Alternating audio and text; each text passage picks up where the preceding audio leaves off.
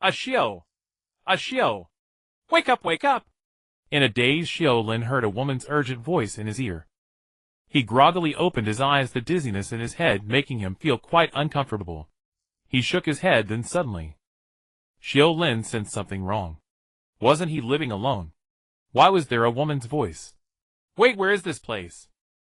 The next moment Xiu Lin was stunned.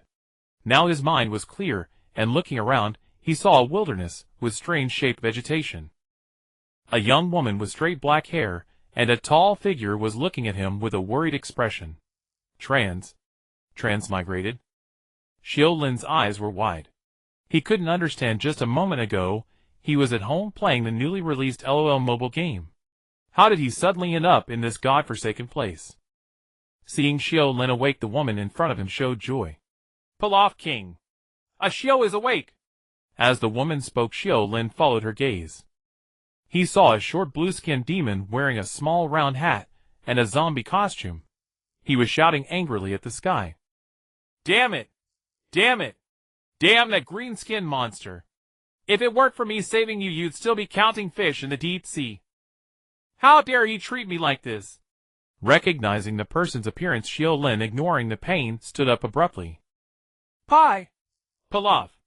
Xiu Lin turned his gaze to the woman. He saw her black straight hair, beautiful face, tall figure towering over him by an immeasurable amount. Could this be Mai?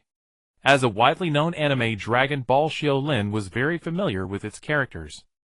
Suddenly, he sensed something wrong. He is Pilaf. She is Mai. Then what am I? Xiu Lin frantically touched his head, and sure enough, he felt a dog's head. Me? Actually a dog ninja. Slap. Xiu Lin harshly slapped himself. Pain. So painful. Not a dream. Xiu Lin's blood surged, and he couldn't hold back a mouthful of blood that spurted out. Heavens, transmigrating to Dragon Ball is one thing, but why do others become handsome guys or Saiyans at the start, while for me the race is wrong and even the height? Ding. Doghead system binding. In his agitation, Xiu Lin's vision suddenly went black, and he instantly lost control of his body. Damn, I haven't just transmigrated and died of a heart attack, have I? That was Xiu Lin's last thought before fainting. A Xiu! A Xiu! Lord Pilaf A Xiu has fainted again. Mai quickly supported Xiu Lin. She looked at Pilaf King in panic. Just now, the three of them had been thrown off the spaceship by Piccolo Daimaō. She and Pilaf King had luckily caught on a branch, but a Xiu was not so lucky. Face first. They had great difficulty waking him up, but looking at his current state, he was talking nonsense and slapping himself. Could it be? His head was damaged. Hearing Mai's urgent call, Pilaf took a deep breath. As the backbone of the three-man group, although his heart was full of rage, he slowly controlled his emotions. He briefly checked Xiu Lin's injuries and said, Don't worry, A Xiu is just temporarily unconscious. He will recover after some rest. Looking at the miserable state of a Xiu, Pilaf couldn't help but think again of the Piccolo Daimaō who had caused their downfall. Hateful. He had promised to give him 1/10 of the world to rule after obtaining the Dragon Balls, but that green-skinned monster went back on his word and threw him off the spaceship. Wait. The spaceship. That was my spaceship. Thinking of this, Pilaf felt a pang of pain. I, King Pilaf, will remember this enmity. Let's go. First heal a Xiu, then we'll come back to settle the score later. Although his words were tough, the fatigue in Pilaf's eyes could not be hidden. Even the mighty Master Roshi and Jiazi couldn't last 2 moves against that demon king. Did they really have a chance to take revenge? Pilaf was uncertain. Meanwhile, Mai was carefully tending to Xiu Lin when suddenly, she felt his eyelid twitch. But after observing for a while, his eyes still didn't open. Mai sighed, lifted Xiu Lin onto her back again, and prepared to follow Lord Pilaf. She was completely unaware that Xiu Lin's eyelids moved again on her back. Was he awake? Xiu Lin was indeed awake, but because his soul had been replaced, he was afraid they would discover his abnormality. He simply chose to continue pretending to be unconscious. No wonder Xiu Lin was cautious. Before transmigrating, he was just an ordinary office worker. Orphaned, he had a more resilient and mature personality than most. But even the most resilient and mature person suddenly transmigrating to another world would probably be cautious. Xiu Lin remained silent. After some observation, he confirmed his suspicion. I have indeed come to the Dragon Ball world. This should be the point when Piccolo, after regaining his youth, was on his way to Kaiserlichen City, and threw the Pilaf trio off the spaceship. Transmigrating is one thing, but why did it have to be Dragon Ball? Thinking about the later power escalation where characters cheat and destroy the Earth and universe multiple times, Xiu Lin felt bitter. Although he had the essential cheat device of a transmigrator, his system was nothing compared to the Saiyan's talents. Panel Xiu Lin mentally chanted, and a game-like interface appeared in his mind. Character Doghead LV1. Combat Power 21. Talents Ghost Step Teleport. Passive Devour Soul. Skill 1 Siphoning Strike enhances next normal attack dealing 1.5x damage. If kills the target permanently increases combat power based on target strength. Skill 2 Locked. The skills on the panel were familiar. It was exactly the hero he often used before transmigrating Doghead. Transmigrators always have a system. The author is somewhat merciful. But this is Dragon Ball. Those cheaters can increase their combat power tens or hundreds of times with a transformation. It's completely unreasonable. At that time, what use would this insignificant system be? And his appearance? Was it too disappointing to the readers? While he was thinking, a low, hoarse voice interrupted Xiu Lin's thoughts. Wait, I have changed my mind. Letting you go so easily doesn't befit my status as the Demon King. Hearing that familiar voice, Pilaf and Mai's steps suddenly stopped. Then, their bodies began to tremble uncontrollably, and their faces turned pale. They turned around with difficulty, and saw a green figure and a pterosaur-like person suspended in midair looking at them with a half-smile. It was him. Their lips turned white, their eyes filled with uncontrollable fear, and with a crying voice they said, Pi! Piccolo Daimaō! Pi! Piccolo Daimaō! With a thud, the two knelt to the ground. Xiu Lin, who had been on Xiao Wu's back, was also thrown aside. Through the corner of his eye he glimpsed a sinister and terrifying face, dark green skin, a martial arts uniform, with the character demon printed on it. Oh my god, it's really Piccolo Daimaō. Xiu Lin's heart skipped a beat, and he quickly closed his eyes tightly, continuing to feign unconsciousness. He even tried to slow his breathing, avoiding any sign of detection. At this moment, 1,000 thoughts raced through Xiu Lin's mind. What the hell is this luck? Just after transmigrating, I encountered the biggest early boss. Xiu Lin cursed inwardly. Suddenly, a strong sense of unease surged in his heart. In the Dragon Ball storyline, after Pilaf and his gang were thrown off the ship by Piccolo, they never appeared again. Combined with Piccolo's appearance here, could it be that I will die here? Thinking of this, Xiu Lin's body began to tremble. Tisk tisk, what a waste of my rare mercy. In midair, Piccolo Daimaō said slowly, You three brats, how dare you slander the great Demon King behind my back? Tell me, what kind of death do you choose? Injustice, Demon King. Pilaf and Xiao Wu, with terrified faces and tears streaming, kowtowed to Piccolo Daimaō repeatedly. In panic, Pilaf argued, Great Demon King, you are about to rule the world. We are praising, celebrating the glory of the Demon King. Piccolo Daimaō smiled coldly, watching the three with interest. Fear lying through their teeth. Oh, and there's the dog-headed one, still with eyes closed, secretly crawling away. Do you think I'm blind? Piccolo said sharply. Enough. I'll give you 50 counts. For finding the Dragon Balls, I'll give you 50 counts to escape. Demon King, I am your most loyal servant. 1. Demon King. If I were you, I'd escape like that dog-headed one instead of uselessly begging. The winged reptile man beside him sneered, interrupting Pilaf with a sharp, thin voice. Dog-headed one. Pilaf's expression froze. Suddenly, as if remembering something, he looked towards Xiu Lin's position. But it was empty. Xiu Lin. Where is he? Pilaf jumped up, looking around frantically, but there was no sign of Xiu Lin. He ran. Xiu Lin had indeed run. And he was already far away. The moment he realized something was wrong, he had slowly moved towards the edge. The moment Piccolo said 50, Xiu Lin stopped hiding and fled wildly into the distance. Damn, a single misstep, and I'd really die. Xiu Lin did not warn Pilaf and Xiao Wu. Whether because they were not close, or because of his selfish nature, he would always prioritize himself when life was threatened. Pilaf looked bewildered, unable to understand how Xiu Lin, who had been unconscious, suddenly disappeared. As he stood dazed, Piccolo Daimaō's low, hoarse voice came again. "All right, time's up. Demon King I." Pilaf snapped awake, wanting to say something. Swish. A beam of light flashed. In the next moment, Pilaf's chest was pierced. He looked incredulous. Am I going to die?" Pilaf tremblingly reached out his hands, wanting to touch his chest.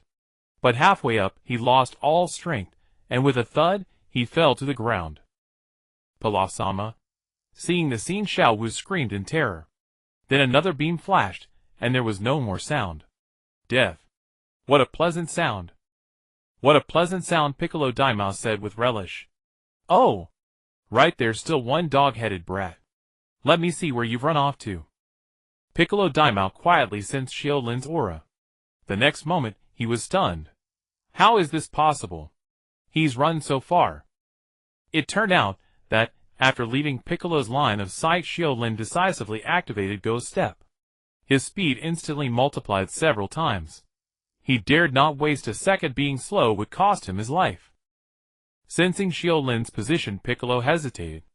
If he went all out to chase that dog-headed brat now, he could catch him, but it would waste a lot of time, not worth the effort. But if he didn't chase, wouldn't he lose face? After a moment of thought, a sly gleam flashed in Piccolo's eyes. He softly chanted a spell, and his abdomen slowly bulged, growing larger and larger. "Come out." With a shout and effort, a huge egg came out of his mouth. "Awaken. Your name is Ram." With a hoarse cry. With a loud bang, the huge egg cracked open. A fat monster covered in green scales broke out of the egg. Piccolo gently wiped the mucus from the corner of his mouth, and said softly, "Ram, my child, your task is to kill the dog-headed brat." "Yes, Demon King." Hee. The monster growled excitedly. With a whoosh, it spread its wings, identified the direction, and flew off. It flew in the direction Xiu Lin had escaped. "Demon King, we should continue our journey," the winged reptile man reminded. Piccolo nodded lightly. Piccolo glanced at the two corpses on the ground, then turned and flew towards the spaceship without looking back, continuing towards Kaiserilegion City.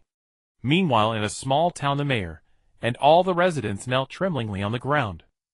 In front of them were several corpses laid out in a row. The deaths were gruesome. Ram stood before the corpses, his face fierce and excited. "Where is he? Where is the dog-headed man?" The rough, slightly mad voice made the people cower tightly together.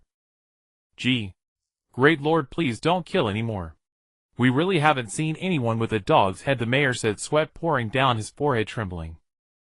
This green monster, coming from nowhere, suddenly descended from the sky. As soon as it arrived, it demanded to know the whereabouts of the dog-headed man, and if not answered, it killed. The mayor wanted to tell him where the dog-headed man was hiding, but he really didn't know. "You're lying, I can feel it, he's nearby." He's still not talking. Ram casually pointed at a woman in the crowd. With a bang, she was hit by a beam and fell to the ground. The surrounding people screamed. "Since you won't talk, then feel the fear of death. This is a feast of death bestowed upon you by the great demon warrior Ram." Ram fell into a frenzy, like a god of death, constantly reaping the lives of the townspeople. Crack. Another villager was attacked by Ram and fell. He's still hiding. "I can feel your presence." In the shadows, Xiu Lin, who was hiding, felt a tremor in his heart. "Holy crap! How can they sense that?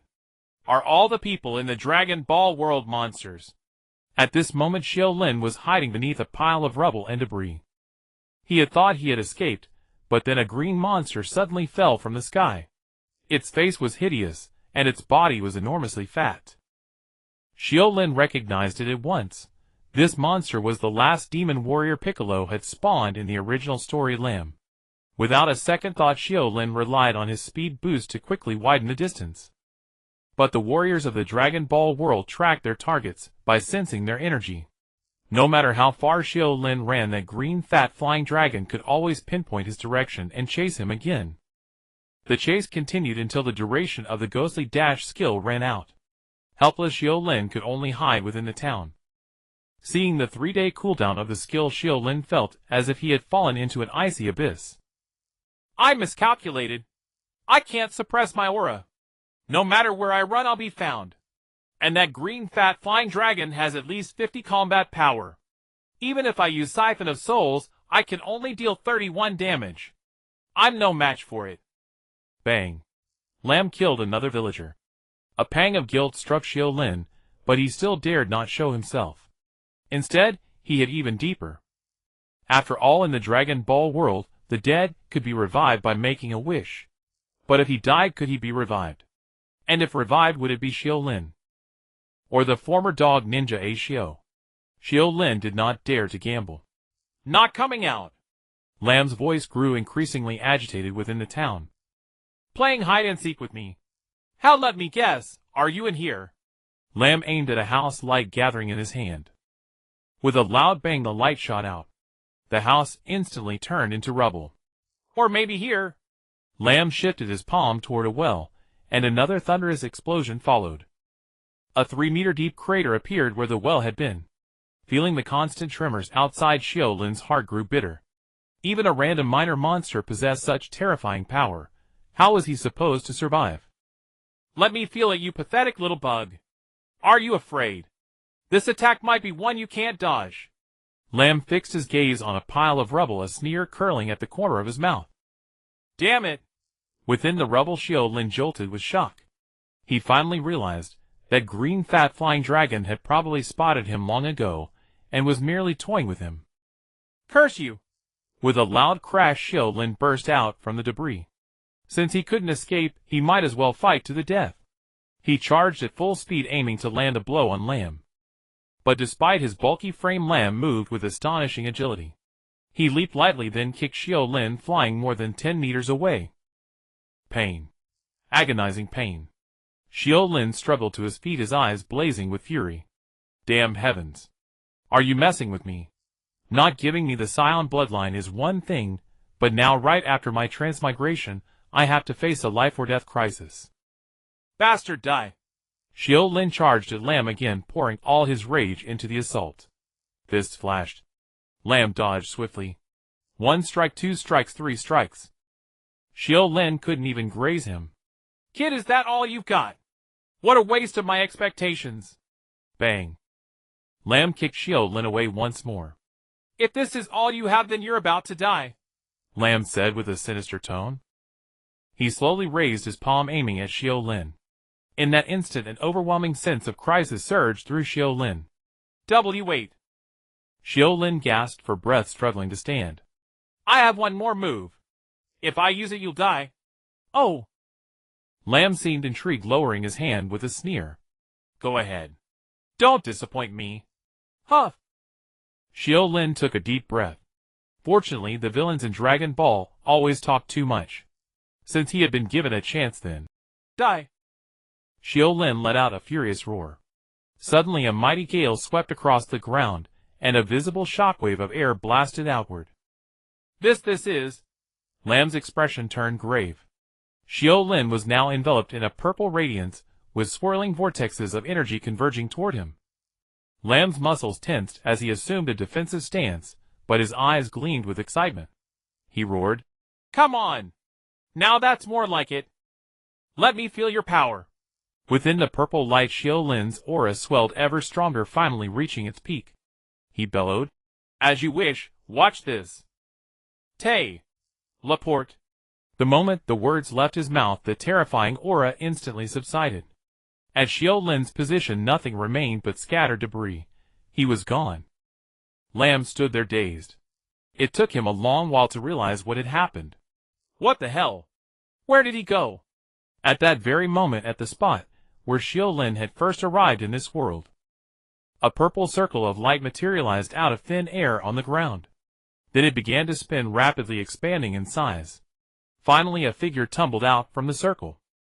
That figure was Xiu Lin. Huff! Huff!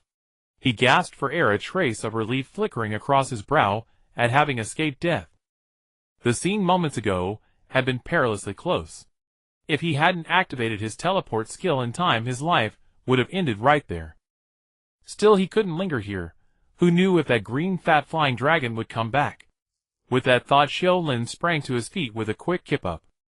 He looked around. Piccolo's spaceship was already gone, which eased Xiu Lin's mind somewhat. Just as he was about to flee, his gaze suddenly froze on one spot. There a pack of wild wolves were feasting on 2 corpses. When Xiu Lin recognized the attire of the bodies, a chill ran down his spine. That place! Pilaf and Xiu. Though the corpses were mangled beyond recognition, Xiu Lin recognized his former companions at a glance. Then a wave of sorrow swept over him, a reaction instinctive to this body. Yet Xiu Lin could not share the sentiment. The demon warrior Lamu might return at any moment. Once caught, without his teleportation skill, escape would be far from easy.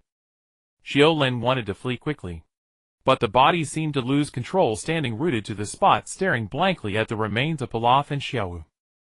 Go! Go now! Xiu Lin strained to move his body. They'll live. If I don't run, I might die. He negotiated, but the body remained unmoved. As if sensing a threat, the pack of wolves ceased their feeding, their hackles bristling, their fierce eyes fixed on Xiu Lin. Grr! The wolves growled low, trying to intimidate and drive away the uninvited guest who disturbed their meal. After a tense standoff, Xiu Lin chose to compromise. Fine, I give in. Driven by the body's lingering will, Xiu Lin dashed toward the wolves. His right hand drew the ninja blade from his back, and in an instant blade light flashed. With a combat power of 21 points, he could not defeat any notable martial artist. But dealing with these short-haired beasts was no problem. A single strike. The first wolf that lunged was cleaved in 2. But it did not end there. Seeing blood, Xiu Lin seemed to go berserk, his long blade turning into a scythe reaping lives. One after another, countless wolves fell beneath his blade. The ground was stained dark red with blood. At last, the wolves were terrified out of their wits by Xiu Lin's madness. They no longer had any will to fight, and began to flee in all directions. Seeing the wolves scattered, Xiu Lin ignored the pursuit of the remaining beasts. He quickly hoisted the 2 corpses onto his shoulders and fled into the distance. 10 minutes later, a dark green figure descended from the sky, his expression furious and manic. Circling the spot several times, sensing the lingering trace of Xiu Lin's presence, the figure roared in rage toward the sky. Unforgivable! Unforgivable! Damn dogman, how dare you toy with a great demon warrior! I Lamu will tear you limb from limb! Tear you limb from limb! After venting, Lamu gradually calmed down. His expression fierce, panting heavily, he chose a direction and resumed the chase. In a dense forest, a Tyrannosaurus Rex covered in scale-like armor was foraging. The beast stood nearly 8 meters tall with sharp teeth. It was feasting voraciously on a corpse of equally massive size, blood spattered everywhere. Just as it was eating, suddenly, a blur shot out from the forest, charging straight at the Tyrannosaurus Rex. The figure moved swiftly, its body rubbing against the air with a whistling sound. The Tyrannosaurus Rex instantly became alert, turning its gaze toward the figure.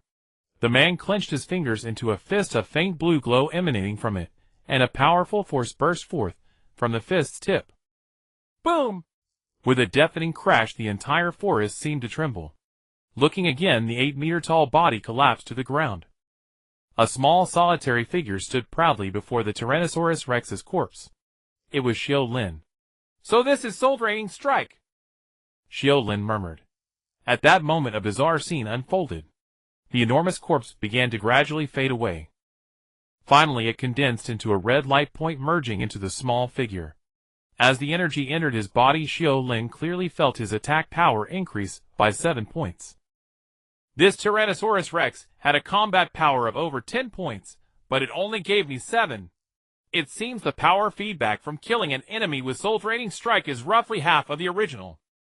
Xiu Lin pondered. Overall, he was fairly satisfied with the skill, but when he saw the cooldown time of 1 day, he frowned slightly. The recovery time is still too long. To completely solve this problem, I'll have to wait a few more days. As soon as he finished speaking, a furious curse came from afar. Dog-headed brat! I found you again! You cowardly bug, always hiding! I'll kill you! Kill you! The voice drew closer, as if rapidly approaching. You really are persistent. Over the past 2 days Xiu Lin had been like a sticky candy. No matter what method Xiu Lin devised to shake him off, he always managed to determine his approximate location through his aura. Another dangerous encounter. Fortunately, the cooldown of Sprint had recovered, allowing him to escape once more. By now Xiu Lin's heart was also filled with anger. Soon! Just a few more days, and then it won't be clear who is the hunter. A cold gleam flashed in Xiu Lin's eyes. Then without looking back he vanished into the forest. 1 day later a saber-toothed tiger was killed by a single punch from Xiu Lin. 2 days later a woolly mammoth fell dead at his hands. 3 days later at a cliff. Run! Run, why don't you? Damn dog-headed brat, why aren't you running? I don't believe you can pull any tricks this time. Xiu advanced step by step towards Xiu Lin. Don't worry, I won't let you die easily. I'll cut your tendons, crush your bones, and make you regret ever toying with a demon warrior for the rest of your life. Looking at Xiu Lin, who was trapped, Xiu's face twisted with madness. Though born only a short time ago, demon warriors inherit memories. In his memory no demon warrior had ever been toyed with so thoroughly by a brat with far lower combat power. He swore inwardly to make the dog-headed brat suffer every agony before torturing him to death piece by piece. Yet to his surprise Xiu Lin showed no panic at all. Already scared, silly. Looking at the green monster brandishing its claws, Xiu Lin said calmly, You're Xiu right. Thank you for making me a warrior so quickly. As repayment I'll kill you with my strongest blow. Upon hearing this Xiu erupted in fury. You son of a... Trying to trick me again. Die. Xiu's face contorted in rage. His ferocious fist, carrying the momentum to crush everything, slammed down towards Xiu Lin. Thud! A dull sound. The massive fist was caught firmly by Xiu Lin. How is this possible? Xiu's expression turned incredulous.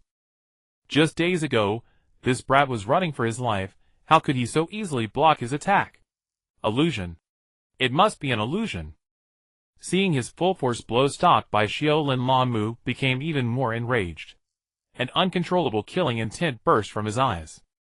He had forgotten his original intention of torture. Only one thought remained in his mind. Kill him! Instantly. A ferocious and violent aura erupted from Xiu's body. He withdrew his fist and gathered strength again. Brat, this time you have no chance. With that he launched himself, like a cannonball, hurtling straight at Xiu Lin. Perfect timing. Xiu Lin's breathing quickened. A similar madness showed in his eyes. Days of accumulation had raised his combat power to 45 points. Though there might still be a gap with Xiu. He could wait no longer. Days of pursuit had kept his nerves taut. Now he had reached his limit. Since that was the case, he would endure no more, and seek only battle. Boom! 2 figures brimming with hatred collided in midair. Then came a barrage of blows as dense as raindrops. Bang! Bang! Bang! Bang! Bang! Muffled thuds echoed across the cliff. The very ground seemed to tremble violently. On the precipice, Xiu's eyes blazed with murderous intent. Unlike the initial overwhelming domination, Xiu Lin, though still at a disadvantage, managed to barely parry Xiu's ferocious assaults with his techniques. Damn it, what the hell? How did this doghead get so much stronger? Xiu grew increasingly alarmed as he fought. It had only been a few days, yet something miraculous seemed to have occurred with this dog-headed brat. His combat prowess had surged several-fold. Bang! Another clash. Though Xiu Lin appeared strained, he still blocked Xiu's charge. Unbeknownst to them, they had already exchanged dozens of moves. I can't let this continue. I must kill him today. A flicker of panic crossed Xiu's eyes. At this moment Xiu Lin suddenly exuded a very dangerous aura. Although Xiu was the one in the dominant position, Xiu Lin's eerie rate of progress filled him with dread. If he gave this brat a few more days, perhaps he himself. Xiu dared not dwell on it. He unleashed even more ferocious power. Frightened? Xiu Lin taunted. He could clearly sense that Xiu seemed flustered now, as if desperately eager to finish him off. I told you I'd kill you with my strongest strike. Xiu Lin continued to provoke Xiu with words. The tactic seemed to work. Blinded by rage, Xiu indeed left an opening. Xiu Lin did not hesitate and struck with a fist. With a bang, Lan Mu quickly blocked it. Suddenly, Xiu Lin seemed to catch a hint of smugness in Lan Mu's eyes. Lan Mu turned his fist into a claw, grabbing Xiu Lin's right arm. Then with all his might he swung Xiu Lin into the air. Farewell, you wretched doghead! A cold sneer on his face, Lan Mu gathered a dazzling ball of light in his hand, and hurled it at the airborne Xiu Lin. Danger! Xiu Lin tensed. After all, he still lacked combat experience. Careless, he had fallen for Lan Mu's trick. A fierce energy beam shot towards Xiu Lin, leaving no room to evade. Realizing this was the final moment, Xiu Lin held nothing back and unleashed his ultimate technique. Soul Drain Strike. In an instant, veins bulged on Xiu Lin's right arm, and a sapphire glow emerged from within, colliding with the oncoming beam. With a thunderous roar, a blinding radiance burst in the sky. Die! Die! On the ground, Lan Mu howled maniacally. He had now expended all his strength. The violent recoil pressed down on the ground, shattering the surrounding boulders into pieces. Yet despite seeing the energy beam strike Xiu Lin, Lan Mu's expression did not ease. Instead, it grew even more terrified. Die! Just die!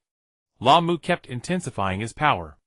He could clearly sense that Xiu Lin's presence remained unharmed. Before his words faded, a streak of sapphire light pierced through the beam, hurtling straight toward his face. Impossible! It's impossible! How can this power be stronger than mine? Lan Mu's face contorted in shock. Now he could see clearly. The blue light was Xiu Lin himself. Lan Mu tried to pull back and defend, but it was too late. Crack! Xiu Lin's iron fist slammed into Lan Mu's chest. The crisp sound of splintering ribs followed instantly. Ah! Lan Mu let out a horrified scream. Agonizing pain, like being ground in a meat grinder, assaulted his mind, numbing his thoughts. Yet Xiu Lin showed no mercy. He gathered strength again into his fist, and drove it mercilessly toward Lan Mu's skull. No! No! Lan Mu's eyes were filled with terror. Though it was just an ordinary blow, it was the final straw that broke the camel's back. Thud. The grotesque head burst like a watermelon. Dark green fluid splattered everywhere. As it dripped onto the ground, it gave off a sizzling, corrosive sound. Aboard the spaceship, Baiku's eyes snapped open. Your Highness, has something happened? The winged dragon man asked with concern. Lan Mu! He's dead. A long silence followed. Your Highness, could you be mistaken? The winged dragon man inquired cautiously. Baiku shook his head. Could there be other hidden masters on Earth? He thought of the former Wutaidu, and his face darkened ominously. The panel. On the cliff, Xiu Lin summoned his reliance. Character Doghead LV2. Combat Power 71.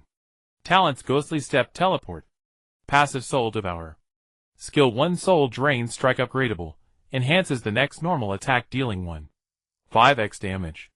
If the skill kills the target, permanently increases combat power based on the target's strength. Skill 2 locked. Skill 3 locked. Compared to before the decisive battle with Lan Mu. His combat power had increased by 26 points, suggesting Lan Mu's power was around 52. Xiu Lin quietly examined the panel.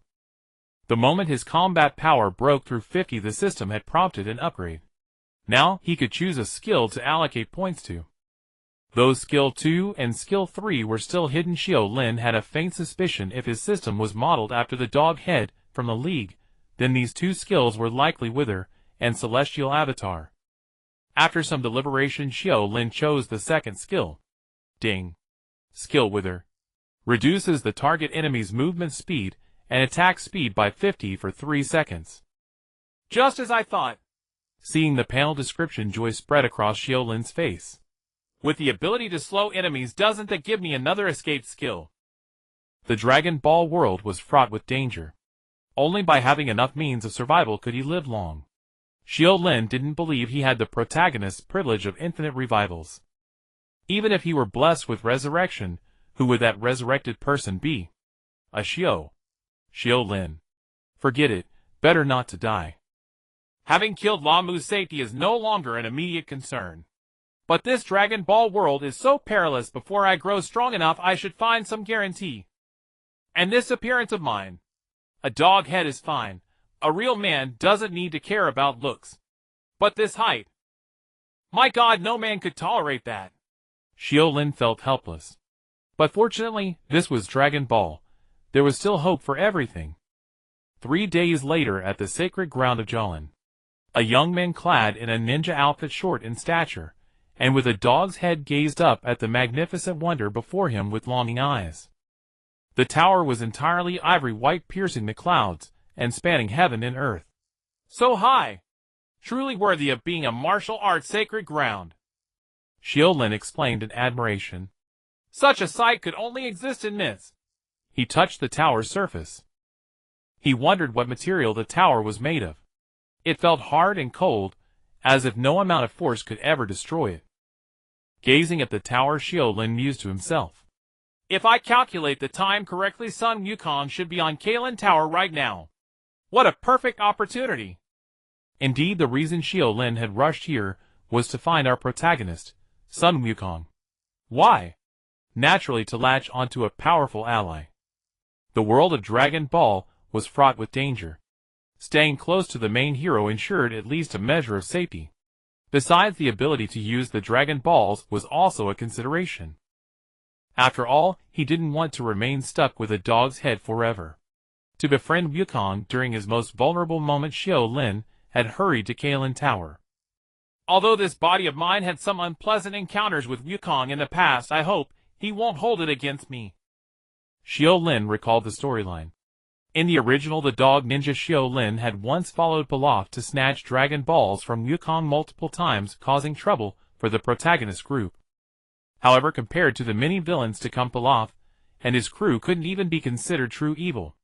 At best, they were 3 ambitious but incompetent fools. Moreover, Xiu Lin had already prepared a convincing story. Piccolo Daimaō is terrorizing the world. Pilaf refused to collaborate and was killed by Piccolo. To avenge him, I resolutely came to Karin Tower to learn martial arts. Listen how inspiring. The naive Wukong would surely believe it. This way, he could successfully redeem himself and join the protagonist's team. Lost in his thoughts, Xiu Lin hesitated no longer.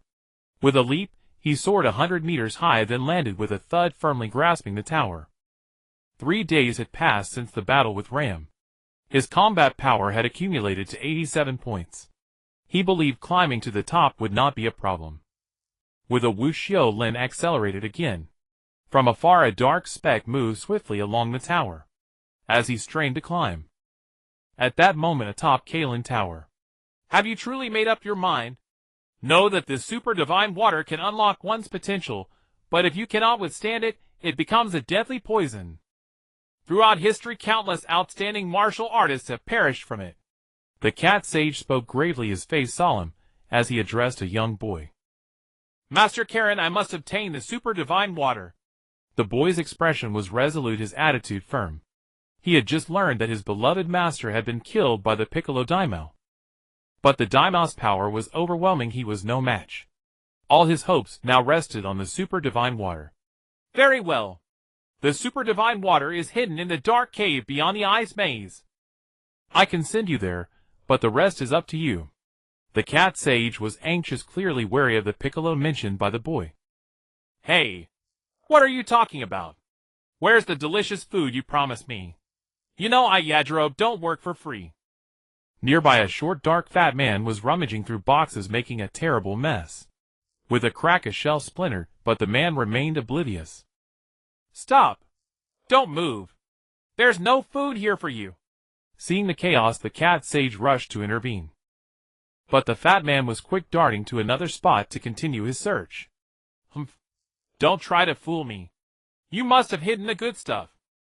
Taking advantage of the distraction, the fat man opened a wine jar and thrust half his body inside. Stop! That's the entrance to the maze! The cat sage shouted a warning, but it was too late. With a splash, the startled fat man tumbled and leaving only a slipper behind. Seeing this, the boy rushed to the jar. Master Karin! Alas, I warned him many times. Well, that's the maze entrance, but he shouldn't be in danger immediately upon entering. You go too, but be careful not to get lost in the darkness. The boy nodded, picked up the slipper, and followed Yajirobe into the jar. Good luck, boy. Earth's fate rests on you. The cat sage gazed into the distance, murmuring. On Karin Tower, Xiu Lin climbed upward, now more than 10,000 meters above the ground. The air had grown thin and the temperature had dropped sharply. Looking up, the tower stretched into the sky, its end nowhere in sight. I've been climbing all morning. Who knows how much farther? No wonder only a handful have reached the top in centuries. If I didn't know what awaited up there, I might have given up halfway too. The higher he climbed, the more he realized the gap between himself and Wukong. Such perseverance and stamina were beyond ordinary people. This only strengthened his resolve to cling to Wukong's coattails. After another effort, the top of the tower finally came into view. Summoning all his strength, Xiu Lin surged upward with a burst of speed. With a flash, he vaulted onto the platform. A highly anthropomorphic white cat stared at him in astonishment. Is this the cat sage? Xiu Lin thought to himself, then wore a respectful expression and delivered the story he had prepared. The cat sage was thoroughly convinced. I didn't expect so many outstanding martial artists to emerge on Earth recently. Including you, 3 people have reached the top in just a few days.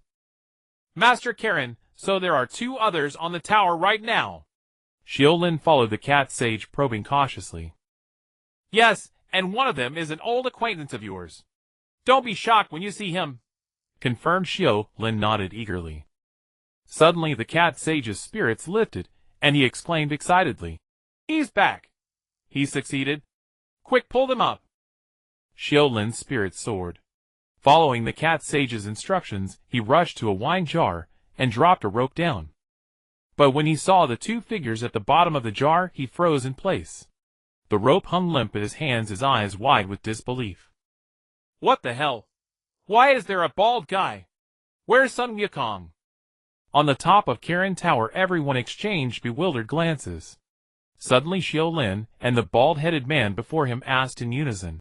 Lady Krillin, how did he get here? The cat sage looked utterly perplexed. Didn't you both climb up via Karin Tower? That's perfectly normal. Normal. But to Xiu Lin this was anything but normal. The bald-headed man before him was none other than Sun Wukong's closest friend, Krillin. Yet at this moment shouldn't he have been killed by that Dan Ba Lin? How could he be here? Where was Sun Wukong? Where was my golden ticket? Xiu Lin's mind swarmed with question marks. Sun Wukong. Hearing Xiu Lin's confusion, Krillin sank into thought. I don't know anyone named Sun Wukong, and currently I'm the only one studying under teacher Wu Tian. At this, Xiu Lin was even more shocked. You don't know Sun Wukong? My heavens. Lady Krillin, did you hear that? He says he doesn't know Sun Wukong. And Yajirobe, Sun Wukong stole your grilled fish. Xiu Lin kept pressing, but everyone was utterly baffled, as if they truly had no idea who Sun Wukong was. This result filled Xiu Lin with terror. It was over. Something catastrophic had occurred. The soul of Dragon Ball, Wukong, was gone. How could this be? Krillin looked at Xiu Lin with a hint of pity. In his own life experience, he had indeed never encountered anyone named Sun Wukong. In his mind, the dog-like ninja, who had once been his enemy, must have been severely traumatized by the death of his close friend at the hands of Piccolo. Though he had grown stronger, his mind had become unhinged. Krillin paused and then said, Don't worry, Xiu. I will definitely defeat the Demon King Piccolo and revive everyone he has killed.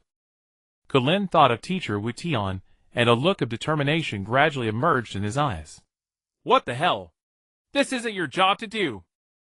Xiu Lin's mind was a tangled mess. He simply couldn't figure out where the problem lay. Was Krillin lying to him? Or was it the butterfly effect? But he hadn't done anything yet. How could the world have deviated so drastically? Were they deceiving him, or did this world truly have no Wukong? Xiu Lin's heart was full of anxiety. If it was the former, it would still be manageable. But if it was the latter, that would be disastrous. Before his transmigration, Dragon Ball Super had finished its serialization. Although he hadn't watched it all, he was aware of the concept of parallel universes. But precisely because he knew Xiu Lin was terrified. In the tournament of power, aside from Universe 7, none of the other universes had any Earth warriors. Didn't that mean that this Earth would be completely destroyed at some point in the future? At the thought, a chill ran down Xiu Lin's spine. Xiu Lin has already taken the super holy water, and his latent potential has been fully unlocked. He is now no weaker than Piccolo. The cat sage noticed Xiu Lin's expression and tried to comfort him. Don't worry, Xiu. I've got everything under control, Krillin said with full confidence. Just as he was about to say something, the cat sage abruptly interrupted. Krillin, we can discuss Xiu's matters later. Right now you need to hurry. As he spoke, the cat sage gently swept his staff through the air. A shimmering portal appeared, projecting a distant scene before them. In the portal, Piccolo sat in the presidential palace, a cold sneer on his face, looking rather smug. Today the great demon King Piccolo will once again rule the world. To commemorate this special occasion, I will soon draw lots and randomly select a city for destruction. Mortals revel in the fear of death. At Karin's sanctuary, Krillin glared with fury. Damn it! We must stop him immediately, Krillin said indignantly. He had never expected the Demon King Piccolo to act so swiftly. If they didn't stop him now, countless more lives would be lost. But he hadn't yet fully mastered his surging power. Forget it, he would fight him with all he had. The bald-headed Krillin pulled a small capsule from his pocket and tossed it. With a bang, an aircraft appeared. Lady Krillin, go Krillin. The fate of the world rests on your shoulders. Krillin nodded solemnly. Gero, don't look at me. That guy looks anything but tasty. I'm not going. The short, dark, fat man quickly refused. Hearing his voice, Xiu Lin, who had been lost in thought, suddenly snapped back to reality. No matter what, he had already ended up in this world. Since he had traveled all the way to Karin Tower, he couldn't let the trip go to waste. Gero seemed to be hiding something valuable. And you, Xiu? Of course I'm going. Before he finished speaking, clang! Xiu Lin had somehow appeared behind Gero and knocked him out with a single blow. Bring him along too. At a time like this, if he's still making excuses, don't blame me for being rude. Let's go. Let's go meet the Demon King Piccolo together. Xiu Lin dragged the unconscious Gero onto the aircraft, his face brimming with righteous indignation. Everyone was filled with respect. But while they were distracted, he stealthily pulled a bulging cloth bag from Gero's body. He quickly hid it in his chest. Just as I thought, the sins of beans are on him. A satisfied smile spread across Xiu Lin's face. As long as he had these, the trip was already worth it. Nevertheless, Xiu Lin still intended to go with the bald-headed man to Kaiserregion City. He refused to believe that the one who had always turned danger into safety could vanish so easily. Perhaps it was all just a coincidence. With a roar, Krillin started the aircraft carrying Xiu Lin and the unconscious Gero toward Kaiserregion City. Watching the three figures recede into the distance, the cat sage's eyes glimmered with hope. Krillin, everything rests on you. Meanwhile, in Kaiserregion City, the cat president and a group of officials stared at the Demon King Piccolo in terror. This person before them, no, perhaps he could no longer be called a person. This monster possessed a terrifying combat power that defied imagination. Tanks and cannons were like toys in his hands. In just half a day, he had crushed all resistance, forcing everyone to submit to him. Your Majesty, everything is ready. Inside the presidential palace, a pterosaur-faced man spoke with sycophantic reverence to Piccolo. Oh, ready. Then let's begin. I can hardly wait. Piccolo's voice was low and raspy. The assembled Earth officials shuddered in fear. With Piccolo's nod, every television broadcast, every radio, every public screen on Earth switched to the scene. The trembling cat president, the uneasy Earth officials, the cold and bloodthirsty Demon King Piccolo. Everything was broadcast live to every human on Earth.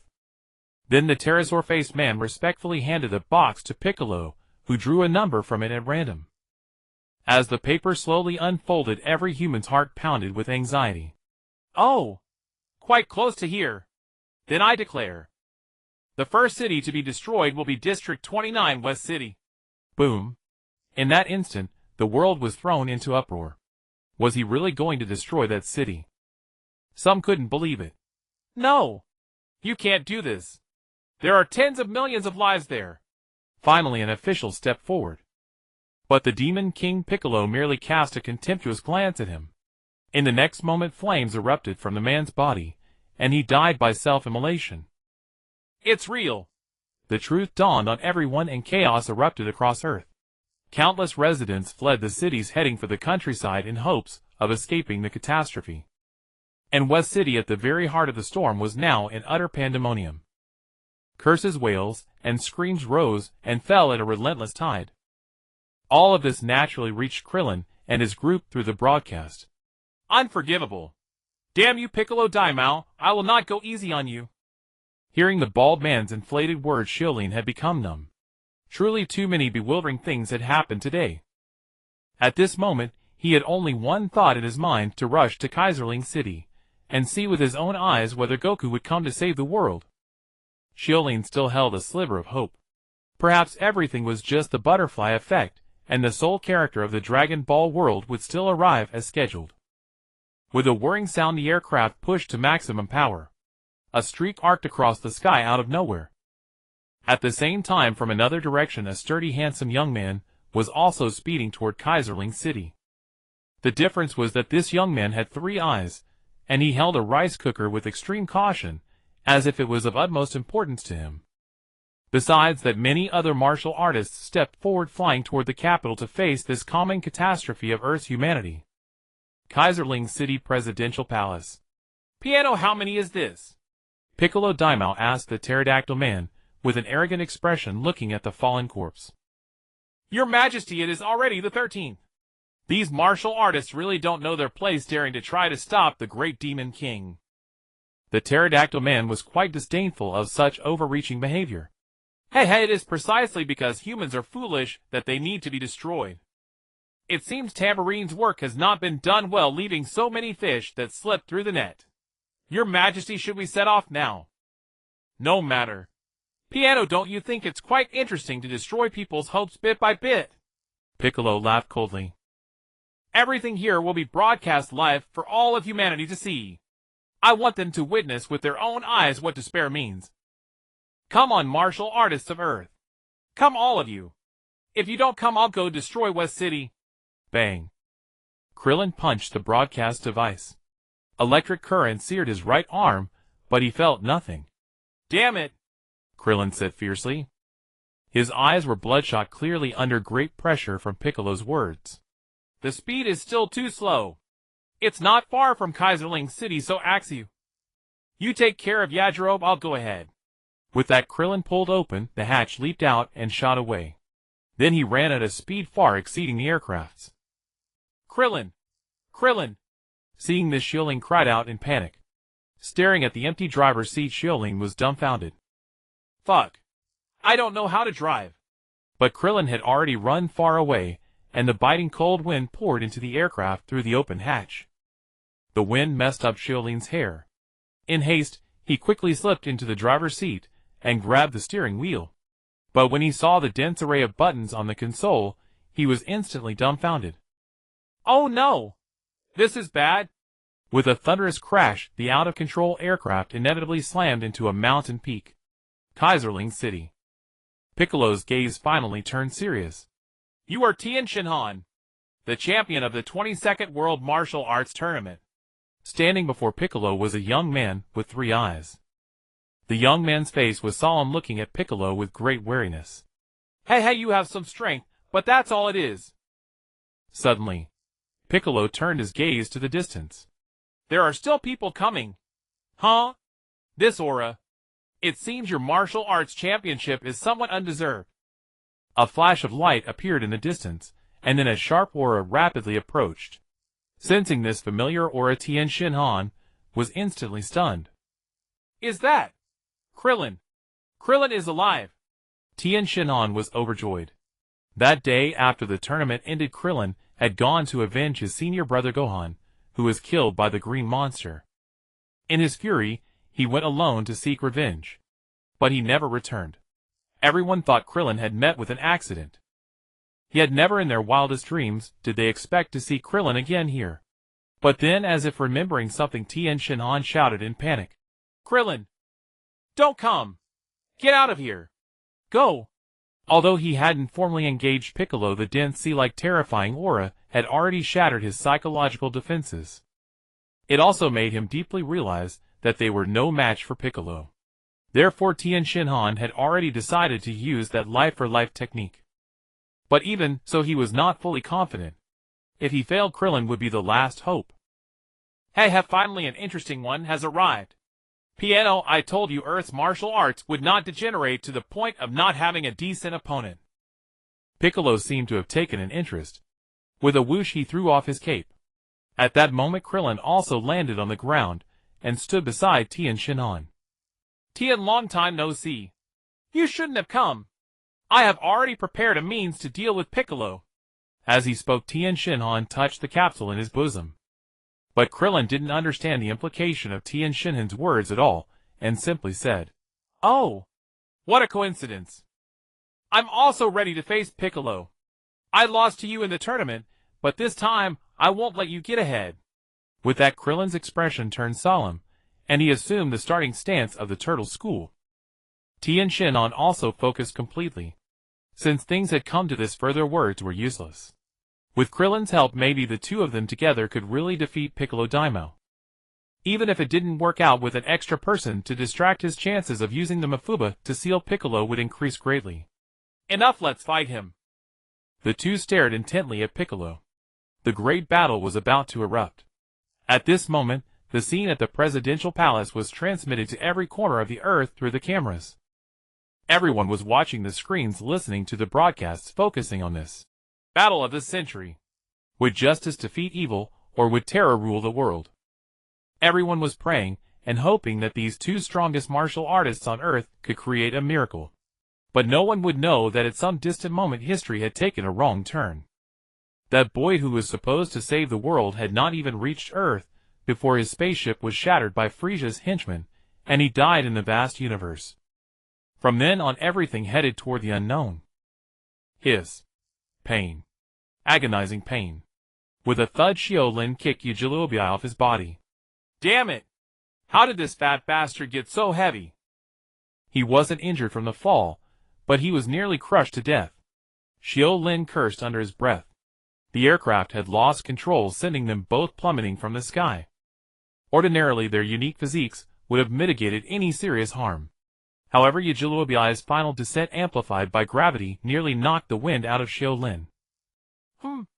Xiu Lin let out a faint sound, the violent shaking slowly rousing him from unconsciousness.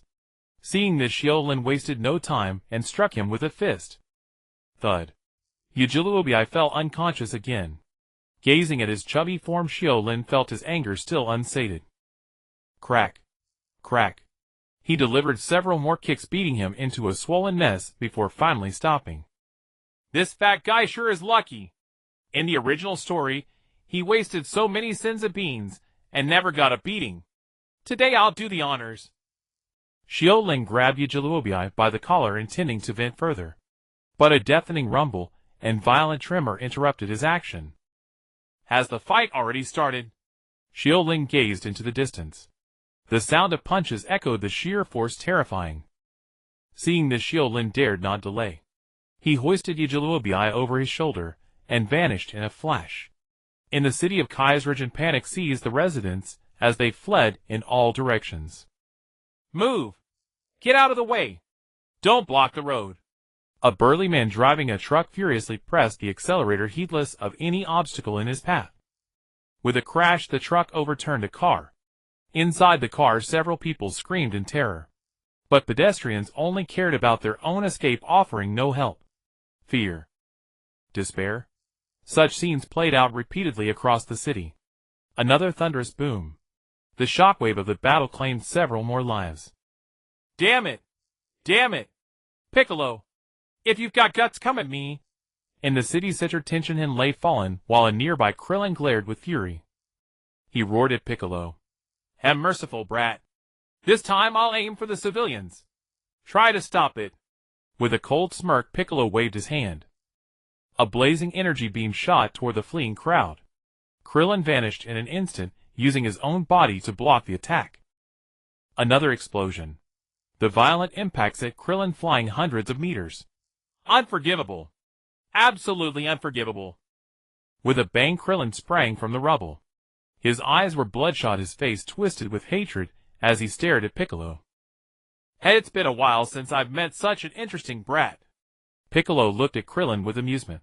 The three-eyed one on the ground was useless. This bald head showed some promise. Barely enough to make him serious. But as the fight continued, Piccolo noticed many weaknesses. Though his attacks were strong, his foundation was flimsy, as if the power wasn't truly his. It was merely borrowed. Second, his ridiculous compassion made him hesitate, afraid of hurting the bystanders. This amused Piccolo. Brat, get serious. If you ignore the civilians' lives, you might actually have a chance to defeat me.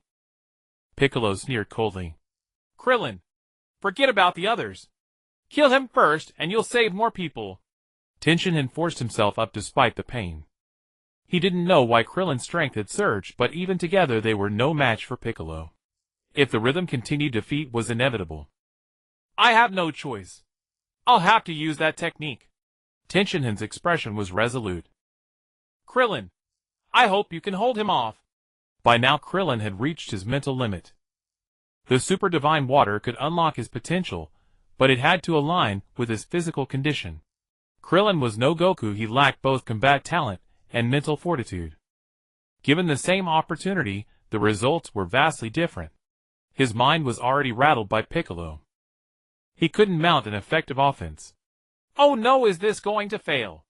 Xiu Lin finally arrived, only to witness Krillin being toyed with by Piccolo. He was now certain this wasn't the 7th universe.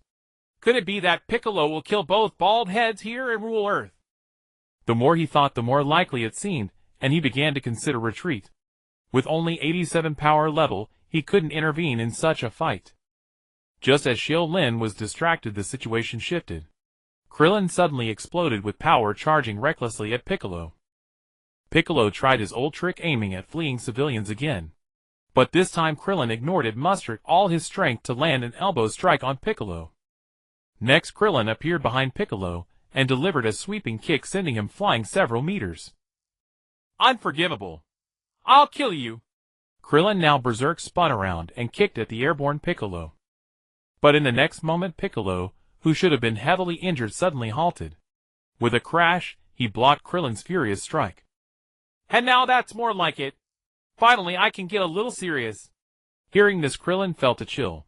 The next second, an overwhelmingly terrifying aura erupted from Piccolo. What? He wasn't even using his full power. Krillin was stunned. Piccolo swung his right arm, smashing down at Krillin. Krillin raised his arms to block, but the force was immense. Bang! Krillin was sent flying. But it wasn't over. Piccolo instantly vanished and reappeared behind Krillin, delivering another brutal blow. Krillin was batted around like a volleyball. Failed again. The scene was broadcast to every corner of Earth. Some worried about Krillin, others cursed his incompetence. But whether kind or selfish, everyone pondered the same question. Was the situation truly beyond redemption? Bang! Krillin was kicked into the air again by Piccolo. How utterly dull. You've wasted my expectations. Piccolo's eyes gleamed with danger. At this moment, he had already decided to end this pointless duel.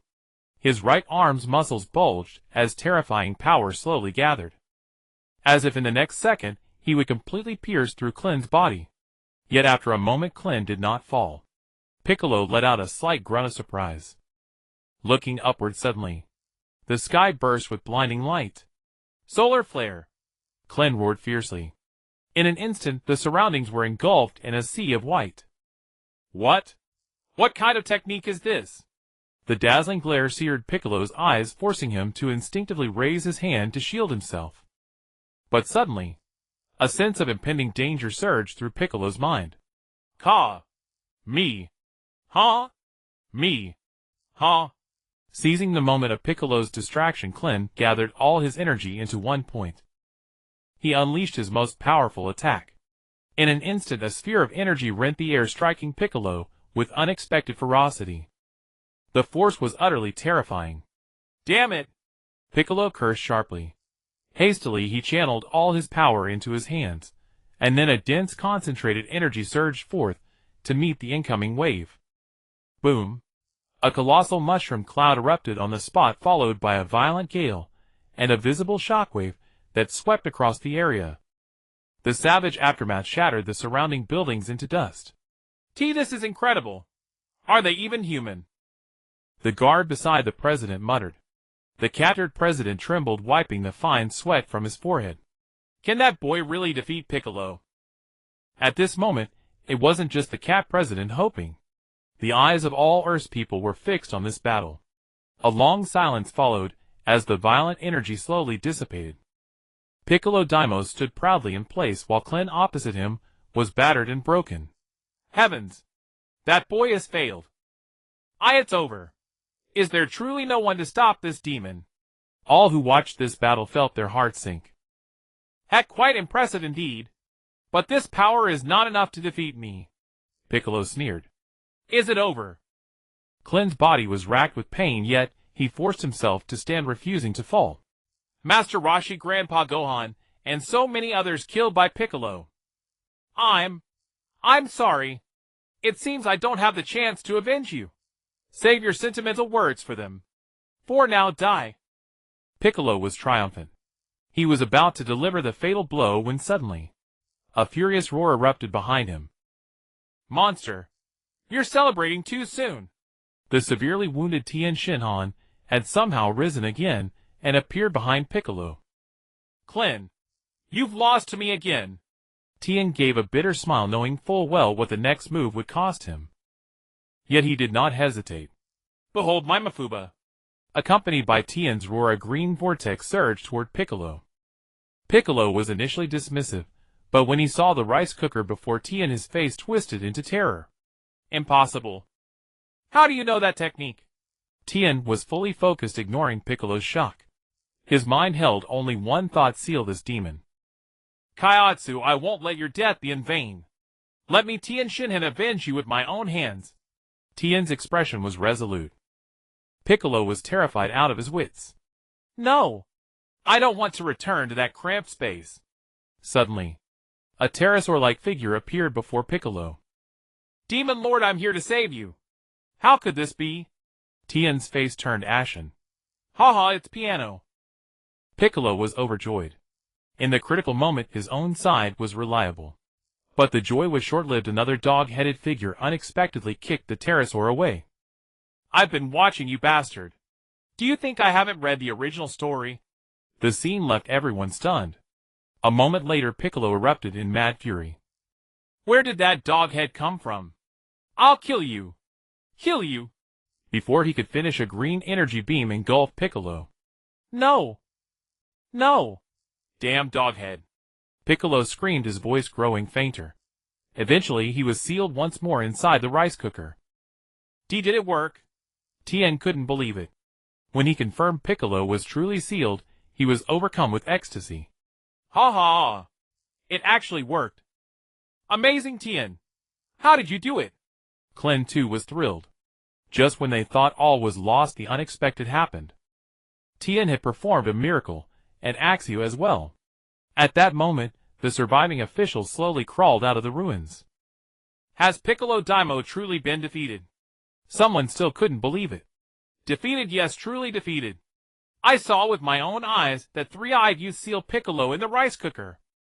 As saved. We're saved. The world is saved. Ha ha. The crowd erupted in celebration. Everything was broadcast to every corner of the world via television. Everyone was rejoicing. But no one noticed that the three-eyed hero, who saved the world, suddenly froze. Then, without warning, he collapsed to the side.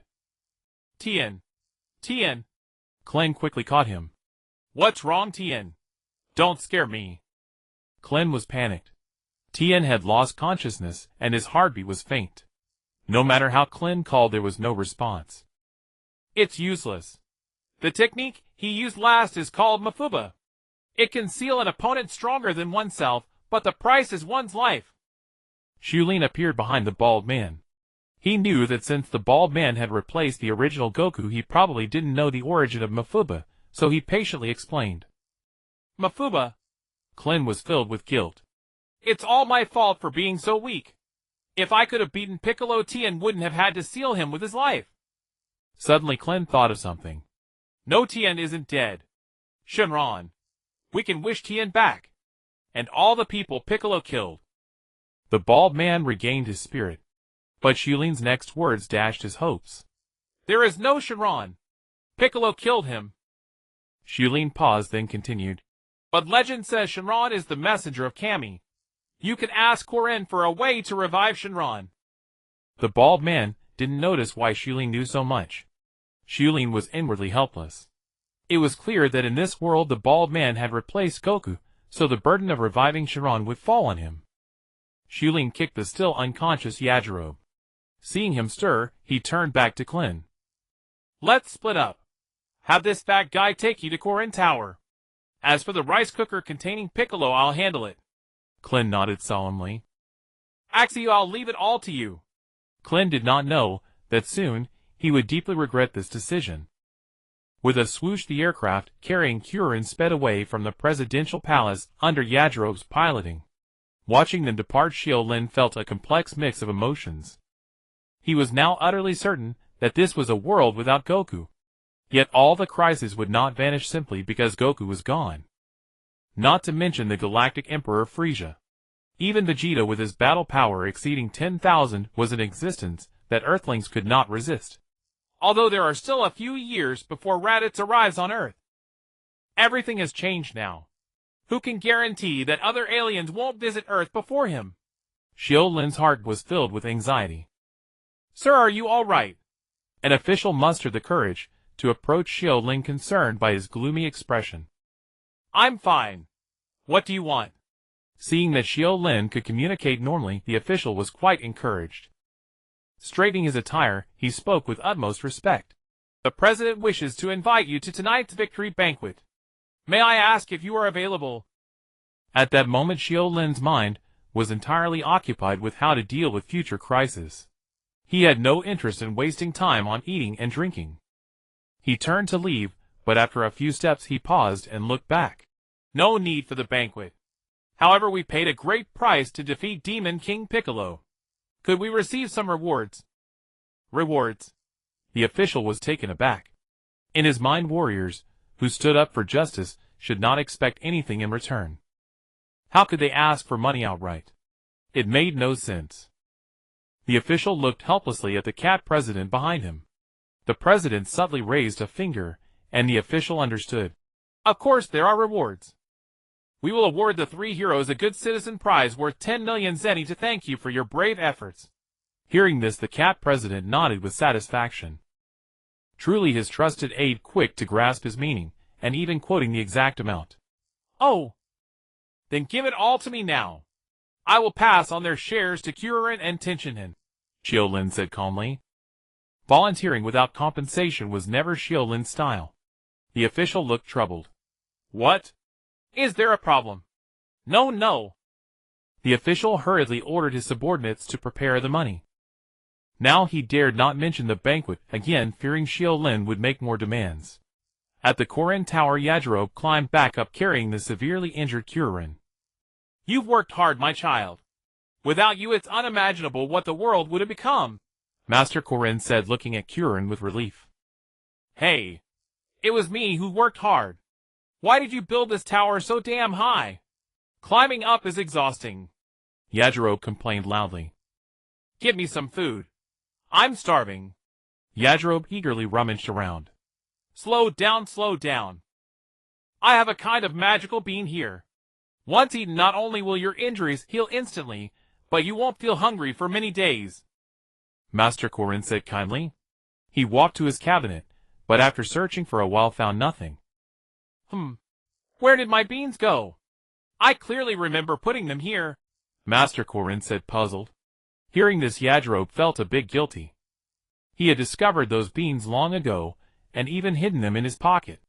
But after a trip to Kaisura Gold City, the beans that should have been in his pocket were gone. He must have dropped them on the way. Hey, are those beans important? Yajirobe asked curiously. Master Karin looked at Yajirobe suspiciously. He strongly suspected that the short, dark, fat man had hidden his beans. Not extremely important, but senza beans are very difficult to grow. Only a few dozen are harvested each year. As he spoke, Master Krillin carefully observed Yajirobe's expression. But Yajirobe remained composed. Master Krillin scratched his head, temporarily setting aside his doubts. In truth, Yajirobe didn't believe Master Krillin's words. He had seen thousands of them there, so they couldn't be that valuable. What he didn't know was that this cat sage had lived for over 800 years. The vast quantity was accumulated over a long time. After searching again, with no result, Master Krillin had no choice but to take a bean from his reserved seeds and feed it to Krillin. My child, I know why you've come. But to revive Shenron, you must seek the help of God. Master Krillin looked up at the sky and continued. Above the Karin Tower lies a sacred palace, the dwelling place of God. To reach it, you must cross a dense minefield. One wrong move could cost your life. Can you do it? Yes, I can, Krillin said with unwavering determination. I will reach the palace and beg God to revive Shenron and bring back all the innocent people killed by Piccolo. Krillin thought of Master Roshi Grandpa Gohan, the martial artists, who had stepped forward, and the innocent civilians who had died in the aftermath of the battle. I believe in you. You can do it. Master Krillin's eyes were filled with hope. He believed that this young man would create another miracle. 3 months later at Kame House, in the EC, a blue-haired girl lounged lazily on the sofa, muttering, Sigh, I wonder how Krillin is doing with the heavenly god. It's been so long and not a single word. Before heading to the palace, Krillin had returned to Kame House, retrieved the power pole, and told everyone the whole story. But even so, everyone was still worried. The blue-haired girl, full of anxiety, picked up a plush toy and hugged it. Suddenly the girl froze, then viciously threw the toy away. Oolong! Now is not the time for such jokes. The flying toy hit the ground with a bang, transforming into a short pig-headed figure. Hey, Bulma. Don't be angry. I was just trying to lighten the mood, Oolong said with a silly grin. The girl Bulma was furious. You dare take advantage of me? Humph. Fine, I'll lighten the mood for you too. With that, Bulma rolled up her sleeves and got up to chase Oolong. No, Bulma. Stop right there. Bulma chased after him, while the pig-headed Oolong stumbled and dodged around the room. Wait, Bulma. Look over there. The dragon radar seems to have changed. No matter what you say, I'm going to teach you a lesson today. Bulma. Just then a handsome young man leaning on a cane called out to the blue-haired girl. Oolong wasn't lying. The Dragon Balls really have changed. The young man's face was excited. Following his gaze, the Dragon Balls, which had turned to stone, had regained their luster. Shenron. Has it come back to life? Everyone gathered around. Confirming that the Dragon Balls had indeed revived, they erupted into joy. Ha ha. He did it. Krillin really did it. So there really is a god in this world. Without delay, they quickly brought the Dragon Balls to the courtyard and arranged them in order. Just as they were about to summon Shenron and revive their comrades, a blur flashed by. The spot where the Dragon Balls had been was now empty. Am I seeing things? Weren't there 7 balls there? But where are they? Bulma screamed. Someone had stolen the Dragon Balls right before their eyes. On a desolate island overseas, Xiu Lin meticulously examined the Dragon Ball before him. It was crystalline and translucent, shimmering with iridescent brilliance. Within the orb were embedded stars numbering from 1 to 7 each, with a different count of points. It really is a Dragon Ball. Xiu Lin's breathing grew increasingly rapid. Indeed, it was Xiu Lin who had stolen the Dragon Ball. After much deliberation, Xiu Lin believed that in this world, without Goku, an artifact capable of altering the fate of all living beings, like the Dragon Ball, would be better kept in his own hands. As for resurrecting the martial artists killed by Piccolo, don't be ridiculous. In the near future, Earth would face destruction. Bringing those extras back to life would only subject them to another death. Absurd. It would be better to use it for his own benefit, to seize a fleeting chance to change destiny. As for those extras, they could be resurrected anytime, but only if it didn't hinder his own path to power. Without Goku, he could only rely on himself. In truth, Xiu Lin had made the decision to seize the Dragon Ball as soon as he confirmed that this was not the 7th universe. Step by step, he had guided the bald man.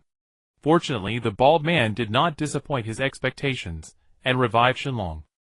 Dispelling all distractions, Xiu Lin arranged the dragon balls and shouted, "Come forth, Shenlong!" Instantly the sky darkened, and countless bolts of lightning interwove across the heavens. Rumble! Rumble! The thunderous roar seemed to shatter the very sky. The air was thick with heaviness and oppression. At last, a deafening roar. A five-colored dragon of distinct Eastern aesthetics tore through the darkness, surrounded by crackling lightning. "O holder of the dragon balls, speak your wish." Shenlong gazed at Xiu Lin with a somber look. Though the dog-headed man before him did not match the description the gods had given Shenlong in keeping with his professional duty, still uttered the question. Xiu Lin on the ground was filled with excitement. Yet he knew that at this very moment decisiveness was paramount, lest some unforeseen complication arise. Thus he eagerly shouted to Shenlong, "Shenlong, please transform me into a handsome Saiyan." Xiu Lin looked at Shenlong with eager anticipation. This was the wish he had long conceived. Once he became a Saiyan, he could exploit the Saiyan's unique mechanism of surging power, after severe injury, to rapidly grow stronger. Wasn't this far superior to slowly accumulating power? Even if there was no Goku in this world, he could still protect Earth. The thought of the system's cooldown lasting an entire day gave Xiu Lin a pounding headache. His power growth was still too slow. At this rate, when would his battle power ever reach 100 million? In the Dragon Ball world, the Saiyan bloodline was the eternal god. But Xiu Lin waited for a long time, and Shenlong gave no response. Suddenly Shenlong asked curiously, "Apologies, but what is a Saiyan? What the hell you're asking me?" Hearing this, Xiu Lin instantly lost his composure. Shenlong actually didn't know what a Saiyan was. But then Xiu Lin quickly realized the truth. As a Dragon Ball born on Earth at this moment, Shenlong's knowledge likely contained no concept of Saiyans. "Forget it, let me make another wish."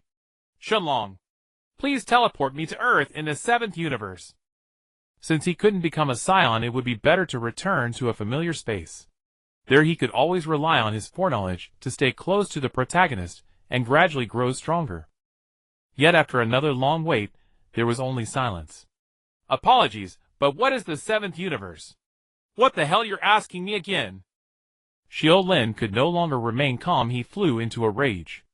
At that moment, he desperately wanted to ask Shenlong, "Isn't it said that any wish can be fulfilled?" Why, when it came to him, did Shenlong know nothing? Had he summoned Shenlong, or had Shenlong summoned him? But the word stuck in his throat, forcibly suppressed by Xiu Lin. If Shenlong took his question as a wish, it would be disastrous. "O holder of the Dragon Ball, state your wish immediately," Shenlong urged. Xiu Lin calmed the turmoil inside him. He knew that he had to utter a wish now, or else he might very well squander this opportunity. Helpless, Xiu Lin could only express his basic expectation. "Shenlong, please transform my body into that of a normal human." This time Shenlong did not hesitate and quickly replied, "As you wish." With a soft murmur, a surge of energy enveloped Xiu Lin. It was novel warm. Xiu Lin clearly felt his body being rapidly reshaped. First the facial features, then the torso. "At least, I won't have to keep wearing that dog head anymore," Xiu Lin consoled himself. On the other side it came House Island. "Damn it! That person has already summoned Shenlong." Bulma and her companions noticed the change in the sky, their faces filled with shock. "Curse it!" Yamcha clenched his fists in fury. The place where Shenlong was summoned was incredibly far away. At this moment, it was impossible to stop that person in time. "Don't let me find out who you are, or I, Yamcha, will have it out with you." At the lookout, "Lord Kami, have my friends been revived?" Krillin looked at Kami with eager anticipation. Through relentless effort, he had finally passed Popo's trial, and met the greatest being on Earth, Kami. But at that moment Kami's expression was extremely grave, as if something momentous had occurred. "Krillin," Kami said in a solemn voice, "I must tell you a cruel truth. Your friends have not been revived." "What?" Krillin was filled with fury. "What happened?" Kami closed his eyes. After a long moment, he slowly opened them. "The Dragon Balls were stolen by another person. That person's name is Xiu Lin." "Xiu? How could it be him?" Krillin couldn't believe it. In his memory, the dog ninja Xiu had reformed and stood with them. They had even defeated Piccolo together. Why would he suddenly steal the Dragon Balls? Was it to revive Pilaf? But he too would have revived him. Krillin was utterly perplexed.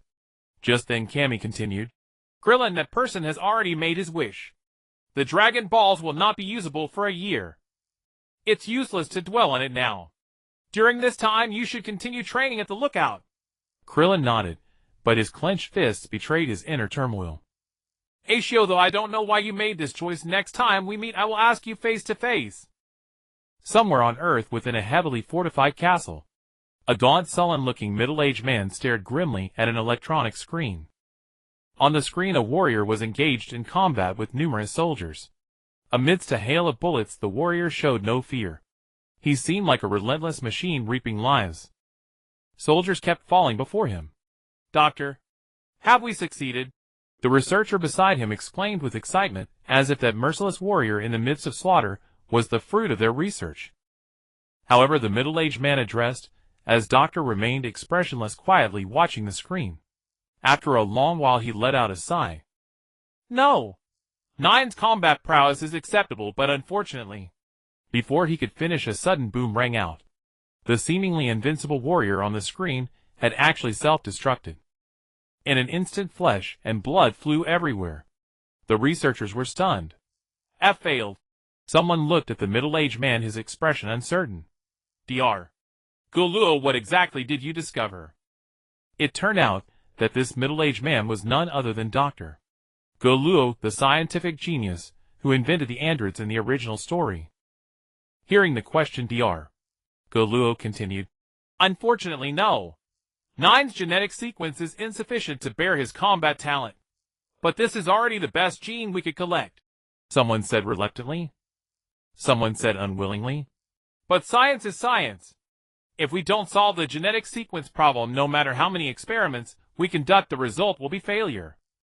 Silent stillness. The atmosphere in the secret chamber grew oppressive. After a long while, Dr. Goku instructed an attendant. Connect me to Commander Huayan. I have some matters to discuss with him. Yes, Doctor. As the servant operated, the screen switched to a magnificent palace. Here a beast-man was looking at the screen with a respectful demeanor. This person was none other than the current commander of the Hongduanai Legion, Huayan. But looking at his attitude, although Huayan was the nominal commander, it seemed that Dr. Goku was the true mastermind. Doctor, Huayan greeted. Goku didn't waste words and asked directly. Huayan, I heard that the outside world has undergone major changes. A green monster has taken control of the presidential palace. Yes, Doctor. That person is called Great Demon King Bike, and his strength is extremely terrifying. However, he has now been defeated and sealed inside a rice cooker. Huayan said with lingering fear. Dr. Goku became interested and continued. Is that monster's strength really that formidable? Huayan retrieved a video. The footage showed Krillin and Tien Shinhan fighting together against Bike. Dr. Goku's expression turned grave. Especially when he saw the bald-headed Krillin. Goku's eyes visibly turned cold. That bald head is stronger than before, but we are still standing still. Staring at that figure, Dr. Goku's originally calm face erupted with uncontrollable killing intent. It was this very guy who had interrupted the Hongduanai Legion's plan to conquer the world back then. Even his only son had died at this man's hands. Deep enmity existed between them. In fact, a large part of his motivation for developing androids was to take revenge on this man. Doctor, it's not just him. Even the three-eyed youth by his side is beyond our current ability to resist, Huayan said bitterly. As the commander of the foremost underground force, the Hongduanai Legion, to be this frustrated must be a first. Blame those damned martial artists. If not for them, the Hongduanai Legion would still be imposing and might even have taken over the world. Now the only thing we can rely on is the android project. Huayan, you must continue to provide stronger genes. If possible, it would be best to obtain a gene sample of that green monster. Yes, Doctor, Huayan said solemnly. He could distinguish the urgency of matters. According to the information he had obtained, the rice cooker sealing Great Demon King Bike was now in the hands of a dog-headed man. That dog-headed man's strength was not extraordinary, it was still possible to seize it. Suddenly Huayan seemed to think of something. He reported to Dr. Goluo. Doctor, our people discovered a spaceship in a cave. The ship is intact and seems to be able to start normally. A spaceship. Dr. Goluo looked surprised. I didn't expect such a thing to exist. But let's set this matter aside for now. Priority is the development of androids. As long as our experiment succeeds, the Hongduanai Legion will rise again. After hanging up, Huayan paced back and forth in the hall, a hint of excitement in his expression. Jeans! Dog-headed man. Bike! These words flashed through his mind repeatedly. Finally Huayan made up his mind. This was an ancient town. The residents of the town seemed unaffected by technology, living a primitive life. Hunting, chopping wood, fetching water, washing vegetables. Repeating day after day, they lived a pastoral, secluded life. One day a handsome young man arrived in the town. On the ancient street, residents on both sides turned their heads. Who are you? A hunter returning from the hunt asked with slight caution. The residents were not attracted by the man's handsomeness, but because strangers rarely entered the town. My name is Xiu Lin. I'm here to visit Master Liang Hong. Liang Hong, a somewhat famous martial artist. In his youth, he had participated in the World Martial Arts Tournament. He had achieved 8th place. He was celebrated for a time. Later, tired of the martial world's turmoil, he retired from the scene and lived in seclusion here. This was the information Xiu Lin had purchased through special channels. At this moment 3 months had passed since summoning the dragon. Xiu Lin's combat power, aided by the system, had soared to over 300 points. Call it a surge, but Xiu Lin was not satisfied. Over the months, he had been hunting wild beasts in the mountains, even driving the top predators on Earth to near extinction. This only earned him a growth of over 200 points. But with few beasts left to kill, what next? Should he deal with the fodder, fighters with power level 5? Xiu Lin had tried. After taking out a few unlucky bandits, he was disappointed. Calling them fodder with power level 5 was actually a compliment to Earthlings. What truly made humans formidable was the tools in their hands. Without the aid of firearms, their actual combat power might be less than 3 points. His skills required a one-day cooldown. Wasting them on ordinary people would be more harmful than beneficial. His strength growth had stalled, and for now, there was no other way. Xiu Lin had to follow the same path as Earth's martial artists, honing his own combat ability and learning to use qi. And the Liang Hong that Xiu Lin mentioned was the target he sought to learn from. Master Liang Hong. The man fell into contemplation. After a long moment, he snapped out of it. You must mean old Mr. Liang. He is the only martial artist in our town, and he's the one who drives away many large beasts. Xiu Lin's eyes lit up. Exactly, old Mr. Liang. I am the nephew of a friend of his, and I was sent by my elder to visit him today. The man believed him. He led Xiu Lin through the winding paths of the town, and soon they arrived before an ordinary-looking courtyard. This is the place, the man introduced. Xiu Lin stepped forward and knocked on the door. Before long, an elderly man in his 60s emerged. Excuse me, are you Master Liang Hong? Xiu Lin softened his tone, trying his best to convey goodwill. I am Liang Hong, but I am no master. Who are you? Despite his age, the old man's gaze was sharp. Mr. Liang, he says his name is Xiu Lin, and that he is the nephew of a friend of yours, so I brought him here. Before Xiu Lin could speak, the man interjected first. Nephew. Liang Hong was slightly surprised. He scrutinized Xiu Lin carefully. After a moment, Liang Hong said, Since you brought him here, you may leave now. Liang Hong waved the man away, then turned to Xiu Lin. As for you, come with me. Xiu Lin followed Liang Hong, quickly passing through the gate and entering an open courtyard. Just then, Liang Hong paused, his tone turning icy. Tell me, who are you really? I don't recall having a nephew like you among my friends. Liang Hong grew wary. This person had a sturdy build, clearly a martial artist. Had he not feared endangering innocents, he would have exposed him right at the gate. Senior, please don't be offended. My name is Xiu Lin, and I came specifically to learn martial arts from you. Xiu Lin explained. Learn martial arts. Hey, you've come to the wrong person. I'm nothing but an old man on the brink of death. I have neither the time nor the energy to train disciples. Liang Hong was cold. Not only did taking on a disciple require training from childhood, but the use of a false name also greatly displeased him. There was no way he would accept him as a disciple. Senior, you misunderstand. I only wish to learn your martial arts, not to become your disciple. What? Liang Hong was stunned at first, then erupted in fury. Where did this insolent brat come from? Get out of here now! Liang Hong roared. His rage was understandable. Learning without becoming a disciple was a joke. In the martial world of Earth, where lineage and tradition were paramount, such behavior was a grave transgression. It was tantamount to plunder. Old mister. Liang, please calm down. I hold you in great respect. But my time is limited. I cannot spend years earning your trust, and then wait for you to gradually impart your skills. So please just write down your martial arts for me, Xiu Lin said earnestly. This was his true intention. Xiu Lin was never one to be rigid. As long as it could make him stronger quickly, he would use any means. Get lost. Liang Hong was furious, grabbing Xiu Lin by the collar, ready to throw him out of the courtyard. But when he pulled, Xiu Lin did not budge. Huh? Liang Hong tried again, using both hands, and squatting slightly into a horse stance. His face turned red with effort, yet Xiu Lin remained utterly still. I thought as much. You're here to pick a fight, aren't you? Liang Hong laughed in anger.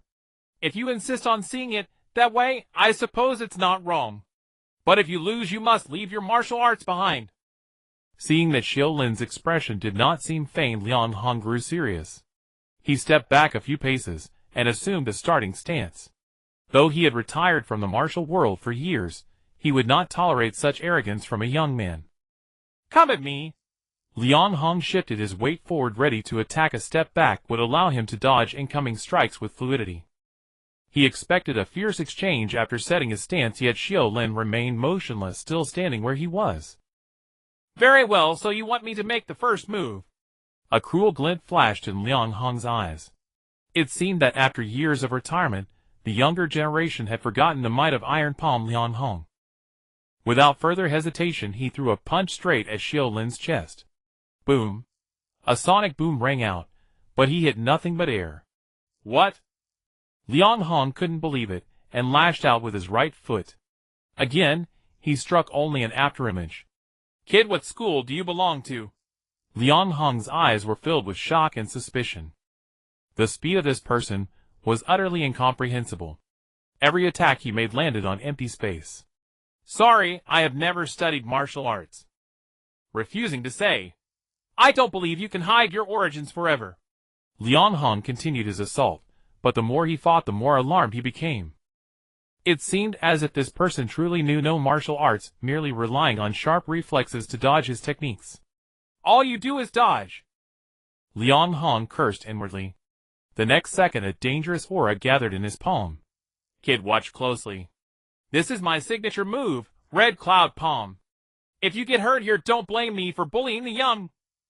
Sizzle. A fierce vortex of heat swirled in his palm. Xiu Lin's expression turned solemn. He knew this was what he had come for, the application of qi. Take this. Liang Hong roared, his overwhelming aura sealing off all of Xiu Lin's escape routes. It seemed the only option was to face him head-on. Kid, this is the price of disrespecting your senior. Liang Hong unleashed his full power. With a thunderous crash, the iron palm collided solidly with Xiu Lin's fist. The violent impact shattered the stone bricks beneath Xiu Lin's feet. Cracks like a spiderweb spread across the uneven ground, extending over 10 meters from Xiu Lin's feet. Unharmed. Impossible. Liang Hong's eyelids twitched as he cried out in shock. He knew that even Wu Tian, the champion of the first national martial arts tournament, could not have taken his full force strike unscathed. You're already at this level. Why do you still covet my martial arts? Liang Hong's voice trembled. I possess power, but I lack technique. In the face of absolute power, technique is nothing but a fart. This... Xiu Lin was speechless. On second thought, it did seem to be true. In the early days of Dragon Ball, all sorts of skills abounded. But once they ventured into the cosmos, aside from a few ultimate techniques, it was all about talent and combat power. Xiu Lin suddenly understood. He bowed respectfully to Liang Hong. Senior Liang, I have learned much. Liang Hong snorted coldly. Just when he thought it was over, Xiu Lin's next words made his blood boil again.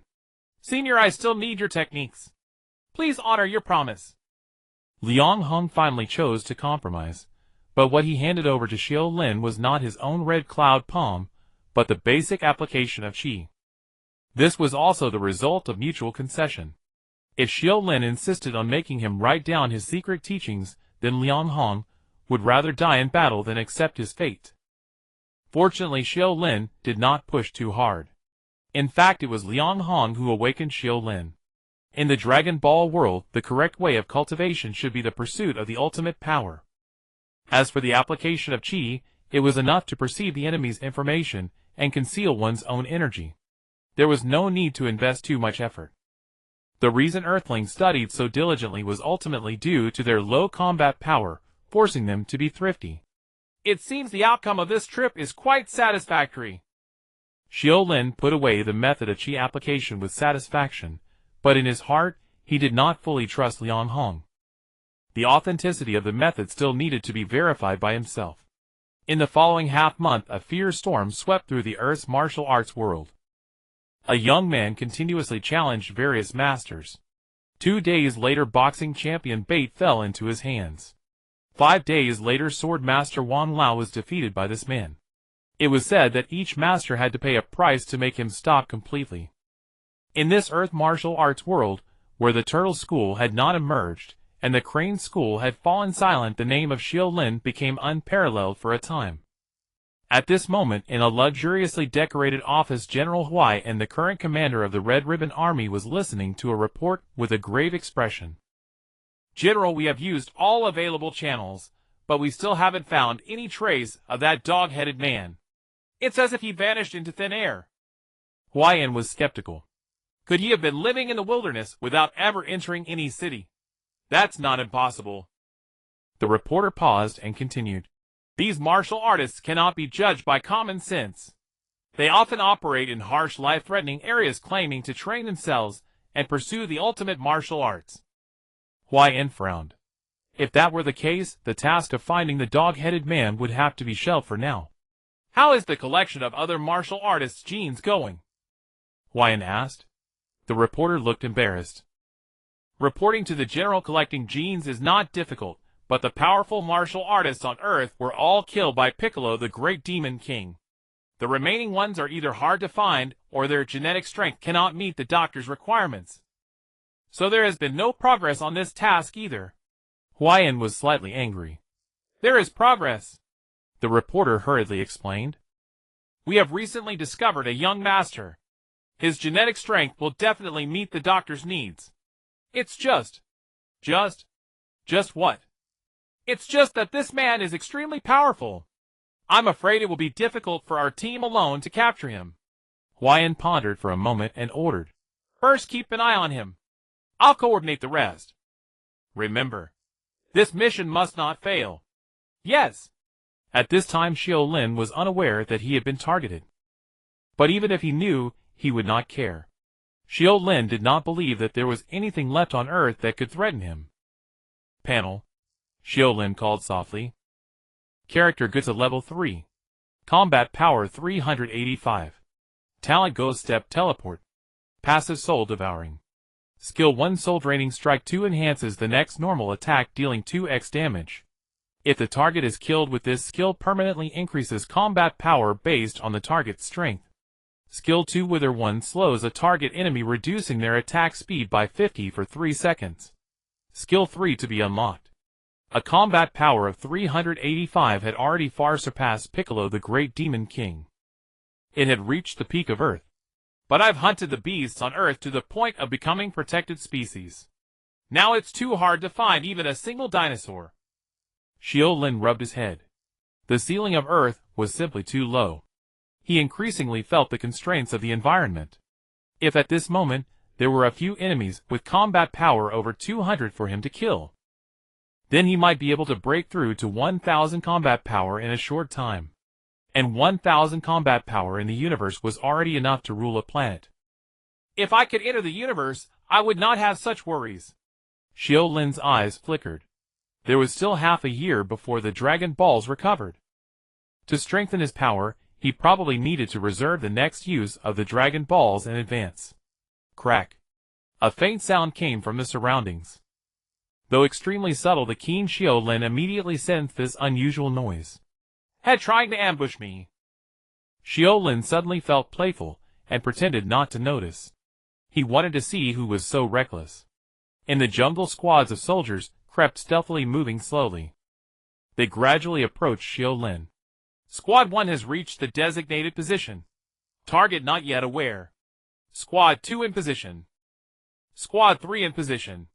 Replies sounded over the radio. In the shadows, two figures were watching Xiu Lin intently. Captain, aren't we overestimating him?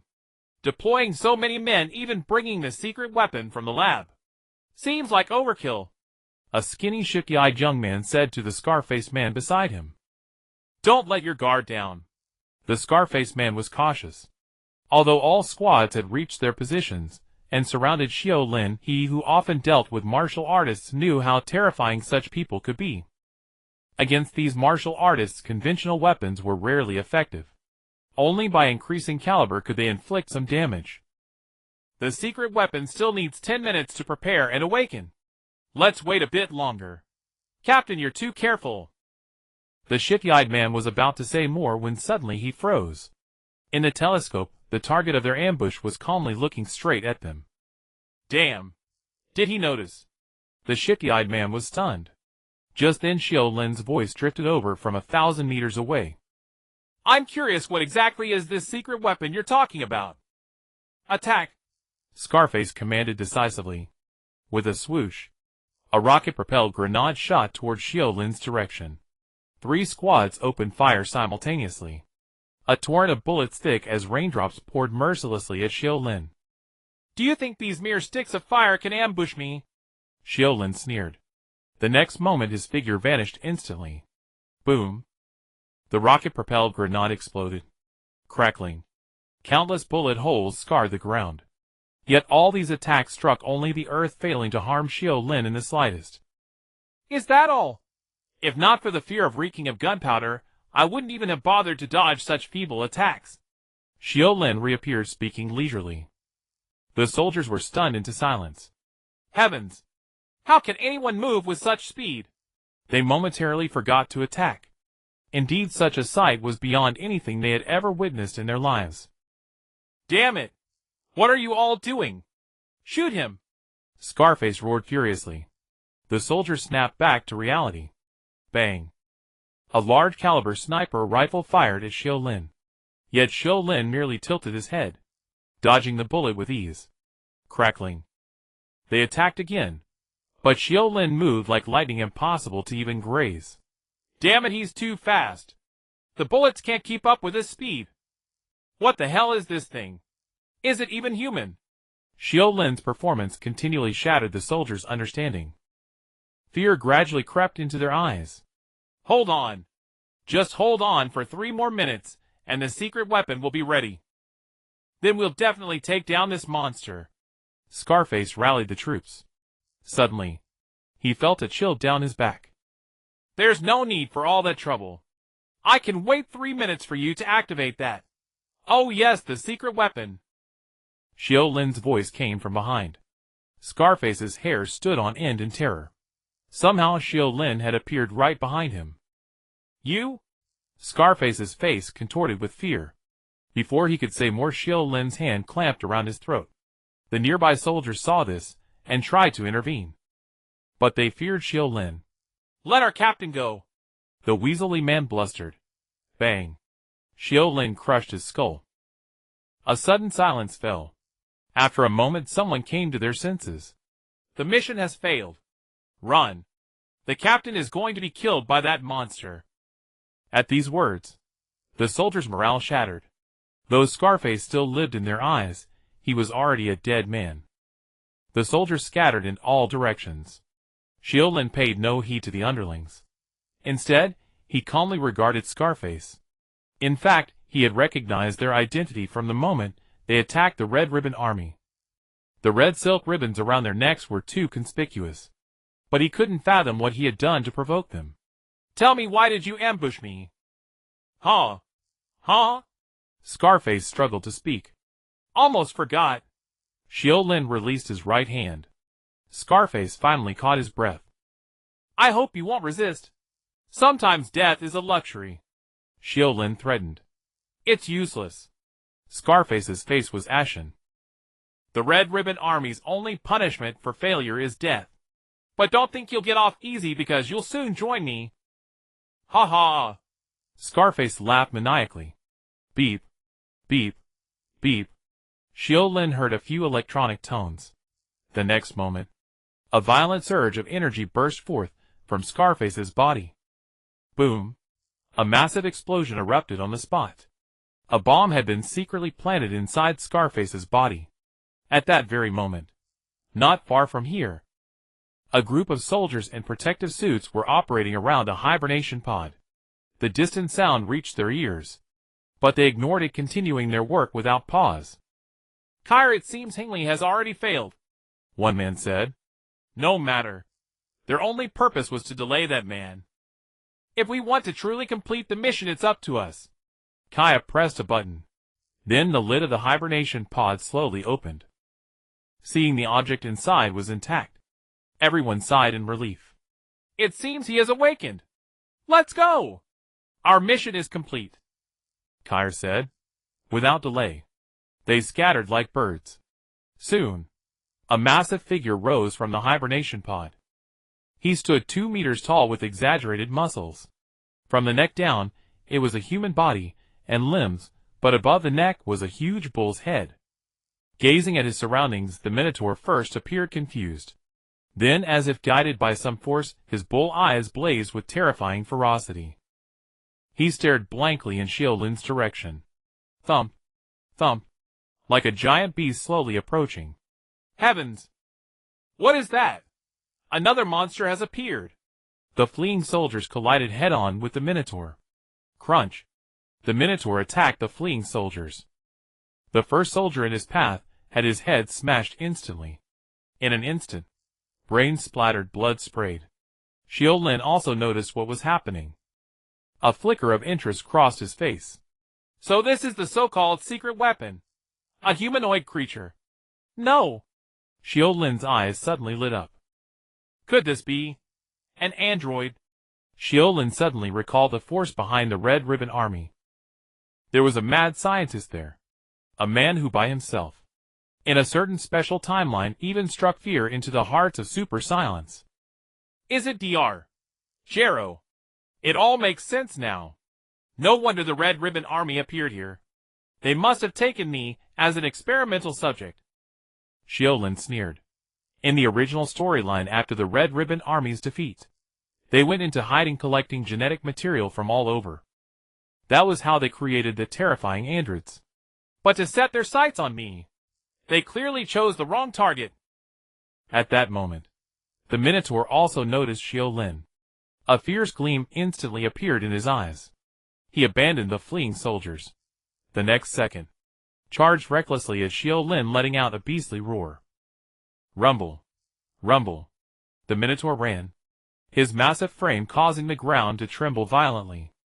The momentum of his charge was like a steel war chariot, crushing and grinding anything in his path. Xiu Lin remained calm, raising his right arm lightly. To others it seemed like a mere gesture of defense. Clang! He actually halted the Minotaur's mountain-like charge. Not bad strength. But I wonder if you can provide me with energy. Xiu Lin's eyes gleamed dangerously. The next moment a brilliant azure light erupted on the spot. Soul draining strike.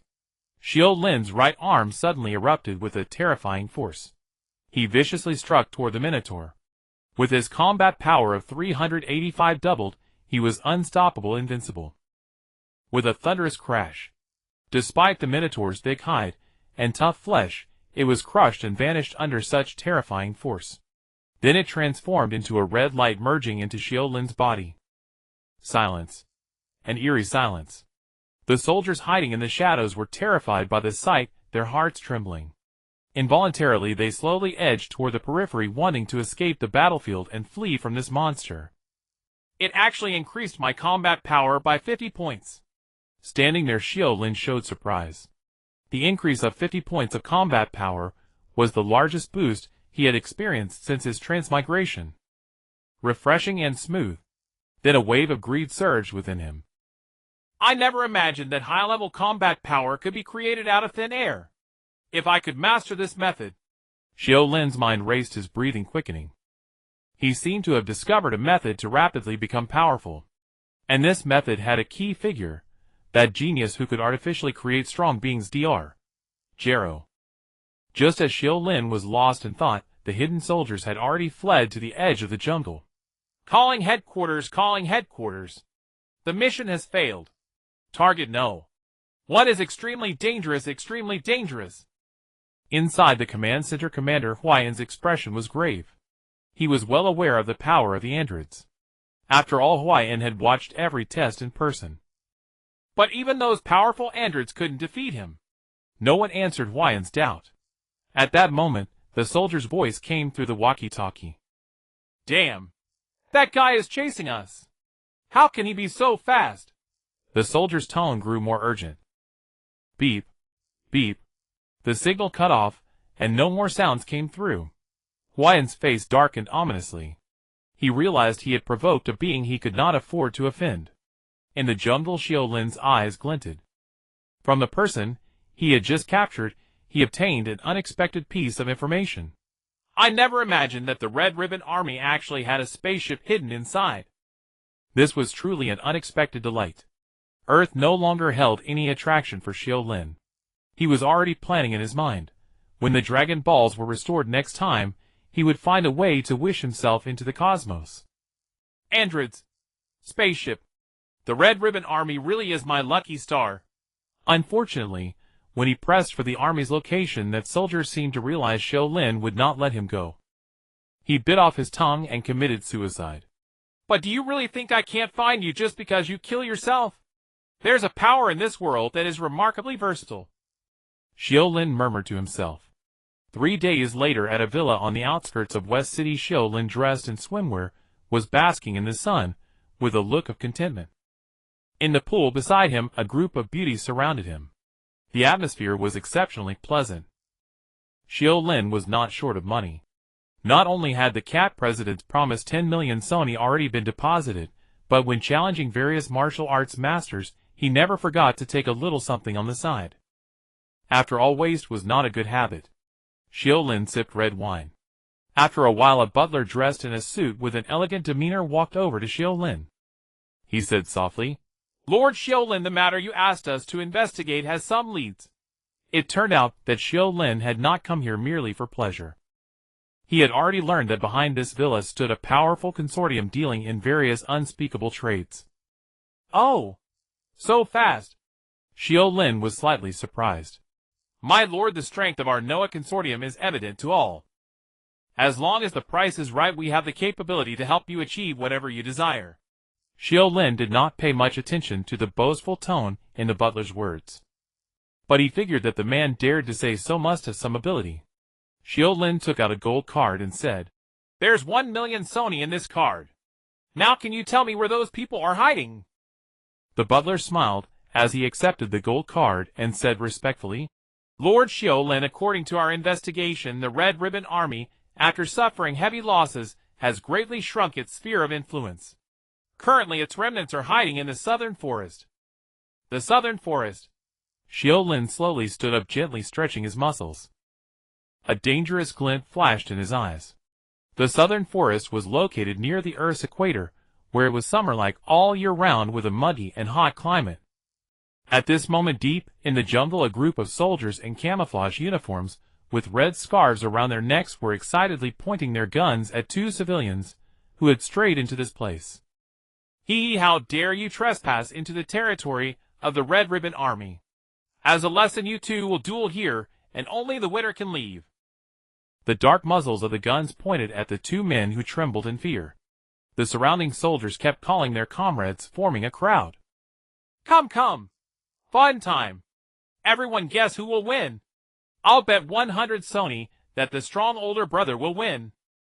50 Sony, I bet the older brother will give the chance to live to his younger brother. The crowd commented and discussed. Please, we didn't mean it. We really just stumbled here by accident. We have tight lips, we won't say a word outside. The two were brothers. The older brother kept pleading, hoping to escape with his life. The crowd burst into laughter. Not say a word. Ha ha ha ha ha. Are you trying to fool idiots? Fight, fight. We've been waiting for ages.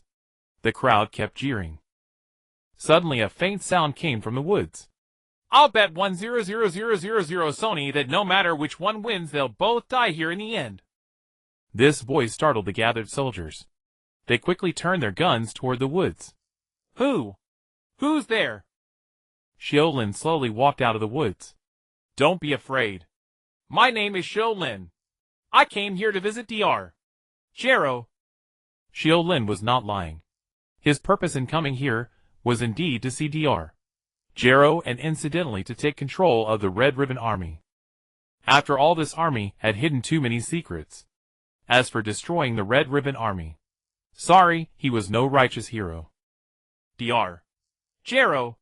That's right. The soldiers exchanged glances. Thought that only a fool would believe it. Suddenly all the machine guns in their hands sprayed fire at Xiu Lin in unison. Clang, clang, clang, clang. The sounds of metal clashing rose and fell. The bullets struck Xiu Lin's body, yet he was completely unharmed. What? Everyone was stunned, their faces filled with disbelief. I told you, don't be afraid. I just want to visit Dr. Gero. Xiu Lin radiated goodwill, but in the soldier's eyes, his smile was utterly terrifying. Deep within the southern forest lay a formidable castle, heavily guarded with sentries stationed at every turn. Each soldier adorned with a red scarf patrolled the castle grounds ceaselessly. Suddenly alarms blared throughout the castle. A burly man, with a scarred face, rushed up to the high platform. What's going on? Where are the gunshots? The burly man named Fujizan was in charge of the castle's perimeter patrol. Reporting, sir. Southwest direction, Lear squad is engaging an unknown figure. The soldier on duty quickly reported. Hearing this, Fujizan's face twisted with fury. Damn it! They've come right to our doorstep. Do they think the Red Ribbon Army has no one left? Brothers, grab your weapons. Led by Fujizan, a throng of soldiers surged toward the source of the gunfire. In no time, silence fell over the area. Is it resolved? And with Commander Fujizan himself taking the lead, how could anything remain unresolved? The soldiers on duty joked among themselves. Look, the commander is back. At that moment, Fujizan was seen walking toward them with a single soldier. Where are the others? The soldier on duty was puzzled. Idiot, they're cleaning up the battlefield. Another soldier without second thought obsequiously opened the castle gate. Just then the soldier behind Fujizan suddenly kicked him flying with a powerful foot. Then with a swift movement, he dashed into the castle. By now the soldiers realized that their commander had been taken hostage, and used to trick them into opening the gate. Enemy attack! The soldiers frantically sounded the alarm, and a fierce battle erupted once again within the castle.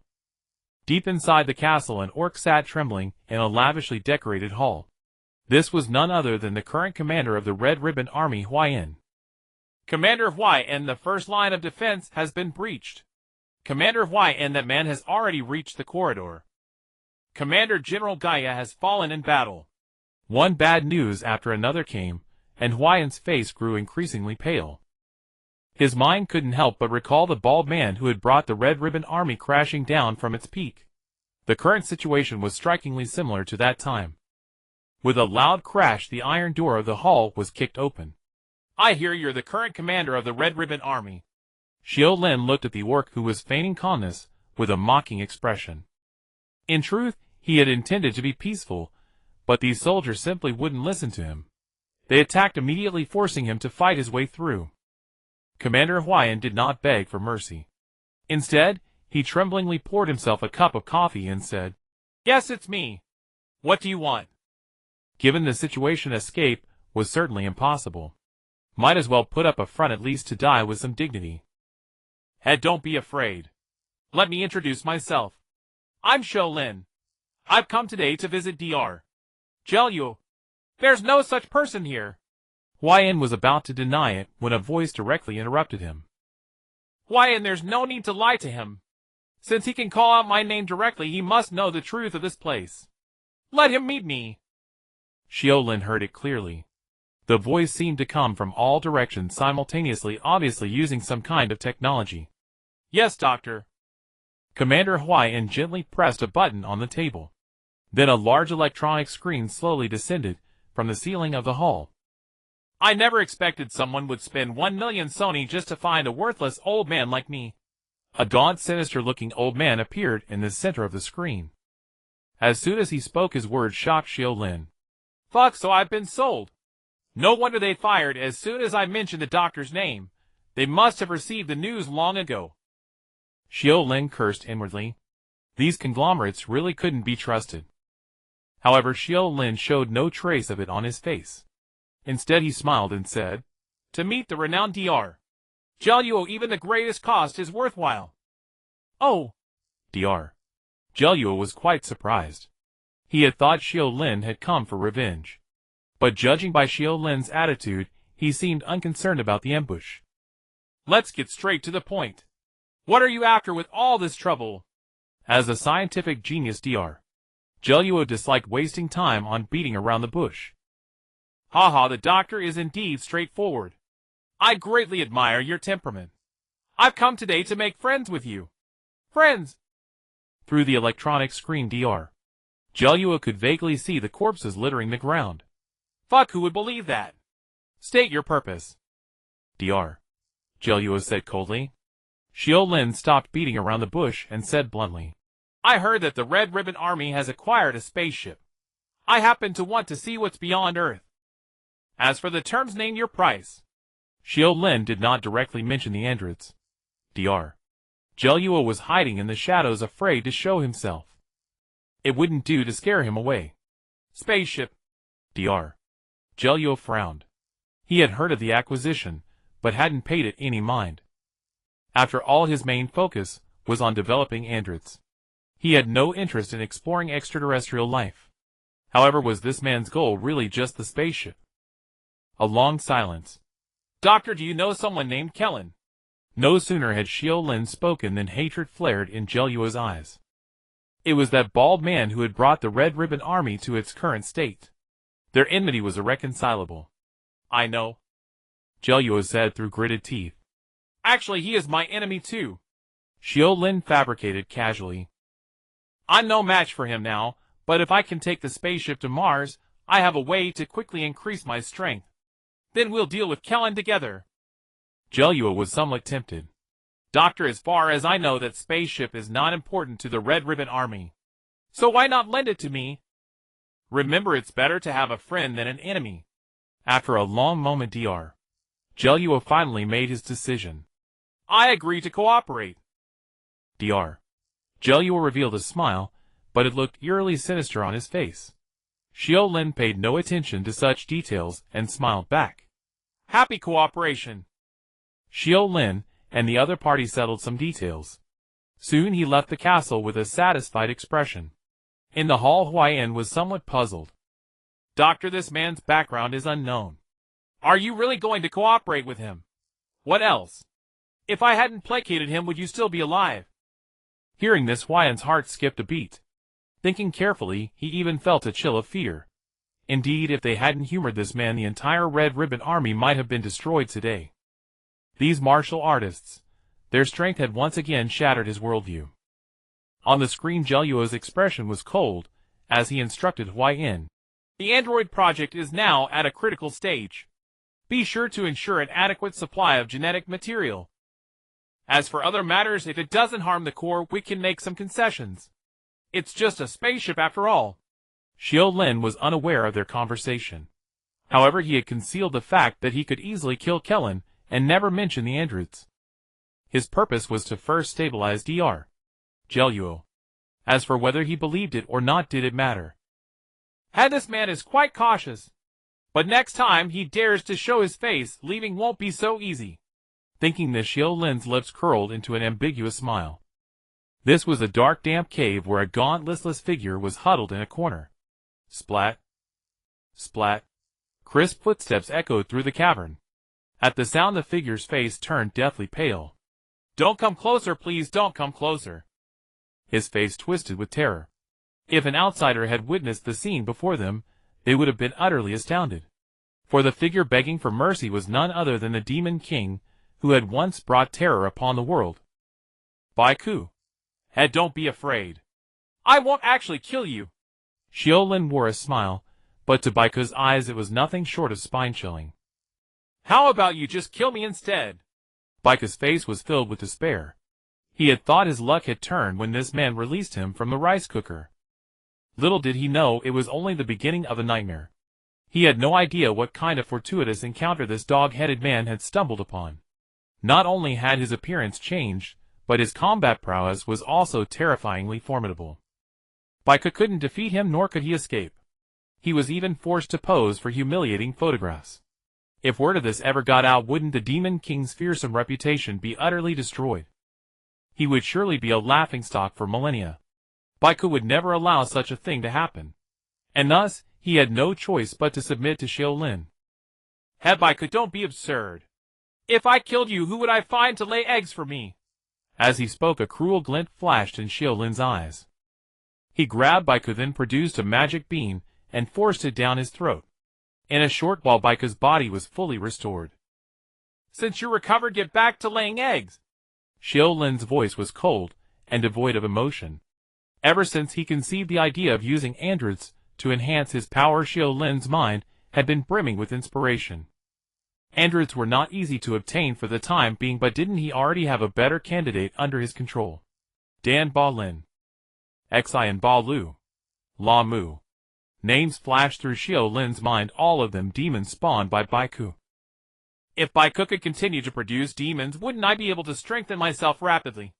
Xiu Lin's eyes gleamed with anticipation. He was even taken aback by his own genius idea. From this perspective, by controlling Baiku, he had undoubtedly obtained a vast energy treasure trove.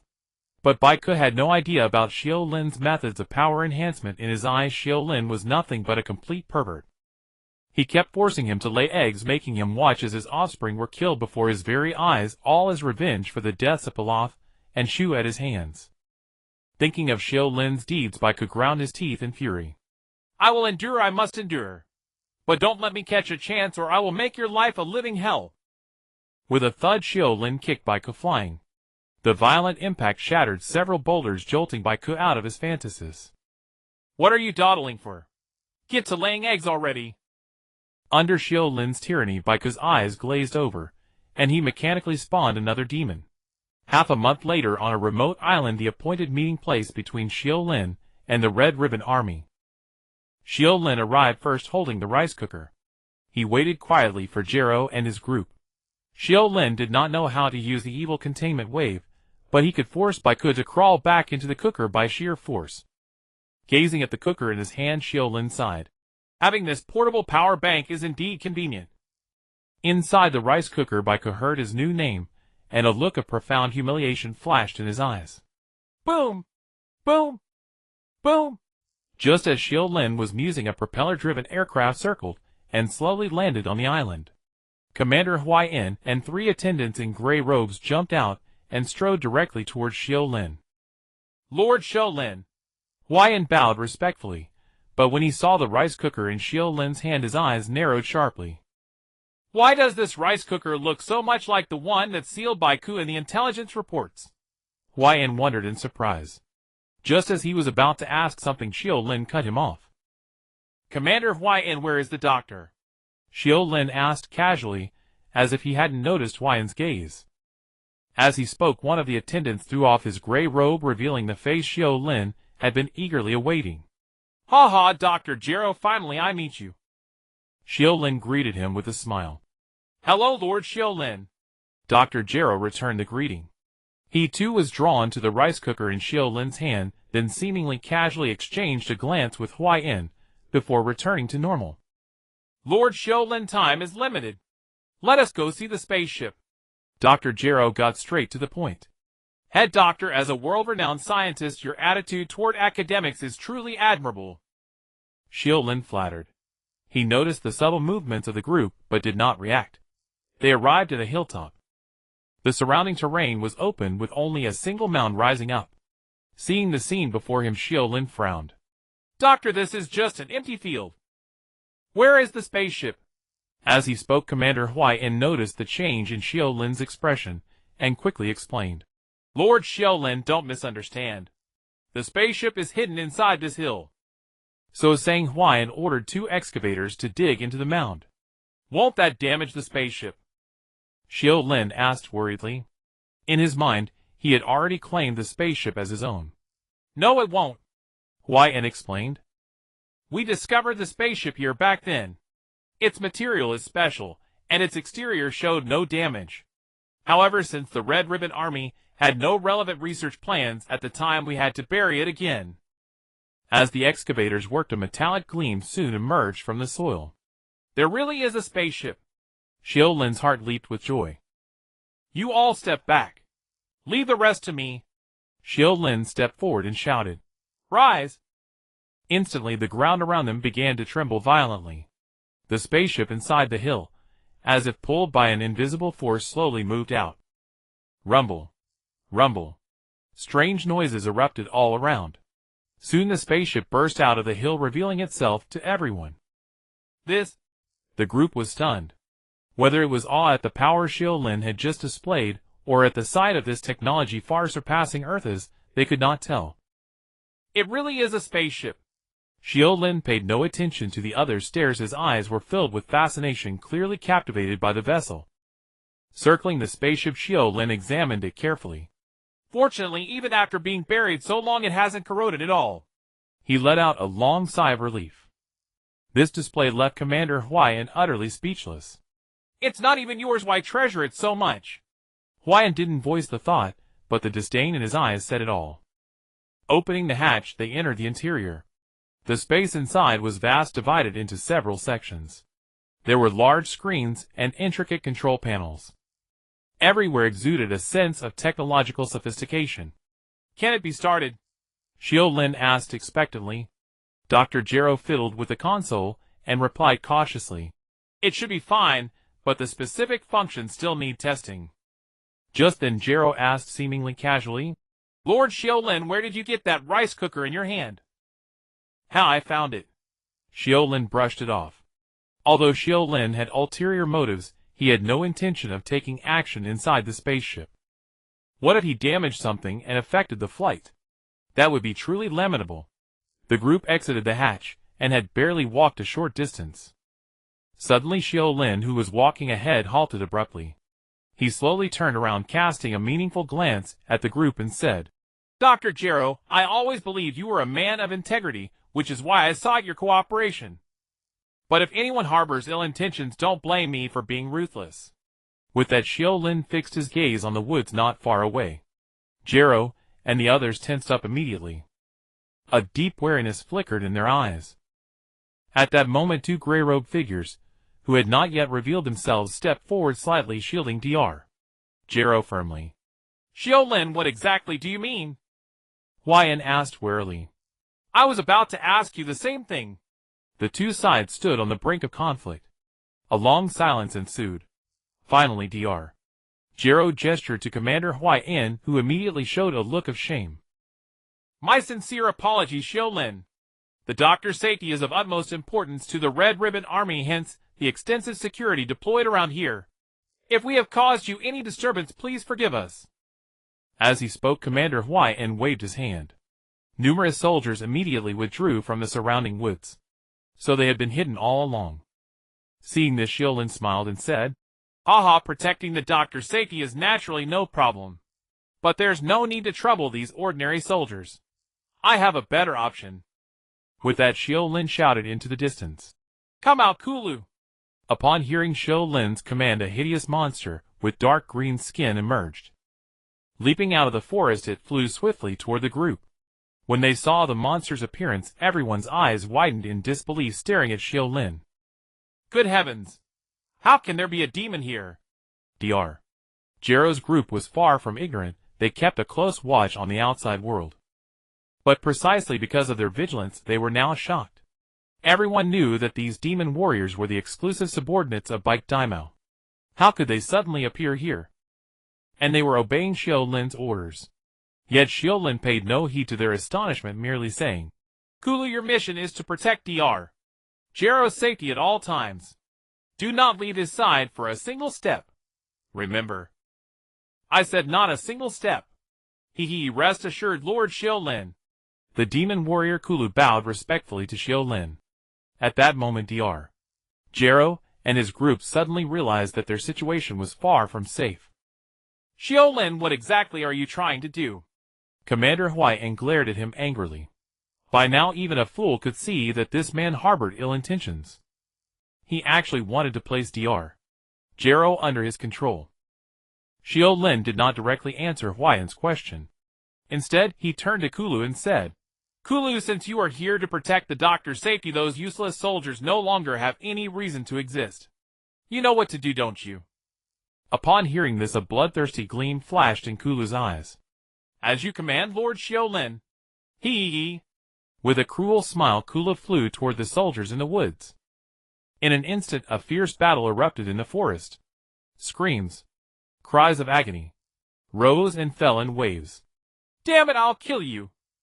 Commander Huaiyan was seething with rage. Although they had also entertained thoughts of double-crossing, when they saw the electric rice cooker, he had never imagined that before they could even act. This man would strike first. "Damn it!" Huaiyan drew his pistol and aimed it at Xiu Lin. But Dr. Gero suddenly reached out and stopped him. "It's useless, Huaiyan. We underestimated him." Dr. Gero finally began to regard Xiu Lin seriously. From the moment he saw the demon, Gero realized how foolish it was to come in person. In the face of absolute power, everything is futile. If I'm not mistaken, you have already taken control of Piccolo Daimaō, haven't you, Xiu Lin? Haha, the doctor is far more perceptive. Indeed. Under my persuasion, Piccolo has decided to work for me. But rest assured, Doctor, our cooperation remains valid.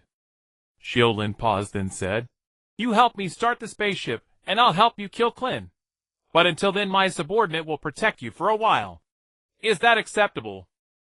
Xiu Lin's tone seemed consultative, but it brooked no refusal. Commander Huaiyan ground his teeth, yet Dr. Gero calmed him down. "Agreed. I hope you will keep your promise, Xiu Lin." "Haha, of course I will. After all, I am a man of great integrity." Xiu Lin paid no attention to the anger of Huaiyan and the others. He accepted calmly, his true thoughts unknown. 3 days later, on a deserted island. "Xiu Lin, after testing, I have gained a basic understanding of this spaceship's functions. Now I will transfer the highest authority to you." Xiu Lin immediately showed excitement. "As expected of the doctor, you finished it so quickly." Dr. Gero remained expressionless, his fingers tapping on the keyboard. Soon the spaceship emitted a mechanical voice. "System initialization complete. Please record audio." "Recording. Please input fingerprint."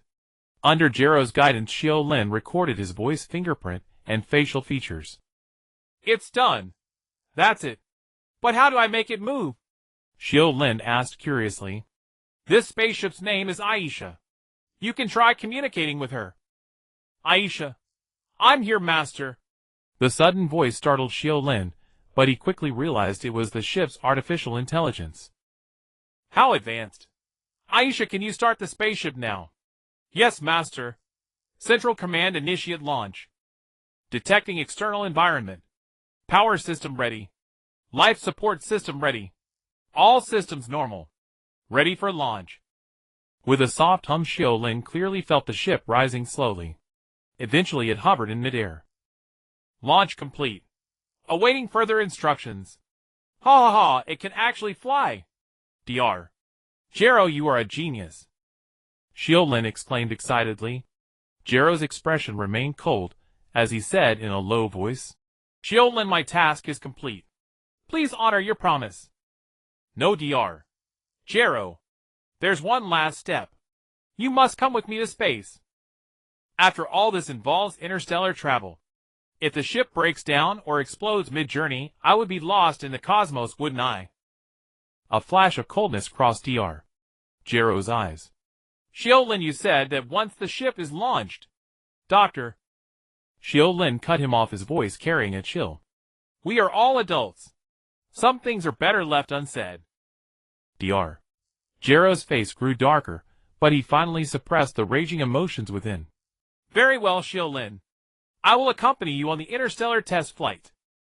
Ha ha ha, rest assured, Doctor. I am a man of great integrity. Once the interstellar test is complete, our deal is done. After a brief preparation of supplies, the spaceship under Dr. Gero's control lifted off with a whoosh, soaring into the sky. Soon it entered space. Aboard the ship, gazing at the receding blue planet, Xiu Lin murmured to himself, Farewell, Earth. I hope you still exist when I return. None of the people on the ship could have guessed that this was not merely a test. It was the beginning of an interstellar voyage. Kept in the dark, everyone performed their duties, recording data all around. Incredible. Absolutely incredible. I never imagined there was such a vast expanse beyond Earth. Someone exclaimed in astonishment. Especially when they saw the blue orb below, they were filled with excitement. Little did they know that this might well be the last time they would ever see their home, Earth. The boundless expanse of the deep cosmos. Darkness and silence are the eternal themes here.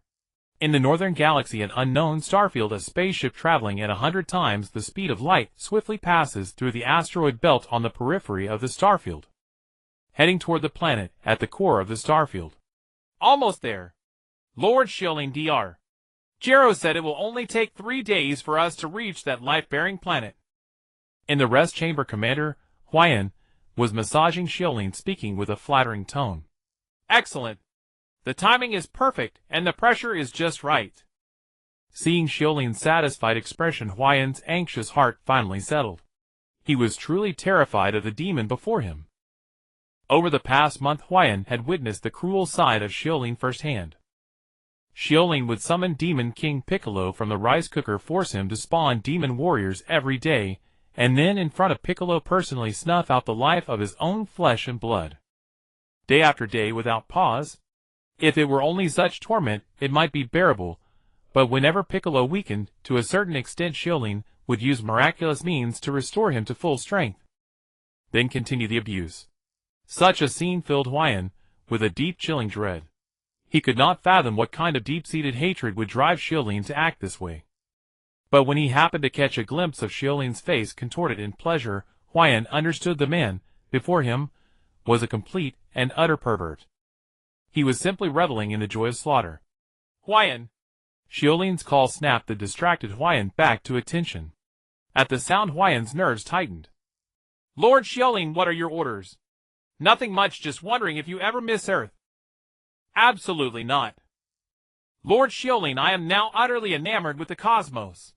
Only when I step into the universe do I feel the meaning of my existence. The dazzling starry sky and the fantastic journey have deeply captivated me.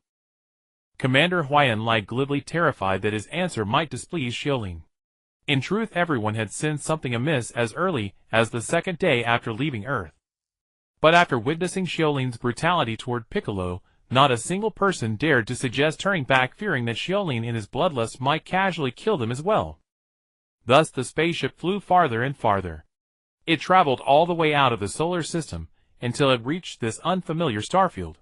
Hearing Huayan's reply, Xiu Lin felt a bit bored. Actually, I miss Earth a little. Too bad we can't go back anytime soon. Xiu Lin spoke as if casually. But to Huayan's ears it was like a thunderbolt out of the blue. He wanted to ask something but swallowed his words. Go summon Dr. Gero. At the command, Huayan retreated, utterly dejected. In the rest chamber, Dr. Gero stared at Xiu Lin with a grim expression. Lord Xiu Lin, may I ask when we will return? Doctor, there is actually no return journey. Gero seemed unsurprised by Xiu Lin's answer. He paused, then continued. What is your true purpose? Xiu Lin smiled. Doctor, are you ready to lay your cards on the table? That's good. Only with mutual understanding can we cooperate deeply. Actually, my goal is quite simple. Those attendants you brought on board. If I'm not mistaken, they are not true humans. You could call them androids. At the word androids, Gero's pupils contracted sharply. The servants piloting the ship instantly stopped their movements.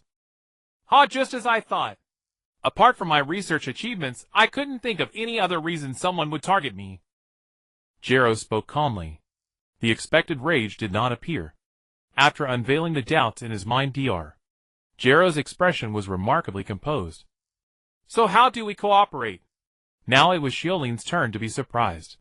He had thought he would need to threaten Gero, but the man, far from being upset about the deception, was still willing to talk cooperation. With such emotional intelligence, he must not be underestimated. Doctor, before we talk about cooperation, let me tell you a story. Xiu Lin said earnestly. Actually, I am not from Earth. I come from a planet called Daimaō. Our people are passionate and brave, a steadfast force for peace in the universe. But unfortunately, misfortune struck. A demon named Frisia descended upon my homeland, bringing slaughter and destruction. How pitiful, isn't it? Only a single servant managed to escape with me, a child from the entire planet. Xiu Lin's eyes held a look of recollection tinged with madness. Doctor, do you know how much I hate him? I had given up hope of revenge, but when I saw your research, I knew the opportunity had come. Your androids have infinite potential. By cloning the genes of a target, you can create incredibly powerful beings. If we cooperate, I will provide you with a steady stream of genetic samples, and you only need to help me take revenge. Xiu Lin spoke with emotion, his voice so earnest that even he himself almost believed it. But Gero before him remained utterly calm. Then Xiu Lin suddenly noticed an electronic device flashing red light on Gero's chest. Doctor, what is that? A little gadget I made to pass the time, a lie detector. A long awkward silence filled the air. All right, I misremembered. I actually come from a planet called Zon. The red light continued to flash. I want to kill Frisia. Finally, the device turned green. Just as Xiu Lin thought the negotiation had failed and was about to resort to force, Gero suddenly said, I agree to cooperate, but I need Piccolo's genetic sample now. Gero's face was expressionless, as if the device's reading had no effect on him. The two stared at each other for a long moment, then Xiu Lin suddenly laughed. Ha ha ha, rest assured, Gero.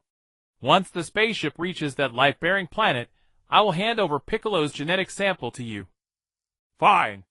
I'll go pilot the ship. With that, Gero turned and walked toward the cockpit without looking back.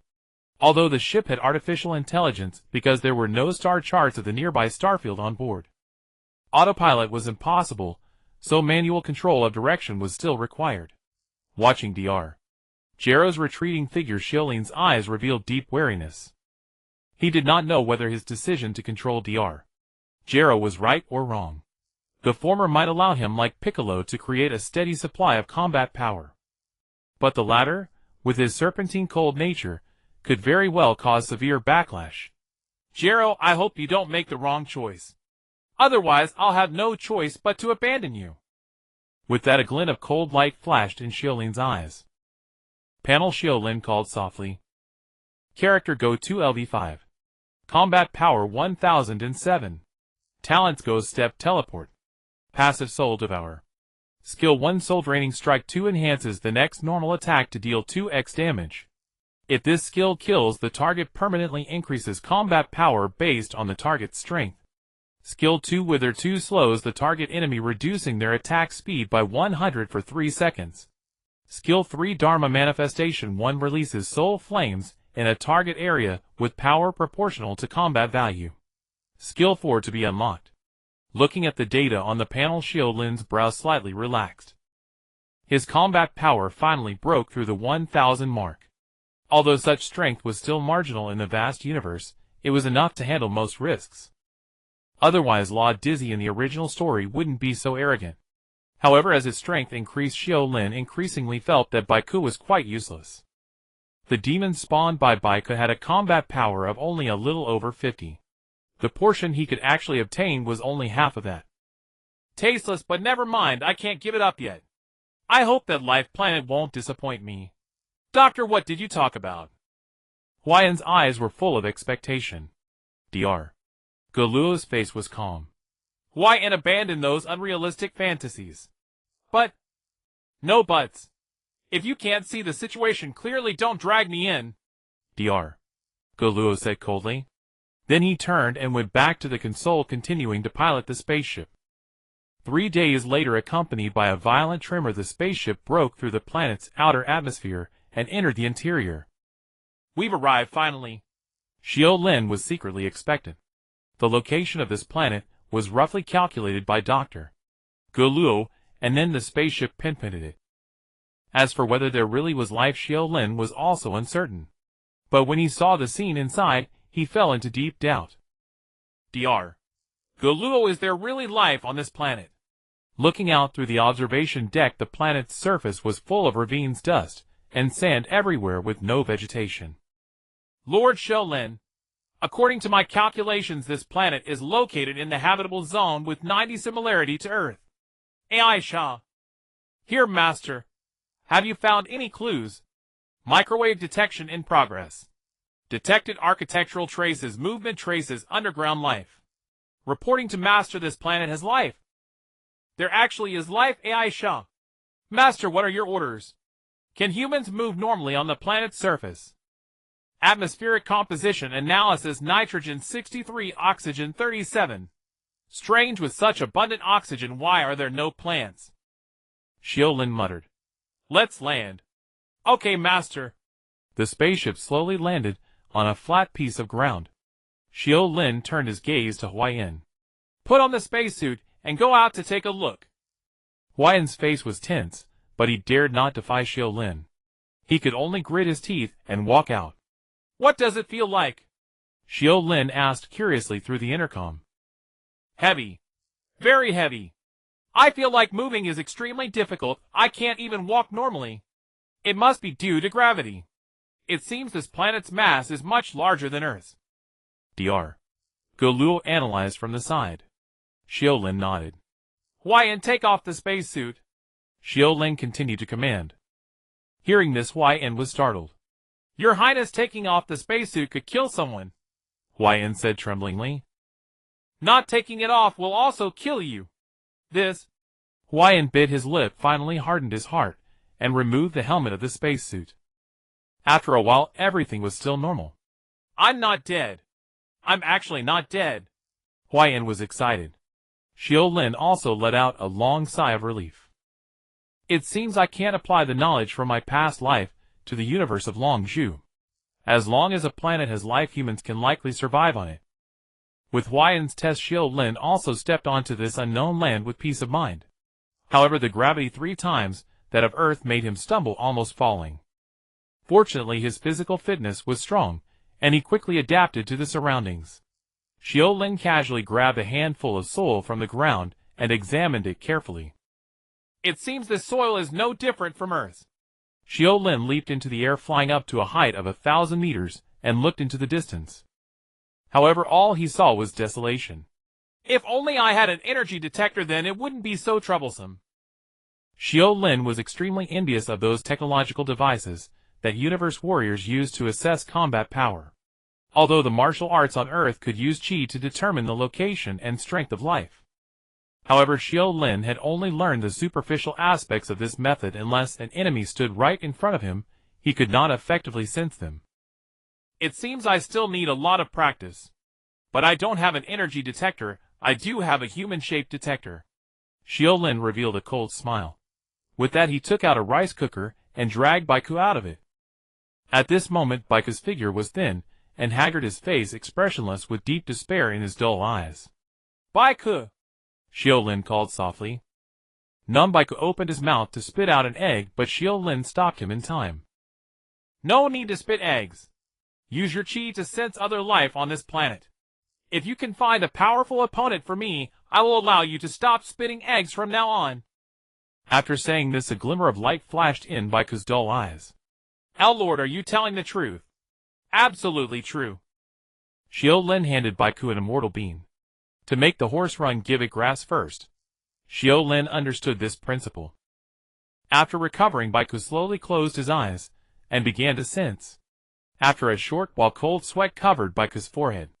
How? How can this be? There are so many terrifying beings here. In Baiku's perception, there were many terrifying auras underground on the planet, and he felt so insignificant before them. At this moment Baiku fell into deep doubt. Why had this world changed so suddenly? Not only could the Go-To Rin before him easily defeat him, but even this random unfamiliar place had numerous powerful beings. Seeing Baiku's state, Xiu Lin was not surprised but delighted. Ha ha, finally found it. This planet hasn't disappointed me. Xiu Lin looked around again. Although it was still desolate, he no longer felt the initial resistance, but instead felt fondness for this place. Baiku, Xiu Lin said softly. If you cooperate well with me, perhaps I will give you a greater reward such as freedom. Really? Baiku's breathing became more rapid. Of course, I always keep my word. At this moment Dr. Gulu approached from the side. Lord Xiu Lin, you said that after arriving at the life planet, you would give me Baiku's genetic sample. Hearing this, Xiu Lin was startled. If not for Guluo's reminder, he might have forgotten about this. Xiu Lin looked at Baiku dangerously. The next moment a flash of blade light passed. Baiku's left arm was instantly cut off by Xiu Lin. Because the speed was too fast, Baiku only realized it after the arm was severed. Ah, my arm. Baiku's face showed terror. What are you yelling about? You can regenerate infinitely anyway. I always keep my word. I promised Dr. Guluo to give him your genes, so I have to trouble you. Dr. Guluo once again recognized Xiu Lin's ruthlessness. Lord Xiu Lin, actually, I only needed a little blood. It's fine, this is quicker. Baiku. Xiu Lin sheathed the blade. This ninja sword was ultimately not the divine artifact in Kronte's hands. Just a simple operation had caused several cracks to appear. Pity it seems you can no longer keep up with my progress. Xiu Lin tossed the blade aside. He no longer intended to carry it with him. Fortunately, his skills did not require any medium to execute, so losing this item was of no consequence. Xiu Lin instructed Aisha to pilot the spacecraft to a safe location. Next, he planned to venture deep into this planet with Baik. Aisha, I'm here, Master. Without my command, you are not allowed to start the spacecraft. Understood, Master. Xiu Lin gave his orders without any hesitation, casting a slightly warning glance at Dr. Gero. Although he didn't think Gero lacking authorization could actually fly the ship. But a proper warning was still necessary. After preparing everything, Xiu Lin without a moment's hesitation leaped off the spacecraft with Baik. Doctor. Seeing Xiu Lin leave, Huayan felt a surge of eagerness, looking at Gero with hopeful eyes. However, Dr. Gero gave no response. He simply picked up Baik's severed arm, returned to his room, and busied himself with his experiments. Watching Dr. Gero's actions, Huayan's face was filled with disappointment. Has the doctor given up? But this man is so ruthless, sending me to test the danger. I got lucky this time and survived, but what about next time? In the empty spacecraft hull, Huayan's eyes were full of fear. This was a pitch-black underground cavern, vast in space and bottomless. Xiu Lin and Baik hugged the edge of the cavern, moving forward cautiously. How much farther? Xiu Lin asked impatiently. Almost there. I can sense that aura equal to my own strength just ahead. Baik replied nervously. That aura was the first life form they had discovered, now hiding deep within the cavern. Xiu Lin was also curious about the appearance of the native creatures on this planet. Humanoid, monster, or some other species. After all, this was the first time in his 2 lifetimes that he had set foot on an alien planet.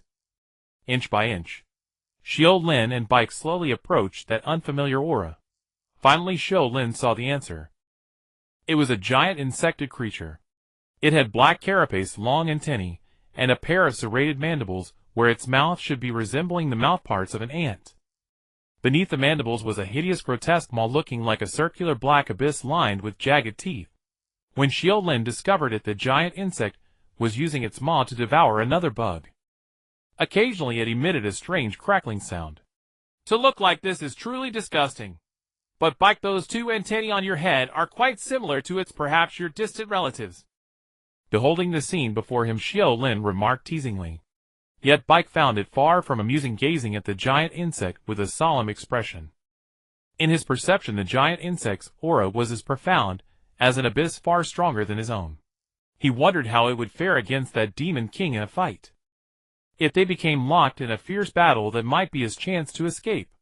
Just as Bike was analyzing, Xiu Lin's eyes turned ruthless, and he charged swiftly toward the giant insect.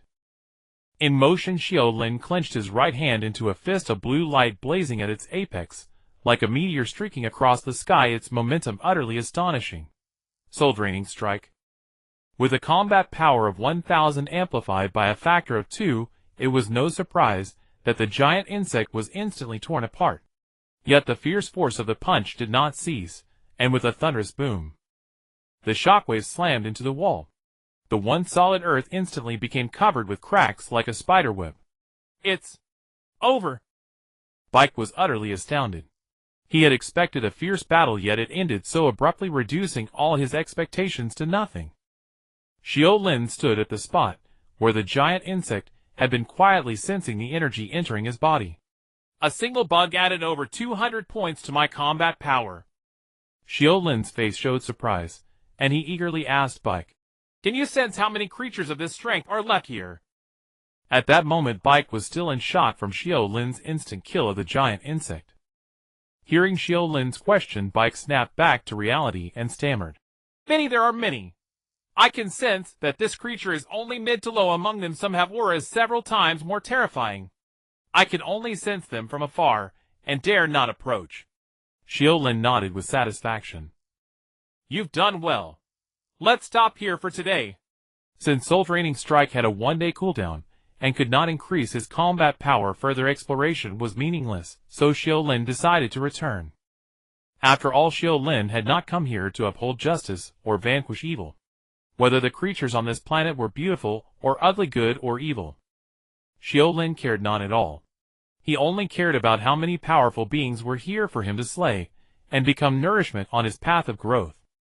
Xiu Lin casually picked up a severed limb from the ground and tossed it to Bike, saying, "Remember to collect these trophies in the future. They might be useful for Dr. Gero's research." On the way back, Bike noticed a satisfied smile on Xiu Lin's lips. That smile was all too familiar to Bike. It was the same kind of excitement he had felt when he destroyed cities one after another. A thrill of self-gratification. Indeed, this dog-headed man was of the same kind as himself, a perverted and evil individual. Xiu Lin was unaware of Bike's thoughts at that moment, but even if he knew, he would not care. He was completely immersed in the joy of his increased power. If Bike's words were true, then this planet would provide him with an endless supply of nourishment, allowing his combat power to explode in a short period. The mere thought of this possibility made Xiu Lin unable to contain his excitement. The next day, as soon as the skill cooldown ended, Xiu Lin eagerly called for Bike and continued the hunt. Day after day, Xiu Lin's combat power quickly broke through the 2,000 mark, and his aura became more profound and terrifying. At that moment, he felt immensely fortunate to have left Earth. If he had stayed on Earth, even exhausting Bike would not have allowed his combat power to increase so rapidly. Just as Xiu Lin was silently marveling, deep within the planet, there was an enormous underground space. In that space, densely packed, were giant insects everywhere. As far as the eye could see, there were tens of thousands. In the midst of the countless giant insects, an even larger creature like an emperor was surrounded and attended by the swarm. This creature was entirely white, with a soft body, its pale brain tissue exposed. Two moving antennae trembled rhythmically. Upon closer inspection, this creature was also an insect. But it differed in that it possessed an enormous abdomen from which one giant egg after another was expelled, carried away by the other insects. Beside the creature, a large intelligent insect with a hard carapace wore a worried expression and asked anxiously, "Have you not found Her Highness the Princess yet?" "Forgive us, sir. We have dispatched all our warriors, but still no trace of Her Highness the Princess has been found," replied the insect beside him.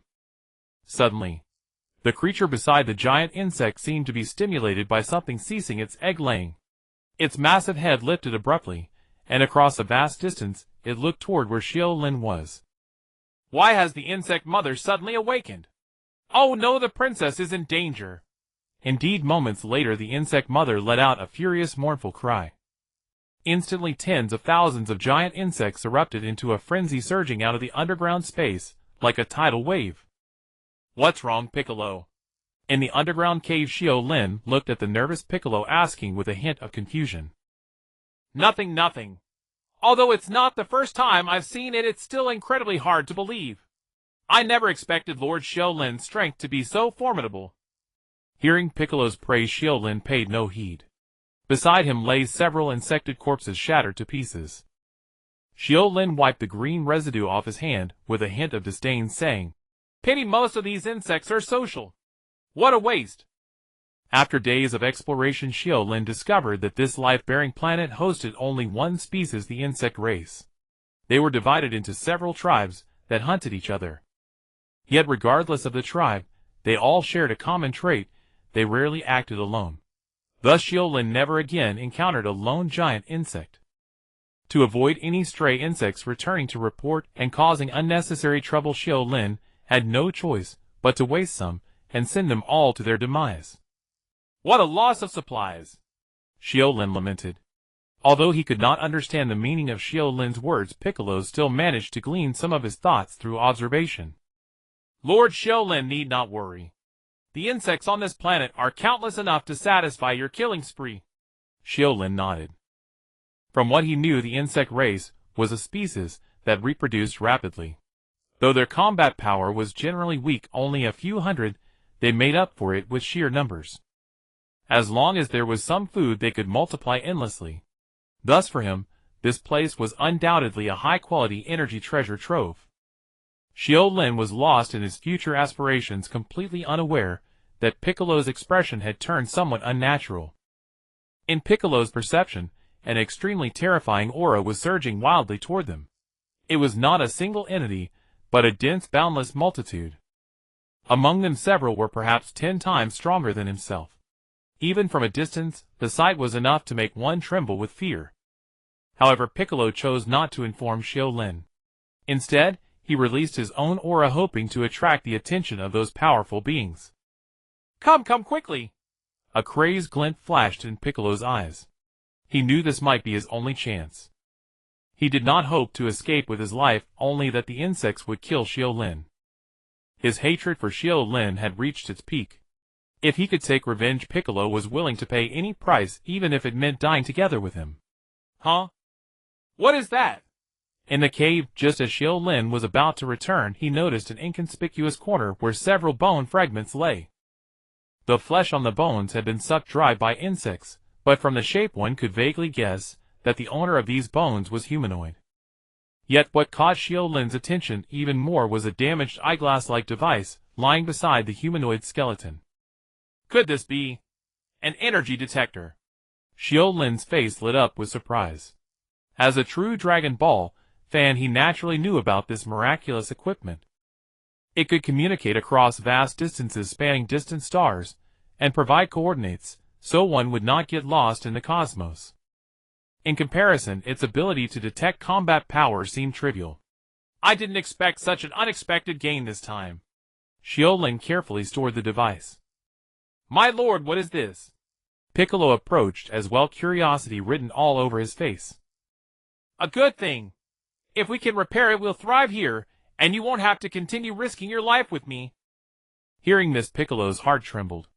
He was no longer needed. Did that mean this device could replace him in detecting other living beings' energy? No, absolutely not. That would cost me my chance for revenge. Piccolo gritted his teeth and gathered his courage to speak. Lord Xiu Lin, I've sensed a lone aura. Oh, a lone insect. How rare, but unfortunately the timing is off. Let's talk about it tomorrow. Xiu Lin declined firmly. His skills for the day were exhausted. Even with temptation before him, he was powerless. It was better to return and rest, and perhaps study how to repair the detector. My lord, that aura is 10 times stronger than mine. Could it pose a threat to us? Piccolo said, seemingly offhand. Through his observations, Xiu Lin was extremely enthusiastic about high-level combatants. The stronger the enemy, the more excited he became, as if hunting such opponents brought him a unique thrill. 10 times. That means this creature has over 2,000 in combat power. Xiu Lin hesitated. This was the first time since setting foot on this planet that he had encountered an opponent with power exceeding 1,000. Should he proceed step by step or eliminate it today? Considering this foe could greatly shorten his time to reach level 6. After a moment, greed ultimately triumphed over reason. Xiu Lin took out a Senzu bean and ate it. This item could restore his body to full condition, and likewise reset his skill cooldown. Xiu Lin had long discovered this miraculous function, but he had already completed his initial accumulation and passed the most difficult phase. Thus wasting Senzu beans now would be more harmful than beneficial. He did not want to encounter an awkward situation where he desperately needed them, but found none. But now Xiu Lin decided to make an exception. An enemy with 2,000 combat power was worth a Senzu bean. Piccolo, you've done well. After this, I will grant you your freedom. Xiu Lin cast an appreciative glance at Piccolo. By now the demons Piccolo had spawned could no longer meet his needs. Moreover, with the energy detector in hand if Dr. Gero could repair it, Piccolo would lose even his last value as a living radar. It was better to just let him go and fend for himself. Xiu Lin had no intention of killing Piccolo. He might still need Shenron, so there was no point in going too far. However, Piccolo did not believe Xiu Lin's promise at all. Ha, granting me freedom again. How laughable. Once I'm useless, you'll probably kill me outright. But you'll die before me. A cold gleam flashed in Piccolo's eyes. Xiu Lin's actions made Piccolo distrust every word he said. With a humble demeanor, Piccolo smiled and led Xiu Lin toward the terrifying aura.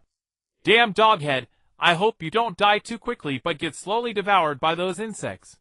Concealing his hatred, Piccolo guided Xiu Lin deeper into the cave, drawing closer to the danger.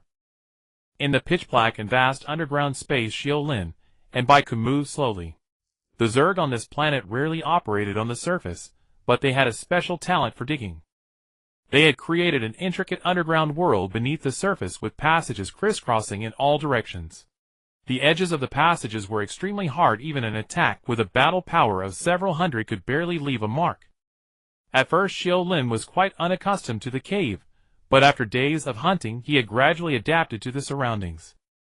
Unable to rely on direct visual observation, Xiu Lin had even improved his usage of qi significantly compared to the beginning. Unfortunately, he was still far from mastering it with ease. How is it? How much farther to that target? Xiu Lin asked Goku with a hint of urgency.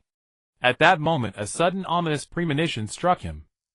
It was as if the surrounding air was filled with oppression and suffocation, as if some immense danger was about to engulf him.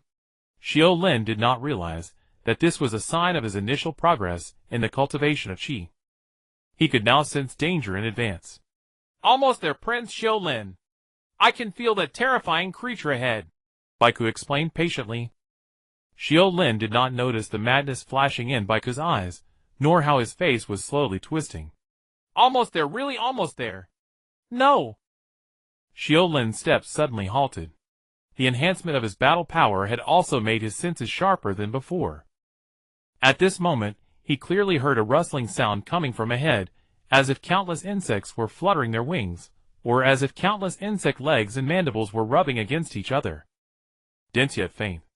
Xiu Lin stopped and listened carefully. Yes, it was definitely not an illusion. Goku! He was about to say something. Suddenly, without any warning, Goku exploded with his full aura. Here! We're here! He paid no attention to whether the bugs could understand his words, shouting desperately into the depths of the cave. Damn it! Xiu Lin now understood clearly that he had been set up by Goku. There was no lone giant bug ahead at all. He had been tricked. With a thud, the furious Xiu Lin kicked Goku flying. Light gathered in his hand, and he was about to end Goku's life. At the critical moment, Goku quickly got up from the ground, enduring severe pain, and skillfully dodged Xiu Lin's lethal strike. Then, disregarding everything, he fled deeper into the cave. Fuck! Xiu Lin cursed under his breath. Now the rustling sound was becoming clearer. Without even listening carefully, he could sense a large swarm of bugs surging toward him. Damn it! I can't stay underground anymore. Trapped here, real danger might befall me. With that thought, Xiu Lin abandoned the pursuit of Baiku. He bent his legs, then gathered all his battle power, and leaped upward, crashing into the cave ceiling. A thunderous roar. Xiu Lin burst through the thick obstruction, and surprisingly landed on the surface in one leap. He shook the dirt off his head. His surging battle power clashed fiercely, with the air stirring up rolling whirlwinds around him. At that moment, as if sensing that the target had left the underground lair, the swarm began to dig toward the surface. In Xiu Lin's field of vision, several holes gradually appeared in the distant ground, and then the first giant bug slowly emerged before his eyes. Then came the second, the third, the fourth, until the entire landscape was covered with dense masses. A bug tide! Baiku, oh Baiku, you've really given me a surprise. Xiu Lin's gaze turned serious. Without further hesitation, he dashed toward the direction of the spaceship. A wise man knows when to retreat. There was no benefit in fighting these bugs to the death. Although these bugs were not strong in individual combat under the swarm tactics. Even a powerhouse with a battle power exceeding 10,000 could potentially meet their downfall here. Xiu Lin was certainly not going to be that reckless. Seeing him trying to escape, the swarm instantly erupted into chaos. Then several astonishing auras burst out from within the swarm, charging at Xiu Lin at lightning speed, intending to keep him there. Xiu Lin saw clearly that the first few giant bugs to attack were extremely different from the others. Not only were they larger in size, but they also had a pair of wings. They flew with incredible speed. Seeing this, a cold glint flashed in Xiu Lin's eyes. It seems I won't leave smoothly today unless I get serious. Rumble. A violent aura exploded from Xiu Lin. In the next moment, a fierce energy orb shot toward the oncoming giant bugs. Bang. The orb hit one flying bug, instantly blasting its body apart. Yet the momentum of the orb did not stop. Moments later, it consumed another flying bug. Explode. Explode again. The sky echoed with continuous thunderous sounds, and countless torn limbs flew everywhere. Yet such a terrifying attack did not intimidate the swarm. One after another, figures fluttered up from the swarm, like locusts fearless of death, charging at Xiu Lin without pause. Are they truly not afraid of death? Danger flickered in Xiu Lin's eyes. He slowly pulled his hand back, a purple halo brewing in his palm. An extremely dense and powerful aura continuously gathered. Dharma, manifestation of heaven and earth. It could unleash soul flames in the target area, destroying all enemies within. This was undoubtedly a ruthless skill to annihilate the swarm. But after hesitating for a long time, Xiu Lin ultimately did not release it. Forget it, you win. They are all my resources, I can't waste them so casually. Xiu Lin retracted his attack. Although he could kill these bugs in droves, such action would bring him no benefit. Xiu Lin ignored the swarm, and activated the swift step skill, flying rapidly toward the spaceship. Seeing Xiu Lin retreat, the swarm grew even more furious. Like a rolling wave, it surged toward Xiu Lin recklessly. Unfortunately, though the swarm's momentum was formidable, Xiu Lin's speed was faster. Determined not to engage the swarm, the distance between them grew wider and wider. Kill him! Kill him now! You disgusting bugs, are you all fucking useless? Baiku, covered in dirt, emerged from the cave at some unknown time. But when he saw that these formidable bugs could not catch up to Xiu Lin, he couldn't help but curse loudly. The swarm was dense and layered, but they simply could not catch Xiu Lin, infuriating Baiku into a rage. As if hearing the commotion, the swarm quickly noticed Baiku, who was raging impotently. But strangely, these bugs seemed to ignore Baiku's presence. They ran past him one by one, and none attacked him. Is this the scent of the Bug Queen? An intelligent entity among the swarm suddenly looked at Baiku. After scrutinizing him carefully, it suddenly showed an expression of pleasant surprise. Xiu Lin sprinted all the way quickly, leaving the insect swarm behind with the aid of his swift steps. He returned to the spaceship. Your Highness Xiu Lin, you have finally returned. On the spaceship, Huayan smiled and greeted Xiu Lin upon his return. But Xiu Lin's face was gloomy, and he did not respond. Huayan tactfully stepped aside. After a moment, Huayan brought a hot drink. Your Highness, you've been busy all day, why not have a drink of water first? Xiu Lin took the cup. Just as he brought it to his lips, he paused and asked suspiciously, Is there poison in this water? Hearing this, Huayan fell to his knees with a thud. Pale-faced, he said. Injustice, Your Highness. I haven't had time to put it in yet. Aw no. This is really just a cup of boiled water. At this moment, Huayan finally realized the seriousness of the problem. He felt that Xiu Lin was acting strangely today, but couldn't pinpoint what was wrong. But now, he suddenly realized that Xiu Lin had returned alone without Bike by his side. Combined with Xiu Lin's tone just now, the seasoned Huayan immediately understood. It must be the green monster who had betrayed them first. Looking at Huayan's tense expression, Xiu Lin took a deep breath and said, It's nothing, I'm just being paranoid. Though his words said it was nothing, his body was very honest. He did not drink the hot water Huayan offered but set it aside and said, Go and call Dr. Go. Hearing this, Huayan felt as if he had been granted amnesty, and hurriedly went to call Dr. Go. Watching Huayan's retreating figure, Xiu Lin sighed. If only everyone could be as obedient as Huayan. Unfortunately, some people have too many ideas. Thinking of Bike's betrayal, a flash of anger passed across Xiu Lin's brow. On the spaceship, seeing Dr. Go arrive, Xiu Lin handed him the energy detector from his pocket and said, I happen to find this device. Take a look, can it be repaired? Xiu Lin looked at Go with great expectation. Now that Bike had defected and his fate was unknown without Bike's guidance, he had to rely on his own mediocre ability to sense energy.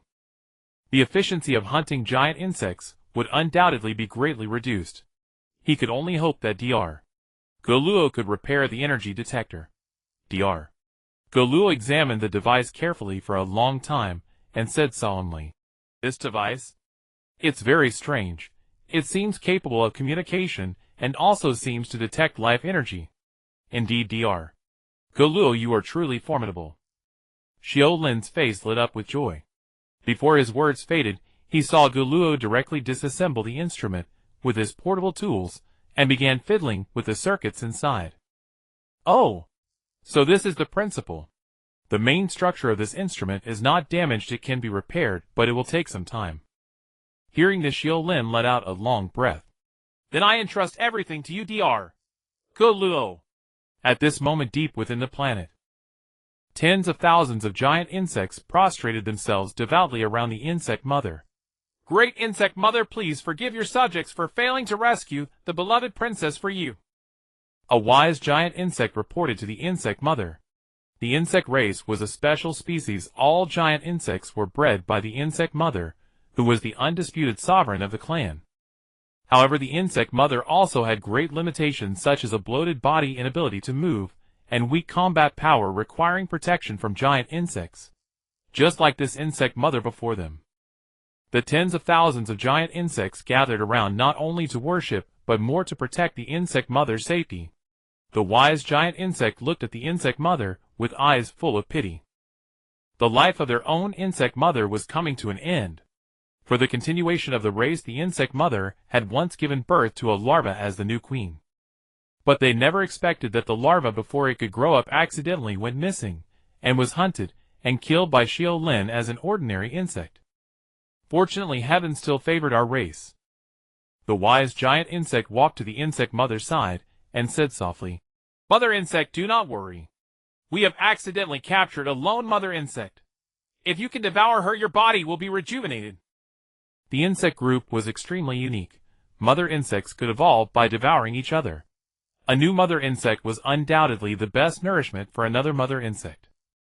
At that moment, Bike, bound hand and foot, was carried by a group of giant insects to the insect mother. Let me go! You disgusting reptiles, let me go! Bike's face was full of terror.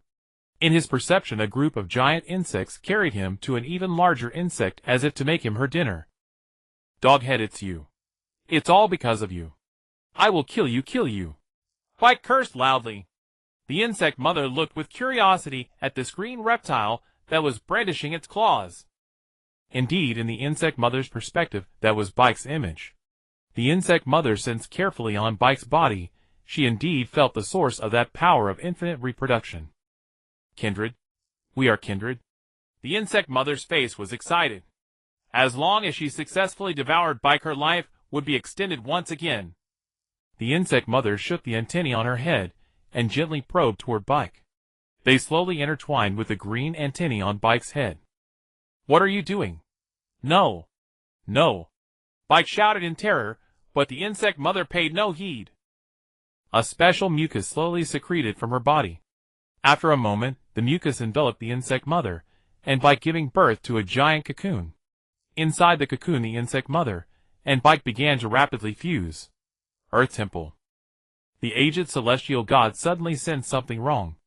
He looked at his own hands. His originally withered skin was slowly becoming smooth. It was as if a strange force was being injected into his body out of thin air. "Is it Bike?" The celestial god rose from his throne with worry. He and Bike were symbionts. But usually one's loss was both's loss, while the other's increase in combat power would not be reciprocated. Unless Bike had encountered a tremendous fortune, and this fortune far exceeded his limits, so the overflow of energy would be fed back to me. The celestial god looked into the distance, with a grave expression. He knew that what counted as a fortune for Bike would be another terrible disaster for this world. Thump! Thump! In the vast underground space, the wise giant insect looked at the giant cocoon with fanatical eyes. He clearly sensed that a great life was gestating inside the cocoon. That was his queen. A queen undergoing evolution. "My lord, the queen has already devoured hundreds of subjects." The sudden voice displeased the wise giant insect. It turned out that the insect mother's evolution required energy replenishment. The giant cocoon would continuously devour the surrounding giant insects. In less than a day, hundreds of giant insects had been drawn into the cocoon, becoming nourishment for the insect mother. However, this was not a big deal for the wise giant insect. "What are you afraid of? The queen gave birth to them. Being able to return to the queen's body is their blessing," the wise giant insect said coldly. "But if our strength is greatly weakened, how will we defend ourselves when other tribes attack us?" That giant insect voiced its concern. The wise giant insect thought for a moment. What the giant insect said made sense.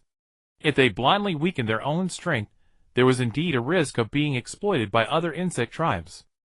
My own death is trivial, but if it affects the queen's evolution, that would be unforgivable. After a long silence, the wise giant insect said coldly, "Since other tribes are eager to try, then let's go to war directly. We will use the blood of other tribes to nourish our queen." With a loud bang, the massive insect body was hurled into the air. Crack! The sound of bones breaking was clearly audible. However, before the giant insect could land, a slender figure whooshed into view behind the giant insect. In his hand, he clutched a cerulean light orb, and smashed it viciously down onto the insect's head. Bang! Green juice splattered through the air. The giant insect's mutilated body shot toward the ground, like a cannonball, sliding for hundreds of meters, before burying deep into the rock. Xiu Lin floated in midair quietly watching his handiwork. He murmured to himself, "A combat power of about 800 is already a very powerful individual among the insect race, but how did it manage to get to the surface?" Xiu Lin was filled with questions. After losing Bic, he had thought finding giant insects would be extremely difficult. But unexpectedly a bizarre scene unfolded. The insect race, which rarely appeared on the surface, surged forth in wave after wave. Xiu Lin initially thought these giant insects were coming for him, an alien creature. Thus he was on high alert, ready for battle at any moment. Yet these giant insects paid him no heed. As if locked in a blood feud, they began a frenzied slaughter among themselves. Xiu Lin was stunned. Could it be that a world war has broken out among the insect race? Though puzzled, he acted decisively. Since they came to him, why let them go? One after another, the abundant energy brought him immense satisfaction. Just as he was reveling in it, the walkie-talkie at his waist emitted a beep, followed by Dr. Gero's voice. "Lord Xiu Lin, please return immediately. There is a major discovery that requires your decision." Hearing this, Xiu Lin's heart skipped a beat.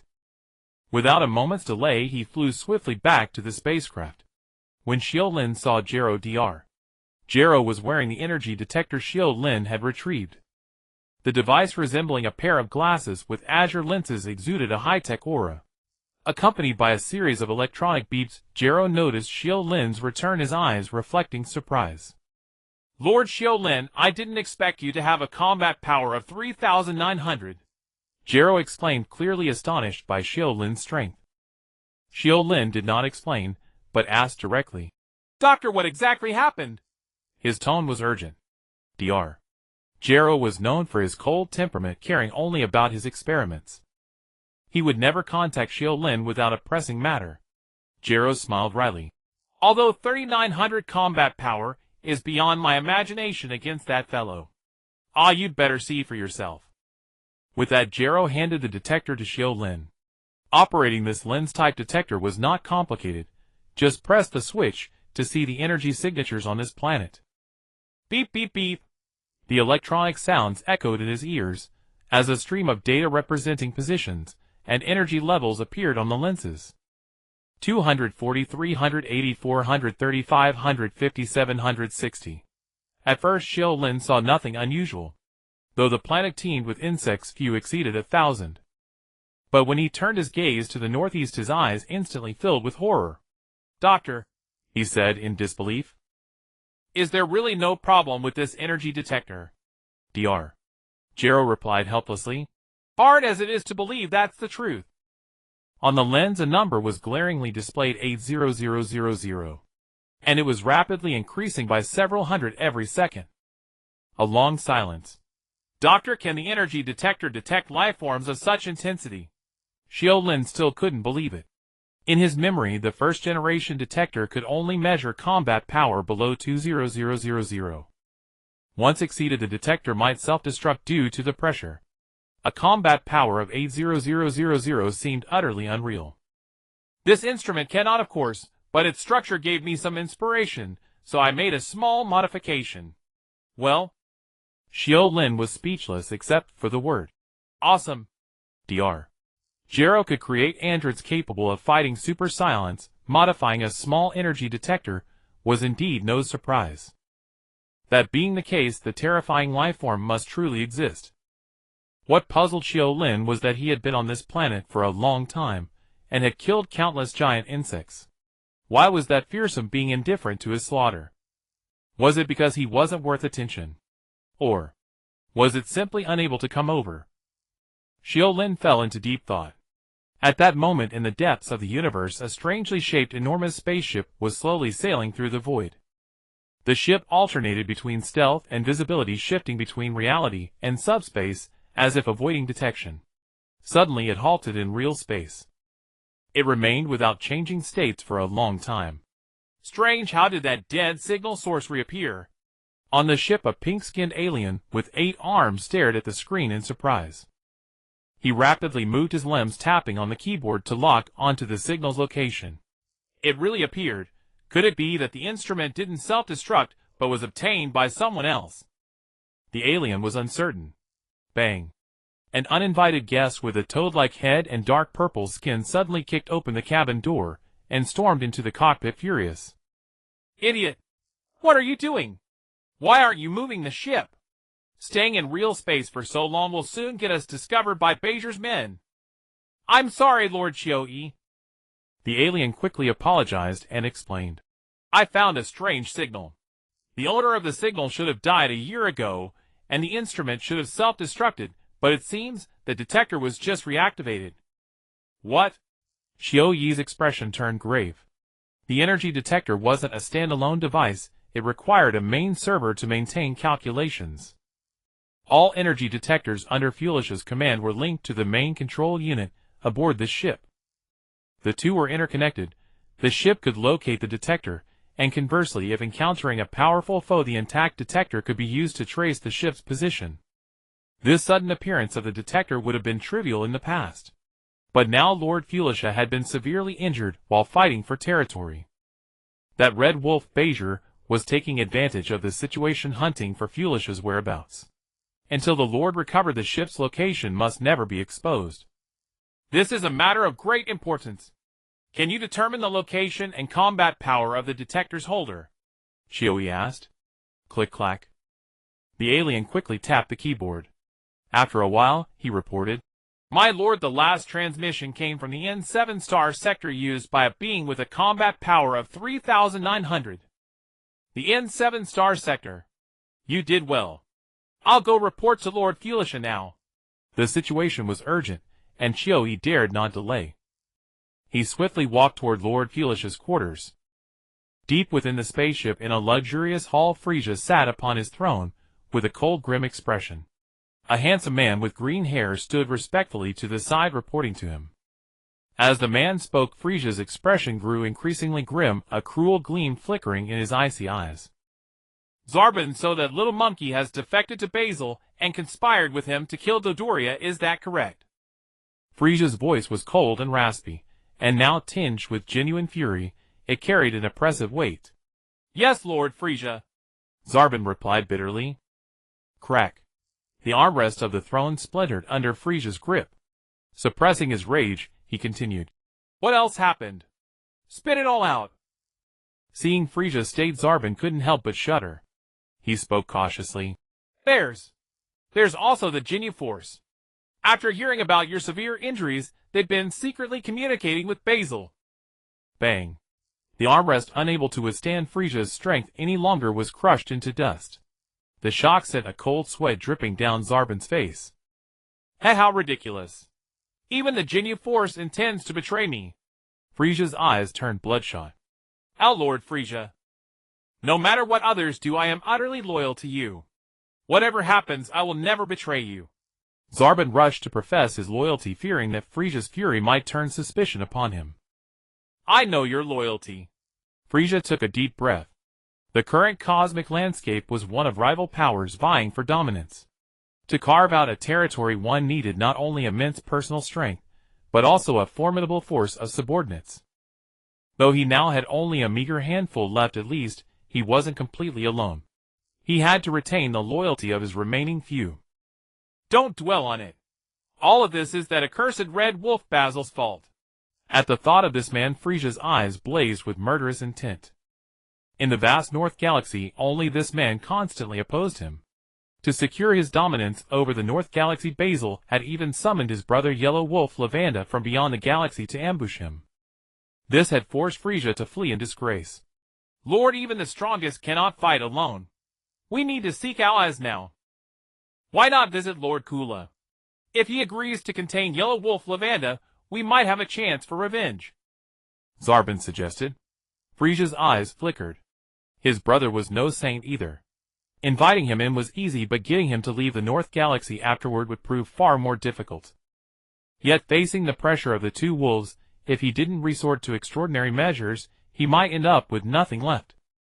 Just as Frisia hesitated, the hall's door cracked open. A purple-skinned alien rushed in and prostrated himself, reporting, Lord Frisia, we have received unfortunate news. Oh, what news could be worse than this? Frisia said nonchalantly. The control console has reported that a probe, which was supposed to self-destruct, has been reactivated through special means. Chui reported. What? Frisia's face changed, his crimson eyes glittering with a cold, eerie light like demonic pupils. His voice turned icy. Didn't I order all probes outside the ship to self-destruct? How could there be a survivor? Thinking of the possibility that the two wolves might track him through that device, Frisia's expression grew urgent. Lord, the self-destruct order was for current instruments. That probe was from a year ago. It was already broken, but someone used special means to restore it. A long silence. Chui stood motionless, his heart pounding. Though he had anticipated that this news would displease Lord Frisia, he hadn't expected such a violent reaction. Useless. Absolutely useless. Frisia's fury erupted. What are you still standing here for? Get out and investigate that device. Frisia glared coldly at Chui. The chilling look in his eyes was as terrifying as facing death itself. Chui, drenched in sweat, stammered. Yes, Lord. I'll investigate immediately. Watching Chui leave, Frisia knew he could hesitate no longer. Whether his brother would stay in the North Galaxy was a concern for later. But now two huskies were pressing him relentlessly, and what they wanted was his life. Frisia turned to Zarbon. We can't stay on this ship anymore. Prepare yourself. We're going to visit my brother Kula. On the insect planet, Xiu Lin had no idea that the energy detector he had accidentally picked up had caused such a massive upheaval. At this moment, he stared gravely at the numbers on the device. Despite his disbelief, the screen displayed 80000, a figure that lodged in his chest like a boulder suffocating him. 80,000. And it was increasing rapidly by hundreds every second. It was utterly unreasonable. This instantly dashed the joy Xiu Lin had felt just a second ago, when his battle power had increased by 400. A thick sense of crisis enveloped him. If that being suddenly attacked this place, could he withstand it? The answer was obvious. After a long pause, Xiu Lin said, "Doctor, pilot the ship. We're leaving this planet." "What?" "I said we're leaving this planet," Xiu Lin said firmly.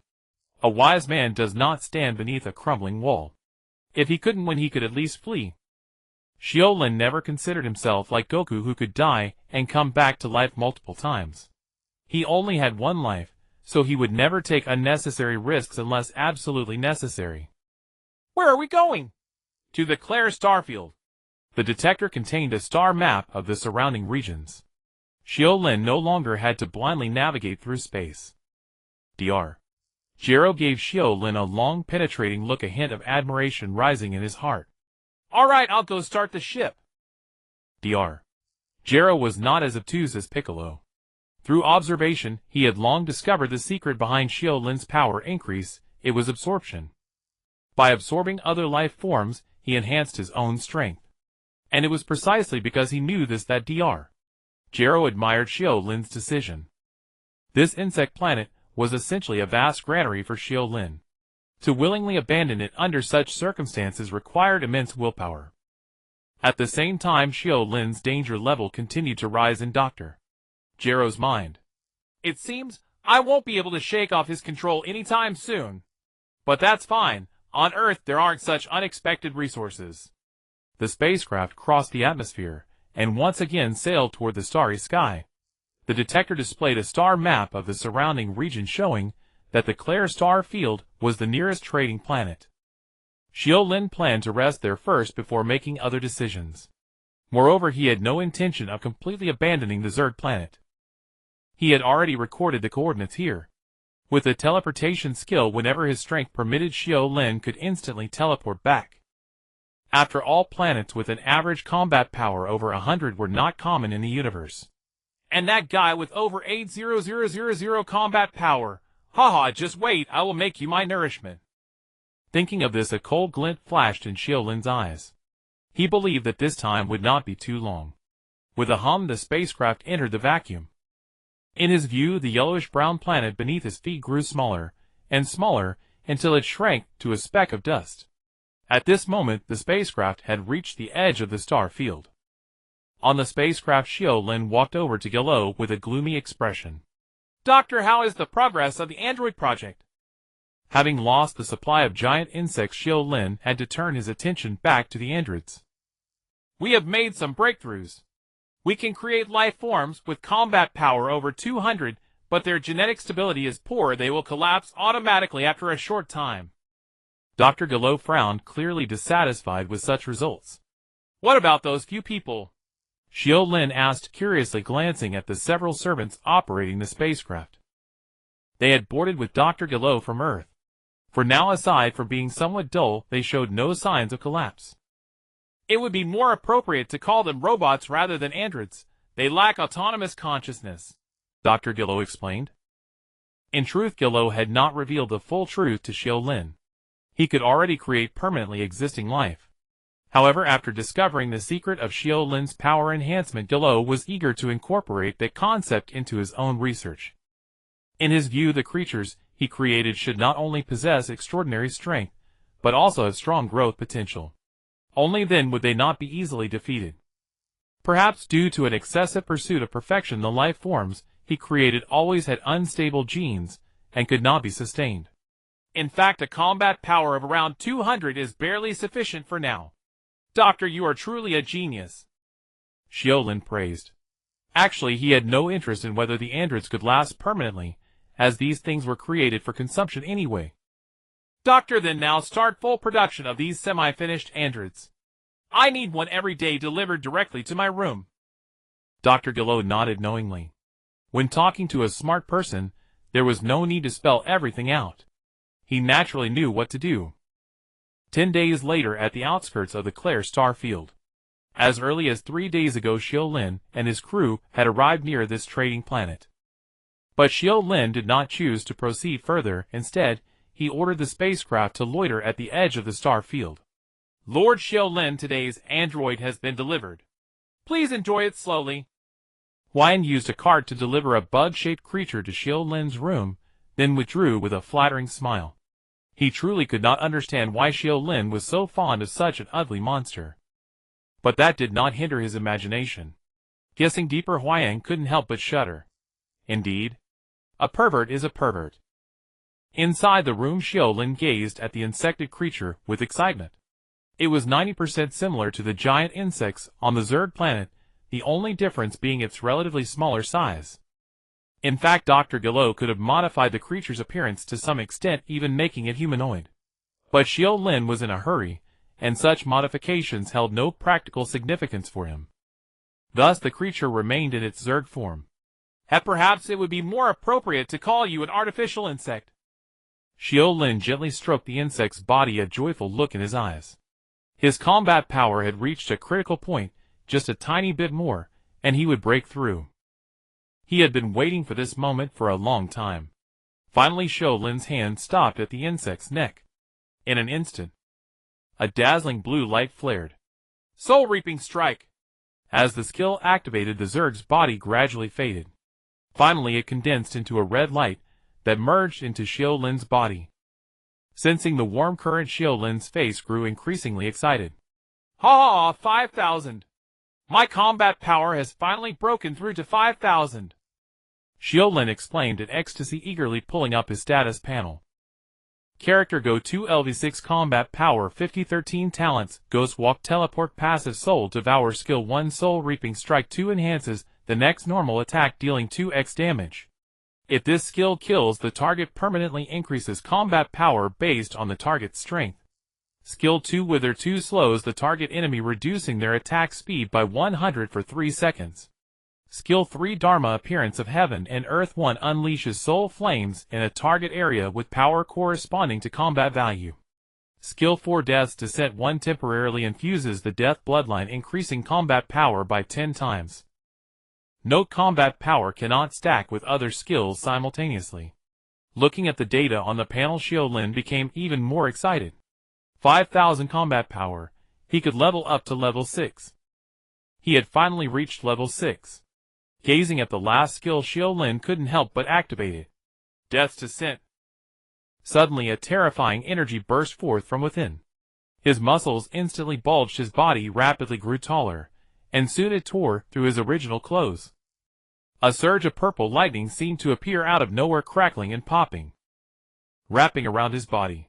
Outside the room, Dr. Gero, who was conducting experiments, suddenly froze. Then he looked towards Xiu Lin's room in disbelief. Numbers seemed to flicker in Dr. Gero's pupils. It turned out that he had unknowingly created an invisible detector and worn it over his eyes. Seeing the combat power as high as 5,000, Dr. Gero was utterly shocked. He didn't even notice the tool slipping from his hand and falling to the ground. Is he a monster? Gero murmured. At this moment, Dr. Gero seemed to believe that Xiu Lin was indeed not from Earth. Come to think of it, he had dissected countless Earth life forms. He had never seen any species so ferocious. It simply shattered the limits of cognition. After a long while, Gero regained his composure. What if I could obtain his genes? Dr. Gero's hands trembled as countless possibilities flashed through his mind. Finally, he made a certain decision in his heart. Perhaps that kind of android would be truly perfect. In the room, Xiu Lin gazed at his latest form. A surge of excitement coursed through him. Standing nearly 2 meters tall with a stern and resolute face and bulging muscles, he was a sight to behold. Purple electric arcs coiled around his body. Awesome. Absolutely stunning. But why is my head still a dog's head? No matter. Xiu Lin clenched his fists. He could feel the immense power surging through his body at this moment. With a thunderous boom, he threw a punch, and a piercing sonic boom rent the air. Is this the tenfold boost in combat power? Xiu Lin looked at his hands. Suddenly he thought of the soul-stealing strike. If this skill could stack with death's descent, unleashing dozens or hundreds of times the amplification, wouldn't he become a one-punch man? Xiu Lin's eyes burned with excitement, but when he saw the explanation on the panel, he felt as if a bucket of cold water had been dumped on him. They can't stack, he cursed. Damn it! You lousy game designer. I've come to another world, and you still nerf my hero. Why don't you do something about the Scion's 100-fold or 1,000-fold boost? After venting for a while, and receiving no response, he awkwardly stopped. Aisha, at your service, master. Tell Dr. Gero that we can enter the Claire Star domain now. Yes, master. Since he had broken through, Xiu Lin hesitated no longer. He intended to experience the interstellar civilization of this world firsthand. Based on his observations over the past few days, the Claire planet was not large, about the size of the moon. But its technology was highly advanced. The entire planet was ablaze with lights covered in technological structures. Spaceships never ceased to come and go, making it a vital commercial hub in the neighboring star domain. With a thunderous roar, the spaceship pierced the outer atmosphere of the Claire planet. Soon after, it received a signal guide from the planet. Following the guidance, the spaceship arrived at a colossal silver city. On the outskirts lay a vast docking port densely packed with countless spaceships. The ships were of all sizes, some barely a meter long, accommodating only one person, others boundless, resembling interstellar fortresses, inspiring awe. Received a signal instructing us to dock at Zone C, Dr. Gero said from the control console. Zone A is for luxury ships, Zone B for cargo ships, and Zone C for ordinary ships. Dr. Gero explained to Xiu Lin based on the received signal. Xiu Lin nodded. His heart thrummed with excitement. Truly, it was an interstellar civilization with spaceships scattered across the square, giving a sense of a galactic fleet. With a sigh, the spaceship descended slowly, and finally touched down. The hatch opened, and Xiu Lin felt the gravity about twice that of Earth. He turned to look. An alien clad in a silver uniform with dark red skin, half a meter tall, and a slender antenna atop its head, flew over and landed before him. With a polite standard smile, it said, Dear sir, welcome to Claire Planet. Your docking fee is 1 hill per day, settled upon departure. Here is your docking card. The alien handed Xiu Lin a translucent silver card. Xiu Lin noticed the earpiece the alien wore. He surmised that this device must have broken the communication barrier. Excuse me, may I ask what a hill is? Xiu Lin inquired curiously. The alien showed no impatience at the basic nature of the question. Maintaining its standard smile, it explained. A hill is a precious metal and essential raw material for high-end technological products, and the universal currency for trade among the cosmic races. It turned out that due to differing living environments, the races' understanding of wealth varied. For instance, gold and silver were precious on Earth, but could be mere stones on other planets. Because of the unequal value, normal trade among races was impossible. But then someone discovered that no matter which planet, the rare metal hill was indispensable for building spaceships or other high-end weapons. Due to its universal property, it became the common currency for cosmic trade. Understanding this, Xiu Lin frowned slightly. I don't have any hills on me. Sir, I can take you to the nearest trading market. You can exchange valuable items for hills.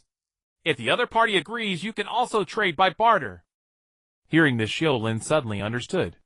He finally realized why the alien had never worried about him not being able to pay the docking fee. His spaceship was parked right there, the most valuable item he possessed. If he truly couldn't come up with the docking fee, the spaceship would likely be confiscated. Doctor, Xiu Lin turned to look at Gero. Do you have anything that could be traded? Gero had never expected Xiu Lin to set his sights on him again. He was a bit displeased. Doctor, rest assured, consider it a temporary loan. I will repay it in full in a few days. Xiu Lin explained, sensing Gero's dissatisfaction. In truth, Xiu Lin could have traded his precious sins of beans for a large number of hills. But such treasures were limited, and each one used was one less. Xiu Lin was reluctant to squander them. Gero thought for a moment and said, I have a few robots that are not commonly used. I wonder if they would suffice. That's acceptable, sir. Robots are technological creations here, and can fetch a good price," the alien quickly replied. Xiu Lin was very satisfied. He ordered Wayne to stay and guard the spaceship, then set foot on the planet with Dr. Gero.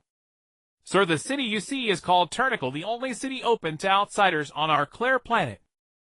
In this city you may engage in trading, entertainment, tourism, or any activity without restriction.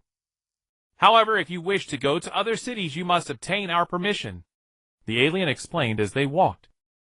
Xiu Lin was also greatly impressed. The myriad flying vehicles of all shapes, the crisscrossing aerial routes, the towering skyscrapers rising one after another. It was a dazzling spectacle. The only blemish on the scenery was the alien life forms, so different from Earthlings, each one oddly shaped and grotesque. Some had 4 heads and 8 legs, others were conjoined twins. It looked quite disgusting. However, Dr. Gero's eyes sparkled with excitement. His gaze constantly swept over the many aliens. As if calculating something, these alien life forms had clearly opened a new world for his research. After flying for a long time on the spacecraft, they finally arrived at a magnificent building. "Sir, this is the largest trading venue on the Claire planet, also a renowned shopping paradise," the alien said with pride. "As long as you have money you can buy anything you want here." Looking at it, the building was nearly 1,000 meters high, exquisitely designed. The entire structure was made of a special material radiating a strong sense of technology. The trade tower has 99 floors ranging from low to high, covering civilian, entertainment, biological, military, and many other aspects. On the upper floors, even undeveloped life planets are for sale. There are plenty of good things, I'm sure you'll be satisfied. The alien continued to entice. "Actually, if there's really something good, it seems we don't need to buy it," Xiu Lin said with a hint of implication. "Of course you can also trade goods for goods." The alien had no idea how dangerous the person before him truly was. Xiu Lin activated the energy detector and scanned the entire planet. Soon streams of energy information appeared on the lens. 4,300, 2,200, 1,900, 1,500, 800. A series of data jumped, but none exceeded 5,000 energy units. Xiu Lin felt a sense of calm. This meant there was nothing on this planet that could threaten him. As long as he wished, he could do anything he wanted. A cold gleam flashed in Xiu Lin's eyes. It was not that Xiu Lin was inherently dark in his heart, he never regarded these bizarre creatures as his own kind. Moreover, the universe had always been one of the strong preying on the weak. Just like those life planets being sold. Xiu Lin doubted that these aliens ever considered the opinions of the native inhabitants of those planets. It was simply because the aliens were stronger. But now it was Xiu Lin who was strong. Hence Xiu Lin could not help but follow local customs. Of course Xiu Lin had no intention of going on a killing spree. He was not a murderous maniac who took pleasure in slaughter. But being penniless, if he encountered something truly valuable, he might have to negotiate with the owner and borrow it temporarily. He believed that the owner of this place, upon seeing his combat power, would certainly be reasonable. "Let's go! Take me directly to the top floor," Xiu Lin ordered. "Yes, sir. This way, please." The alien respectfully guided Xiu Lin and his group into the elevator. In the dark and silent cosmos, a small spacecraft sped through the void. Inside the spaceship, an alien with a toad-like head and dark purple skin stared grimly at the control panel. "Damn. The detector has been used again, and the coordinates are on the Claire planet. That's Basil's territory." Could the detector really have fallen into Basil's hands? The alien was suspicious. This man was the subordinate sent by Frisia to investigate the detector. At this moment Ko was caught in a dilemma. On one hand, Frisia was pressuring him to find the detector's whereabouts. Though Frisia hadn't stated the consequences of failure, they were likely unpleasant. On the other hand, Basil the Red Wolf, who had forced Frisia to flee, was equally formidable. If the detector was indeed in Basil's hands, as Frisia's subordinate, he would likely face grave danger. Maybe I should defect to Basil. Ko's eyes flickered, but soon he dismissed the idea. For one, Vegeta and the Ginyu Force had already defected there. Defecting now would be too late. Besides, Lord Frisia might not necessarily lose in this struggle. Others might not know, but as Frisia's trusted confidant, Ko was well aware that Frisia was not isolated. He had his brother Cooler, and his father King Cold. Though the relationship was strained, those two would never allow the Northern Galaxy to fall into the hands of other races. As long as he remained steadfastly loyal to Lord Frisia, when the Lord emerged victorious, he would surely not neglect a devoted subordinate. With this thought, his gaze turned resolute. The Claire planet. Let me go, and see for myself who obtained that detector. He pressed a button and the spacecraft accelerated once more, heading straight for the Claire planet. Sir, you are now on the 99th floor of the tower. Here we sell high-grade items from various star regions. Sir, please look at this spaceship before you. It's called the Kuroyama, supplied by the tech planet Dill. It's 300 meters long, 100 meters wide, accommodates 100 people, powered by solar energy, with a conventional speed of 1,000 times the speed of light, and can perform interstellar jumps through subspace. The ship is fully equipped with dining, entertainment, and fitness facilities. The price is 3 million Hill. Over here, sir, this is a native warrior from an unknown planet, with a combat power of 800.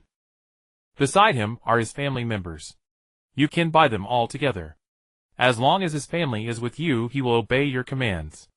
Though controlling them is troublesome, the price is very low, only 300,000 Hill. At the trade tower, the alien kept introducing items to Xiu Lin. Indeed, as the alien had said, the variety of goods here was vast and of high quality. Several items caught Xiu Lin's interest. Not bad. The spaceship is good, and the slaves are good too. Xiu Lin nodded with satisfaction. Sir, if you intend to purchase, I can negotiate a 10% discount for you. And what's that? Xiu Lin's gaze fell on a display case. There a few vegetable seeds sat alone. They seemed out of place among the high-end items on the 99th floor. Sir, those are Saibaman seeds. They cost 300,000 Hill. They can be cultivated in quality soil to produce Saibaman warriors, with a combat power of 1,200, making them excellent helpers for conquering planets. Before Xiu Lin could respond, Dr. Gero eagerly asked Saibaman, "Are they artificial humans created through artificial means?" "I'm sorry, sir, I don't understand what artificial humans are. But Saibaman can indeed be mass-produced by cultivating seeds." Dr. Gero's eyes burned with desire. "I must obtain them, they will inspire my research." Xiu Lin nodded. "I'll take all these Saibaman seeds, that spaceship, and the slaves we just saw." Upon hearing this, the alien's face lit up with excitement. "Sir, do you really intend to buy all of them?" "Yes." "Excellent." The alien's face flushed with excitement, but he quickly composed himself. "Forgive me, sir, I'm just too excited." The alien was extremely elated because this deal would net him a substantial commission. "Sir, let me calculate the total cost in Hill for you. Rest assured I'll get you the biggest discount possible." "Wait. No need to bother," Xiu Lin said calmly. "I want the items, but I have no money." A dead silence fell over the scene. This abrupt reply left the alien bewildered. Passers-by, hearing such arrogant words, stopped in their tracks, and turned their gazes toward the scene. Heavens, did I hear that right? What is he saying? He actually wants to rob here. Now this is a show. Doesn't everyone know this is Lord Beizer's territory? How dare he cause trouble here? The crowd buzzed with chatter. Xiu Lin heard them, and felt even more emboldened. Beizer! Never heard of him. As long as it's not Frisia, everything is fine. Although Xiu Lin had watched Dragon Ball Super, and knew of the existence of the three Huskies, as mere background characters, who only appeared for a few episodes, Xiu Lin did not remember their names. In his view, Frisia at this time should be the overlord of the Northern Galaxy, surrounded by many powerful warriors. As for the places not under Frisia's control, they were only small fry. As long as he didn't actively provoke this cosmic emperor, his transformed combat power of 500,000 would absolutely allow him to rule anywhere, so there was no need to be so cautious. Besides, he only wanted a spaceship and a few seeds. Compared to those who casually destroyed planets, he seemed quite merciful, didn't he? With a bang, an astonishing aura suddenly erupted from Xiu Lin. Waves of energy surged, scattering the crowd, who had been boasting just moments ago, into chaos. 5,000! He has a combat power of 5,000!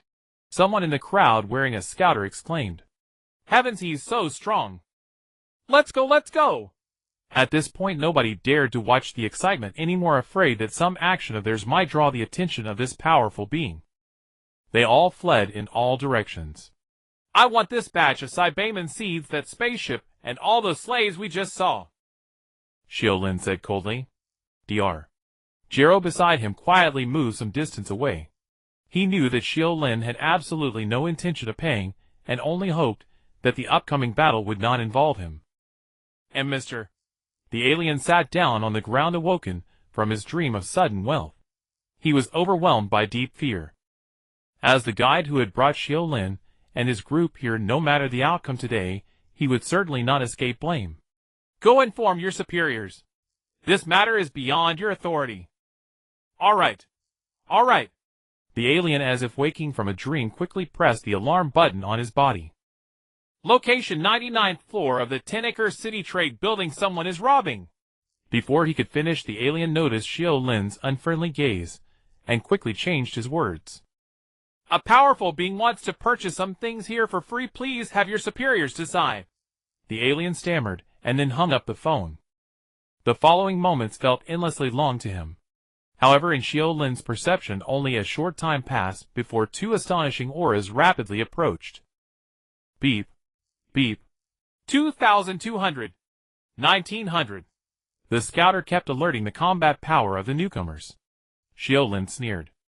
It seems I've secured these items today. With a crash, the newcomers burst through the glass. Xiu Lin's pupils contracted as he stared in disbelief at the two figures. Their robust bodies, cold expressions, and most importantly a physique identical to Earthlings. The only difference was perhaps the long tail behind them. How can it be? Silence. Xiu Lin looked astonished. In his understanding, aside from a few survivors, the Scions at this time, shouldn't the rest have died on planet Vegeta? How could he casually come to a planet and encounter such rare Scions? Hey, you have some knowledge. Kid, if you surrender now, considering you haven't caused much damage, I'll give you a quick death. The leading Scion, despite seeing Xiu Lin's combat power of 5,000, dismissed him entirely due to the backing he had. At that moment the other Scion said, Hey Guna, look at the scouter on his head. Why does that model look so familiar? The Scion called Guna, hearing his companion's reminder, looked at Xiu Lin very seriously. Suddenly Guna asked tremblingly, You? Could you be one of Frisia's men? Xiu Lin was confused. But before he could respond, the two Scions before him suddenly fled out of the building in panic.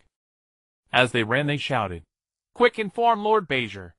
Frisia's men are attacking. The word sent the surrounding crowd, who hadn't yet fled, far into even greater chaos. They all rushed to their spaceships and quickly fled the planet. Xiu Lin looked on, with confusion, watching the pandemonium. Clearly these people had misunderstood something. Wait! Xiu Lin wanted to stop the two Scions. He was extremely curious about why other Scions were still alive.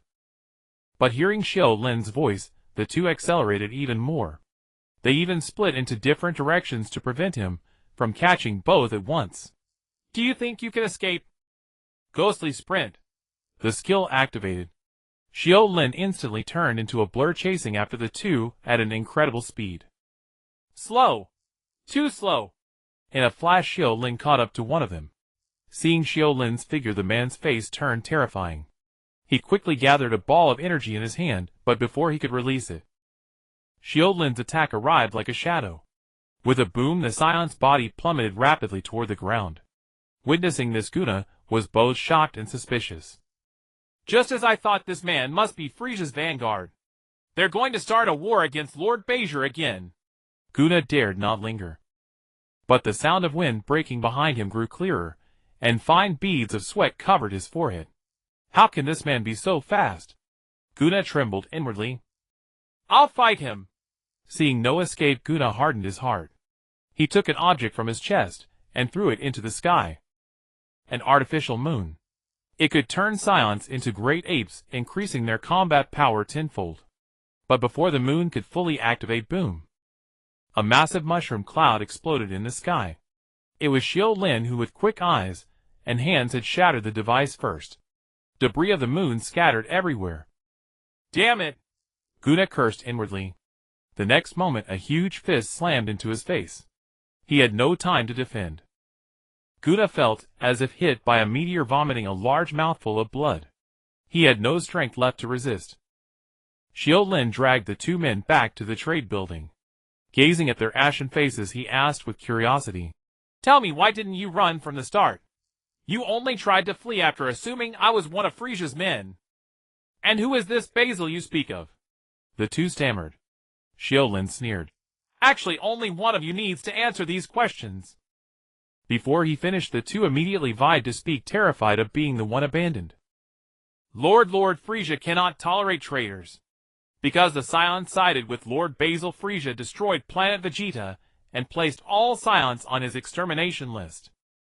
Lord Basil is a cosmic overlord currently contending with Lord Frisia for dominance over the North Galaxy. We thought you were Lord Frisia's vanguard and feared that Frisia's army might be behind you, so we had no choice but to flee, my lord.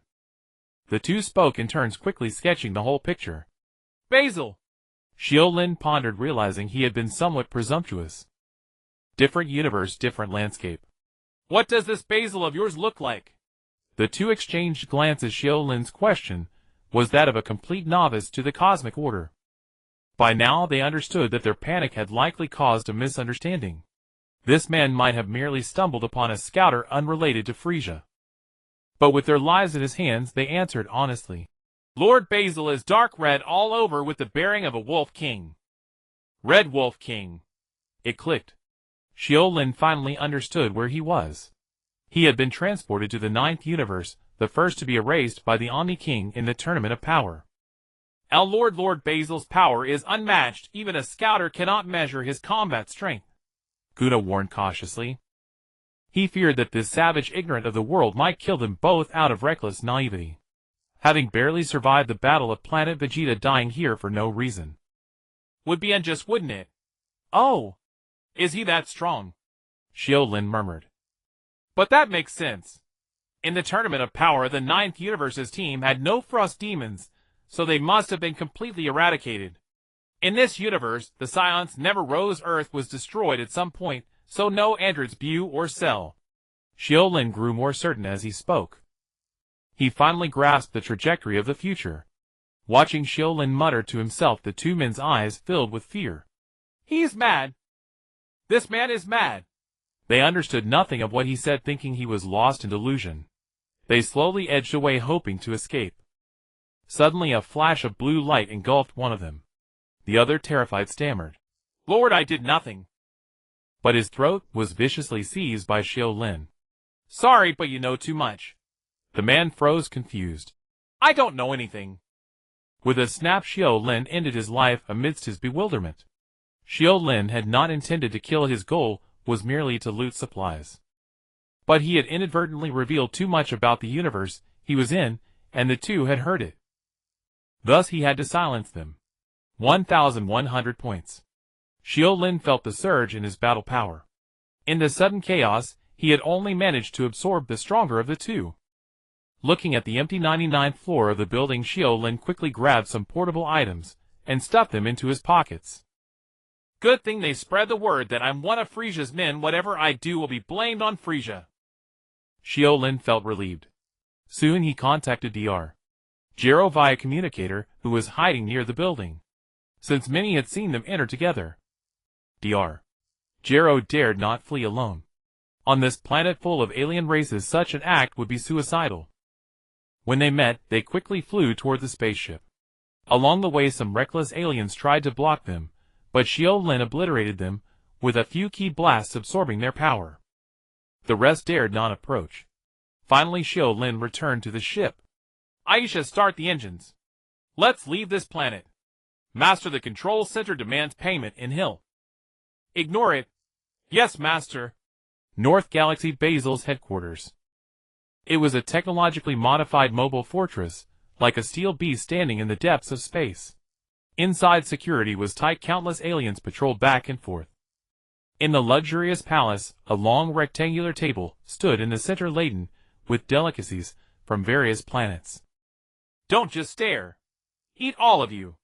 Since you, the Ginyu Force, have chosen to join me, Basil, we are all one family now.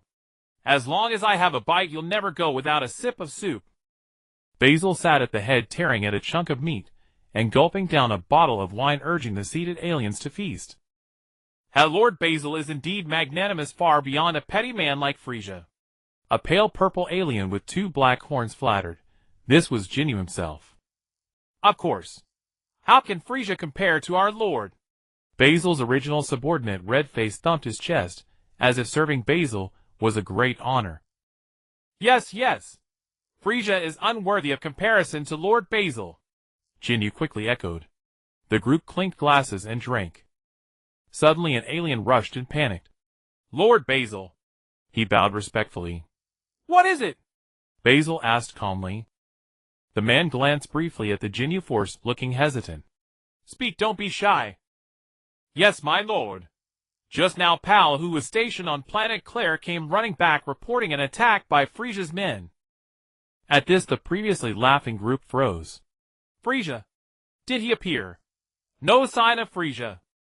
A long silence. Then a crash. Basil furiously smashed his bottle, spilling wine everywhere.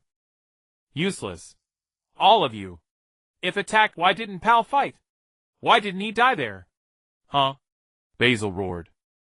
The alien kept his head low, trembling, unable to answer. Dispose of him. As my subordinate, those who can solve problems are my family. Otherwise, I'll turn them into corpses. At these words, Ginyu shuddered. King Bazir. Ginyu rose respectfully. At this moment, he no longer had the casual demeanor from before. His attitude became exceedingly cautious. Ginyu straightened his expression and said, Your Majesty, I have a certain understanding of Frisia's subordinates. If your Majesty trusts me, then leave this matter to our Ginyu special forces. Bazir let out a soft sound of surprise. In truth, even without Jinyu's suggestion, he had already been considering the same. On one hand, he wanted this newly defected team to present a pledge of loyalty. On the other hand, it would also provoke Frisia's nerves, as it was said that the formation of the Ginyu special forces had cost him a great deal of effort. If this very team were to turn against him, it would surely be a most interesting turn of events. Excellent. Since Captain Ginyu has volunteered, I shall entrust this matter to you. However, Ginyu, you must not disappoint me, Bazir said meaningfully. Rest assured, Your Majesty. The Ginyu special forces are fully prepared and will surely complete the mission. With a sharp snap, Ginyu stood at attention and saluted. Then he led his 4 subordinates away. After this upheaval, everyone had lost their appetite for further feasting. The banquet hastily concluded. The vast and profound universe boundless and silent. Near the Kodlyre star region, several streaks of light flashed swiftly past. Upon closer inspection, they turned out to be 5 small spaceships. The ships first arrived at planet Kodlyre and obtained some information. Then, using the Kodlyre star as a pivot, they fanned out in all directions. Captain, it's been so long that person has probably run away long ago. Searching aimlessly like this, we'll never find him. Over the intercom, team member Bate complained. We must find him even if it seems impossible. This is the first order given to us by King Bazir. If we fail, the days ahead will be hard for everyone. Ginyu commanded. The others fell silent, but everyone knew deep down that Captain Ginyu was acting for their benefit. A defected team always faced an invisible barrier, so they had to exert extra effort when opportunities arose. After all, under King Bazir's command, there were not only the Ginyu team. After a long while, Ginyu issued new orders. Let's split up.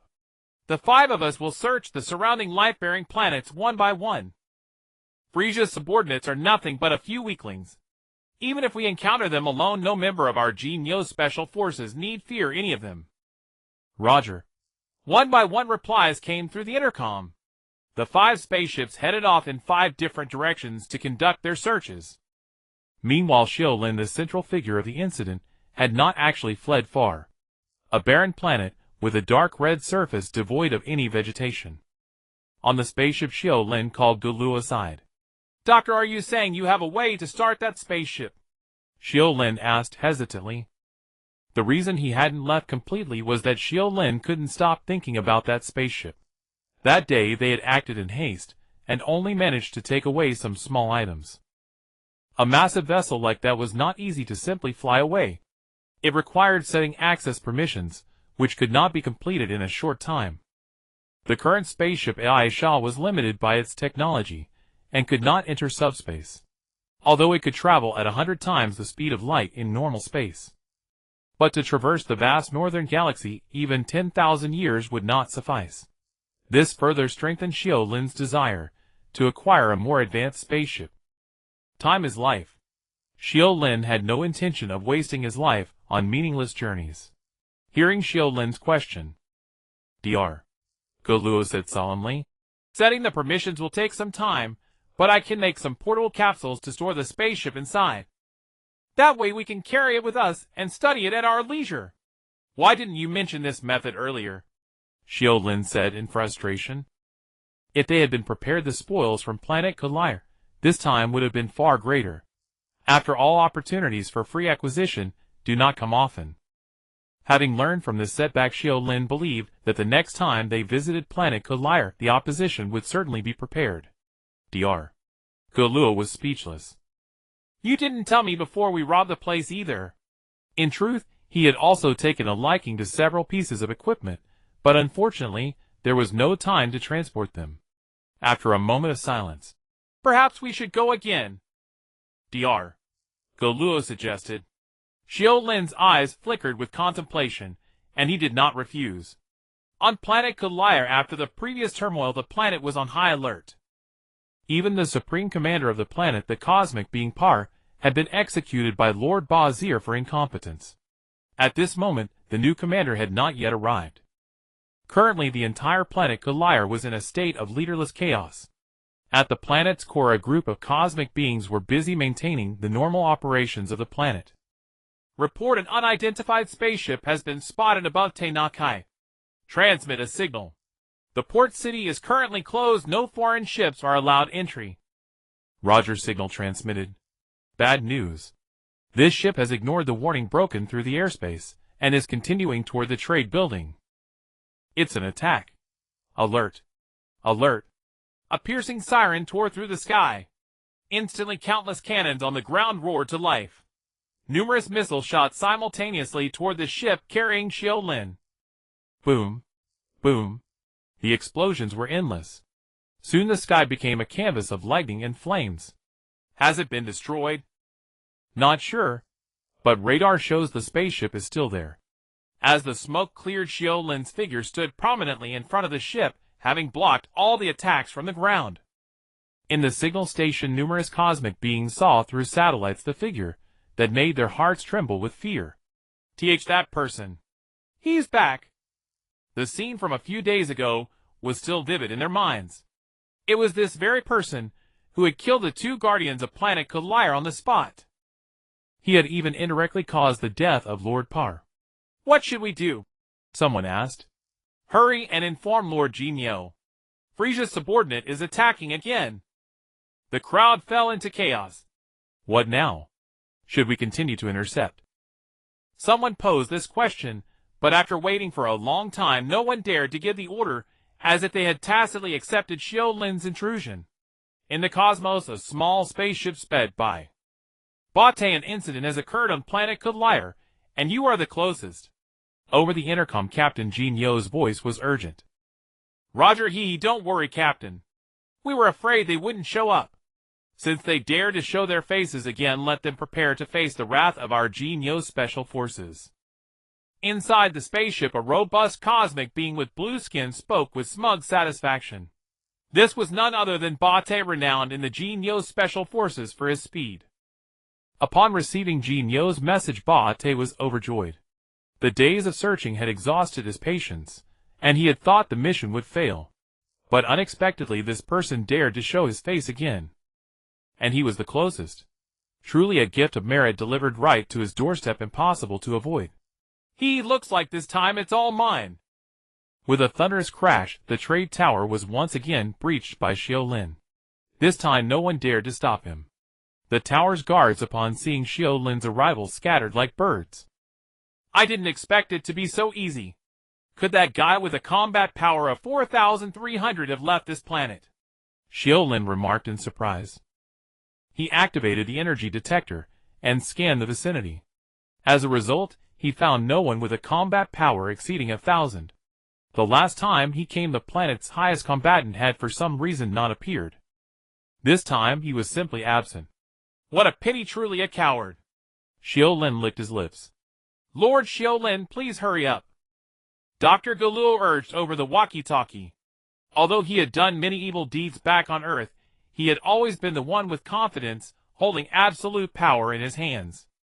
But once in space, he had to rely on Xiu Lin for everything, which made him somewhat uneasy. Ha, rest assured, Doctor. Xiu Lin leisurely strolled around the trade tower. After the previous incident, some small valuable items had been taken away by the other side. However, a massive object like a spaceship was difficult to move. Xiu Lin soon found the Heishan. Looking at this spaceship, he unhesitatingly threw out a capsule.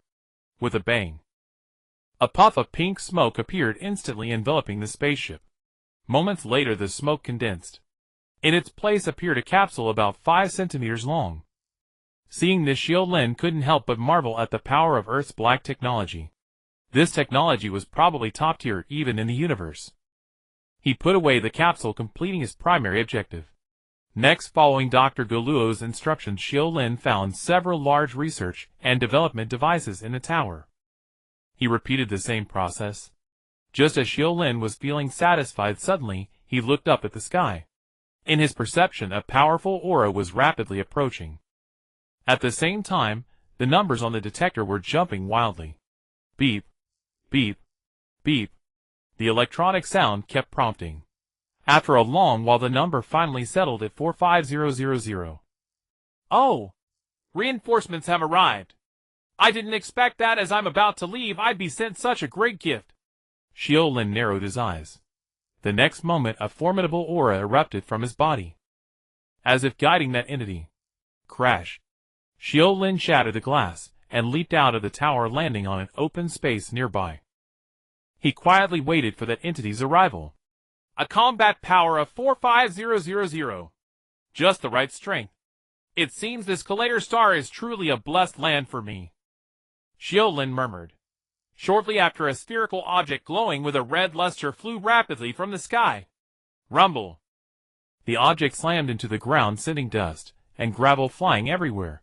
In the haze, a robust figure with blue skin, a space alien, emerged from the smoke. The alien stood 2 meters tall, exuding an oppressive aura. Upon seeing Xiu Lin, the alien laughed heartily and struck an extremely exaggerated pose. Addressing Xiu Lin, he introduced himself. I am the great cosmic warrior, a member of the Jinyu Special Force Bait. Hee little brat, thank you for the merit you brought me. You deserve to know my name. Jinyu Special Force. Although he had learned from those 2 Saiyans that the structure of this universe was vastly different from the anime. But seeing this familiar figure still gave Xiu Lin a sense of disorientation. Xiu Lin studied Bait, a strange expression on his face. I didn't expect the Jinyu Special Force to not be under Frisia's command. Huh? Bait was startled.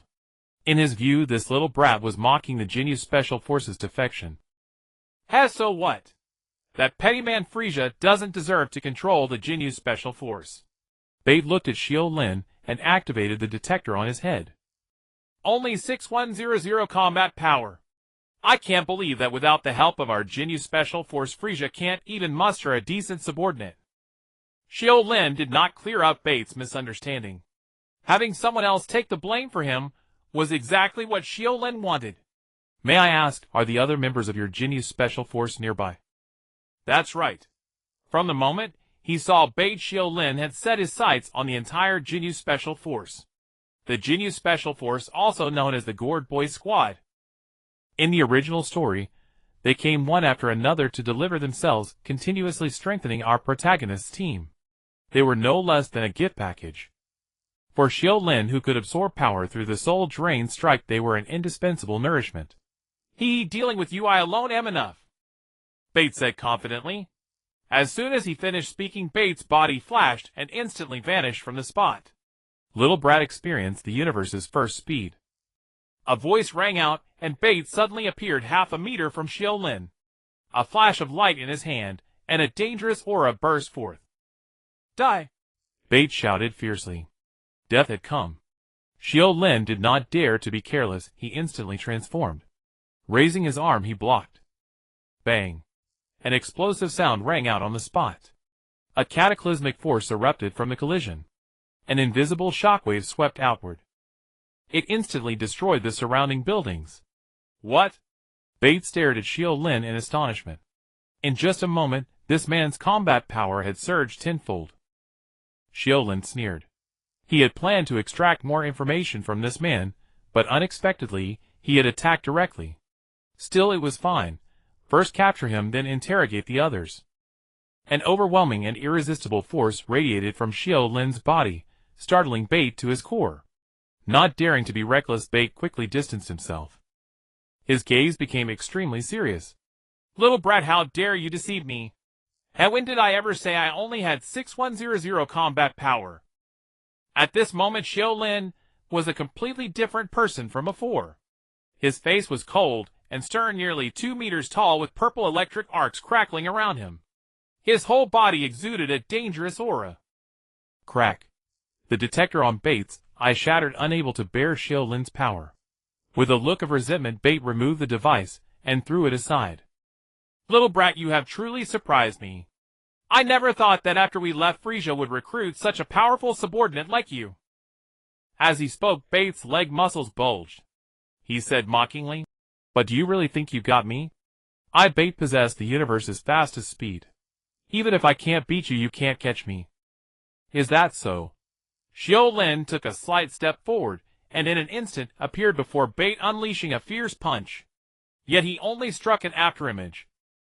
Xiu Lin moved swiftly, using his perception to locate Bait again.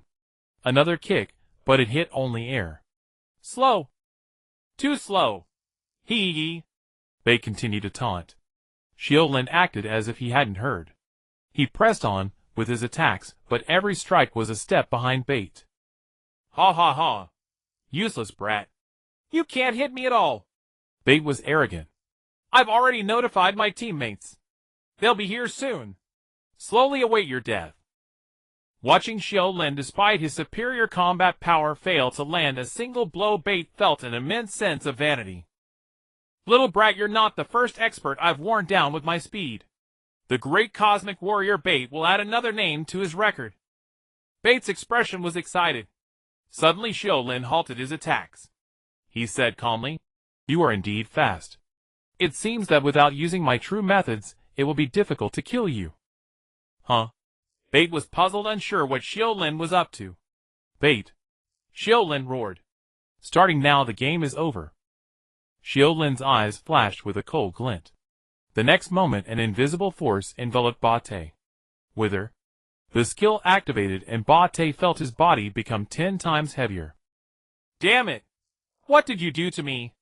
Bate was thrown into panic, his face growing paler. It was precisely because of his confidence in his speed that he had not fled immediately upon realizing Xiu Lin's combat power far exceeded his own. But once he lost his speed, what would become of him? Bang! A dull thud. Bate doubled over, his eyes bulging, as a mouthful of sour bile surged from his abdomen. It was Xiu Lin who suddenly appeared before him, landing a punch on his stomach. "Still slow," Xiu Lin sneered. The next second, Xiu Lin kicked out. Bate's body flew into the air. Xiu Lin suddenly appeared behind Bate and struck again fiercely. "Damn it!" Bate roared angrily. He tried to defend quickly, but his body felt as heavy as a lead ball. Clang! Xiu Lin's heavy punches landed on Bate. Unable to counterattack, Bate could only be battered back and forth in the air like a volleyball. Blood splattered everywhere. Boom! Bate was kicked out by Xiu Lin, his entire body shooting toward the ground like a cannonball. He slid for 100 meters, before burying deep into the earth. "Hey, how boring. It seems the Jinyu Force is nothing special." At this moment, Bate looked miserable, covered in wounds. Facing Xiu Lin's mockery, even though battered and bruised, Bate struggled to his feet. "Damn it. You bastard, Captain Jinyu will never forgive you." "Oh! Still daring to curse me." Xiu Lin sneered coldly. He was about to teach Bate a lesson, but suddenly stopped. He glanced sideways at a pile of rubble. A hint of mockery curled at the corner of his mouth.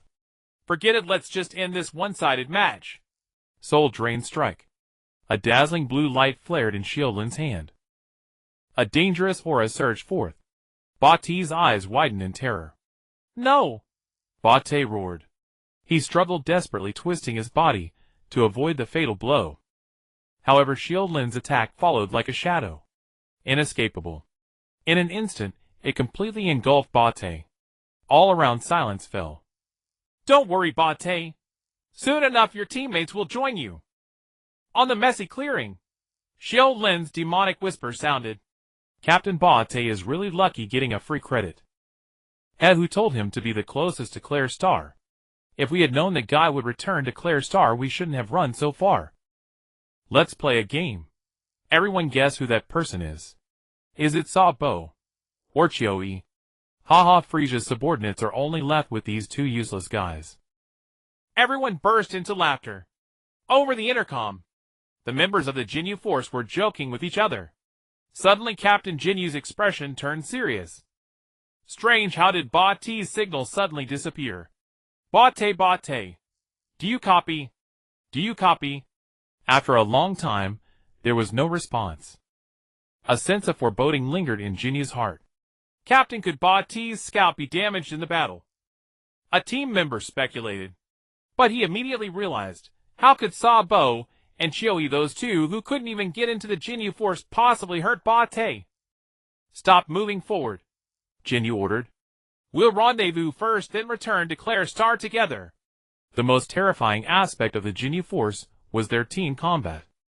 Jinyu believed that as long as they regrouped, no matter what changes occurred on Claire Star, they would have the strength to fight. But a team member stammered. Guldo has already arrived at Claire Star. What? Damn it. Call him back, Jinyu roared. But it was already too late.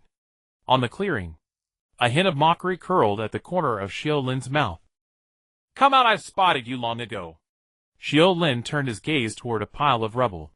Just moments ago, he had sensed a faint aura stealthily approaching rapidly. This was why he had stopped toying and ended Ba-Te's life. Although that person was well hidden, even evading the detection of instruments. But by now Xiu Lin had already preliminarily mastered the use of qi. Unless the other was also a master in this art, he could not hide from Xiu Lin's perception. Xiu Lin took out a senzu bean and put it into his mouth. Killing Ba-Te didn't consume too much energy, but his skills needed to be refreshed. He didn't want to be accidentally killed during the skill cooldown. Still not coming out. With a mere 10,000 battle power, do you really think you can ambush me? Deep in the rubble, a short green-skinned alien with 4 eyes on his head was nervously wiping sweat from his forehead. This person was none other than Guldo, a member of the Jinyu force. Originally Guldo had sneaked closer, planning to cooperate with Ba-Te for an ambush. But he never expected that Ba-Te with a battle power of 45000 would die so easily here. Not only did his plan fail, but at this very moment, he himself faced a life-or-death crisis. Thinking of this, Guldo's body trembled uncontrollably. Guldo! Leave Claire Star immediately! Do you copy? Do you copy? The voice of Captain Jinyu suddenly sounded in his earpiece. Startled, Guldo immediately turned off the earpiece. Damn it! Why didn't you say so earlier? I want to answer too. But now that monster is outside, how can I answer? Guldo shifted his body deeper into the rubble, hoping that Xiu Lin was just bluffing and hadn't actually noticed anything. Do you really think I'm deaf? Xiu Lin let out a mocking laugh. With a swoosh, an energy blast shot toward Guldo's hiding spot. Not good. Guldo was terrified. His small frame burst with the utmost power, his body even twisting, just barely dodging Xiu Lin's deadly strike. Sorry, I'm glad I didn't kill you. Hearing Xiu Lin's words, a glimmer of hope flashed in Guldo's eyes. Could it be that he would spare my life? But Xiu Lin's next answer made him feel as if he had fallen into an ice cave, plunged into a deep chill. It's all my fault for not controlling my strength. If I killed you with an ordinary attack, wouldn't I gain nothing? Waste is not a good habit. At this moment, Guldo finally saw Xiu Lin's full appearance. Those eyes were so cold and icy. Soul-crushing strike. The familiar offensive struck again. Gerdo's pallid face was etched with profound terror. Please spare my life. I don't want to die, Gero pleaded. Yet Xiu Lin paid him no heed. That azure radiance, like a furious dragon's roar, surged straight toward him. Seeing that his plea for mercy was futile, desperation twisted into madness in Gerdo's eyes. I can surrender to you. Why can't you let me go? Why? He spread his hands, aiming at Xiu Lin. An invisible magnetic field erupted abruptly. In an instant, time seemed to freeze. So this is the ability. Midair, Xiu Lin stood motionless, as if truly affected by Gerdo's power, unable to move an inch. He gazed calmly at Gero. In truth, Xiu Lin had long recognized this creature, the weakest existence in the Jinyu Force, yet possessing an extraordinarily terrifying talent. That talent was time stop. If left unchecked, combined with Jinyu soul transfer, it would become an unsolvable predicament. This was precisely why Xiu Lin had struck ruthlessly the moment he saw this man. Now Gerdo's face flushed crimson. Under the time stop, he could neither breathe nor move, otherwise his opponent would break free. Time trickled away. He desperately wished Captain Jinyu would descend from the heavens to vanquish this demon before him. Yet no miracle occurred. Finally the technique dissipated. Xiu Lin's body, still suspended in place, surged forward in irresistible force, brewing once more, as it instantly reached Gero. Ah! A piercing shriek. The azure radiance enveloped his body, devouring it, eventually transforming into a crimson light that merged into Xiu Lin. 34,000! Xiu Lin murmured. Through the fierce battle, he had first slain Bart, with a combat power of 45000, then devoured Gero, with a combat power of 10000. His combat power had surged by 27500 points out of thin air. Combined with his own base of 6200, his overall strength was now approaching 34000. Perhaps today I might even level up 3 times in a row. At this moment Xiu Lin finally tasted the joy of cheating. Base combat power augmented by a 10-fold multiplier. As long as there was enough power to devour, perhaps his dog-headed goblin system was not inferior to the Saiyan talent. Come on, Jinyu Force, hurry up and get here! Xiu Lin stood still, his eyes brimming with anticipation. In space, Jinyu's face darkened. Gerdo's signal has vanished too. What did they encounter? A long silence. No team member could answer his question. Captain, how about we rendezvous now, and head to Claire Planet to have a look? Someone suggested. No. Jinyu flatly refused. Bart speed Gerdo's confinement. Combined, even I would have to tread carefully. Now with their fates unknown, the danger on Claire Planet might be far more severe than we imagine. Jinyu's eyes flickered uncertainly. In truth, he harbored a suspicion he hadn't shared. Of Frisia's remaining subordinates, everyone knew each other's capabilities. None of them had the power to kill Bart and Gero. With their fates unknown, could it be that Frisia himself had arrived? Jinyu dared not delve deeper. Their betrayal had undoubtedly dealt a heavy blow to Frisia. His hatred for them must rival that for Lord Basil, his rival. Perhaps at this very moment, that demon was waiting for them on Claire Planet. The thought sent a chill through Jinyu. Forget it. Let's turn back. I declare the mission a failure. What? Captain, this is the first mission our Jinyu Force has received from Lord Battler. Yes, Captain. If we announce failure so hastily, we'll never be able to hold our heads high before Lord Battler again. The two members were panicked by Jinyu's decision. It was foreseeable that if the mission failed, their days ahead would be extremely difficult. I said the mission ends here. If you're not satisfied, you can go to Claire Planet yourselves, Jinyu said coldly. In his view, retreating now meant only losing face. Rushing forward might cost them their lives. Having known Frisia's terror, he would never recklessly take the risk. Well, Rikum, listen to the captain, Jis persuaded. Rikum and Jis were now the only two remaining members of the Jinyu Force. Trust the captain. There must be a reason for his decision, Jis said firmly. Fine. Rikum reluctantly accepted. In the end, the three of them dejectedly turned back without a trace of glory. Meanwhile, Xiu Lin remained foolishly where he was waiting for a long time, but seeing no one. A sense of dread crept over him. Could I have been stood up? Xiu Lin muttered. He waited a while longer, but still no one came. Where are they? According to the script, shouldn't the other Jinyu Force members come one after another to feed me experience? Xiu Lin's eyes were full of question marks. But at this moment, this place seemed forgotten. After a long time, Xiu Lin let out a self-deprecating laugh. Looks like I really don't have the protagonist's treatment. No Calabash brothers to keep boosting me. Helplessly, Xiu Lin could only take the supplies back to the spaceship, and finally left Claire Planet in disappointment. In the deep void of space, Basil's headquarters. The universe's overlord with a wolf's head and a body full of red fur sat on his throne, with a grim expression. Beside him, Jinyu prostrated on the ground, not daring to look up. Why didn't you capture that guy? Basil's voice was icy and hoarse. Kneeling on the ground, Jinyu hastily explained. Great King, it wasn't cowardice. Frisia might be on Claire Planet. He killed 2 of my men. Hearing this, Basil's face turned even more sinister. Frisia, see for yourself. A spaceman pushed a screen forward. It displayed footage captured by a satellite Xiu Lin fighting Bart.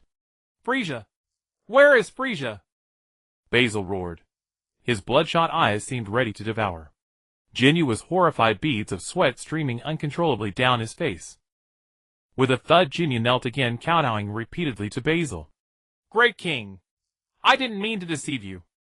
Basil's expression turned vicious. His body vanished instantly, and the next second a huge hand gripped Jinyu's throat, dragging him up. He lifted him into midair. Jinyu, I told you, those who can solve problems are my family, those who can't I turn into corpses. Basil's eyes flashed with murderous intent. With a crack, he snapped Jinyu's neck without hesitation, the once renowned leader of the Jinyu Force. Aye. Jinyu's expression was one of shock. Even in death, he couldn't believe Basil would kill him so decisively. Had he known, he would have gone to Claire Planet no matter what. No. Perhaps he should never have defected. Frisia would never have killed him over such a trifle. Regret? Remorse? A flood of emotion surged through Jinyu in an instant. But it was too late. Thud. His limp body hit the ground. Basil glanced at him with slight disdain and instructed a servant. Clean this up. Oh, and tell Gil to deal with that dog-headed brat. Yes, Great King. The servant replied respectfully. Soon Jinyu's body was dragged away. Everything returned to calm, as if nothing had happened. Across the cosmos, a spacecraft sped swiftly, soon leaving the Claire Star region far behind. Aboard the vessel, Xiu Lin tallied the gains of his journey. Several cultivation persons seized a state-of-the-art spaceship and the research equipment that Dr. Gero had yearned for, truly a bountiful harvest. What pleased Xiu Lin most was that his own combat power had seized this opportunity to break through to 34000 points, a mere step away from the 50000 mark. The expedition to the Claire Star region had brought him far too many surprises. It's a pity the other members of the Jinyu Force didn't come along, otherwise my harvest might have been even greater. Xiu Lin remarked with lingering relish.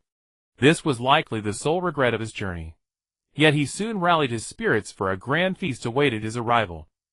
Xiu Lin had never forgotten the existence on the Zerg planet, whose combat power exceeded 80000. Even before his departure, that unknown entity's strength had been skyrocketing. He had thought he would need to wait longer. Unexpectedly, in just one short month, he now possessed the power to eliminate it. Xiu Lin would not hesitate. Thus far, Xiu Lin had found no place more suitable for his growth than the Zerg planet.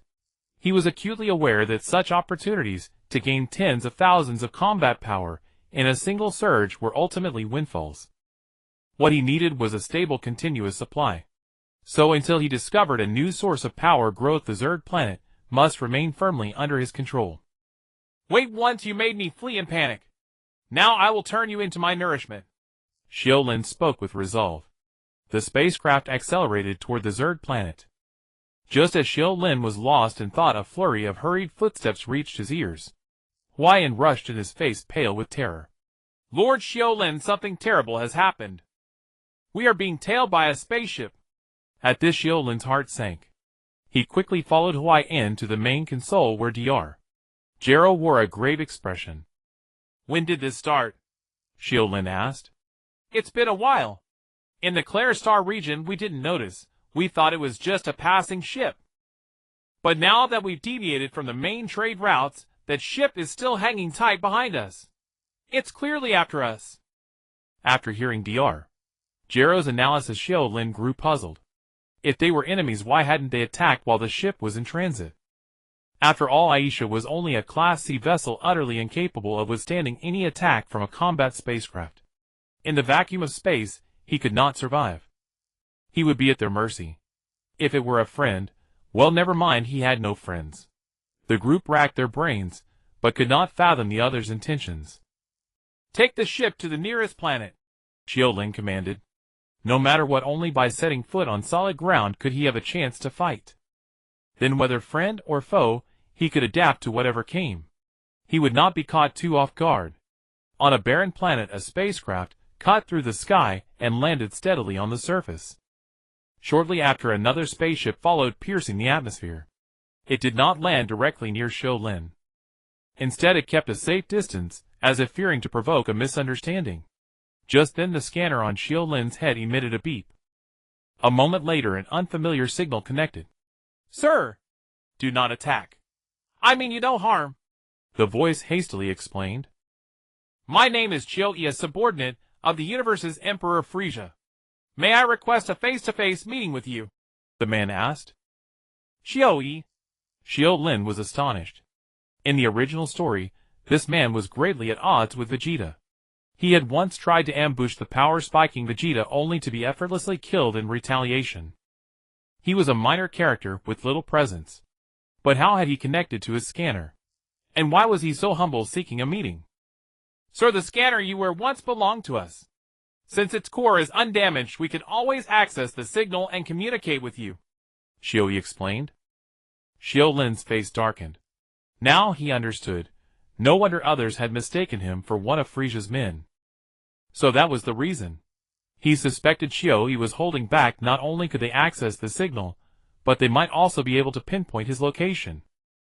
Otherwise, there was no way to explain how they had tracked his ship across the vast cosmos. Let's talk. I have some questions for you as well. With permission, Xiu Yi slowly approached Xiu Lin's ship. Presently, a toad-headed, dark purple-skinned alien came into Xiu Lin's view. This was Xiu Yi. Sir, may I ask how I should address you? Xiu Lin. Lord Xiu Lin. Xiu Yi straightened his expression and spoke with great deference. I earnestly invite you to join the ranks of Lord Frisia. What? Xiu Lin was stunned. Someone was inviting him to become Frisia's subordinate. Even after reading countless Dragon Ball fanfics, he had never encountered such a plot. Are you serious? Xiu Yi nodded solemnly. In truth, this was no whim. Initially, he had only been investigating the whereabouts of the scanner. But when he discovered that the device had not fallen into Basil's hands, and that its holder had taken a path opposing Basil Qiu, he conceived the idea of recruitment. More importantly, Xiu Lin possessed formidable combat power, having slain both Bart and Guldo. This was precisely the kind of talent Frisia urgently needed. After some consultation, the scene before them unfolded. Xiu Lin did not answer immediately. Xiu Yi continued. Lord Xiu Lin, you have already offended the Red Wolf Basil. If you were to reach any inhabited planet, you would find your wanted posters plastered everywhere. You may pride yourself on your strength, and fear not the Ginyu Force, but the Ginyu Force is merely Basil's second-ranked team. Above them lies his core force, the Gil team. Beyond that there is a terrifying demon named Q's, whose combat power is said to exceed 1 million. Do you believe you can withstand that alone? Xiu Yi revealed many hidden secrets. Yet Xiu Lin remained unmoved.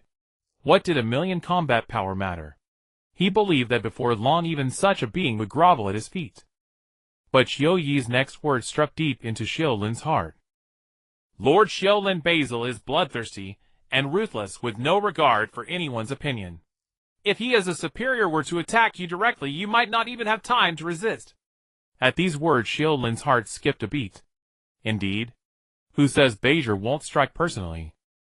If it were him, when someone repeatedly provokes him, he would never give them time to grow. He would crush them with a single blow. Flies and such are best just swatted. Xiu Lin furrowed his brow. In his mind, he had never considered himself the protagonist of any story. In this world, Piccolo would sell himself out for a ridiculous sense of pride, and the Ginyu Force didn't blindly throw their lives away. So what else could happen? At that moment, Xiu Lin seriously began weighing the gains and losses of joining Frisia's command. After a long silence, Xiu Lin said, "I accept your invitation." Lord Xiu Lin, this must be the wisest decision you've ever made. I have already reported your deeds to Lord Frisia, and I believe Lord Frisia will not treat you poorly. Xiu Yi was delighted. Recruiting such a powerful expert would not only ease the current shortage of manpower, but also demonstrate his own capability to Lord Frisia.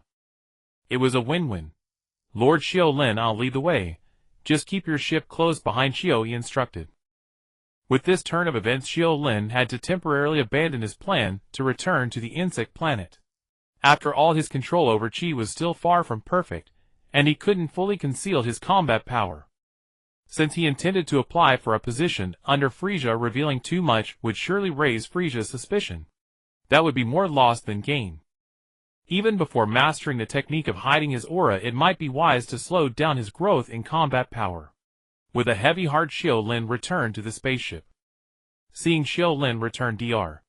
Gero immediately approached, curious. Lord Xiu Lin, do you know that alien? Seeing the two of them chatting cheerfully, suspicion grew in Gero's heart. Hearing the question, Xiu Lin paused. He suddenly recalled something he had blurted out to Gero before. What if Gero revealed that? The thought made Xiu Lin's expression turn dangerous. He turned around and looked at Dr. Gero. Though they were vastly different in height, Xiu Lin's aura completely overwhelmed Dr. Gero. After a moment of silence, Xiu Lin said coldly, Doctor, focus on your research and leave the rest alone. You're a smart man. You know what you should and shouldn't do. Upon hearing this, Gero's expression flickered. His fists clenched several times, then slowly relaxed. He smiled and said, rest assured, Lord Xiu Lin. I have something to report to you. Currently, the research on androids has made a breakthrough. I may have to devote all my energy to this, so I might not be able to control the ship at any time. Dr. Gero changed the subject. Xiu Lin didn't press further, and said casually, Huayan has studied under you for so long. He should have learned by now. Give him the task of piloting the ship. Yes, my lord. Xiu Lin was still weighing the pros and cons of joining Frisia's forces, and had no intention of playing along with Gero. He only hoped that his warning would make Gero smart enough to avoid causing unnecessary trouble. Otherwise, Xiu Lin would have no choice but to eliminate this unstable factor. On the other side, the insect planet. A vast underground space. It seemed to have been ravaged by war, with rubble everywhere. Countless giant insect carcasses lay scattered, dark green fluid pooling on the ground. In the center of the space, a massive cocoon was pulsating. The wise giant insect lay prostrate before the cocoon, its face dark. Mother Queen, I am useless. The war is lost. The other insect tribes have formed an alliance and attacked us together. Your children are retreating in defeat, about to be wiped out. A rustling sound came from all around. A strange giant insect broke into the underground space, followed by a second, a third. Dense and countless, they soon surrounded the area. Seeing the scene before him, the wise giant insect's face turned ashen. Mother Queen, we can no longer provide you with any nourishment. Before you are reborn, the enemy has already broken into our home. I am useless. Let me make one last insignificant contribution to you. With that, the wise giant insect slowly rose and walked toward the cocoon. As if sensing the approaching energy, the cocoon secreted silk threads that wrapped around the wise insect. After a moment, the silk multiplied until it completely enveloped the wise insect, then slowly pulled it inch by inch into the cocoon. A flash of light, and the cocoon returned to its original state. But the wise giant insect was nowhere to be seen. A swarm of insects crawled into the underground space. Some of the intelligent giant insects were ecstatic. Haha, we finally broke in. The Delay tribe started a war unilaterally. They deserve to be wiped out. Look, what's that? Is it a mother insect? The giant insects noticed the cocoon in the center, their compound eyes gleaming with greed. Seize it. A mother insect can allow the Mother Queen to evolve. It is the most precious treasure among the insect race. The giant insects threw themselves at the cocoon without hesitation. Just then a dull thud echoed through the space. Then a sound like a heartbeat reached the ears of all the insects. Thump thump. Thump thump. A crack slowly appeared on the cocoon. Wait. The giant insects halted. A new mother insect is about to be born. The giant insects were filled with desire. A fully hatched mother insect was far more valuable than a cocoon. More and more cracks appeared. With a tearing sound, a green arm unlike the insect's tentacles pierced through the cocoon. Then a green head emerged until finally an upright humanoid creature stood completely before the insects. Heavens! What is this thing? Is it a mother insect? But why does it look different from our mother queen? The insects buzzed with discussion. At that moment the strange creature sneered. Mother insect? No, I am Piccolo, the great demon king. He said each word deliberately. Suddenly a terrifying aura erupted from him. Thud. The surrounding giant insects were crushed to the ground by this overwhelming force. Unable to move. This is power. Unparalleled power. Piccolo's eyes gleamed, his expression growing more manic. Bet you didn't expect the Xiu Lin. I've been reborn here. During this time in a haze. Piccolo merged with the mother insect that had tried to devour him, and under the nourishment of the delay tribe tens of thousands of giant insects entered his stomach, becoming his energy. In a daze Piccolo grew stronger and stronger. Until just now, the wise giant insect fully awakened him. Xiu Lin, I won't let you die easily. I'll make you taste every bit of the pain I've suffered. A deep hatred flashed in Piccolo's eyes. Suddenly Piccolo reached out to grab a kneeling giant insect, then opened his mouth wide, and devoured it alive. If anyone had a scouter to observe Piccolo at that moment, they would have seen that after devouring the insect his combat power increased by several hundred out of nowhere. Gazing at the dense swarm of insects before him, Piccolo revealed a greedy smile. On Earth in the temple, the celestial deity abruptly rose from his seat, then gazed at the starry sky with a face full of terror. He could sense an immensely terrifying evil force rapidly brewing. Though the distance was vast, the deity could still feel the state of that person through the bloodline connection. It was hatred. A hatred etched into the very bones. Has he awakened? The deity quavered. By now the deity had reverted to his youthful form, his muscles firm and powerful. Yet precisely because of this, he could not fathom what kind of extraordinary encounter Piccolo had experienced. Lord Deity, are you all right? Popo, standing nearby, asked with great concern. I'm fine. To avoid causing panic, the deity did not reveal the matter of Piccolo. 300 years. I have already lived long enough. The deity and Piccolo were symbiotic. If things became hopeless, he would rather sacrifice his life to stop Piccolo. Popo, what do you think of the boy Krillin? The deity suddenly asked. Krillin. He is very intelligent and hardworking. Popo did not know why the deity asked, but he spoke with considerable praise. Is that so? The deity pondered for a moment. His growth is still a bit slow. Popo, you may subject him to more rigorous trials, and gradually reveal some of the temple's secrets to him. Lord Deity. Popo sensed something was wrong and wanted to ask, but the deity merely shook his head. Then without a word, he walked into the depths of the temple. Meanwhile, Xiu Lin's spaceship had followed Xiu for many days, and arrived at an unfamiliar star region. Lord Xiu Lin, it is here. With Xiu's reminder, a ripple suddenly flashed in the originally pitch-black silent deep space. Then the ripple shook violently, its range expanding. Finally, a gigantic space fortress broke through the ripple and emerged. What is this? Don't be surprised. The Great King's spaceship has been hidden in subspace, Xiu explained. He input a command, and the ship opened a passage. Looking out through the glass, Xiu Lin saw grim space cannons patrolling cosmic soldiers, and various hidden unknown deadly traps. Quite spectacular indeed, Xiu Lin admired. Allying with Frisia was a gamble for Xiu Lin. Although he knew Frisia was not a good person, Xiu Lin did not care. He only cared about whether he could obtain effective protection before he grew strong. Now, although this Frisia was somewhat down on his luck compared to the one in Universe 7, his technological strength was still not to be underestimated. Following Xiu, the spaceship traversed a long passage and arrived at a spacious docking bay. Once the ship was steady, several alien soldiers immediately came forward to welcome Xiu Lin. Lord Xiu Lin, this way, Xiu called out.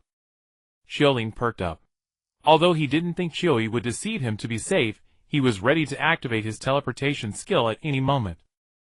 It was precisely because of such a contingency that he dared to accept Xiu's invitation.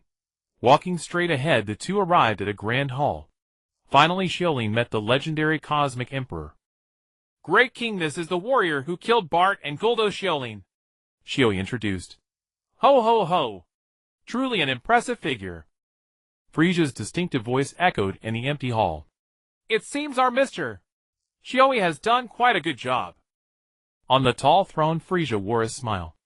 Clearly he was in a very good mood. Frisia looked at Xiu Lin with interest and asked, Xiu tells me you can transform. Is that true? Yes, Lord Frisia, Xiu Lin replied respectfully. If you don't mind, could you demonstrate? Xiu Lin wasted no time. The next second his muscles bulged. A purple electric light crackled into existence. His body instantly grew to 2 meters, and his head turned into a dog's head. What is this? Bang. Bang. Bang. A series of instruments exploding sounded. Zarbon, Xiu, and many aliens present were all astonished. He has such high battle power. Everyone was incredulous.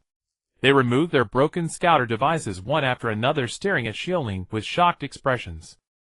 Ho ho ho! Very strong. Frisia was excited.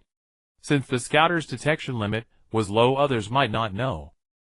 But Frisia could clearly sense that this dog-headed man's battle power, after transformation, was no less than 300,000. Congratulations, Great King. Joy to the Great King. With Lord Xiu Lin's joining, we finally have a fighting chance against Basil's team. Zarbon, who was nearby, was the first to react and flattered Frisia. Ho ho ho! Frisia was also very pleased. He had already finalized the cooperation with his brother, and now, with Xiu Lin's addition, it was like adding wings to a tiger. Basil, it's time for my counterattack, Frisia murmured, his crimson eyes gleaming with bloodthirst. Those two damned huskies dared to plot against me. Frisia will settle the score with you. Bang. A cold aura suddenly burst from Frisia, instantly suppressing Xiu Lin. Frisia, your highness. Xiu Lin pretended to be shocked, knowing Frisia was trying to intimidate him. So he played along. Your battle power is simply terrifying. Ho ho ho! Frisia laughed joyfully. Don't be afraid.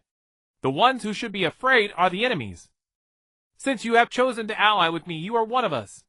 I am always generous to my own people. Seeing Xiu Lin's fearful gaze, Frisia looked smug. Lord Xiu Lin, Frisia paused. I specially authorize you to form the Xiu Lin Special Forces with independent operational authority. All equipment you need will be fully provided by my logistics. Your Highness, this. Xiu Lin was genuinely shocked this time. He had already prepared to submit, but never expected Frisia to offer such generous terms. Independent operational authority was a special privilege once only enjoyed by Jinyu. Lord Xiu Lin, why don't you quickly thank the great King Frisia? Zarbon reminded him. Xiu Lin snapped out of his daze, and immediately bowed.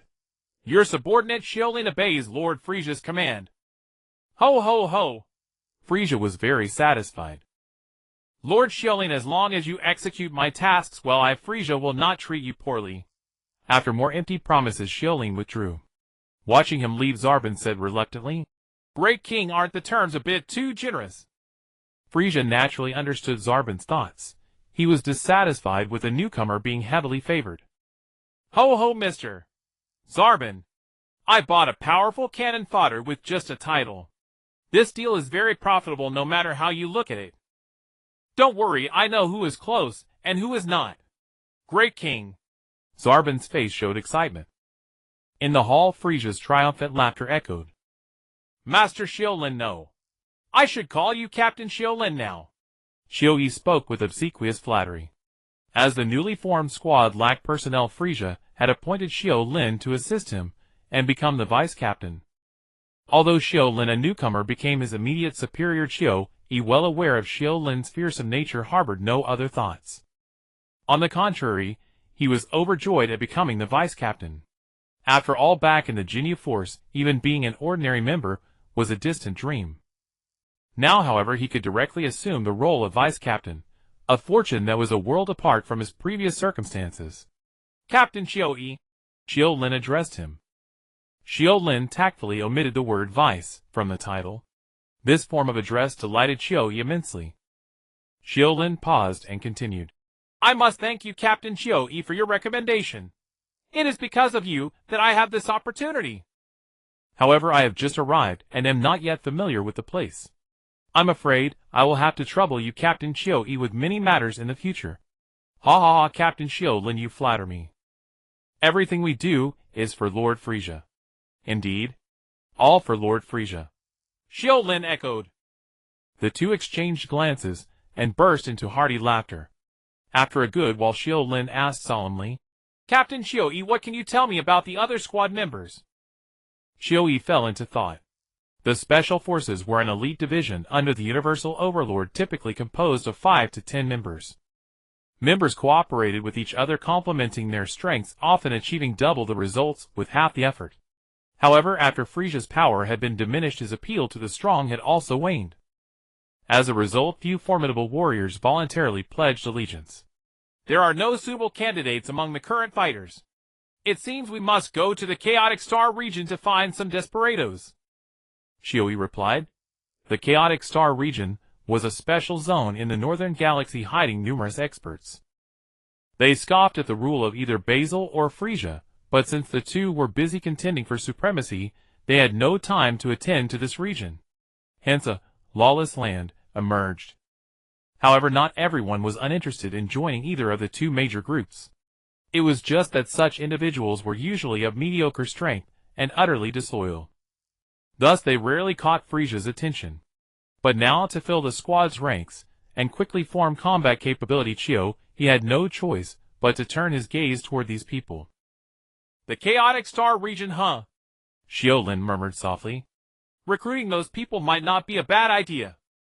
The two immediately made their decision. After a brief report to Frisia, they piloted a spaceship and set course for the Chaotic Star region. Captain Xiu Lin, in my mind, we have 3 targets this time. Xiu introduced aboard the ship. The first target is the Eugene brothers. The elder brother, Eugene Pat, has a battle power of 5300 and is skilled in disguise and stealth, capable of reconnaissance. The younger brother, Eugene Kelly, has a battle power of 4200 and specializes in mechanical manufacturing, serving as our logistics personnel. Although these two are not individually strong, they are said to possess a fusion technique. When fused, their battle power could approach 20000.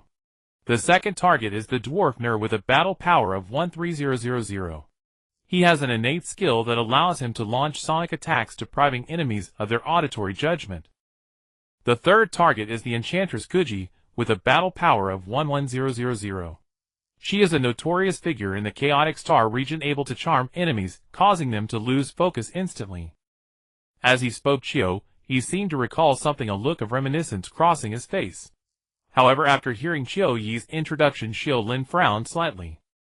None of the mentioned individuals had a battle power exceeding 20000, and all possessed only auxiliary skills. If the enemy was prepared, these abilities would not achieve the desired effect. Sensing Xiu Lin's dissatisfaction, Xiu Yi explained, Captain Xiu Lin, these are actually the best I could select after careful consideration. Although there are some more powerful individuals, wouldn't their inclusion risk overshadowing you? Xiu Lin suddenly understood. Xiu Yi's current battle power was only 18000. The reason for choosing these people was likely out of fear that his own authority as vice-captain would be challenged. Haha, Captain Xiu, you worry too much. Since they join our Xiu Lin Special Forces, no matter their battle power, they must obey the captain's orders. Otherwise, don't blame me, Xiu Lin, for being ruthless. As these words were spoken, Xiu Yi clearly felt a chill in the air. Captain Xiu Lin, in that case, I have 2 more candidates. 10 days later, on an unknown life-bearing planet in the Chaotic Star region, a blue-skinned muscular spaceman was flying swiftly in panic. This spaceman had 4 arms, but 2 of them dangled in the air, as if broken. However, the spaceman paid no heed to this, fleeing madly forward. Every so often he glanced back as if some terrifying thing was pursuing him. With a whoosh, he accelerated again, the sound of piercing air following. Before long he had flown thousands of miles. After cautiously looking back, and finding no one following, a flicker of relief crossed his brow. "Have I finally shaken off that demon?" he murmured. At that moment a voice suddenly rang out. "Sorry, but I've caught up to you again." The sudden voice startled the spaceman, causing his heart to tremble with fear. Turning around, he saw Xiu Lin's figure hovering in midair, his expression full of interest. "Still running. But you don't have many arms left." With these words, Xiu Lin's figure vanished from the spot. The next second, he appeared directly in front of the spaceman. A crack. The sound of bones breaking followed. "SSSH!" The spaceman howled in agony. Keep running. You have only one chance left. If you still refuse to submit, the next time we meet, death will await you." Xiu Lin's voice was calm, icy, devoid of any emotion. With a thud, the spaceman immediately knelt, pleading incessantly. "Master, I've thought it through. I submit, I want to submit." "Are you sure?" The spaceman nodded frantically. "Sure, absolutely sure. If you had been this sensible earlier, why suffer so much?" Xiu Lin said indifferently. Xiu had also caught up. Seeing the scene before him, Xiu expressed sincere admiration. "Captain Xiu Lin, your methods are truly brilliant. Even the infamous bandit Sam has been won over by you." Hearing this, a flash of ferocity crossed Sam's eyes. Although he called himself an interstellar bandit, he was shrewd. He never provoked randomly. He knew he had never offended the devil Xiu Lin, so it must have been that purple-skinned guy who betrayed his information, forcing him to submit. Otherwise, with his battle power of 31000, he could feast and live lavishly anywhere. Why would he be a dog for someone? Sam's expression was filled with resentment. Captain Xiu Lin, it seems he's still not convinced." "No, absolutely not." Sam's heart trembled as he hurriedly explained. "I am willing to obey any orders from Lord Xiu Lin with no second thoughts." Sam was truly terrified of the demon Xiu Lin, fearing that he would be dealt a harsh blow again. "Captain Xiu, stop scaring him." Xiu Lin spoke. "Let me introduce you. This is Captain Xiu, also the deputy captain of our Xiu Lin Special Forces. When I'm not around, you must follow all his orders, understood?" "Understood, understood," Sam replied hastily. Xiu Lin nodded. He knew that Xiu hadn't actually discovered anything just now. He was merely bluffing to establish his authority before the new member. After all, Sam's combat power far exceeded his. Xiu still felt a pang of fear. In true, Xiu Lin didn't mind giving him a hand. This Xiu, nominally his deputy captain, was actually an agent planted by Frisia. As long as Xiu Lin had no intention of betraying, befriending Xiu was a very wise choice. After giving further instructions, everyone flew back to the spaceship. The interior was no longer as desolate as when they first arrived. A group had gathered together. The Eugene brothers, similar in appearance and slightly thin. The ugly short dwarf Newer. The slender fox-headed enchantress Guji. When the crowd saw Xiu Lin return, they rushed over enthusiastically. "Captain, you're finally back. Captain, are you tired? Shall I massage your legs? Captain, here's a cup of hot tea I just brewed. Please enjoy it slowly." The four bizarre-looking aliens, utterly disregarding their dignity, groveled before Xiu Lin with all their might. Watching this, Xiu once again felt admiration. The process of subduing them had been simple, relying entirely on Xiu Lin's strength to win them over. Before he even had a chance to invoke Frisia's fearsome reputation, everyone had already submitted. However, Xiu also harbored a trace of concern. If these people could pledge allegiance to Xiu Lin because of his strength, would they instantly betray him when encountering another powerful enemy? I need to have a serious talk with Captain Xiu Lin, Xiu thought to himself. Just then the detector on Xiu Yi's head emitted a beep. Xiu Yi's expression darkened. "Captain Xiu Lin, I just received news that our last target has already defected to Basil's command and become a member of the guild team." "Oh, what a pity. Are there any other candidates?"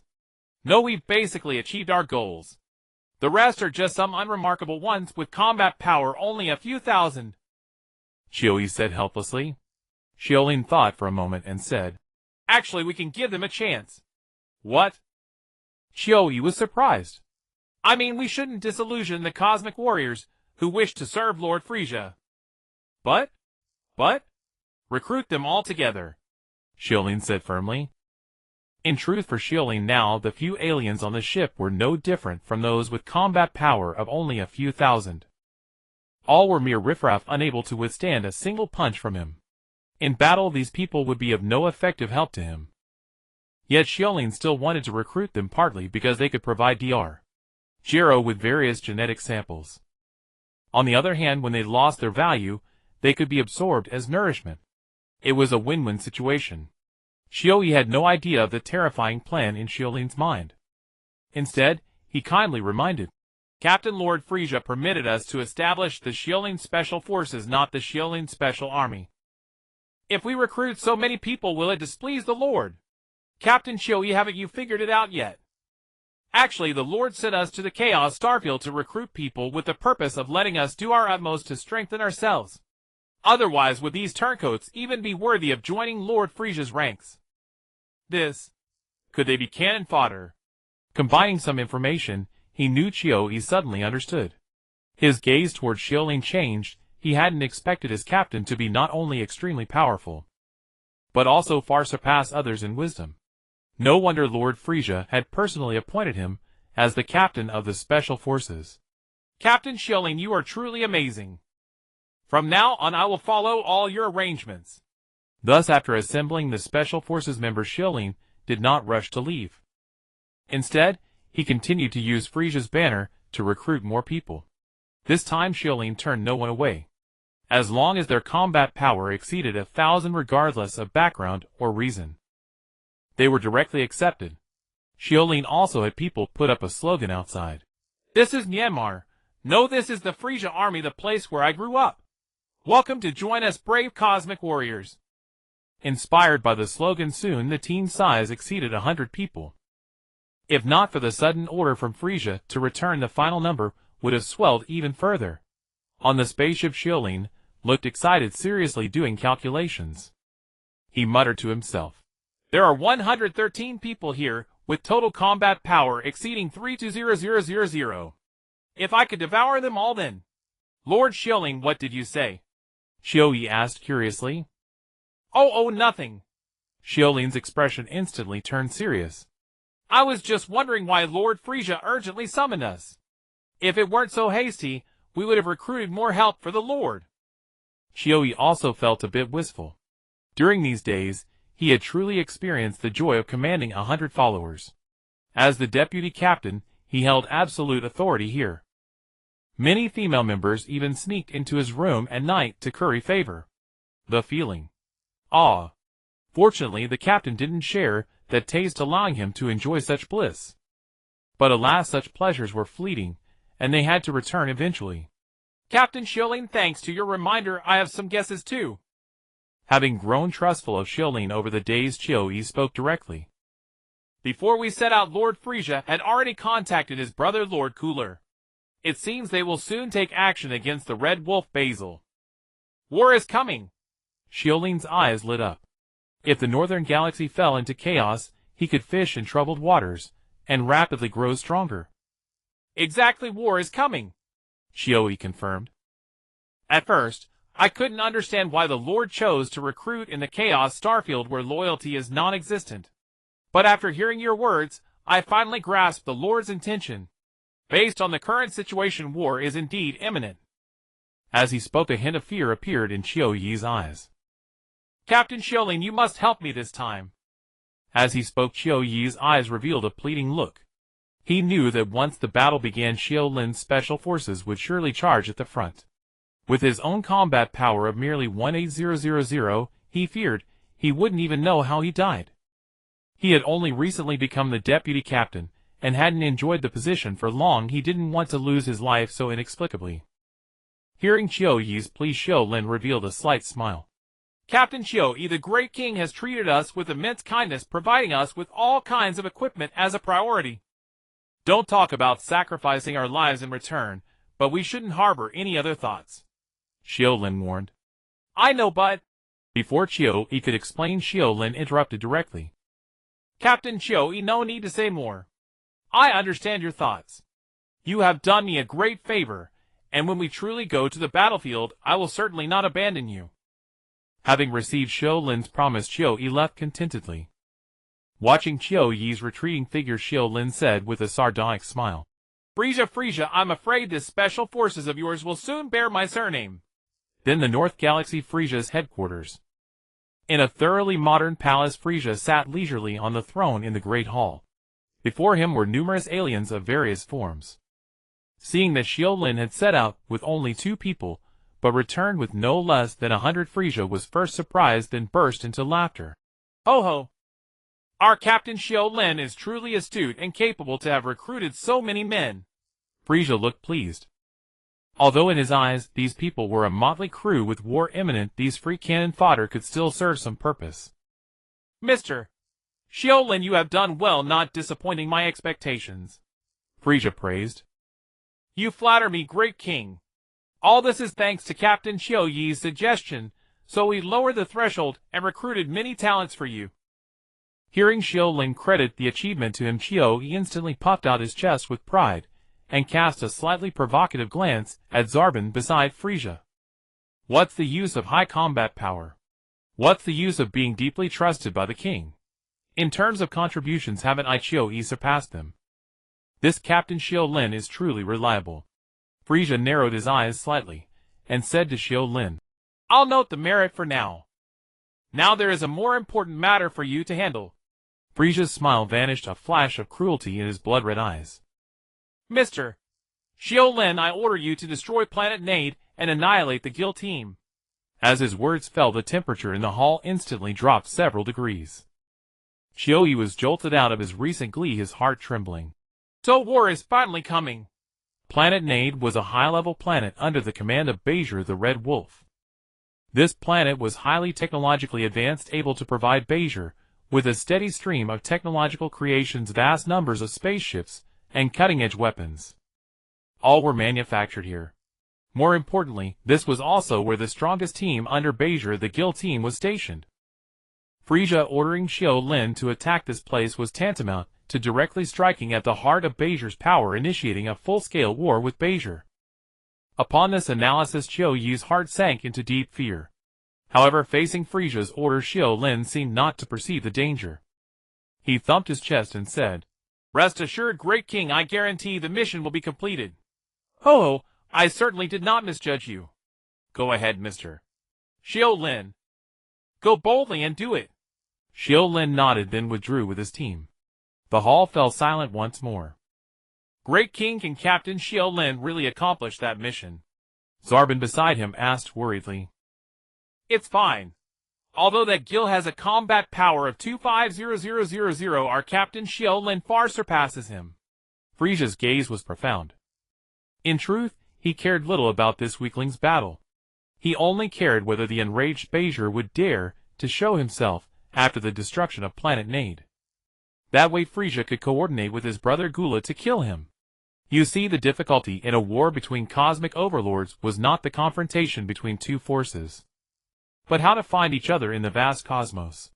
In the deep reaches of space, a spaceship was speeding through. On the ship, Xiu Yi wore a worried expression. Captain Xiu Lin, are we really going to Planet Nade? Of course, it's the great King Frisia's order, we must complete it. But that Gula is rumored to have a combat power of 250000. With just us, can we be a match? Xiu Yi had a clear understanding of his own abilities. In his view, his Captain Xiu Lin had at most just over 1000000 combat power, comparable to the former Jinyu. This way their group was like lambs to the slaughter, certain death. Captain Xiu Yi, if you have any thoughts, just say them directly. Aye. Xiu Yi hesitated for a long time, but did not speak. Captain Xiu Yi, I actually have a way to complete this mission, but there is a prerequisite: you must follow my command in everything. Of course, I will follow your lead. Xiu Yi showed surprise. What if my orders conflict with the great King Frisia's orders? Xiu Yi hesitated for a moment, then gritted his teeth and said, I will prioritize Captain Xiu Lin's orders. When it came to his own life, he ultimately chose to defy. Xiu ultimately chose to defy. Haha, good. Captain Xiu, I hope you don't forget what you said today. Xiu Lin looked satisfied. Thus this team was completely in his grasp. As for whether they were sincere, did it matter? Xiu Lin only needed their outward obedience. As for those who disobeyed, he would simply kill them. Planet Nade was located in the southwestern direction of the North Galaxy, a well-known technological planet. Spaceships came and went without cease, skyscrapers rose and fell. On this day, the usually peaceful planet Nade suddenly received some uninvited guests. Boom! 10 spherical spacecraft wrapped in white flames descended from the sky, heading straight for Micah City, the most developed area on the planet. What is that? Some people on the ground had already noticed the anomaly in the sky above. Strange, this is a no-fly zone. How can the spaceship come directly here? Suddenly, a piercing alarm tore through the planet's sky. The man immediately showed terror and shouted, "Oh no, it's an attack!" Unfortunately, the residents of Nade, who had long enjoyed peace, did not realize the severity. Instead, they gathered curiously, chattering among themselves. Look, the enemy's spaceship has actually come here. Exactly, I don't know what the guards are doing. They are wasting our money and food. Hey, why aren't the guards stopping them? The crowd murmured, seemingly unafraid of the enemies on the spaceship. This was the confidence brought by the mighty Bezier. But after observing for a long time, the spaceship continued to advance without any hindrance. At this moment, a sense of foreboding rose in their hearts. Damn! The spaceship is about to land. The guards. Where are those useless guards? The crowd gradually panicked, unaware that at this very moment, the guards they spoke of were already too busy to care for themselves. A thunderous explosion erupted. The headquarters of the guard team was instantly devastated. Countless severed limbs, torn flesh, and shattered bones scattered through the air. Ambush! We've been ambushed. Countless soldiers jolted awake, attempting to mount a hasty resistance. But the opportunity had already slipped away. 6 aliens in identical combat uniforms suddenly emerged from nowhere. Then they began a frenzied massacre of the panicked soldiers. Fight back! Fight back now! A soldier roared amidst the chaos. But the aliens were overwhelmingly powerful, instantly crushing any resistance. In an instant, cries of anguish and despair echoed throughout the headquarters. Captain Xiu, a cruel smile on his face, instructed his team. No rush. We have plenty of time. Multiple squads have already launched attacks on Planet Nade simultaneously. Now we'll see which part of the guild squad they choose to rescue first. This was precisely Xiu Lin's plan. A multi-pronged assault would force the guild squad to be spread thin, compelling them to split their rescue efforts. Xiu Lin had studied the guild squad thoroughly before his arrival. The squad consisted of 5 members. Apart from Captain Gil, who possessed a combat strength of 250000, the other 4 each had powers ranging from 50000 to 100000. Although individually far weaker than Xiu Lin, their coordinated teamwork unleashed energy far greater than the sum of their parts. One misstep, and even Xiu Lin might meet his end here. Cautious by nature, he would never act recklessly. Thus, he devised a strategy to divide and conquer. While Xiu attacked the headquarters in the city of Micah, the Eugene brothers were also gleefully slaughtering innocent civilians. Help! Demons! They're demons! Countless residents fled in terror, scattering in all directions. The Eugene brothers burst into raucous laughter. Weak, so weak. I never expected this mission to be so easy, said Kylie, his face alight with excitement. Captain Xiu Lin is really good to us, giving us such a simple task, echoed his elder brother Paku. With a thunderous crash, the duo destroyed a skyscraper. Debris flew, raising clouds of dust. This is so much fun. The Eugene brothers were reveling in their excitement. Let's not play around too much. I have a bad feeling about this, said the enchantress Guji, frowning. Guji, you're always too cautious, sneered Paku. Have you forgotten Captain Xiu Lin's orders? He told us to take our time and enjoy the game. But? Guji tried to protest, but the Eugene brothers ignored her.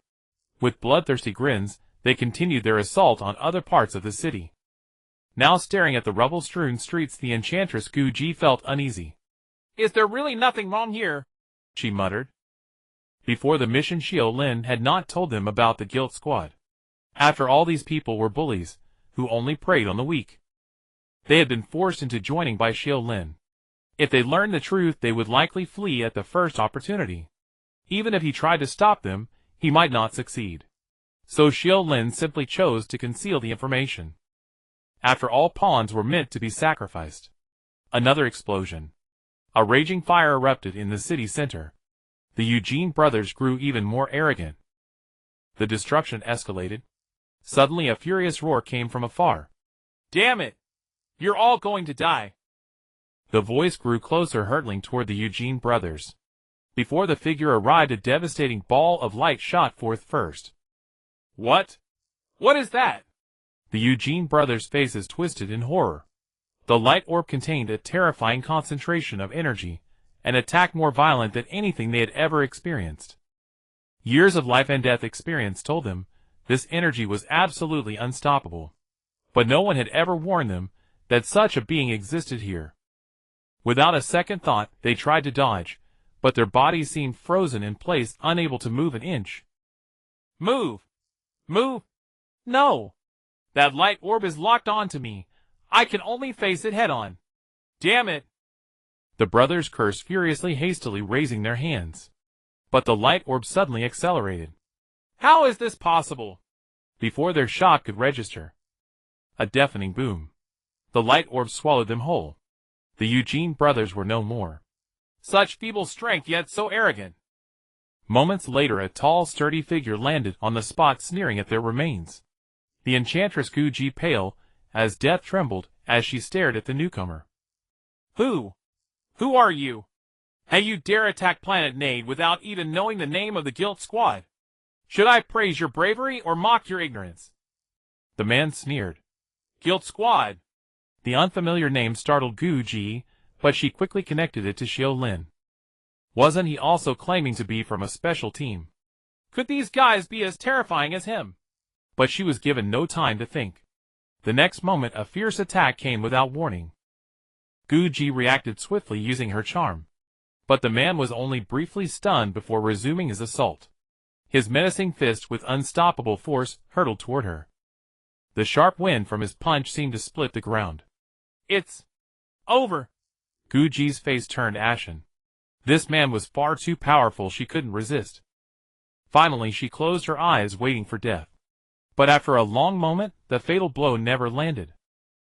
Unable to bear the agony of waiting for death, Guji snapped her eyes open. A burly figure stood before her, gripping the incoming fist tightly. Who the hell are you?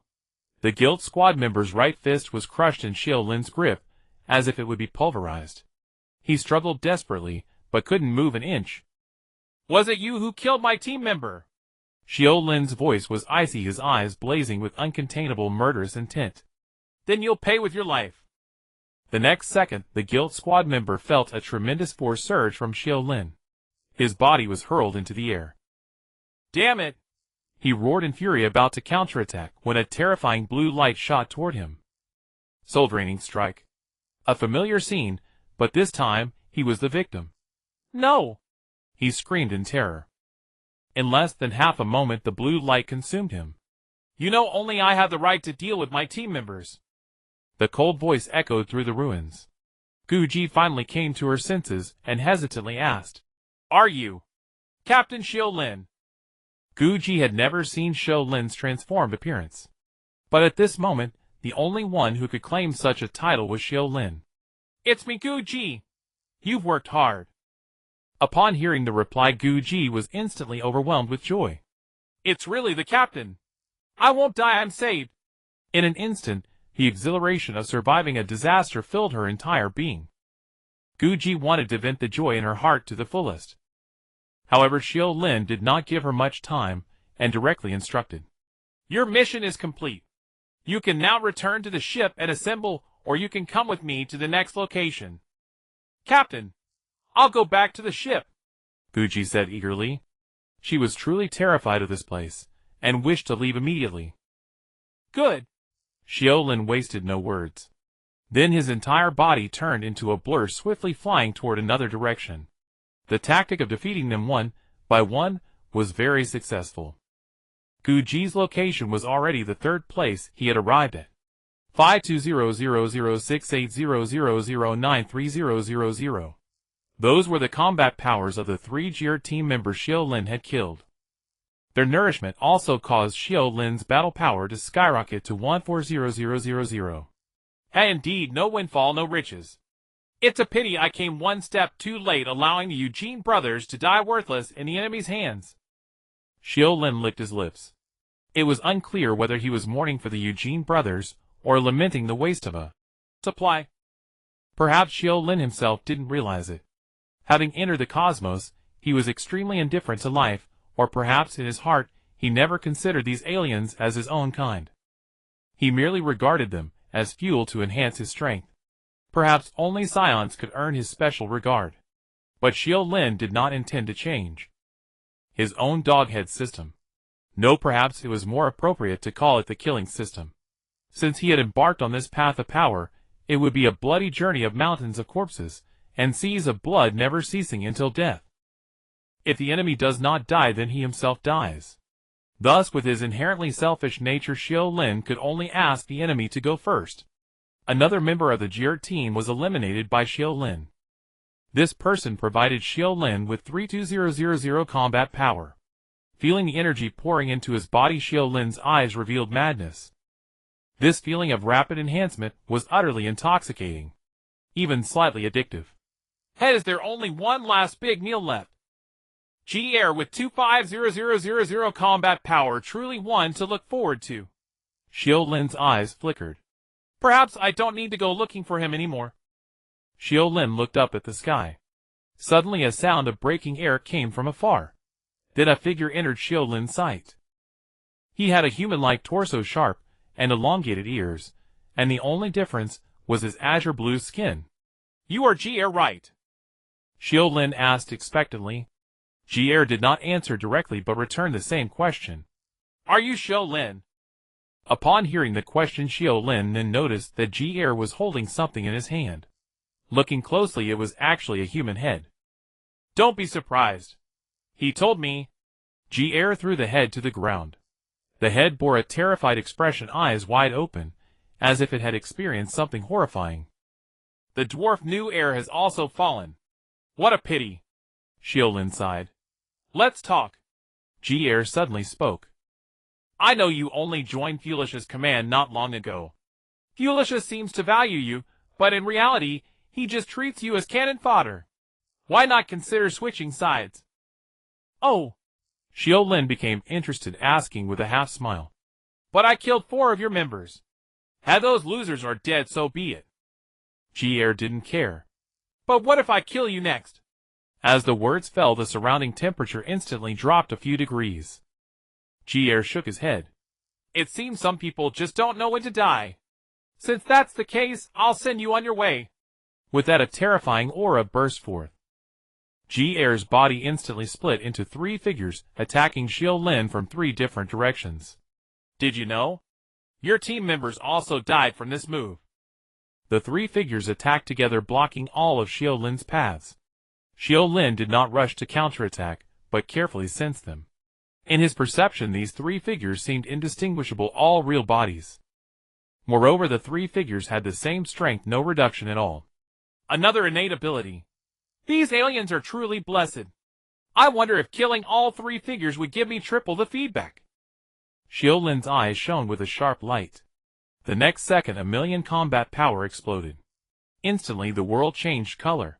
The energy around him violently clashed with the air, stirring up a massive storm out of nowhere. This is... Gero's face turned pale with horror, and the 3 figures all stopped in their tracks. At that moment, the scanner on his head was jumping rapidly, until it shattered with a bang. Damn. This is a trap. Gero felt a deep sense of deception. Hadn't that dead dwarf said his captain only had 100000 combat power? This is 100000. It's over 1 million. Not daring to linger, Gero's 3 figures immediately fled in 3 different directions. Trying to run. But the moment you appeared, it was already too late. A blue radiance swept forth, first engulfing the first figure, then the second, the third, sweeping forward without encountering any resistance. Finally, everything fell silent. What the hell? I killed 3 figures, not to mention triple feedback, but I haven't received even a single feedback so far. Xiu Lin stood on the spot, with a gloomy expression, a hint of surprise in his brow, because killing the 3 figures had yielded him nothing. At this moment, somewhere on the planet, a young humanoid with azure skin and slender ears opened his eyes in horror. That person. How can he be so strong? Although the clones only have 1/3 of my combat power, even if I went in person, I would probably be killed instantly. The young man was plunged into deep fear. Who would have thought that the G-Air captain rumored to have 250000 combat power was actually just a clone of this person? After a moment of thought, G-Air decisively said, "It seems I can't continue to be involved in this war." With that, G-Air did not dare to stay. He quickly entered his spaceship and fled the planet. At the same time, Xiu Lin remained rooted to the spot, pondering for a long time, but unable to understand. Where is the problem? Where did my energy go? Did it get boiled away? Did it get eaten by the system? But no one could answer him. Bang! Xiu Lin angrily struck the ground. A huge mushroom cloud erupted from the spot. Xiu Lin planned to dig 3 feet deep to find the G-Air. Just as he was about to act, an urgent voice suddenly sounded from his scanner.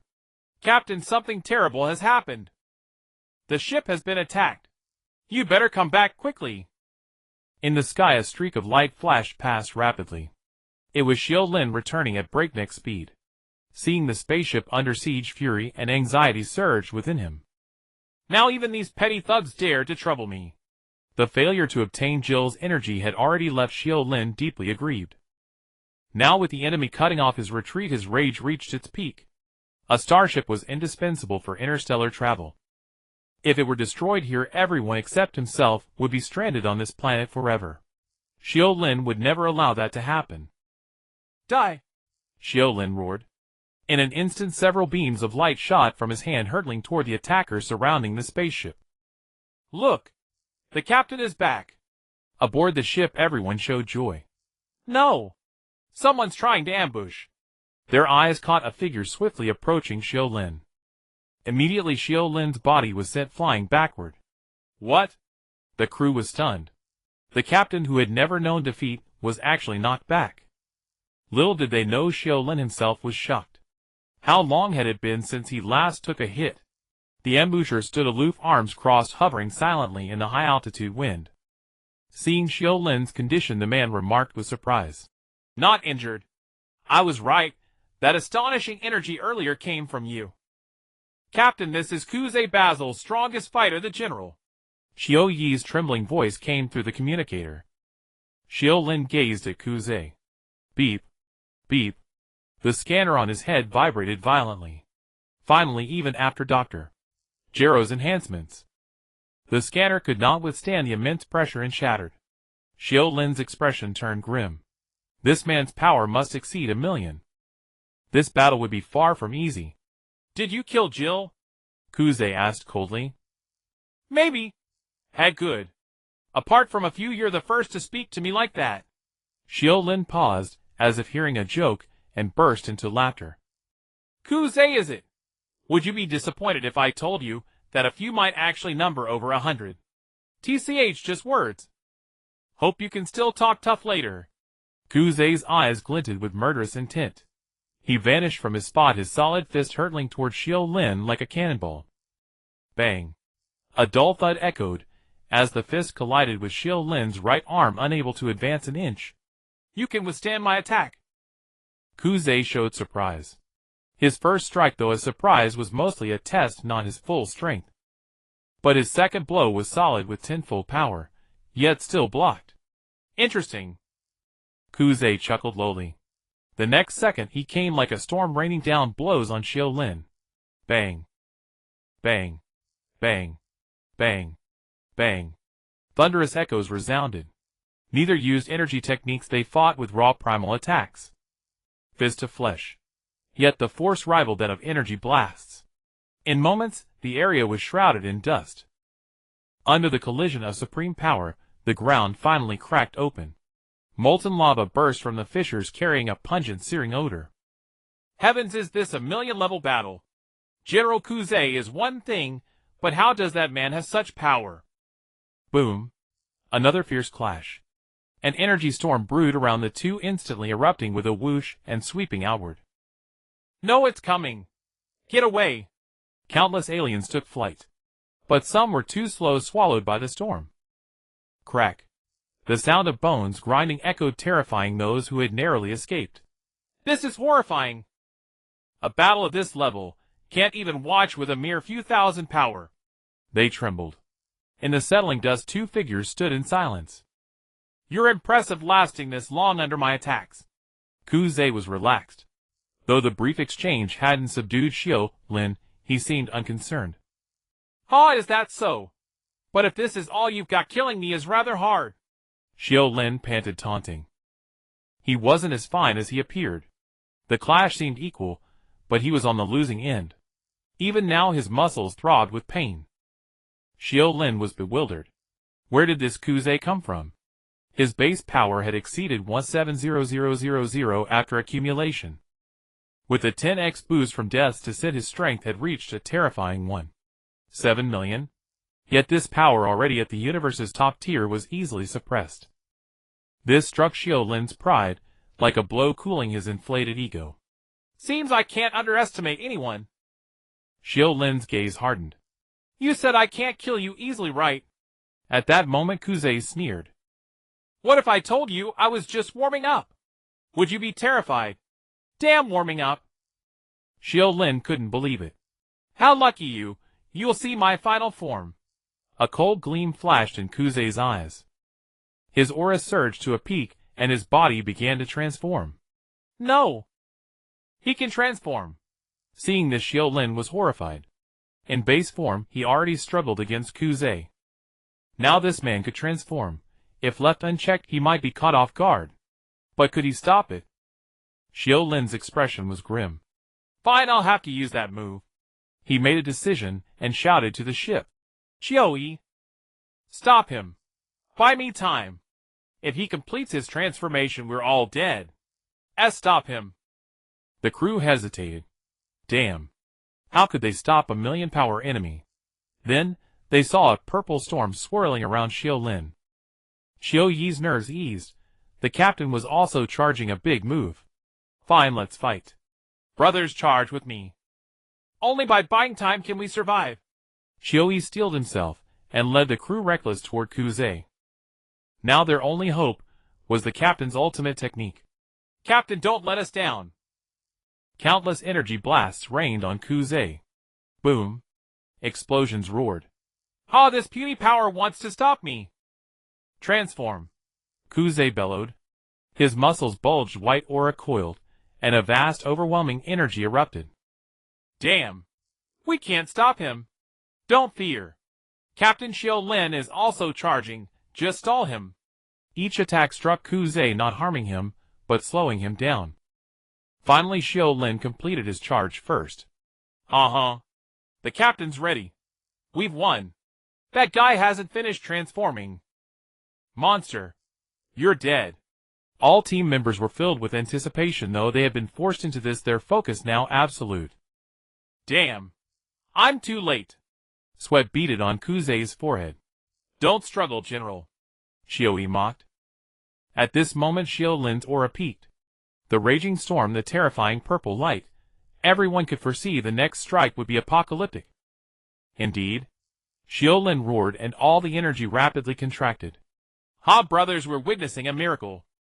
The great General Kuze will fall here. Xiu Yi exulted. Captain Xiu, something's off. The boss might screw up. A teammate whispered. They saw the purple storm around Xiu Lin shrinking. Shut up.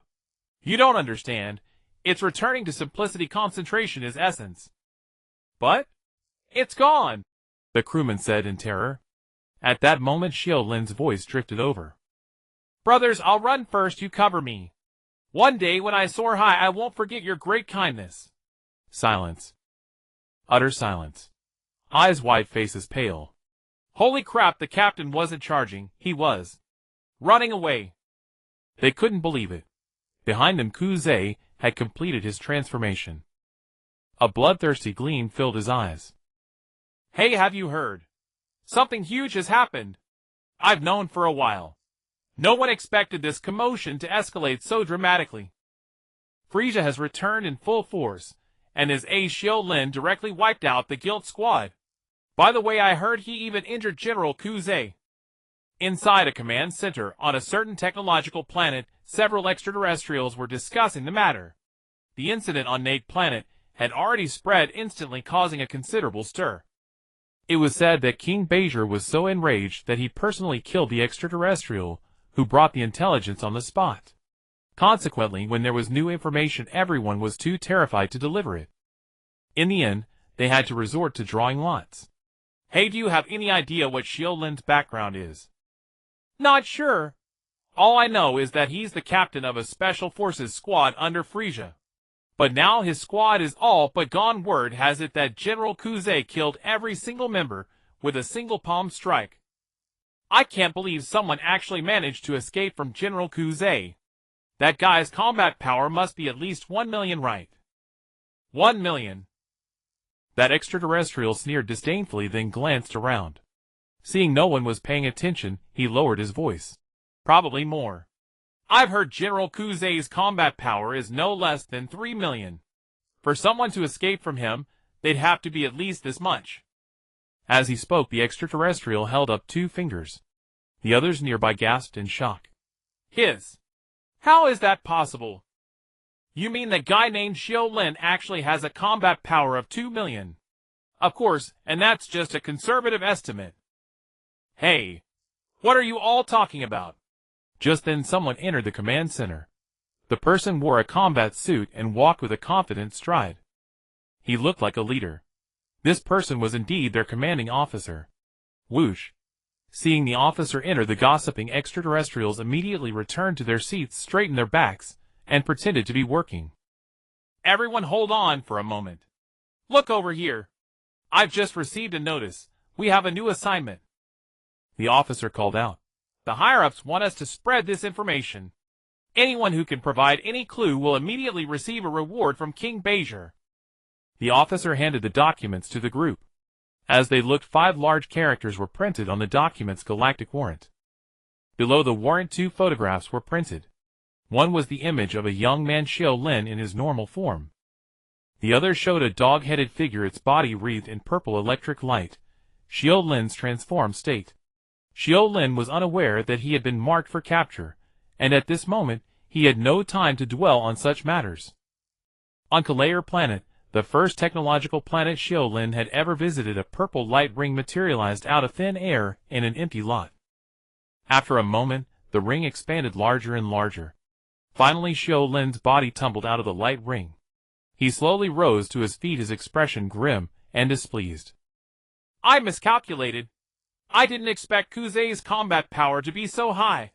Xiu Lin's transformed state could reach a battle value of 1.7 million, yet during the fight with Kuze, he was at a subtle disadvantage. Clearly Kuze was slightly stronger than him. If it were only that he could simply retreat. After all, he had already completed most of the mission Frieza had assigned him. But Xiu Lin had never expected that Kuze also possessed the ability to transform. That moment forced Xiu Lin to flee in shock.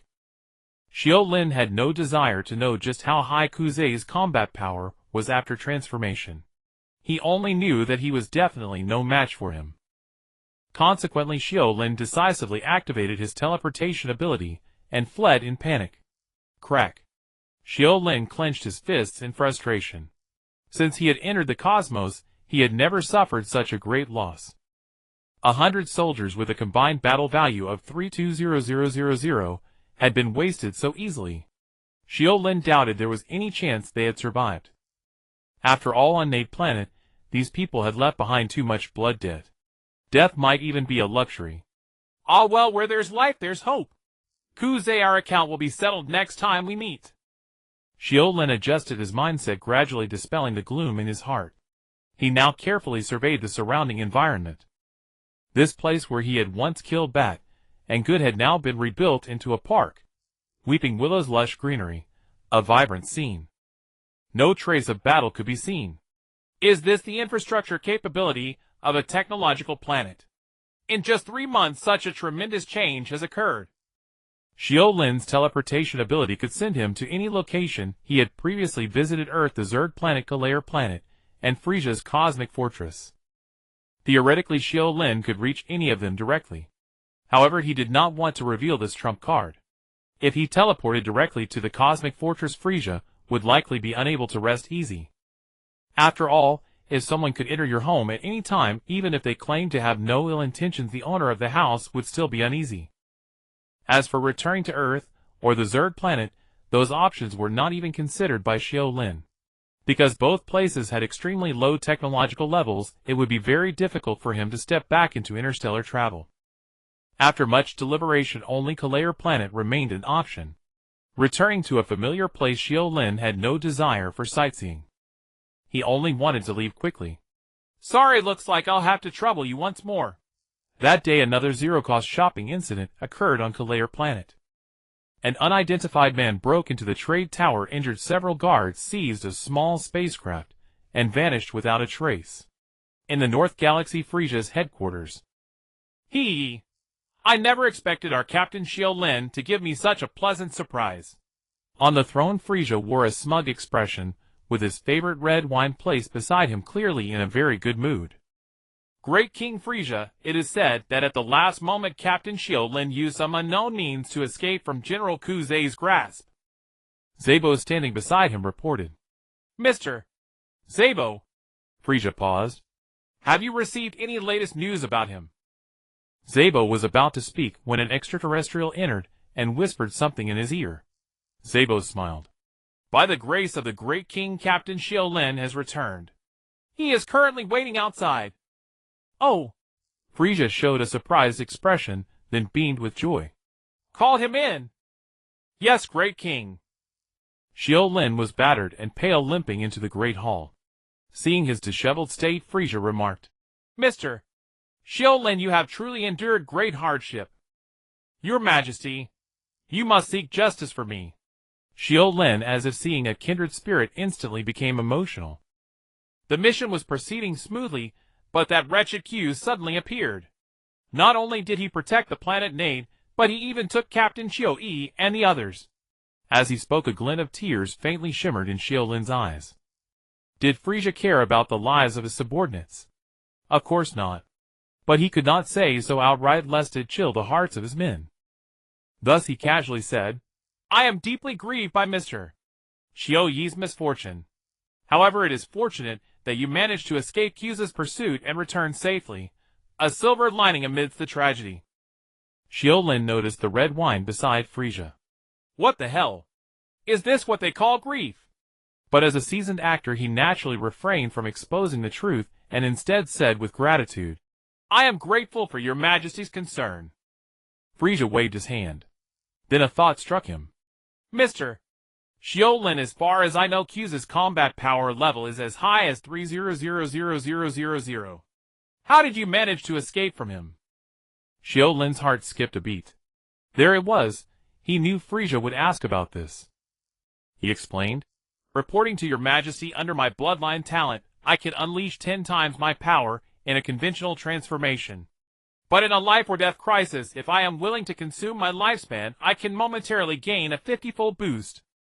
Frisia stared intently at Xiu Lin, a hint of scrutiny in his eyes. At that moment, the scouter on Frisia's head displayed a number. 35000. After a long pause, Frisia chuckled. Ho ho ho, I never imagined our Mr. Xiu Lin possessed such a remarkable talent. Truly impressive. Frisia spoke lightly, but his gaze grew deep, clearly harboring a hint of wariness. You have performed admirably this time.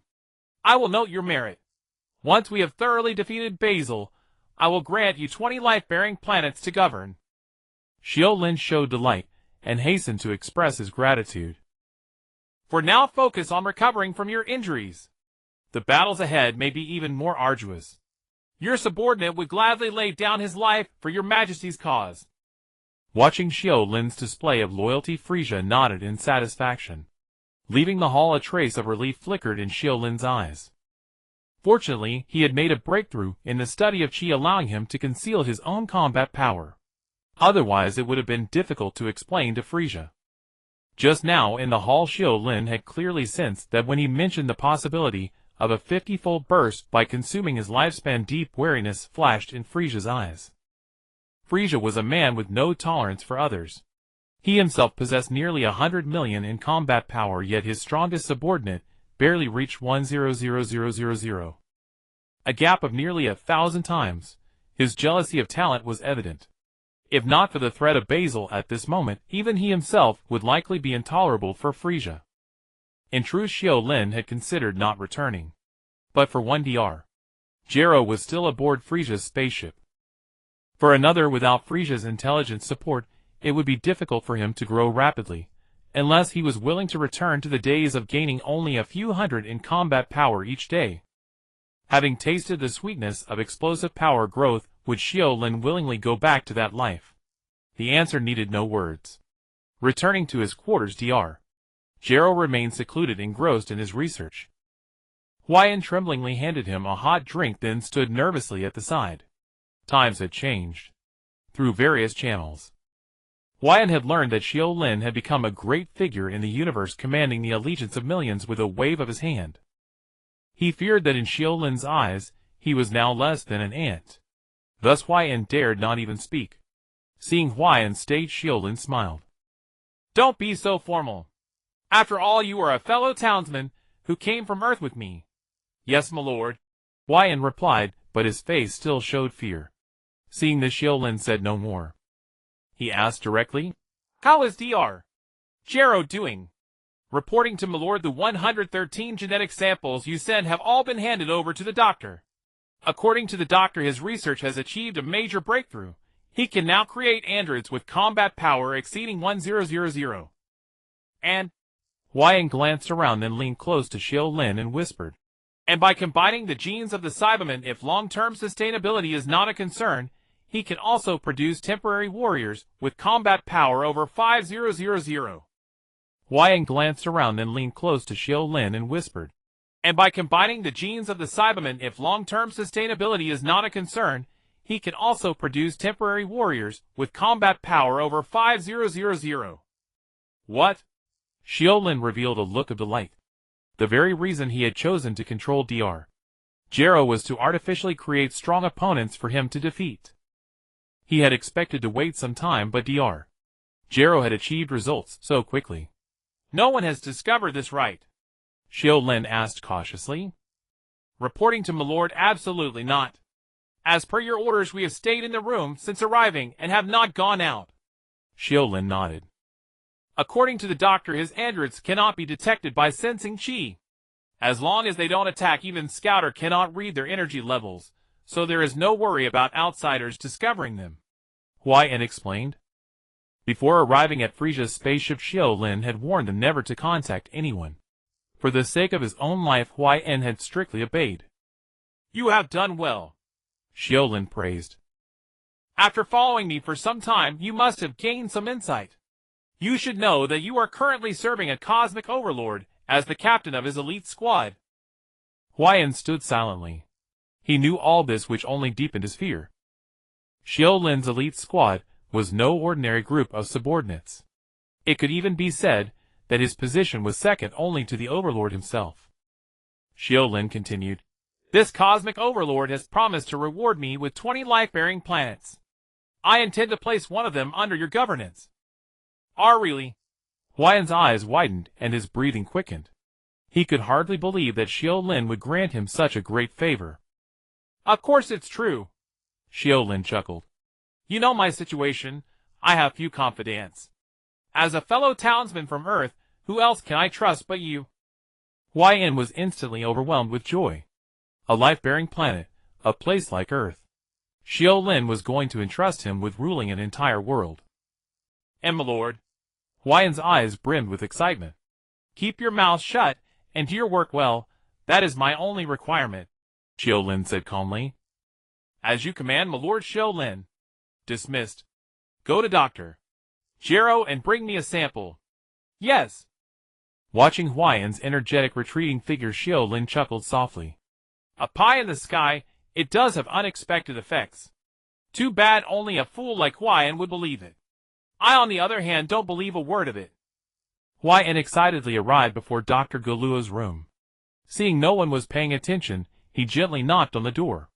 Didn't I tell you not to disturb me so easily? Dr. Guluo's gloomy voice came from inside. Dr. Lord Xiu Lin has returned. He sent me to fetch a sample from you, Hwaiyan said ambiguously. To avoid being eavesdropped, Hwaiyan never mentioned the word android outside. After a while, a voice came from the room. Come in, you may enter. With permission, Hwaiyan pushed open the door. Then he quickly slipped inside, and with a bang closed the door securely. The entire process was fluid and seamless. No one outside could catch a glimpse of what was happening in that brief moment. Doctor, Hwaiyan called softly. At this moment, Dr. Guluo, clad in a white lab coat and wearing a microscope, was intently conducting an experiment at a long table. All around were various glass vessels. Hearing Hwaiyan's call, Dr. Guluo did not look up. He casually said, "The thing you need is in the box by the door. Just carry it away." Hwaiyan then noticed a large wooden box placed beside the door about as tall as a person. Seeing the box, Hwaiyan felt troubled. Doctor, why didn't you turn it into a capsule? This sample was just completed. I hadn't had time to seal it yet when you arrived. Hwaiyan frowned slightly. How could such a large object be transported to Xiu Lin's room without attracting attention? In truth, Hwaiyan himself hadn't realized how unusually attentive he had become to Xiu Lin's instructions. He was even excessively cautious. Hwaiyan gestured at the box a few times, then shook his head helplessly. Doctor, how long would it take to turn it into a capsule? Dr. Guluo paused his experiment, looked up at Hwaiyan, and a faint ambiguous smile curled at the corner of his mouth. Since you've already come, there's no need to turn it into a capsule. Hwaiyan was puzzled by Dr. Guluo's reply. Just as he was about to ask something, Dr. Guluo suddenly spoke. Hwaiyan, have you seen his latest battle power? Upon hearing the question, Hwaiyan's expression visibly froze. He was silent for a long time. Then he raised his hands, rubbed his eyes, and abruptly removed a pair of invisible contact lenses. It's 170000. But doctor, this might be the last time I help you. Hwaiyan placed the lenses on the table, a trace of shame on his face. So it turned out that Hwaiyan's earlier nervous demeanor in front of Xiu Lin was because he was secretly observing Xiu Lin with an invisible detection device. Moreover, this device had the ability to see through chi concealment. Dr. Guluo gently put away the lenses and asked curiously, "Why? Don't you want to return to Earth?" Hwaiyan hesitated for a moment, then gritted his teeth and said, "Doctor, actually following Xiu Lin isn't so bad. After entering the cosmos, we've seen a much wider space, and you've obtained more resources. This is far, far better than Earth. Since that's the case, why are you still fixated on returning to that small place called Earth?" Hearing Hwaiyan's reply, Dr. Guluo smiled. "Indeed, that small place called Earth is not worth clinging to. Actually, I never imagined that there were so many great beings in the universe. Some can destroy a planet with their own power alone, just like gods. No, perhaps even gods couldn't do that. Speaking of which, I really should thank Xiu Lin. Planets, universe, gods, and the world is truly fascinating. Thanks to Xiu Lin, I've witnessed the vastness of the starry sky. But how could such a brilliant world lack Guluo?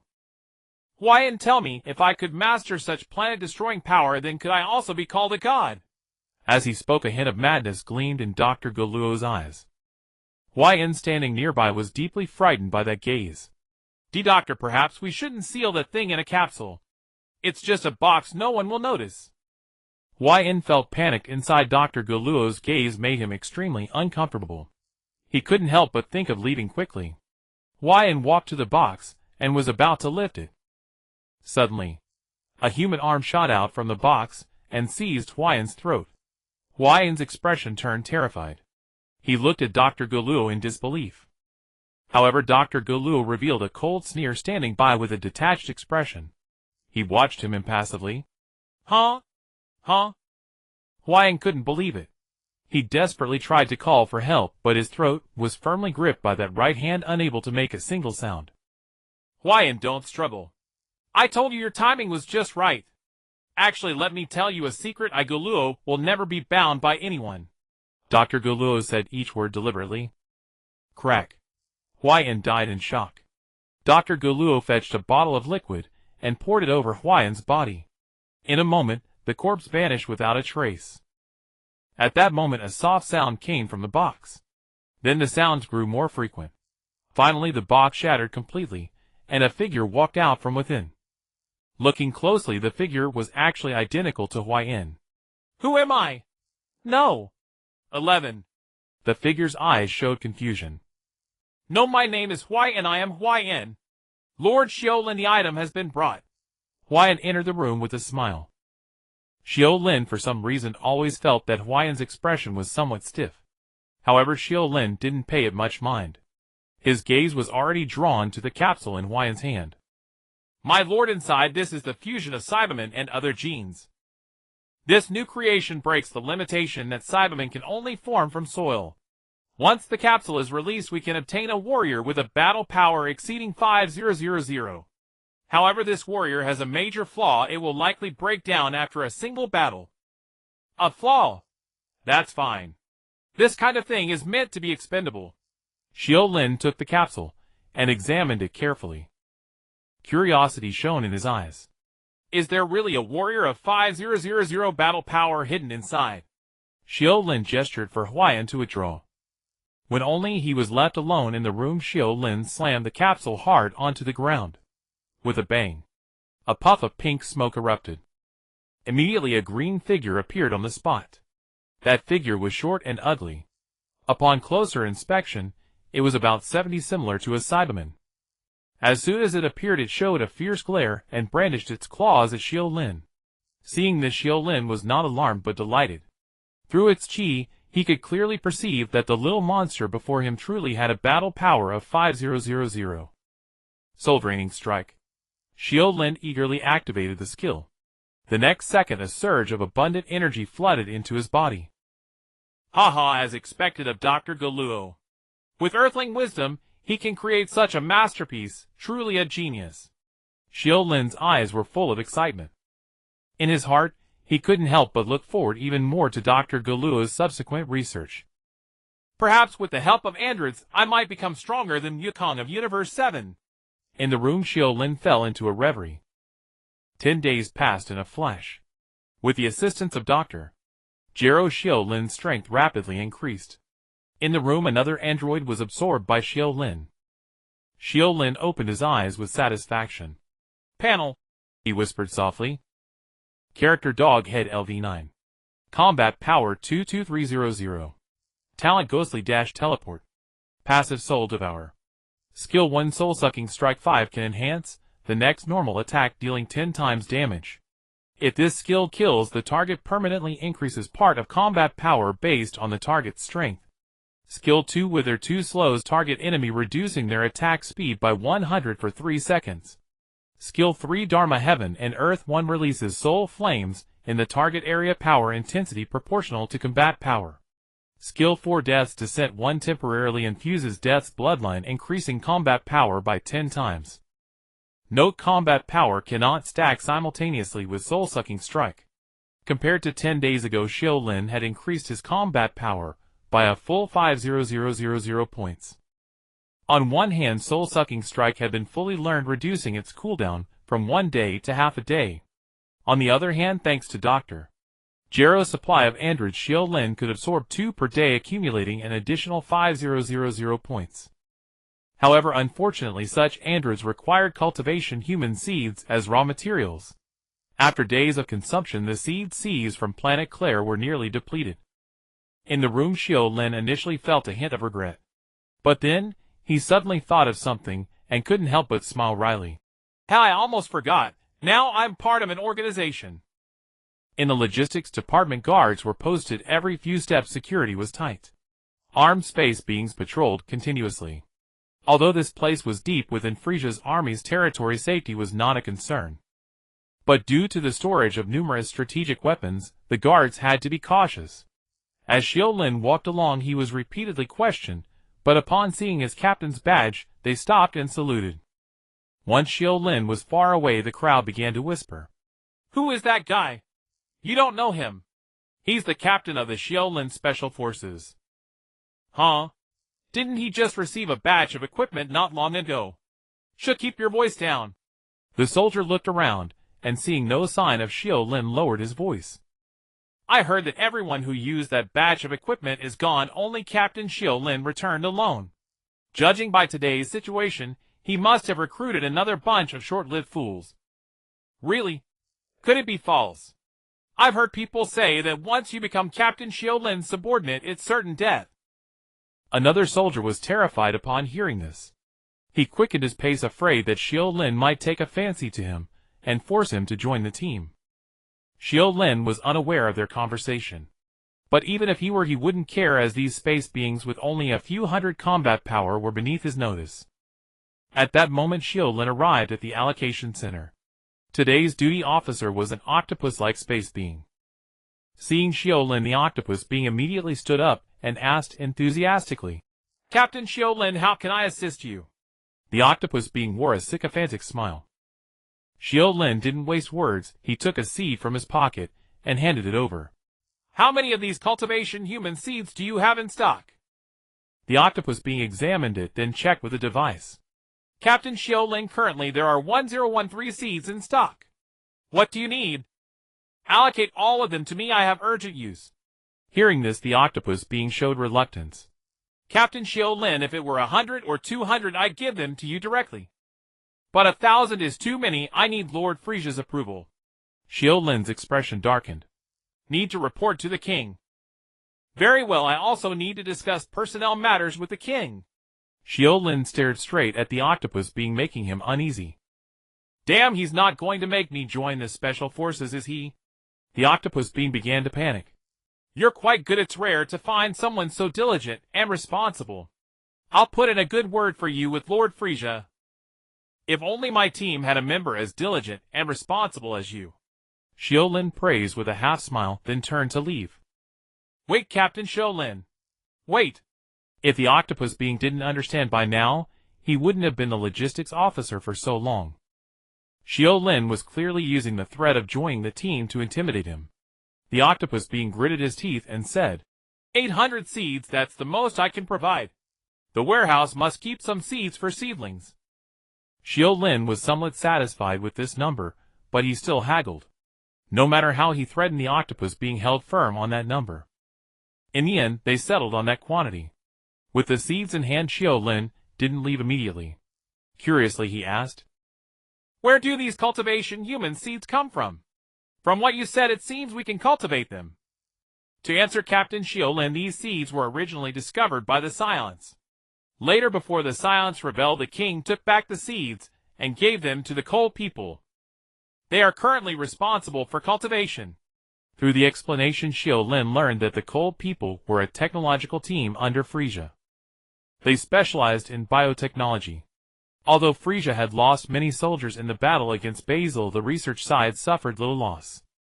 After all, these people were logistics, and never went to the front lines. Learning this, Xiu Lin's eyes lit up. How could I have overlooked them? These are true talents. Xiu Lin's eyes gleamed.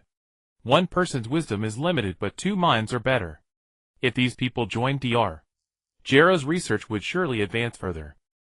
In fact, with the emergence of artificially cultivated androids, Xiu Lin's continued stay here had little meaning. As long as seeds were abundant, he could gain an average of 5000 combat power per day. If research breakthroughs were made, the growth rate would be even faster. This kind of growth was both safe and stable, far more comfortable than dealing with Frisia with false pretense and constant fear. Xiu Lin harbored the thought of leaving. He was waiting for an opportunity to take Dr. Gero and never return. But now, hearing about the tech team, new ideas emerged in his mind. If I could take this team away amid the chaos of their war, then I'd have an endless supply of seeds. Xiu Lin's eyes flickered as he calculated in his mind. On the other side, in Dr. Gero's room. Dr. Lord Xiu Lin requests a copy of your research documents. Yin stood respectfully by, reporting Xiu Lin's latest demand to Gero. I know. That fellow is always cautious. He has never truly trusted me. Dr. Gero sneered coldly.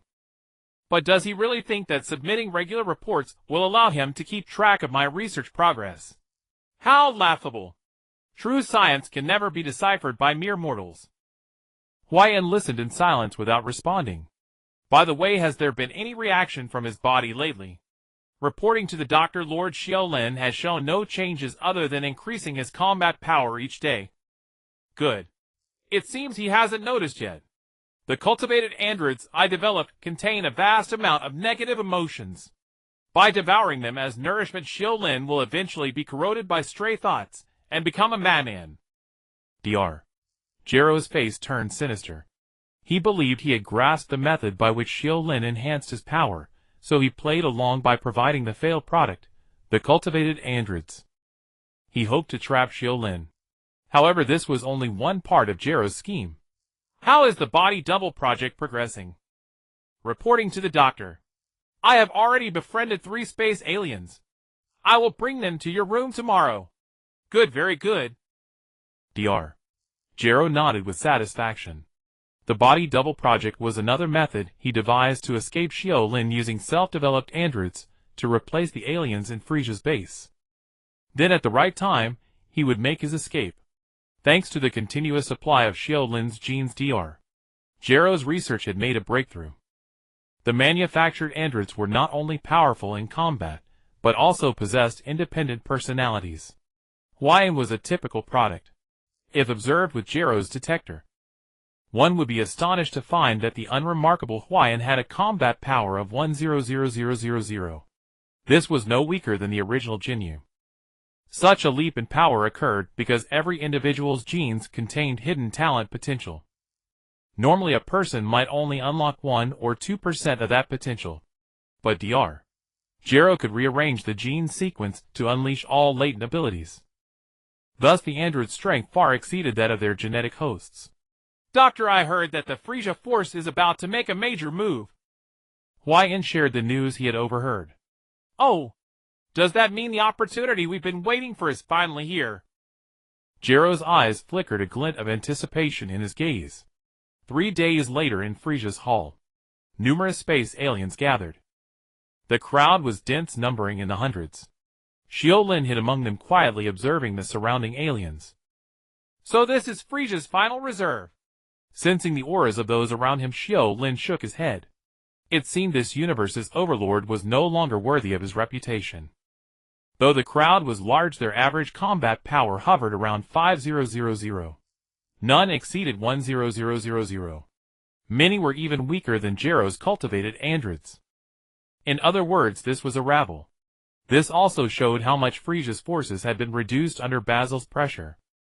The crowd buzzed with chatter as acquaintances greeted each other. The scene was quite noisy. Yet the chaos did not last long. Soon everyone found their positions according to their strength. Xiu Lin stood in the first row, first column. After a while Frisia emerged accompanied by Zarbon. The crowd straightened up, their expressions solemn. A murderous aura filled the hall. By now you all know that we are about to wage full-scale war against Basil's forces. Frisia's unique voice echoed through the hall. Once we rule the vast northern galaxy with the power of life and death over all who dared to disobey. But that damn red wolf Basil appeared and shattered this beautiful reality. Are you all of you willing to accept this? No. Absolutely not. The crowd roared in unison. Xiu Lin, standing below, felt somewhat awkward. What was this act? Did the Dragon Ball world have pre-war mobilization?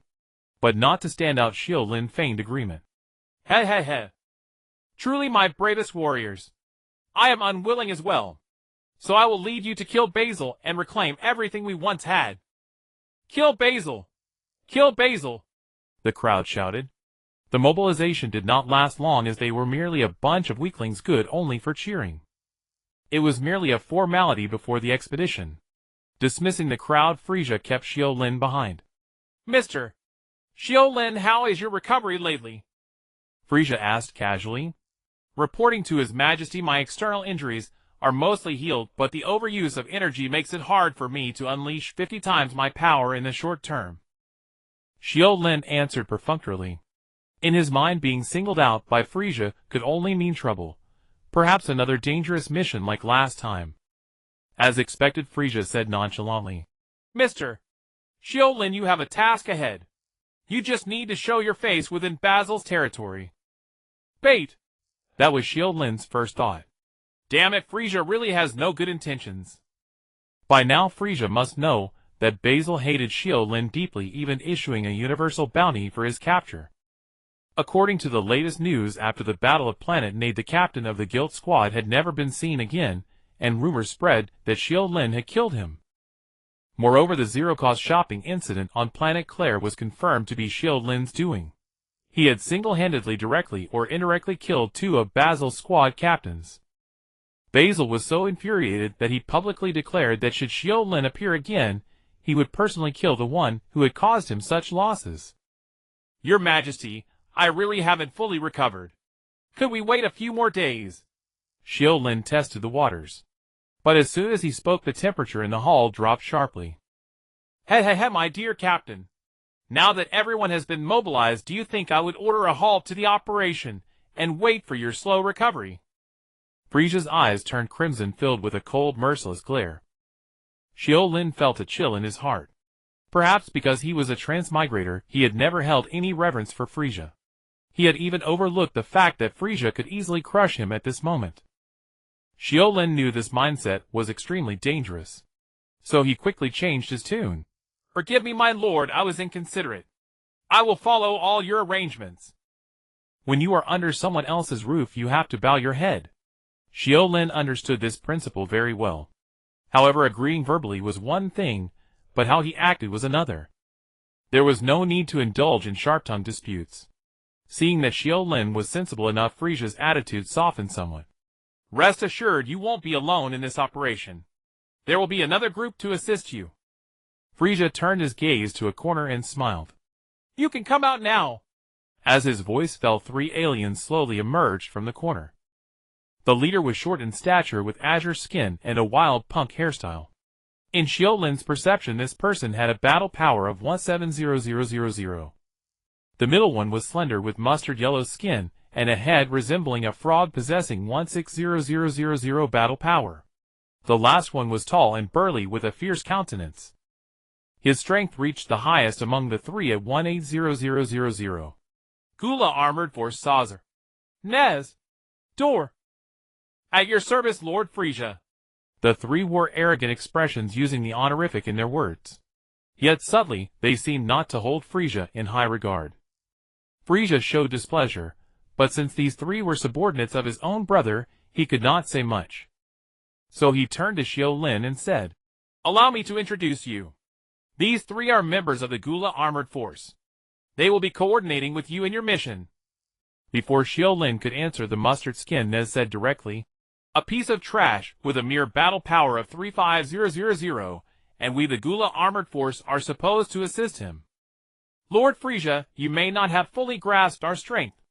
Nez wore a disdainful look, his demeanor becoming arrogant. Nez! Saucer immediately called out to his teammates, scolding him. Have you forgotten Lord Gula's instructions before we left? He said we must follow all of Lord Frisia's orders. But, no buts. Lord Frisia has been fighting Basil for a long time, and has suffered heavy losses. We should understand. Saucer said with a sardonic smile. Hearing this, Frisia's face turned grim. Though the words seemed to defend him, the sarcasm was far more evident. Had he fallen so low that any random cat or dog could mock him? Frisia seethed with anger, but his expression changed several times, and in the end, he could not explode. He did not believe that the 3 dared to act this way without Gula's tacit approval. Yet even so he had to endure. Although his brother Gula was not on good terms with him. Gula only wanted some territory in the North Galaxy. But that damn red wolf wanted his life. Between 2 evils, choose the lesser. He had no choice but to bear the humiliation. A flash of murderous intent flickered across Frisia's eyes, then he said calmly, Mr. Xiu Lin, these 3 will assist you in luring out Q's. As soon as he appears, I will arrive immediately to kill him. Rest assured, my lord, everything will go as you wish. Ho, that's best. Frisia spoke only to Xiu Lin the entire time, never once looking directly at the 3, as if they did not exist. After giving his instructions, Frieza waved his hand, signaling them to withdraw. Outside the hall, Nez clenched his fists in indignation. Captain, did Lord Frieza underestimate us too much? And perhaps he has more confidence in Mr. Xiu Lin. Saucer snorted coldly. The burly Dor remained silent, glaring at Xiu Lin with a fierce gaze, as if he could tear him apart in the next second. The Gula Armored Force was a renowned special forces unit. Each of its 3 members possessed a battle power of no less than 150000. How could they take Xiu Lin seriously, who on the surface had only a mere 30000? The atmosphere instantly became oppressive. The Gula Armored Force, is it? Your arrival is a great help to me. Xiu Lin smiled meaningfully. Then without another word he turned and left. Watching Xiu Lin's back, Nez said contemptuously, Captain, I really don't know what that 35000 battle power trash has to be so cocky about. Saucer looked cautious and warned, Don't let your guard down. That General Q's is rumored to have 1,000,000 battle power. Even if the rumor is exaggerated, he should still have around 500,000. And this Xiu Lin managed to escape from him, so he is clearly not as simple as he appears. Nez's eyes showed surprise and doubt. Can the scouters' numbers be false? Don't forget there are races in the universe that can transform. We must treat this man with great caution. If we eliminate Basel, our next enemy might be. Saucer did not speak the name, but all 3 knew it well. Xiu Lin, as that person's top ace, indeed deserved careful consideration. North Galaxy, a life-bearing planet under Basel the Red Wolf's command. A defiant-looking young man sneered at the 3 aliens before him. How with such meager strength you dare to invade? It seems without a Saiyan's Frieza is deteriorating day by day. The 3 aliens turned pale. They had been ordered to attack this planet, but this youth had single-handedly blocked them. After fighting for so long, they could not advance a single step. This gave them a bad premonition. Seeing their cowering manner, the youth sneered. You're all a bunch of trash. If you don't attack now, I'll charge over. Damn it. Boss, let's fight him to the death. One of them could no longer bear it. He was about to lunge forward again, but at that moment a formidable aura suddenly erupted from afar and flew to the youth's side. Prince, are you all right? The newcomer asked with a worried expression. The 3 aliens' faces darkened at the sight of this sudden powerful figure. It's over. They had already struggled to handle the youth alone. Now another expert had appeared. Today was likely to be a disaster. Trembling, they were about to beg for mercy, when the situation took an unexpected turn. The youth shoved the newcomer away without hesitation. Get lost. As the most talented Saiyan in history, I will never allow anyone to interfere in my battle. Your Highness. I said get lost. The youth's expression was cold. The newcomer tried to dissuade him, but under the youth's glare, he stepped aside. The youth looked contemptuously at the 3 aliens and taunted. 3 pieces of trash, come at me. If you can defeat me, I'll let you leave today. But if you can't, then stay here forever.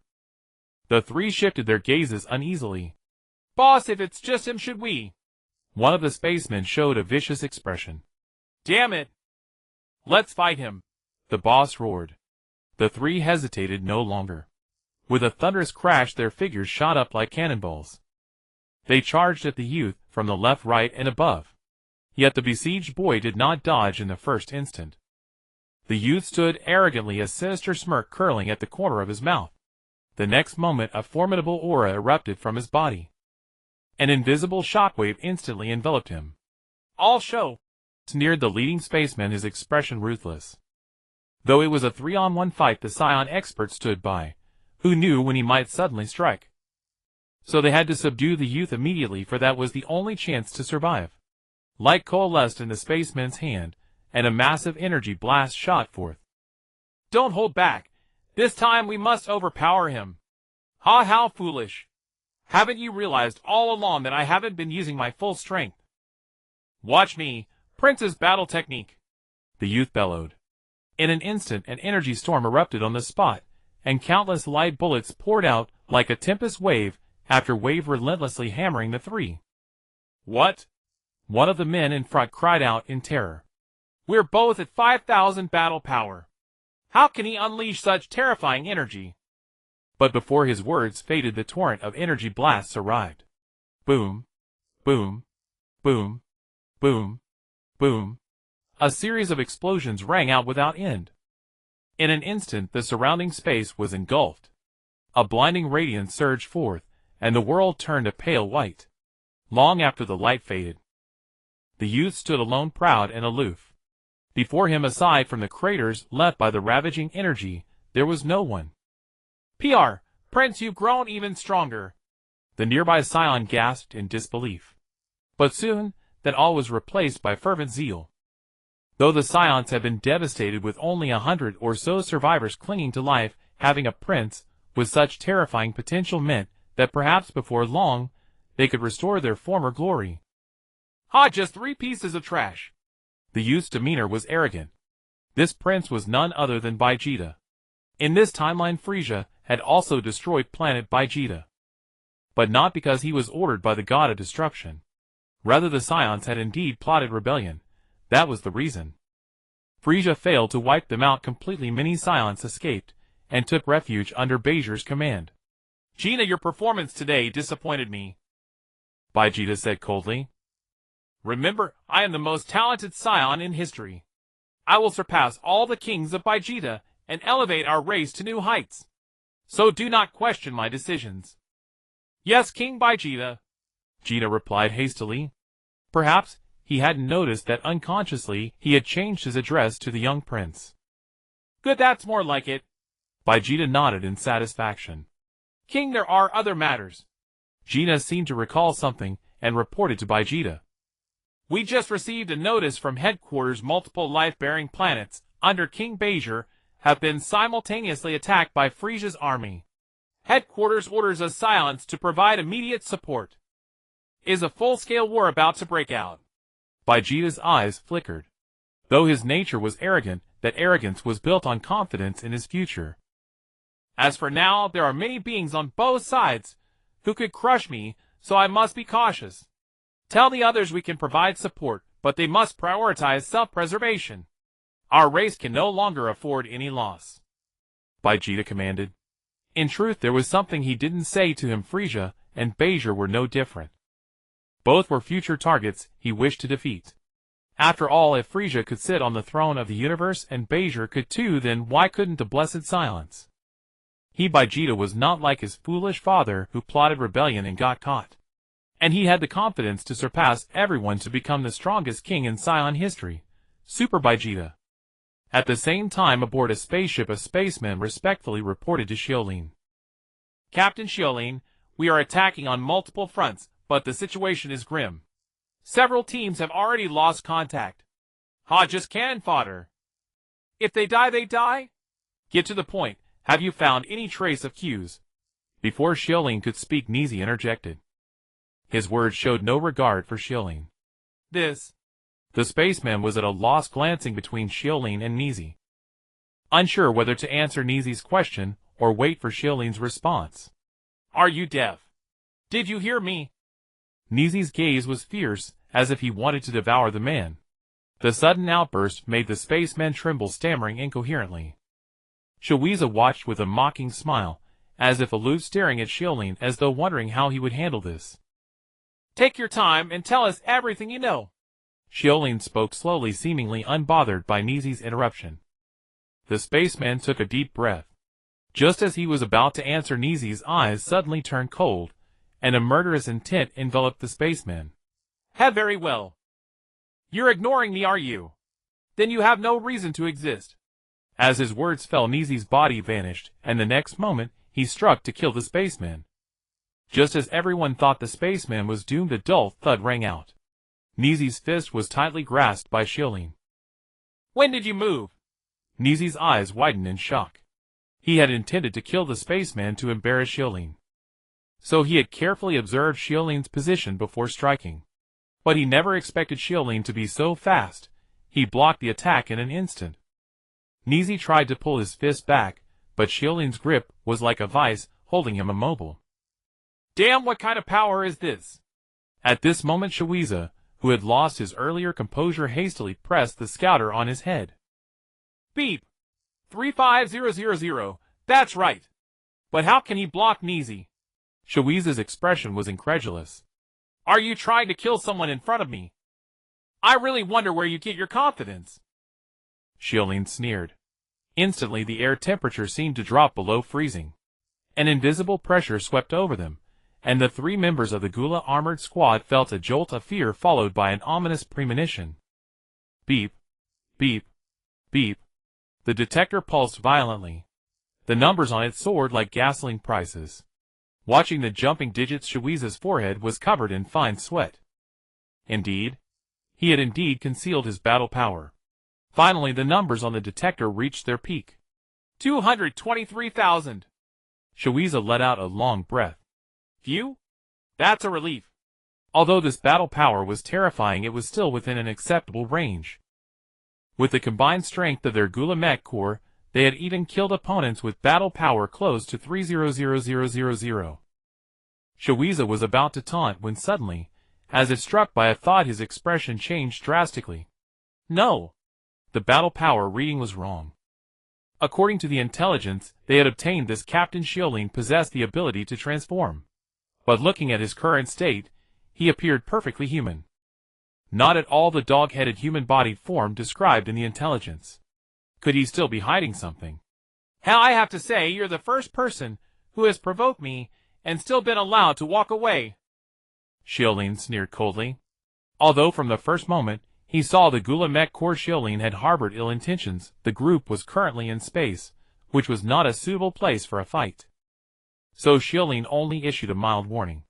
He slowly released his right hand. But at this moment Nizi was consumed by rage, and had no intention of letting it go. Damn it! Nizi said through gritted teeth. With a battle power of 230,000, you dare to look down on us. Today I will not only kill him, but also you. Shut up! Xiuiza roared. See, Captain. Nizi was stunned. I said shut your mouth. At this moment Xiuiza's expression was filled with fear. Captain, Nizi hesitated and swallowed the words on his lips. He stepped back with a look of reluctance. Xiuiza was not the strongest of the trio, but he was the most intelligent. Since he had ordered him to stop, he must have discovered something. I'm sorry, Lord Xiu Lin. My subordinate was too reckless. Xiuiza turned around to apologize to Xiu Lin. Oh! Xiu Lin looked surprised. He waved his hand casually. Keep your subordinate in check. Remember, trouble comes from the mouth. Otherwise you won't be so lucky next time. Yes, Captain Xiu Lin. Xiuiza's demeanor was humble, which made Nizi fume with anger, but he still suppressed his emotions. Xiu Lin smiled disdainfully, then turned his gaze back to the alien and said, Tell me the information you've obtained. Okay, Captain Xiu Lin. The alien snapped back to reality. Thinking of how he had just brushed past life and death, he couldn't help but break out in cold sweat. His gaze toward Xiu Lin showed gratitude. Captain Xiu Lin, although the various teams have not made smooth progress, we have also obtained some useful information. According to intelligence from the front, General Q's is very likely on the Holly planet. Is the information reliable? It has a 70% credibility. Xiu Lin fell into thought. In interstellar warfare, direct confrontation was only one part of the battle. The other part was how to locate the enemy in the vast cosmos. Although he hadn't fully seen Q's transformed battle power, Xiu Lin estimated it to be no less than 3 million. If it were before, Xiu Lin would have been somewhat worried. But with the addition of the Gula Mech Corps, his worries had long vanished, even subtly turning into anticipation. Captain Xiuiza, if Q's is really hiding there, we will certainly need your help then. Of course, Captain Xiu Lin, please rest assured. Since we promised Lord Fulisha to assist you in holding off Q's, then our Gula Mech Corps will certainly do our utmost. Inside the spaceship, the atmosphere returned to harmony. At this moment on the Holly planet, in a luxuriously decorated hall, two figures sat facing each other. Looking closely, one of them was none other than the overlord of the North Galaxy, Wolf King Bezier. Opposite Bezier was a creature with brownish-yellow fur and a sinister face. This person was Bezier's second elder brother, the yellow wolf Lafanda. Before them were laid out numerous delicacies densely packed. Lafanda, while tearing into unknown beast meat, spoke. Third brother, I must say your North Galaxy is really not bad. Where in my territory could I eat such delicacies? As he spoke, Lafanda picked up the red wine on the table. He gulped down large mouthfuls. The North Galaxy is indeed good in this regard, many life-bearing planets rich in resources. Second brother, since you like it here, why not stay for a while? Bezier urged him to stay. The three brothers were born on a remote planet, a place of barren mountains and harsh lands overrun with ferocious beasts. To survive, the three supported each other, stopping at nothing, and eventually carved out their own territory. Having grown up together, the bond between the brothers was extremely strong. There was never any scheming against each other. I'll pass on staying longer. Once we've dealt with Fulisha, I need to return to my West Galaxy. In the days I've been away, those guys are probably causing chaos. Thinking of his several rivals, Lafanda's eyes flashed with ferocity. Second brother, I wonder how our eldest brother is doing? Bezier inquired. The North Galaxy was remote, making travel very difficult. He had not heard news of his eldest brother for a long time. Eldest brother has already unified the East Galaxy. If it weren't for the Galactic Patrol in the Central Star region constantly opposing him and draining his energy, he would have been the one to come help you this time. Lafanda explained. Since the three brothers stepped into the interstellar realm, they had been conquering everywhere. The eldest Bear Giamo was in the East Galaxy. The second Lafanda was in the West Galaxy. The third Bezier was in the North Galaxy. Each had established their own power. Third brother, do you think the plan to use Qs to lure out Fulisha is really feasible? Lafanda was somewhat uncertain. Second brother, I have fought with Fulisha many times, so I have a certain understanding of him. After suffering repeated losses, he is always thinking about saving face. If he learns of Q's location, he will definitely rush there at the first opportunity. Bezier said with conviction. That's good. If we can really lure Fulisha, then the unification of the North Galaxy will not be far off. Here I must also congratulate you in advance, third brother, on becoming the overlord of the North Galaxy. Ha, second brother, you flatter me. But second brother, I heard that Fulisha's brother Gula has also come to the North Galaxy. Could he cause some trouble for our plan? Hey, that guy. I hope he shows up too, so he won't keep causing me trouble in the West Galaxy. Lafanda took another swig of red wine. A cruel gleam flickered in his dark yellow eyes. 3 days later, on the Harvey planet, a spaceship wrapped in white flames descended from the sky toward the surface. Boom! The sound of landing echoed. Through the dust, 4 figures emerged from the spacecraft. Is this the place? Xiu pressed the scanner.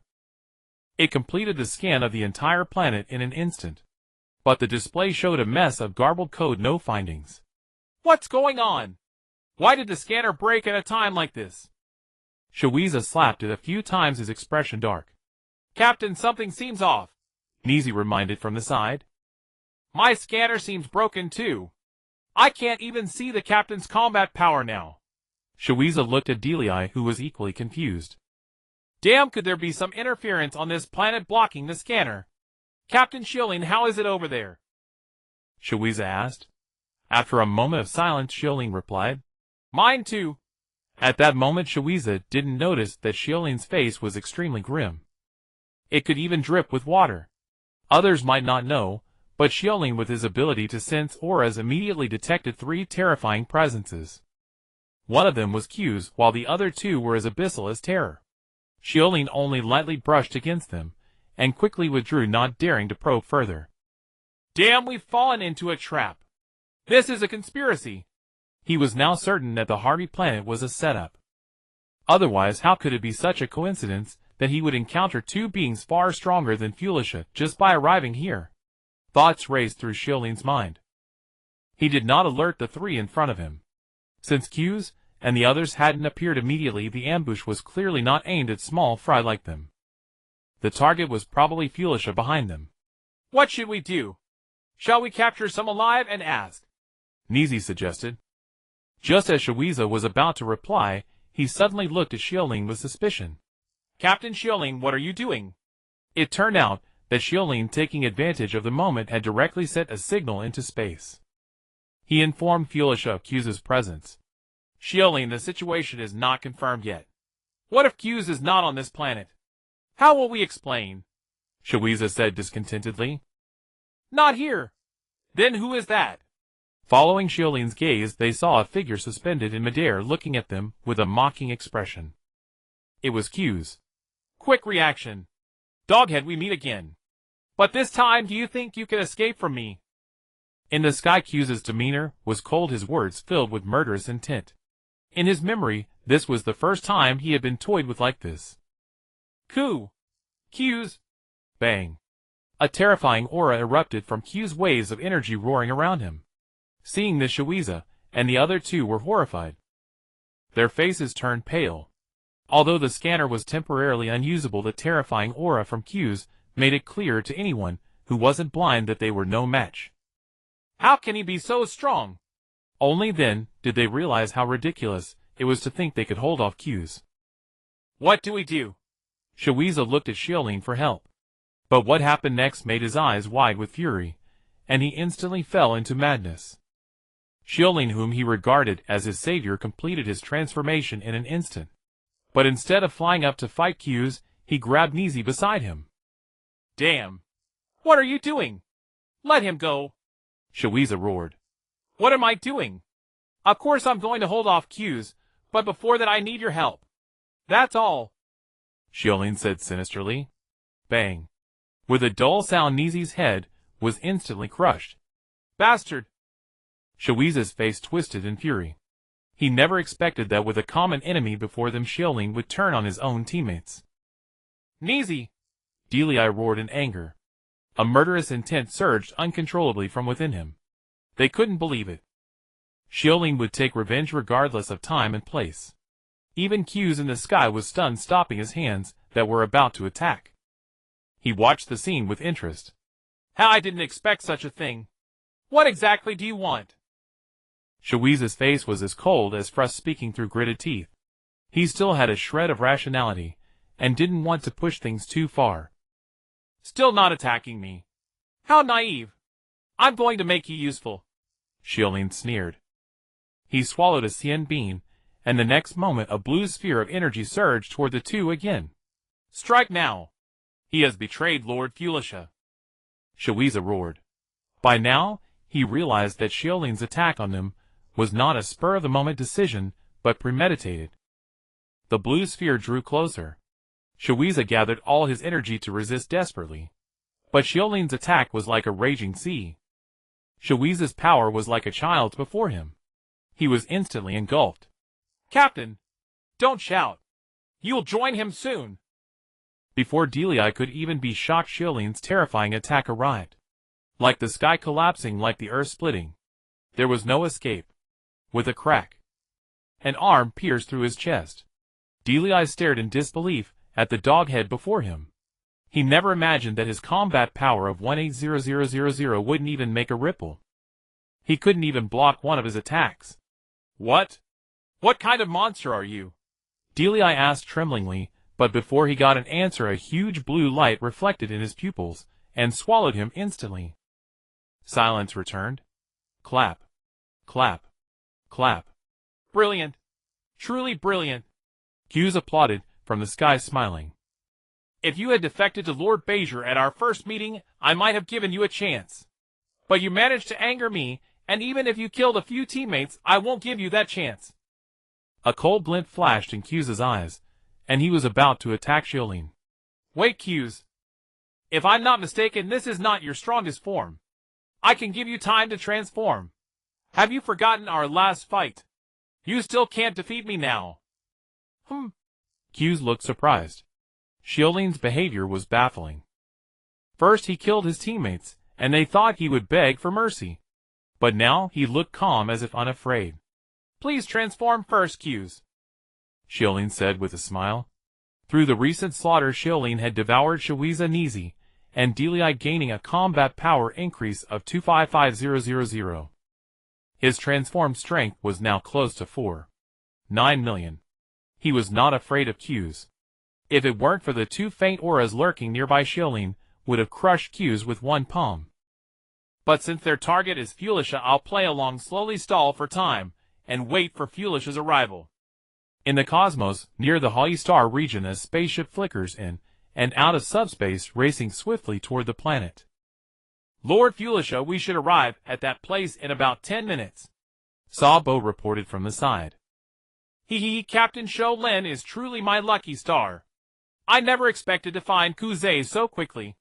Fulisha's eyes were bloodshot, and though a faint smile hung on his lips, it could not conceal the palpable murderous intent. My Lord Kuzei's transformed strength can reach a staggering 3.5 million. Can Captain Xiu Lin and his team withstand it? Sabo asked with some concern. Withstand? Does it matter? Fulisha said indifferently. Hearing this, Sabo fell silent. Whether they could hold out was indeed unimportant. Others might not know, but he understood Fulisha's plan all too well. First eliminate Kuzei to provoke Bazi. Then when Bazir comes for revenge, join forces with Gu La to kill him. If Sabo guessed correctly, Lord Gu La must have already received the news, and was heading toward Holly Planet as well. At this very moment, locating Kuzei meant they were halfway to success. Lord Fulisha, what should we do now? Should we continue toward Holly Planet? Fulisha pondered for a moment and said, Mr. Sabo, let's wait a bit. We're moving too fast. My brother is still far from here. He'll need about an hour. Very well, my lord. Sabo received the order and hurried off to make arrangements. In the room, Fulisha gazed at the starry sky outside the window. He murmured, Kuzei, you can't escape. I want to see just how furious Bazir will be after losing his beloved general. At that moment on Holly Planet, Kuzei's aura surged, and his body underwent a drastic transformation. Finally, at a certain point, it reached its peak, for arms burst out from his back. Now Kuzei stood 3 meters tall with an insect-like face, dark brown skin, and 6 arms. Doghead, the stupidest thing you've done is force me to transform. Once I transform, my bloodlust surges. You might find that even a quick death becomes a luxury. Kuzei's face was cold, his tone icy. I'm a doghead, then what are you? A cockroach. I let you transform only because you were too weak just now, unable to harm me at all. Is that so? I hope your fists are as tough as your words. As soon as the words fell, a murderous glint flashed in Kuzei's eyes. The next second, his body turned into a blur, charging straight at Xiu Lin. Die! Kuzei bellowed, all 6 arms striking simultaneously. With the force of collapsing everything, he aimed at Xiu Lin. Angry.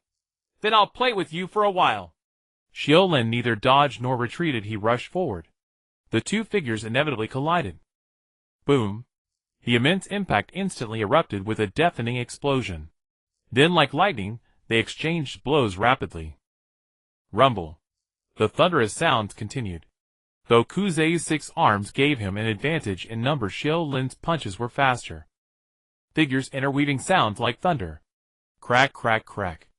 The surrounding buildings quickly fractured under their fierce assault until they shattered with a crash. Such speed! Kuzei showed surprise in his eyes. Though he hadn't used his full power to lure Fulisha, his attack speed was all out. But unexpectedly, Xiu Lin was even faster, 100 punches per second, intercepting all of Kuzei's attacks. It seems I can use a bit more strength without killing him easily, Kuzei thought, and he unconsciously increased the force in his hands. Little did he know that Xiu Lin also hadn't used his full power. However, realizing he held the advantage, Xiu Lin held back even more. Damn, am I being too obvious? Xiu Lin thought, though his words were arrogant, his real intention was just to stall for time. If he accidentally killed Kuzei, those 2 terrifying abyss-like auras would likely intervene immediately. No, I must hold back more. Ah! How can you be so strong? Xiu Lin roared. I've already sacrificed my lifespan, but I can barely block your attacks. As he spoke, Xiu Lin slowed down. Bang! Kuzei's fist struck Xiu Lin hard, sending his entire body flying backward. Like a cannonball, he slid 100 meters, and was deeply embedded in the rock. Damn! I'm going to kill him! Kuzei was startled. As bait, his mission was to lure out Fulisha. Though the 2 lords hadn't told him to hold back, Kuzei was still worried. If he killed Xiu Lin and Fulisha didn't come, wouldn't he be at fault? Kuzei hastily stopped his momentum, and did not pursue. Hey, is that all you've got? Kuze asked arrogantly. If you don't get up soon, you'll be dead by my hand. From the rubble, Xiu Lin slowly rose, panting heavily, and wiping the blood from his mouth. He had bitten his tongue to produce it. He sneered. Kuze, are you only capable of taking advantage of others? If I hadn't wasted so much energy dealing with those three earlier, do you think you could have knocked me down so easily? Oh, is that so? Then I'll give you 5 minutes to recover. Huh? Xiu Lin looked astonished. In a battle of masters, the outcome is often determined in an instant. Every second counts. Why would Kuze so readily let him catch his breath? Though Xiu Lin had no idea what Kuze was up to, stalling for more time suited him just fine. A long, awkward silence. 5 minutes are up. Now prepare to face my wrath. Kuze smirked coldly. Xiu Lin looked at the sky, but there was still no sign of any spaceship. Damn, Fulisha isn't going to stand me up, is he? Xiu Lin felt a flicker of panic and shouted at Kuze. Do you dare give me another 10 minutes? I need to charge a special move. A long silence. What's the harm in letting you prepare? I'll give you 15 minutes. In the shadows. Third brother isn't your subordinate, being a bit too obvious and holding back. A second brother, you know Kuze can't fake it. That's why I trust him so much. But I can see that Doghead is also deliberately stalling for time. Since that's the case, let's wait. Soon an hour passed. Kuze's face was extremely grim. He could find no other excuse to delay. 20 minutes. In 20 minutes, I'll launch my fiercest attack. Xiu Lin continued to trash talk, but made no moves. It's been an hour. It seems Fulisha isn't coming. Kuze clenched his fists. He felt like he was being toyed with. Damn it! Since you're useless, die. Kuze roared, no longer pretending. His fists surged with fury, ready to unleash all his rage. At that moment, Xiu Lin suddenly looked up at the sky. He whispered, Fulisha, you've finally come. You're here. I'm here. A colossal spaceship burst through the clouds. It hovered in midair. Its hull pitch black and menacing. With a hiss, the hatch opened. A small, sleek figure floated leisurely out of the spaceship, a sinister smirk curling at the corner of its mouth. Frisia. Has he actually completed his third transformation? Seeing the figure, Xiu Lin shuddered in shock. He never expected that Frisia, who usually seemed arrogant, could be so cautious. Xiu Lin stepped forward, pretending not to know.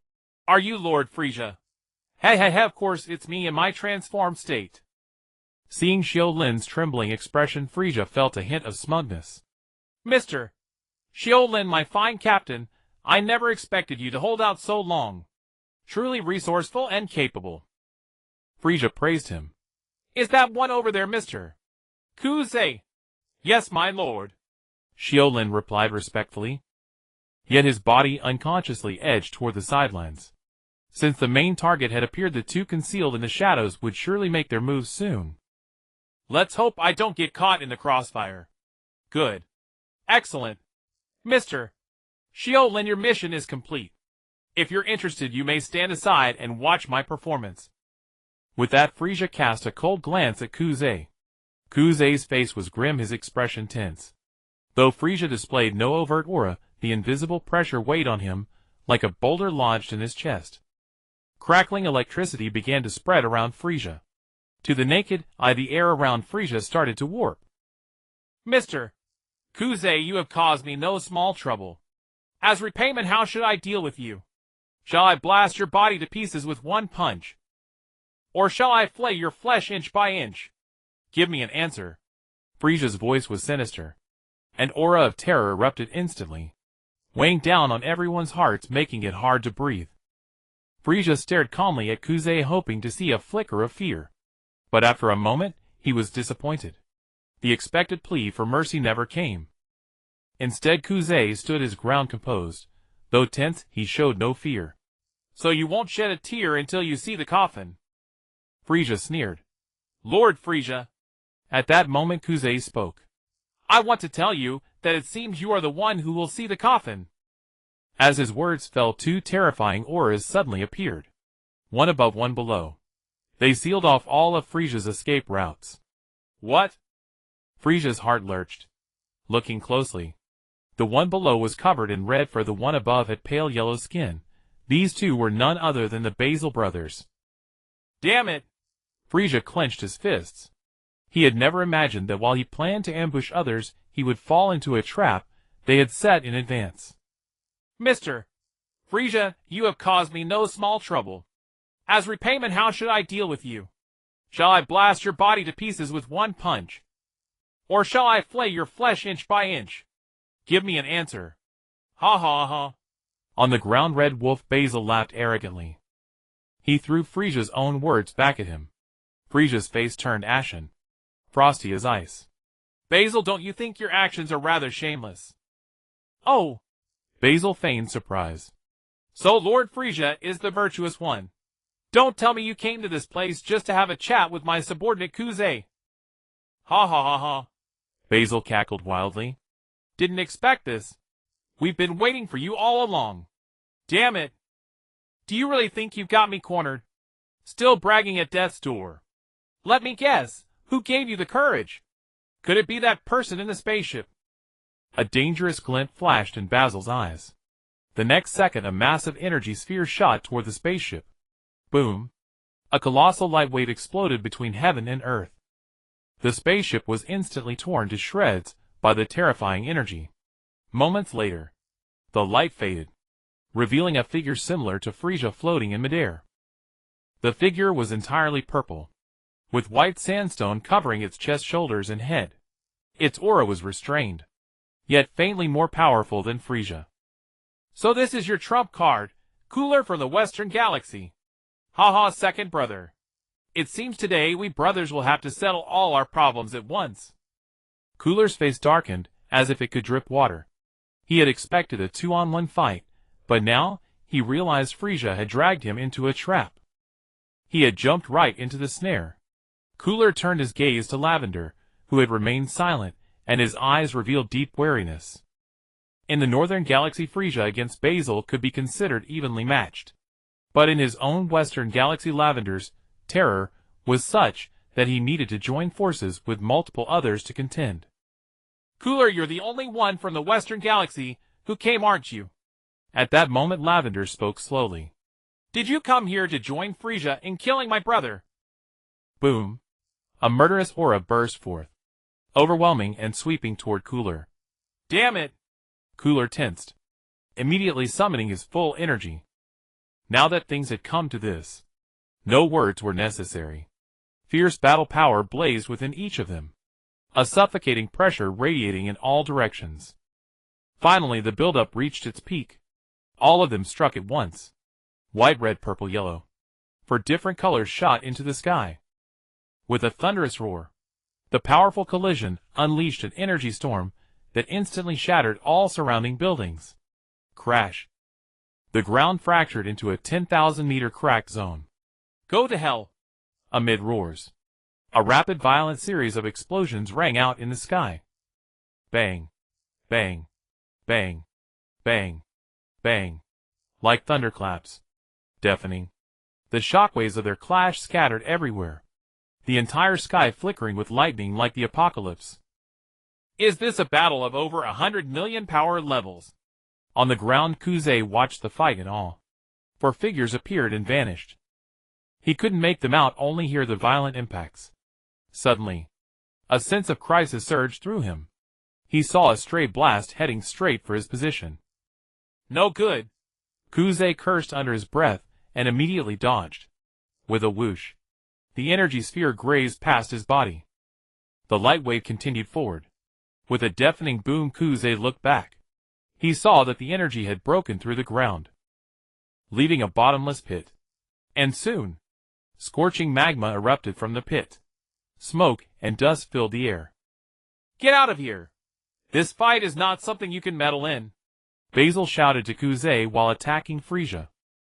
Hearing the warning, Kuze didn't dare linger, flying away swiftly. In seconds, he had flashed 10,000 meters away.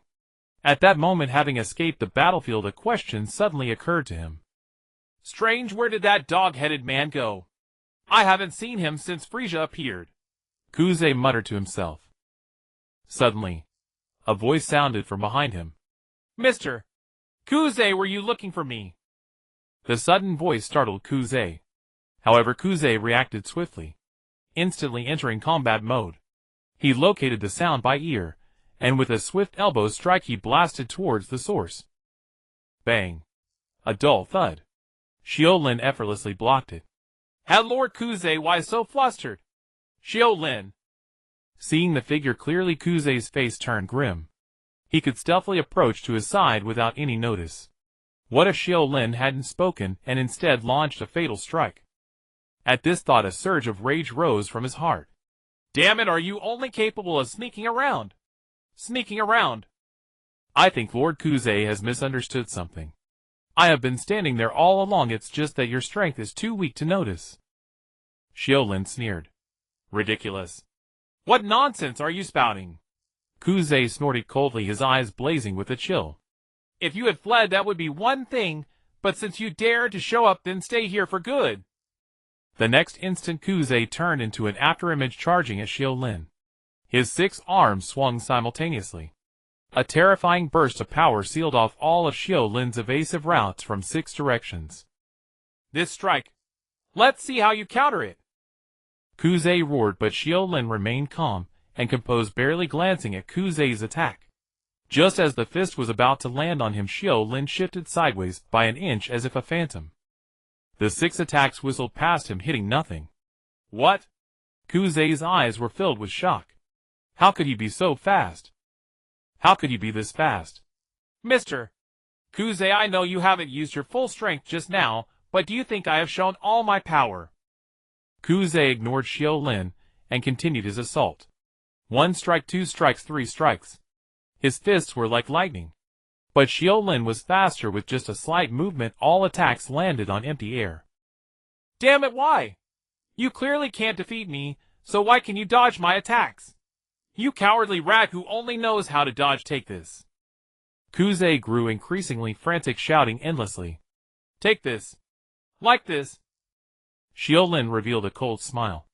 An afterimage flashed, and the next second Xiu Lin's fist somehow landed on Kuze's abdomen. Bang! A dull thud. Kuze, as if struck violently, was sent flying. Quite tough, Lord Kuze. I have to tell you a cruel fact, you are no match for me. Before his words faded, Xiu Lin vanished, and reappeared, already catching up to the flying Kuze. Bang! Another heavy blow. Kuze in the air spat a mouthful of blood. He struggled to stabilize himself, but Xiu Lin's attack followed like a shadow. Still struggling. You have no chance. I am faster and stronger than you.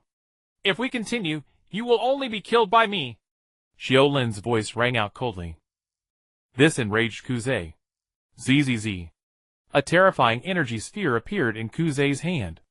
Boom. He struck with an angry palm a full-power blow, sending a terrifying energy beam towards Xiu Lin. However, Xiu Lin did not dodge or evade the energy. He simply crossed his arms, a hint of disdain flashing at the corner of his mouth. Rumble. The light sphere collided with Xiu Lin as if encountering a great resistance. After the loud noise, the sphere was forcefully deflected by Xiu Lin. No! Impossible. Seeing this, Kuze's face turned ashen. That single strike had completely shattered his confidence. I am clearly stronger than you. I should be stronger than you. Haven't you figured it out yet? I was just playing with you earlier. However, Kuze did not reply. He kept muttering. I should be stronger than you. How can I not defeat you?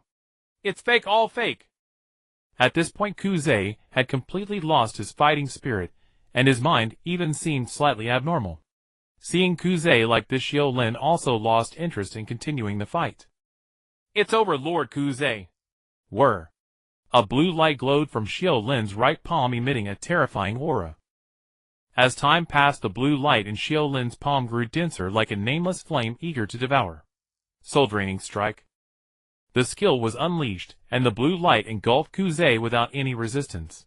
It actually increased by 1.85 million. Xiu Lin looked surprised. Although he knew Kuze's combat power was not low, he never expected it to reach an astonishing 3.7 million. Status panel. Xiu Lin called softly. Character good at LV11. Combat Power 23280000. Talents Ghostly Steps Teleport. Passive Soul Devourer.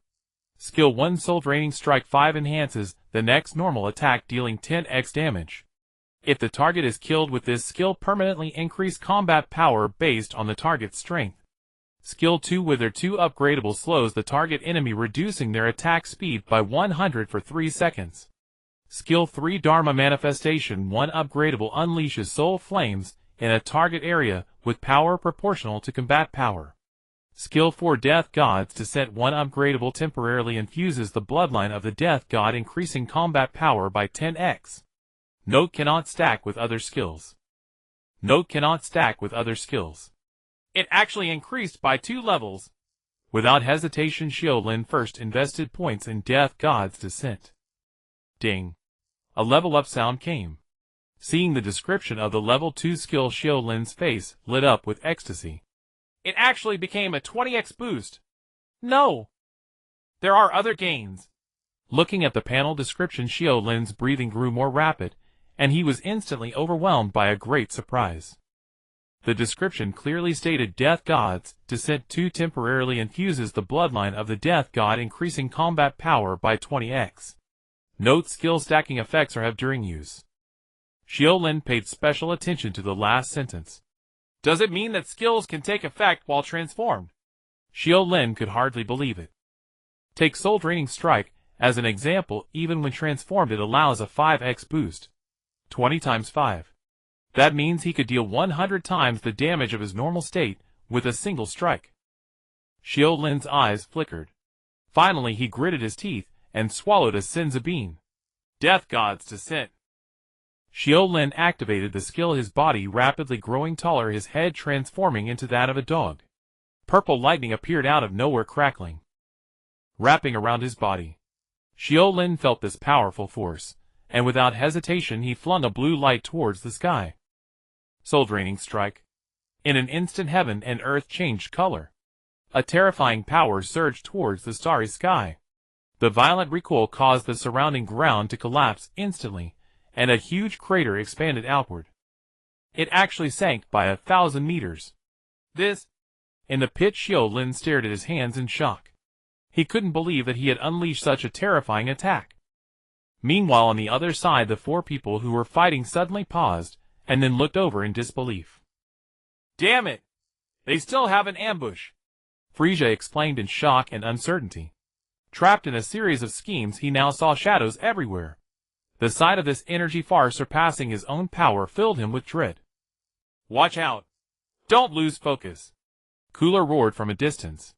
In his line of sight, Basil had already crept close, while Frieza was momentarily distracted. A fatal strike was unleashed from his hand. Have worry about yourself first. Lavender's eyes gleamed red as he hurled an energy sphere viciously toward Cooler. Startled, Cooler instantly snapped back to attention and hastily parried. He could no longer spare a thought for Frieza. At that moment, Frieza was still stunned by the energy that had flashed across the sky. Suddenly, Cooler's urgent shout rang out. But it was too late. Basil's heavy blow struck Frieza directly in the chest. The ferocious force erupted violently, piercing straight through Frieza's chest. Blood spurted out in a torrent. Frieza's eyes reflected profound disbelief as his body slammed heavily into the ground. With a thunderous crash, the earth caved in, as if struck by a planetary collision. A colossal mushroom cloud exploded upward, shrouding the sky in dust and sand. Hee! Frieza, you're about to die. Basil sneered from above. One energy sphere after another flew from his hands, pounding into the deep crater. Thud. Thud. The fierce attack shattered the surface. Scorching magma erupted and splattered quickly, engulfing the surroundings. It's over. Cooler's face turned ashen in the sky. Though he couldn't sense life through energy as Frieza's own brother, there was an innate bond between them. Now he could clearly feel Frieza's life force rapidly fading.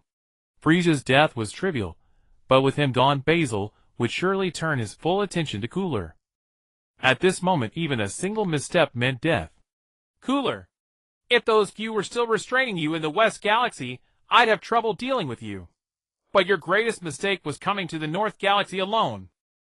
Lavender kept Cooler engaged, leaving him no chance to escape. Regret filled Cooler's eyes.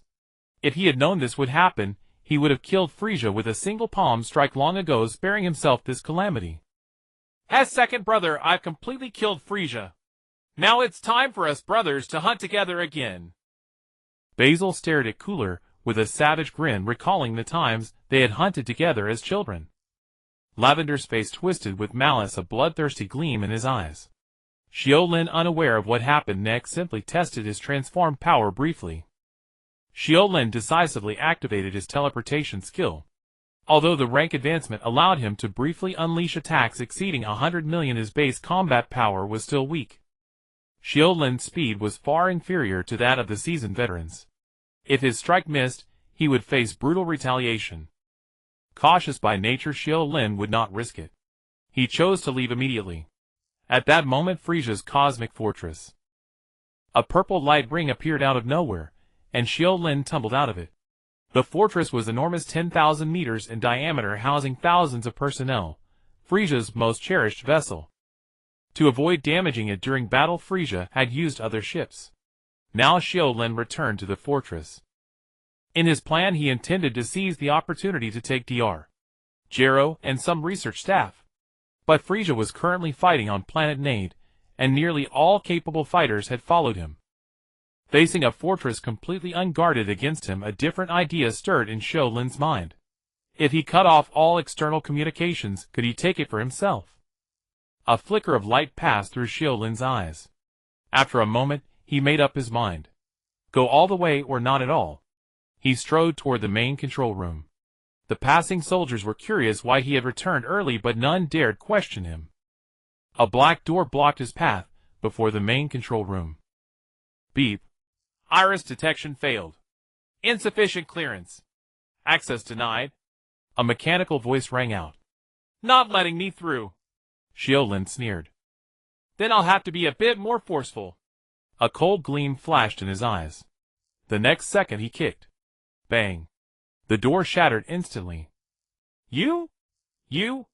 Inside the control room, an 8-armed pink-skinned alien stared at him in terror. Without a word, Xiu Lin grabbed him. Do you know who I am? Why, yes. Good. I'll say this once. Lord Frisia has entrusted me with the ship. I order you to immediately destroy all external communication devices and navigate the ship into subspace. But I haven't received any orders from Lord Frisia, the alien stammered. Oh. Then choose between destroying the communication devices or destroying yourself. Silence fell. In the end, the alien chose to live. After all, the ship belonged to Frisia, but his life was his own. Besides, Captain Xiu Lin claimed to have Lord Frisia's orders. Fine. Might as well believe it. The process was simple and brutal. Facing the minor minions on the fortress, Xiu Lin easily suppressed all dissent. Moreover, his status as a Special Forces captain made some readily believe his lies. The others, though suspicious, chose to follow out of fear. But after taking control, Xiu Lin frowned. He had searched the entire fortress, but found no trace of Dr. Gero. It was as if he had vanished. Viggy, any findings? Xiu Lin turned to the pink-skinned 8-armed alien. Viggy, that alien's name, spent all day in the main control room, not only piloting the fortress, but also overseeing the internal surveillance. Click-clack. Viggy worked rapidly on the computer, and soon had an answer. Captain Xiu Lin, the person you're looking for left the fortress a week ago, accompanied by 3 of your subordinates. Viggy swiveled the screen for Xiu Lin to see. Dr. Gero tossed a capsule, and a spaceship materialized on the screen. It was unmistakably the Black Mountain which Xiu Lin had seized on planet Claire. And Dr. Gero had departed in that very ship. So he chose betrayal. Good. Very good. Xiu Lin's face darkened, as if dripping with rage. To Viggy, Xiu Lin seemed like a volcano about to erupt, terrifying, dangerous. Viggy was so scared, he dared not make a sound. On the insect planet, a small spacecraft pierced through the atmosphere and landed on the surface with a thunderous roar. Before long, an alien stepped out of the ship. The being had azure skin and long, slender ears. He bent down lightly to grab a handful of soil, then briefly surveyed the surroundings. The alien murmured, a barren mid-level planet. After another look he said with satisfaction, "It's fine this way. This place is remote with no records on any star chart. The forces of Frisia and Basil will surely never touch this spot. Perfect for hiding." Now examining the alien's appearance more closely, it was unmistakably the long-vanished Jill. Back then, he had sensed that Frisia was about to wage full-scale war against Basil. As the captain of Basil's special forces, Jill knew he would be thrust to the forefront of battle. If there were no danger it would be fine, but that dog-headed man possessed terrifyingly immense power. Rashly opposing him would surely lead to death. To save his own skin, Jill could only fake his death and vanish from sight. Now Jill felt immensely relieved. Fortunately, he had hidden his true strength well. Even Basil did not know that the 200000 battle power warrior was merely his clone. Thus, he had achieved the perfect disappearing act. Crack. A faint sound, though extremely subtle, was caught by the perceptive Jill. It's truly inconvenient without a scouter. Even detecting an enemy's approach relies solely on perception. Bang. Jill casually fired an energy sphere aiming at a hill. But the expected explosion never came. The energy sphere vanished as if into thin air. Jill let out a soft exclamation, and a hint of caution crept into his eyes. Though it was a casual strike since it came from his true body. The energy sphere likely contained no less than 200000 battle power. After a moment of thought, Jill chose not to investigate, and decisively turned to leave. It seems this planet still harbors unknown dangers. Though I could probably handle them to be safe, I'd better avoid contact and find another planet to hide on. Just as Jill turned around, a beam of light suddenly struck. Damn it! Jill cursed under his breath, twisting his body hastily. At an extremely awkward angle, he barely dodged the beam. "I have no quarrel with you, sir, and I was already preparing to leave this planet. Why must you persist?" Jill's face twisted with anger as he glared at his attacker. The figure had dark green skin and a hideous visage. Had an Earthling been present, they would have instantly recognized this being as the demonic monster that once brought infinite terror to Earth. Hee. The monster let out an excited growl. "Finally, I see a creature that isn't a bug. I really want to fight you properly, but unfortunately the demon god wants to see you, so our battle will have to wait." Jill's nerves were taut, and sweat beaded on his forehead. In his perception, the pressure exuded by this monster was no less than that of Q's back then. He couldn't imagine how powerful the demon god the monster spoke of must be. Had he just escaped the dragon's den only to leap into the tiger's lair? Jill slowly edged toward the position of his spacecraft. The green monster, however, revealed a cold smirk. "Still not facing reality. From the moment you set foot on this planet, we've already found you. If I'm not mistaken, your spacecraft has already been taken away." Thud. Jill felt as if struck by lightning. The spacecraft has been taken away. Then how am I supposed to leave this planet? As Jill stood frozen, the demon rushed toward him. Curse it. Jill snapped back to reality, instantly splitting his body into three, each fleeing in a different direction. Yet the demon monster immediately identified his true body. Forced to split again, his usually infallible escape technique proved child's play before this demon. Every time he was instantly discovered. "Damn it. How are you doing this?" Jill gasped, his face pale with frustration. Hee. You cosmic beings don't understand the application of ki. No matter how you transform, the aura of your true body remains unchanged. The demon monster spoke in a sinister tone. Jill's face darkened. He couldn't win and he couldn't escape. Was he truly going to meet the demon god this monster spoke of? Just then the monster spoke, still dreaming. "I've been patient enough with you." Bang. A terrifying aura erupted skyward. Jill's face turned pale with shock. So strong. Even Lord Q's never had this level of battle power. An oppressive abyssal energy crushed around Jill, rendering him unable to move an inch. "Since you refuse to obey the demon gods, well, I suppose bringing back a corpse wouldn't displease him, would it?" the monster said ominously. With a thud, Jill fell to his knees. He immediately begged for mercy. "My lord, I'll do as you wish. Whatever you say, I'll obey. Please don't kill me." After traversing a long underground passage led by the green monster, Jill arrived at a vast subterranean space. The space was spacious but desolate. Jill noticed that the corners were piled high with dried shriveled insect corpses, as if their essence had been drained. My God, I hope they don't take me for food, Jill thought in terror, but with the green monster watching him closely, he had no choice but to press on. Walking straight ahead, they soon reached the core of the underground space. A massive stone pillar stood at the center atop which was a throne. The demon monster bowed respectfully to the figure on the throne and said, "Lord Demon God, the man has been brought." Jill stole a glance. The figure had dark green skin and a grim countenance. His entire aura was restrained, making him seem like an ordinary person. But Jill dared not underestimate him.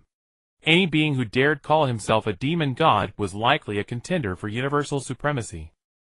Before the figure could speak, Jill gritted his teeth and blurted out, "Jill, captain of Basil's special forces, pays homage to the demon god." "Oh, Basil. Is he a formidable figure?" The figure on the throne spoke slowly. Jill was surprised. "Tell me everything you know. I'm very interested in all things about the universe." Jill suddenly realized this self-proclaimed demon god had never ventured into interstellar space. It seemed his plan to bluff using Basil's name wouldn't work. Helpless, Jill could only grit his teeth and begin explaining. At the same time, Jill learned the demon god's true name, Piccolo, the great demon god. Cosmic Fortress.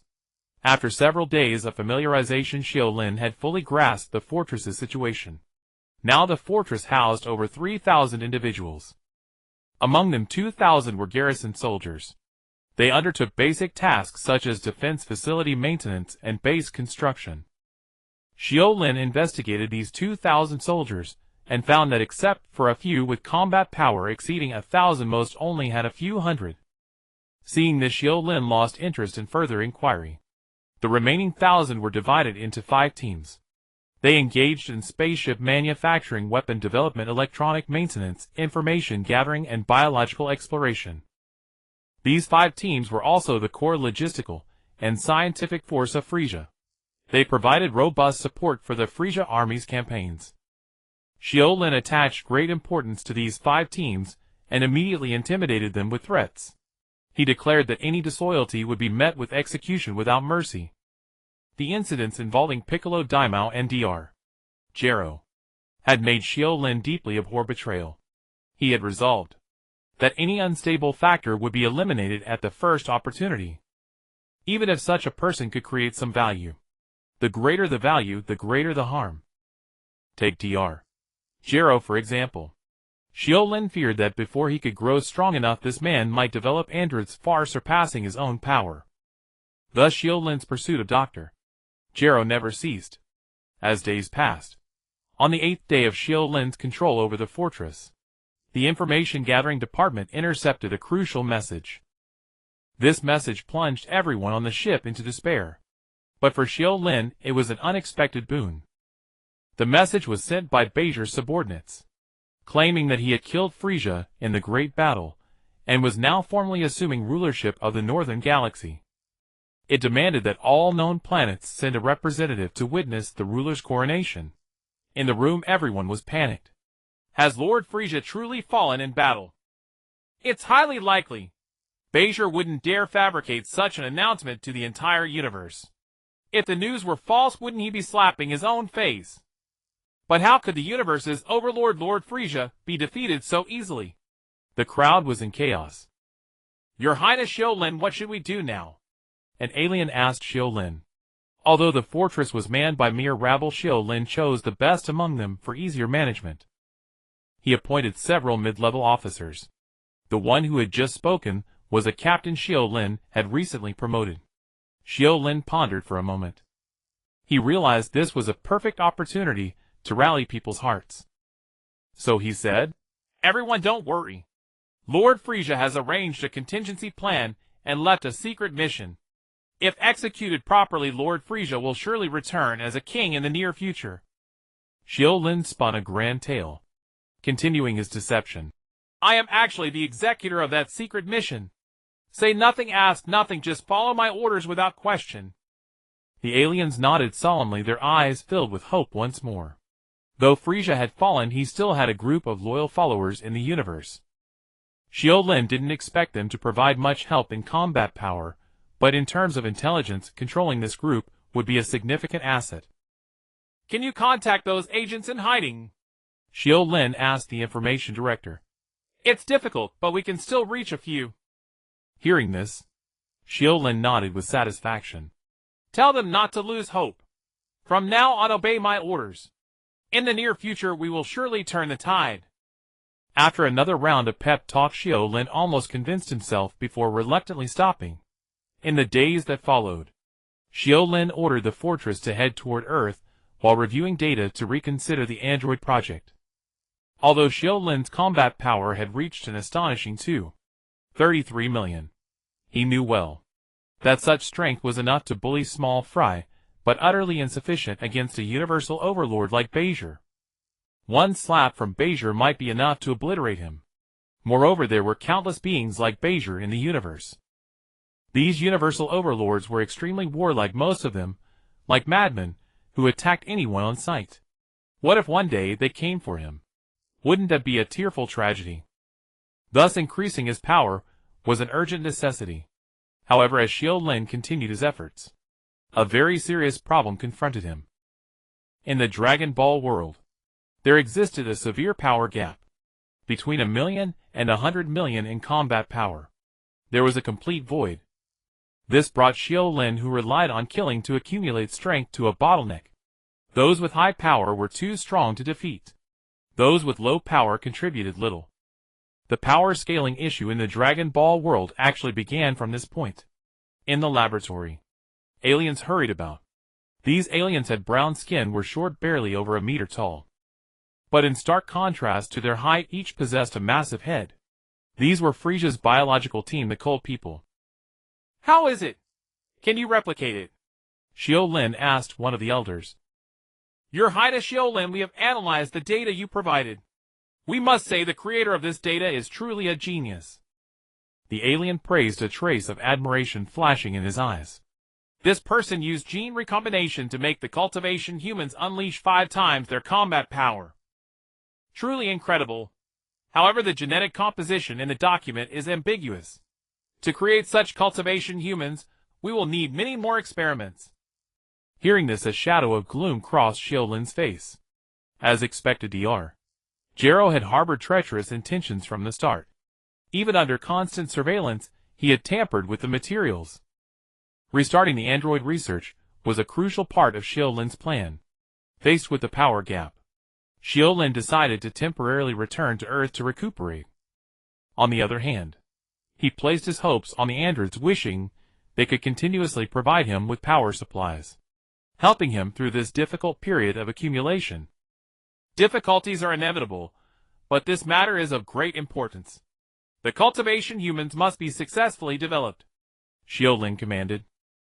I don't care what method you use, I'll give you 5 days. During this time, you can mobilize all resources on the fortress. If you fail... Before Xiu Lin could finish, the alien quickly pledged. Rest assured, Your Highness Xiu Lin. If I cannot complete it, I am willing to accept any punishment. The Goku people were so confident that they seemed certain of completing the task. Sure enough, 3 days later, the first cultivated android sample was sent into Xiu Lin's room. Familiar structure, familiar sensation. Crack. The android's head was instantly crushed by Xiu Lin. Your Highness.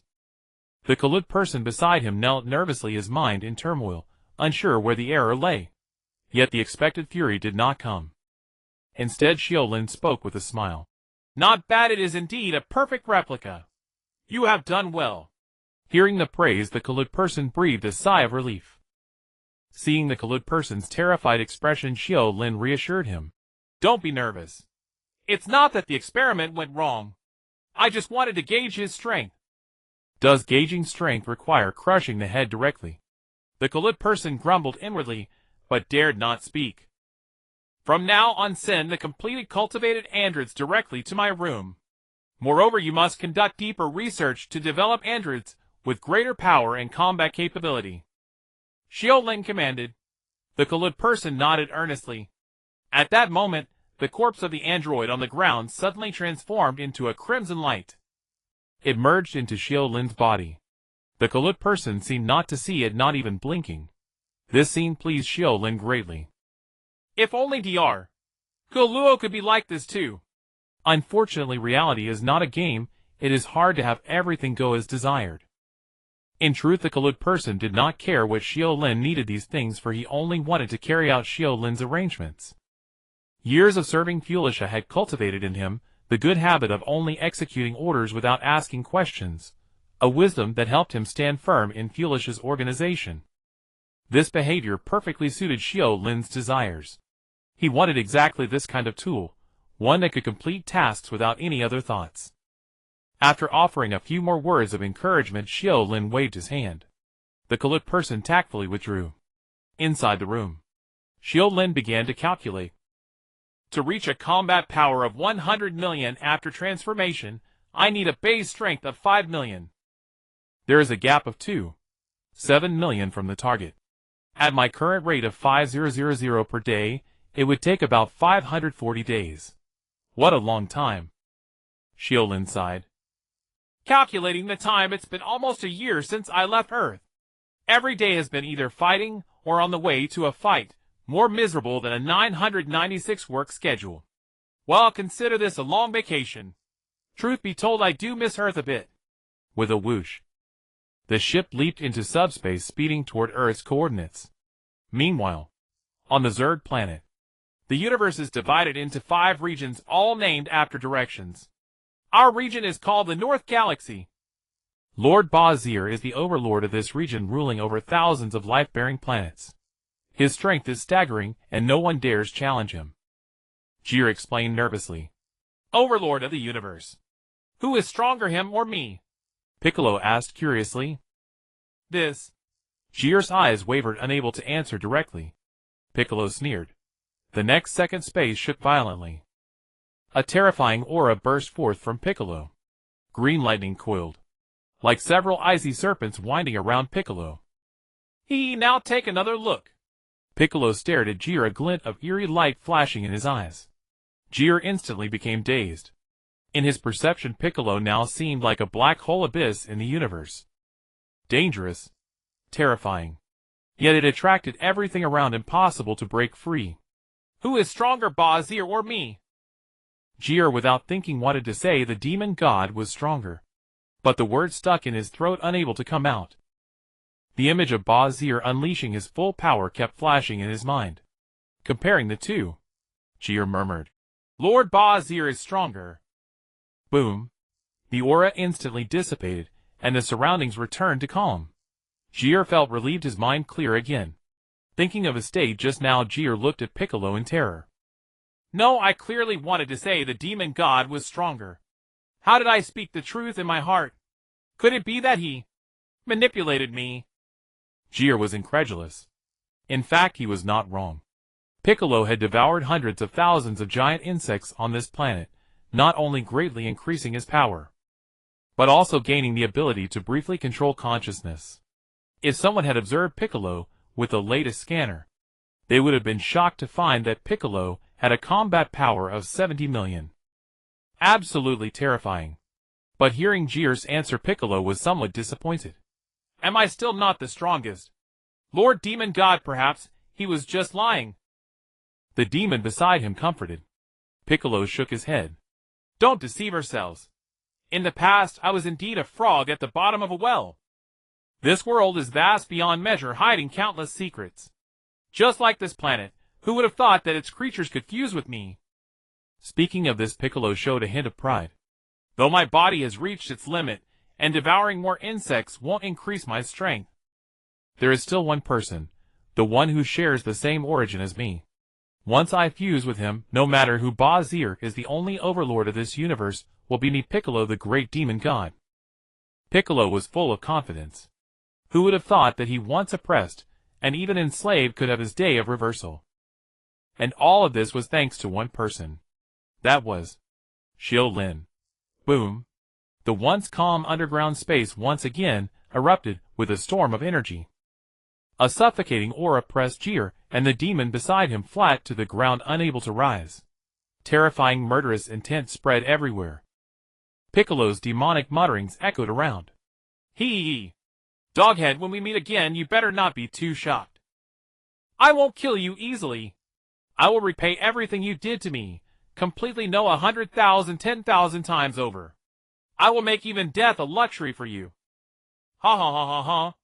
Piccolo fell into madness. Gero on the ground trembled with fear. When Piccolo said Doghead, Gero inexplicably thought of that Special Forces captain under Fulisha. Could it be him? But Gero immediately dismissed the thought. Someone who could make this terrifying demon god gnash his teeth with hatred must be an overlord of the universe no weaker than Bazir. A long outburst. Finally the surroundings calmed down again. In a daze, Gero heard a chilling voice. Get up. Pilot your ship and take me. To Earth. Earth Turtle Sage's house. Wow. Look, it's Tien Shinhan appearing. Inside the room, Jizi shouted excitedly. On the television, a recording of Krillin and Tien Shinhan fighting against Baku was playing. I know. But you've already watched it dozens of times. Can't you let me have the TV? Turtle Sage said discontentedly. However, Jizi was engrossed, and did not reply. Ahem, Jizi, it's just the right time for aerobics. We've been asleep for a year. Some exercise will help us recover. Turtle Sage urged. Hearing this, the large turtle lying on the ground shot a disdainful glance at Turtle Sage. It didn't even want to call him out. Did Turtle Sage really want to exercise? Wasn't it just to watch the young ladies? Yet, no matter how Turtle Sage sweet-talked, Jiazi refused to be fooled and continued to watch the recording with full concentration. Even if Turtle Sage forcibly changed the channel, Jiazi could use his special ability to switch it back. After a few rounds, the two fell into a quarrel. Aerobics. Watch the recording. Aerobics. Watch the recording. The television instantly went dead. It turned out that Buma, who was nearby, had pulled the plug. Buma's face was slightly angry. She shouted at the two. Can't you just calm down? I traveled half the globe to revive you. And now the moment you wake up, you start arguing. Turtle Sage straightened his expression, a hint of shame on his face, and said, Buma, you've worked hard this year. Last time the Dragon Balls were restored but unexpectedly stolen. As a result, everyone had to wait bitterly for a year. To ensure success, this time Krillin even temporarily ended his training at the temple. He came down to search for the Dragon Balls together. Fortunately, this time was calm, and without any complications.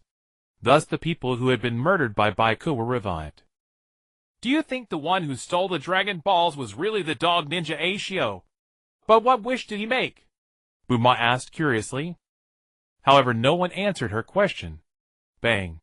The television was secretly turned on again by Turtle Sage. 3 young ladies in yoga outfits were performing various difficult poses. Turtle Sage was completely absorbed, his whole face pressed against the screen. Seeing this, Buma angrily shouted, You perverted old man, get out of here! At the temple, Tien Shinhan's expression was solemn. In his mind, he kept pondering the words. As quiet as the sky. As swift as lightning.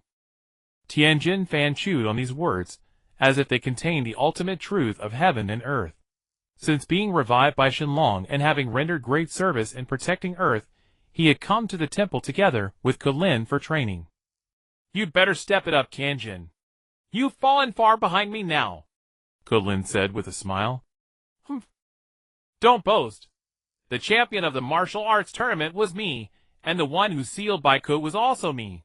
You're just lucky to have temporarily gotten ahead of me. Soon enough I'll surpass you again, Tien Shinhan said with full confidence. Seeing this proud demeanor, Krillin immediately became interested. Tianjin, dare to spar. Huh? Bring it on. Who's afraid? With that, both assumed their starting stances. Inside the temple, God watched the two with concern. He murmured, If only he could remain sealed forever. But unfortunately time is running out. I hope that after I am gone the Earth's warriors can protect their home. At Karin Tower, an old man and a young man were climbing up with effort. The old one had a kind face, and wore a small felt hat. Although somewhat older, his movements were not inferior to others. The young man was handsome, with the only flaw being a scar on his cheek, which added to his heroic air. In just a few breaths they had climbed over 100 meters. Hey, old man. I didn't expect you to be so fit at your age. Young man, though you've improved quickly, don't underestimate this old frame, the old man said, refusing to admit defeat. The two were none other than Yamcha and the revived Sun Wukong. This time they planned to climb to Karin Tower to continue their training. Whoosh! Sun Wukong quickly darted forward, running ahead of Yamcha. His whole body moved like a swimming dragon, swiftly advancing along the tower. I'll take the lead, the old man said. Yamcha's expression tightened, and he quickly followed, unwilling to fall behind. Think you can shake me off? Not so easy. The two chased each other, embarking on their own paths of training. In a mountain forest, a tall figure and a short figure were moving cautiously. The occasional roars of beasts in the forest made the two tremble with fear. Be big, boss. Are the thieves' leftover jewels really hidden here? The tall one asked in a trembling voice. Of course, the short one said confidently. I consulted many documents before uncovering this secret. That batch of jewels must be there. Once we find them, we'll have the startup capital to rise again. Then we can put a bounty on Xiu's whereabouts. I wonder where Xiu is now, and whether he's been revived like us. It turned out the two were the revived Pilaf and Xiao Wu. Crack! A light sound followed by dense footsteps. Over a dozen figures emerged from the woods, looking at the two with greedy faces. Ha ha, big brother, I can't believe someone actually fell for the treasure map we tossed out. Hey, this girl's not bad. This time we really hit the jackpot. Hee hee. The group laughed lecherously. The sudden appearance made Pilafu's heart skip a beat. It's over, it's a trap. Xiao Wu also looked tense. In their trio, Xiu was the one with combat power. She usually just provided support by his side, but this time she would have to rely on herself. Xiao Wu clenched her fists, about to act. Suddenly a loud boom. A white orb of light fell from the sky, crashing near the forest and shaking the ground with a thunderous tremor. Dust instantly rose everywhere. What is that? One of the robbers asked tremblingly. A meteorite. It must be. We're in luck today. I heard these things can fetch a high price. Never mind the rock for now. It doesn't have legs, it won't run away. Let's deal with these two first. With that, the gang of bandits revealed dangerous looks. King Pilafu. Damn it, let's fight them. Pilafu hardened his heart.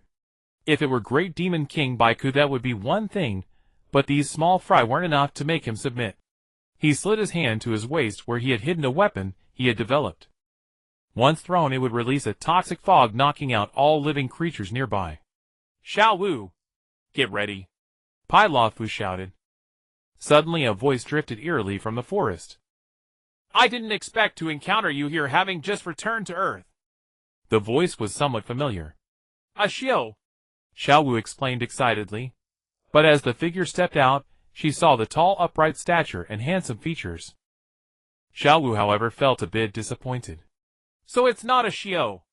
Xiu Lin was indeed not a Xiu, nor would he stoop to impersonating an unrelated person. Perhaps driven by the instincts of this body, Xiu Lin felt a strong fondness for Pilaf and Xiao Wu. There was even a subtle, deep concern for them. Thus, by some strange impulse, he landed directly beside the two. Big brother, another fat sheep has come. Looks like today is a good day. The gang of bandits, upon seeing Xiu Lin, were not alarmed but delighted. Brothers, charge. Kill the men, keep the women. Charge. The cacophony of voices made Xiu Lin frown slightly. Noisy. At his soft rebuke, a thunderclap seemed to erupt from the ground. With a boom, eardrums of a dozen bandits burst, blood oozing from 7 orifices. Then one after another their bodies seemed to lose control and collapse to the ground. You. Xiao Wu stammered, unable to believe it. This man before him had done nothing at all, merely spoken a single word, yet instantly killed over a dozen bandits. Pilaf beside him was even more stunned. Pat! The weapon at his waist fell unconsciously to the ground. Not good!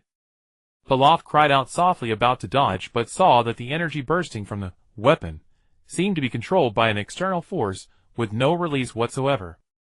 Don't worry, it's just a little toy, Xiu Lin said calmly.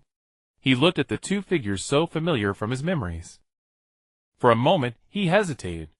Actually, in his original plan, Xiu Lin had not intended to interact much with them. But the instinctive fondness of this body drove him here. He even wanted to keep the two by his side. After a moment's hesitation he thought, Forget it. for the sake of harmony between mind and body, Xiu Lin decided not to dwell on such a trivial matter.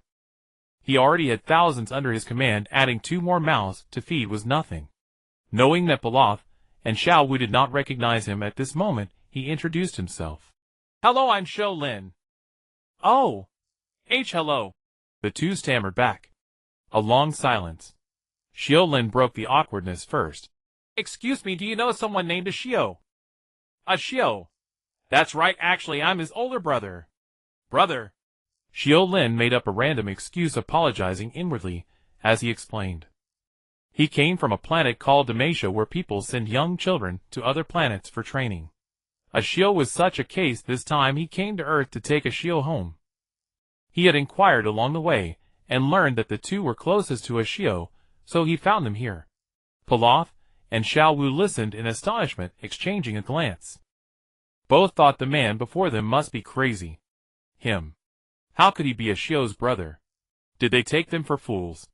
Yet there was even more craziness to come, as if sensing their skepticism. Xiu Lin wasted no words. With a bang, he directly transformed. An image of a dog-headed humanoid over 2 meters tall instantly appeared before the two. My God! Maybe they really are brothers, the two exclaimed in shock. Apart from the difference in height, they had too many similarities. For example, the voice and the dog head. The two began to believe, but then felt a bit helpless. Sorry, we can't find Xiu either. Xiu Lin didn't mind. Not finding him is correct, finding him would be a problem. Xiu Lin comforted them. It's fine. Why don't you stay with me first and we'll search together slowly. Hearing this proposal, their eyes lit up. This man possessed extraordinary strength, and his combat suit was obviously valuable. If they could stay by his side, both safety and food would be guaranteed. They immediately agreed happily. They went straight ahead. The three returned to Xiu Lin's small spaceship. Seeing this device far beyond Earth's technology, Pilaf finally believed Xiu Lin's words, and asked excitedly, Do you really come from outer space? Of course. Thump. Pilaf immediately kowtowed. Master, no, I mean big brother. Xiu and I are like brothers. From now on you are my big brother. This sudden move made Xiu Lin and Xiao Wu feel very awkward. But before Xiu Lin could help him up, Pilaf directly said, Big brother, you may not know, but on our Earth there is a magical treasure called Dragon Balls. Once you collect all 7, you can summon the Divine Dragon. Then no matter what wish you make, the Divine Dragon will grant it, like ruling Earth. As he spoke, Pilaf's eyes shone. I can help you find them, and you only need to give me 1/10 of the world to rule. Pilaf was not stupid. On the contrary, he was very clever. From the moment he saw the spaceship, Pilaf knew this man was no ordinary person. Being able to travel between stars, something even Piccolo couldn't do, how powerful must this man be? What he had just shown was probably only the tip of the iceberg. At this moment, let alone acknowledging a brother, even if Xiu Lin said he was Xiu's biological father and wanted him to call him godfather. So what? In short, he was determined to cling to this powerful figure. Pilaf's attitude was extremely sycophantic. The last time he acted like this was probably when facing the great demon king Piccolo. Xiao Wu looked awkward, unsure whether to explain to Xiu Lin or to follow Pilaf's example. Just then Xiu Lin spoke leisurely. The Dragon Balls can wait, but the proposal to rule Earth is not bad. Pilaf's words seemed to awaken Xiu Lin. He had returned to Earth this time partly to relax after a series of battles. His spirit was inevitably weary.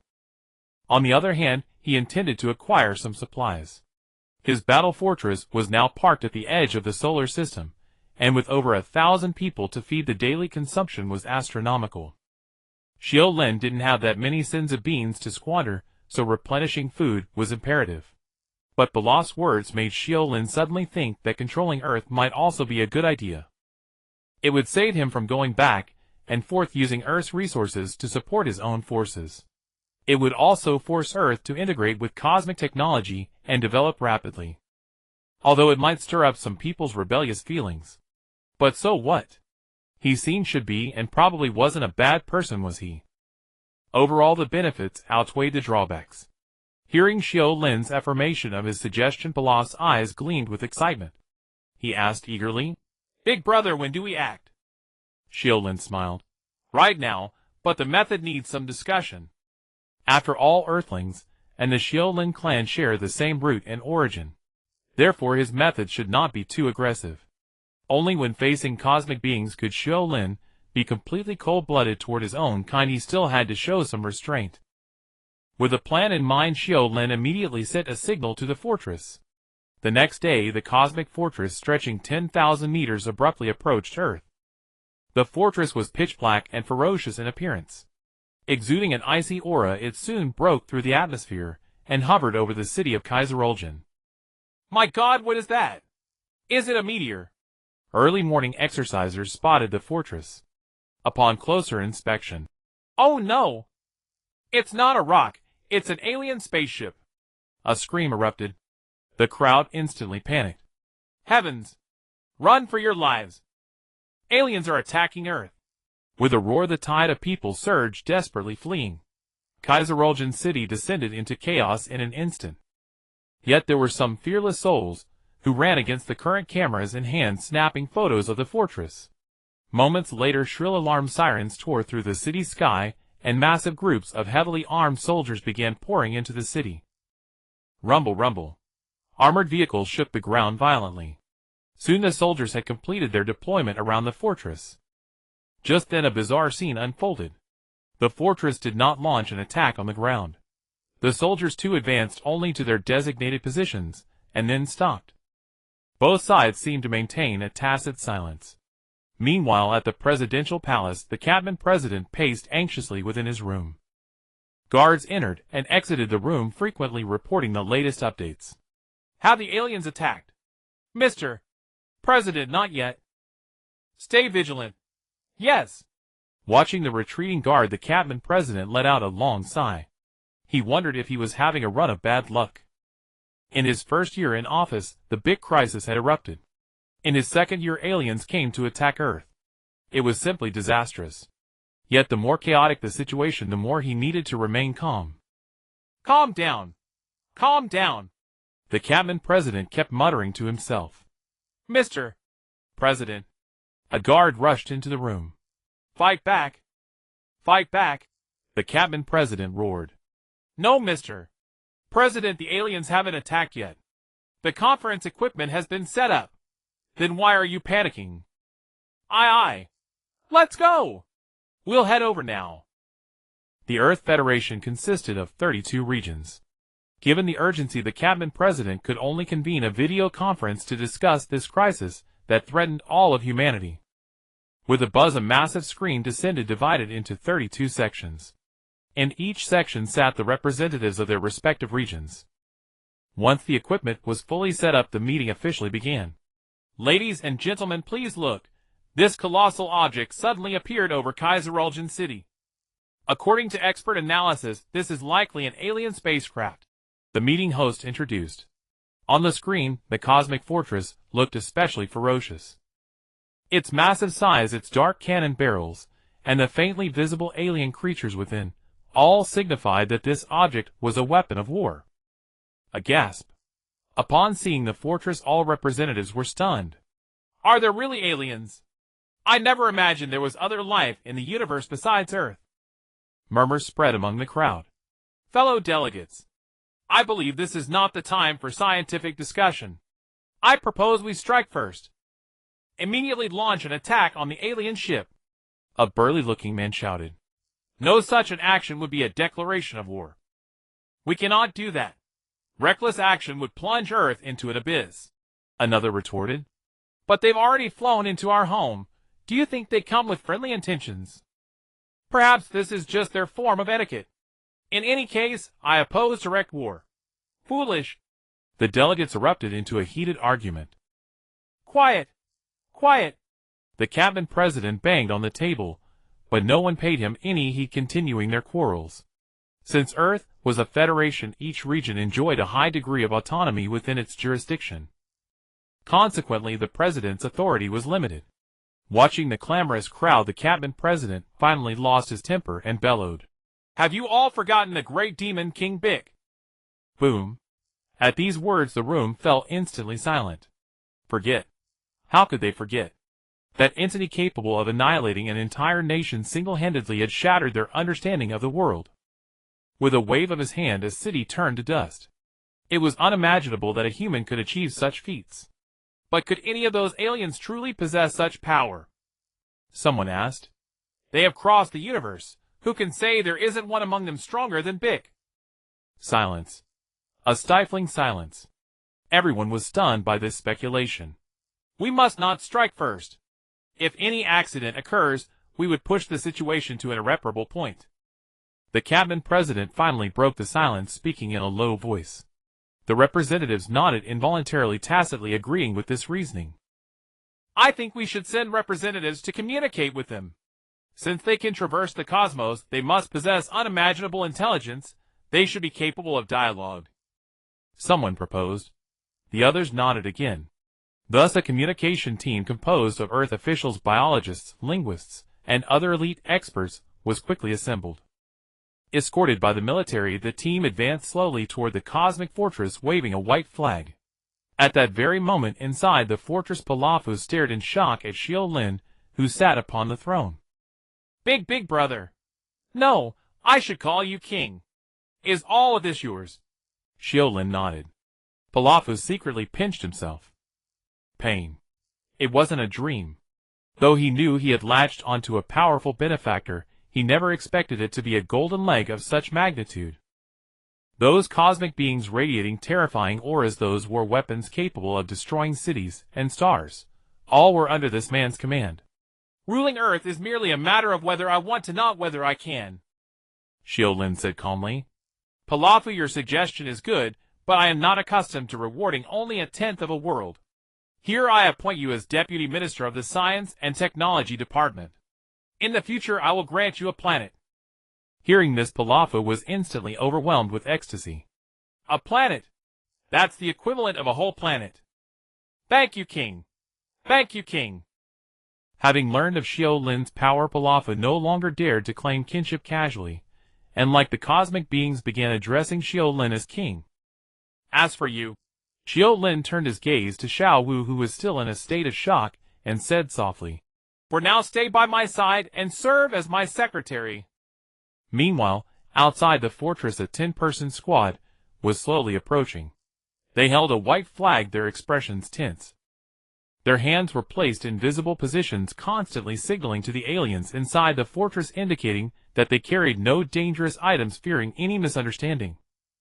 Walking along, the chubby official couldn't help but ask, "Professor Lee, can these aliens really understand the meaning of a white flag?" Well, it's hard to say. Different civilizations have different understandings of colors. Perhaps in their eyes a white flag might mean provocation. A long silence. Damn it, they won't mistake us for an advanced force and just shoot us, will they? The chubby official asked worriedly. However, such worry was ultimately unnecessary, for Xiu Lin was not a real alien. Moreover, Xiu Lin had no intention of using force. The reason he had the cosmic fortress move here was merely to intimidate. He hoped that the Earthlings would feel awe, thus facilitating his subsequent actions. Zip. A soft sound. The fortress opened a door. Seeing this, the squad members all breathed a sigh of relief. It seems these aliens can be communicated with. They walked straight ahead, passing through a long corridor. A round table appeared at the end of the corridor. Across the table sat an alien with pink skin and 8 arms. This person was the fortress's pilot, Wei Ji. Xiu Lin had no intention of appearing personally. After all, he now had many subordinates, and needed to maintain some dignity. How could everything require him, the king, to personally handle it? Moreover, Xiu Lin was very busy, and didn't have much energy to waste on these trivial matters. Hello, Earthlings. I am Wei Ji. According to your earthly etiquette, you may call me Mr. Wei Ji. As soon as Wei Ji spoke, the elite squad was astounded. These aliens actually knew Earth's language. The chubby officer looked to the several professors beside him for help. However, everyone exchanged bewildered glances, clearly not having anticipated this situation. Don't be surprised. Breaking the language barrier is a necessary step for every civilization to advance. Wei Ji explained with a smile. Although these Earthlings were weak in strength, their appearance was not too different from his own boss, suggesting some connection. Thus Wei Ji was quite friendly in attitude. Hello, Mr. Wei Ji. My name is Deku. On behalf of all Earthlings, I welcome your visit. The chubby official quickly recovered from shock and immediately responded with a greeting. Although his figure was somewhat out of shape, his ability and competence in taking on such a dangerous mission at this time were unquestionable. Mr. Wei Ji, may I ask what brings you to Earth? Is there anything you need our help with? The chubby official got straight to the point. Due to cultural differences, he feared that casual chit-chat might cause misunderstandings, so he directly voiced his doubts. Mr. Deku, don't worry. We are just passing by. Our leader loves peace and will never cause any harm to Earth. Hearing the explanation, the chubby official let out a long sigh of relief. However, deeply aware of the darkness of human nature, he did not fully believe it. He tentatively asked, Mr. Wei Ji, I believe you come with friendship and sincerity, but the location where you landed is not where we entertain foreign guests. Could you please move to another place? A long silence. Fatty Deku's heart was in his throat, fearing that the terrifying-looking alien might suddenly lose his temper and crush him with one arm. Fortunately, the worry did not materialize. Okay, where do you welcome foreign guests? Wei Ji asked with a smile. Under the guidance of the chubby officer. With a rumbling sound, the fortress lifted off and flew toward the airport on the outskirts. It is now Zhongdu time 1953. You are watching the evening news. Next, let's look at an important message. An extraterrestrial friend from beyond Earth paid a cordial and friendly visit to Earth, and the president personally received him. Both sides reached a consensus on Earth's peace. Now let's hear from our host Aite with a live report. Hello everyone, I am Aite. I am currently at the West Suburb Airport northwest of Kaisaloojincheng City. According to the latest news, the unidentified object that landed over Kaisaloojincheng City this morning was exactly the alien friend spaceship. Currently, the spaceship has been moved to the West Suburb Airport. Citizens, please do not worry. The city's control measures have been lifted and normal travel is allowed. Okay, through the camera we can see that huge object over there is the spaceship. However, the owner of the spaceship, Mr. Wei Ji, has already moved to our VIP reception hotel, the Carlo Hotel. Next, Mr. Wei Ji will hold a series of talks with our president regarding cooperation. Our station will closely follow the progress. Alright, that's the main content of today's news. On television, news about the alien visit kept playing. It sparked widespread amazement. Oh my god, there really are aliens. Of course it's true. This is a news channel. But why don't the aliens just destroy Earth? Tisk, you've read too many novels. Who said aliens must fight and kill? Maybe besides space travel technology, their other technologies are not as good as ours. It's really amazing that his spaceship is so huge. Discussions about aliens instantly echoed in every household. Curiosity, fear, arrogance. A variety of attitudes were on display. At this moment, an emergency meeting was being held in the presidential palace. The cabinet president connected with 32 regional representatives to discuss the results of today's contact. Dear representatives, through the contact, I can feel that Mr. Wei Ji is full of goodwill toward Earth. This can be seen from his agreement to move to the West Suburb Airport, reported the chubby official. But this Mr. Wei Ji proposed to jointly hold a martial arts tournament. What does that mean? A representative asked back. Is it a test? Or a warning? Or both? Everyone present was shrewd and would not be fooled by a few nice words. Therefore, they all felt that the so-called martial arts tournament held some deeper meaning. I think no matter what, we should not refuse. If it's a test, we can also take the opportunity to see the depth of these aliens.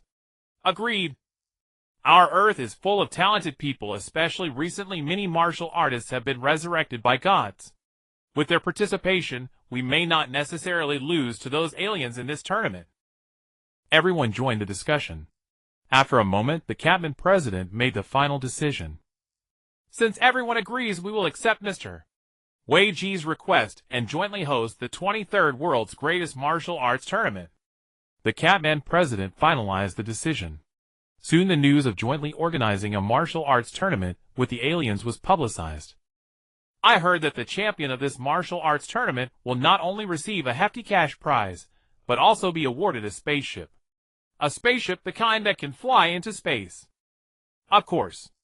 I heard that those aliens will also participate in this competition. Aliens. No wonder.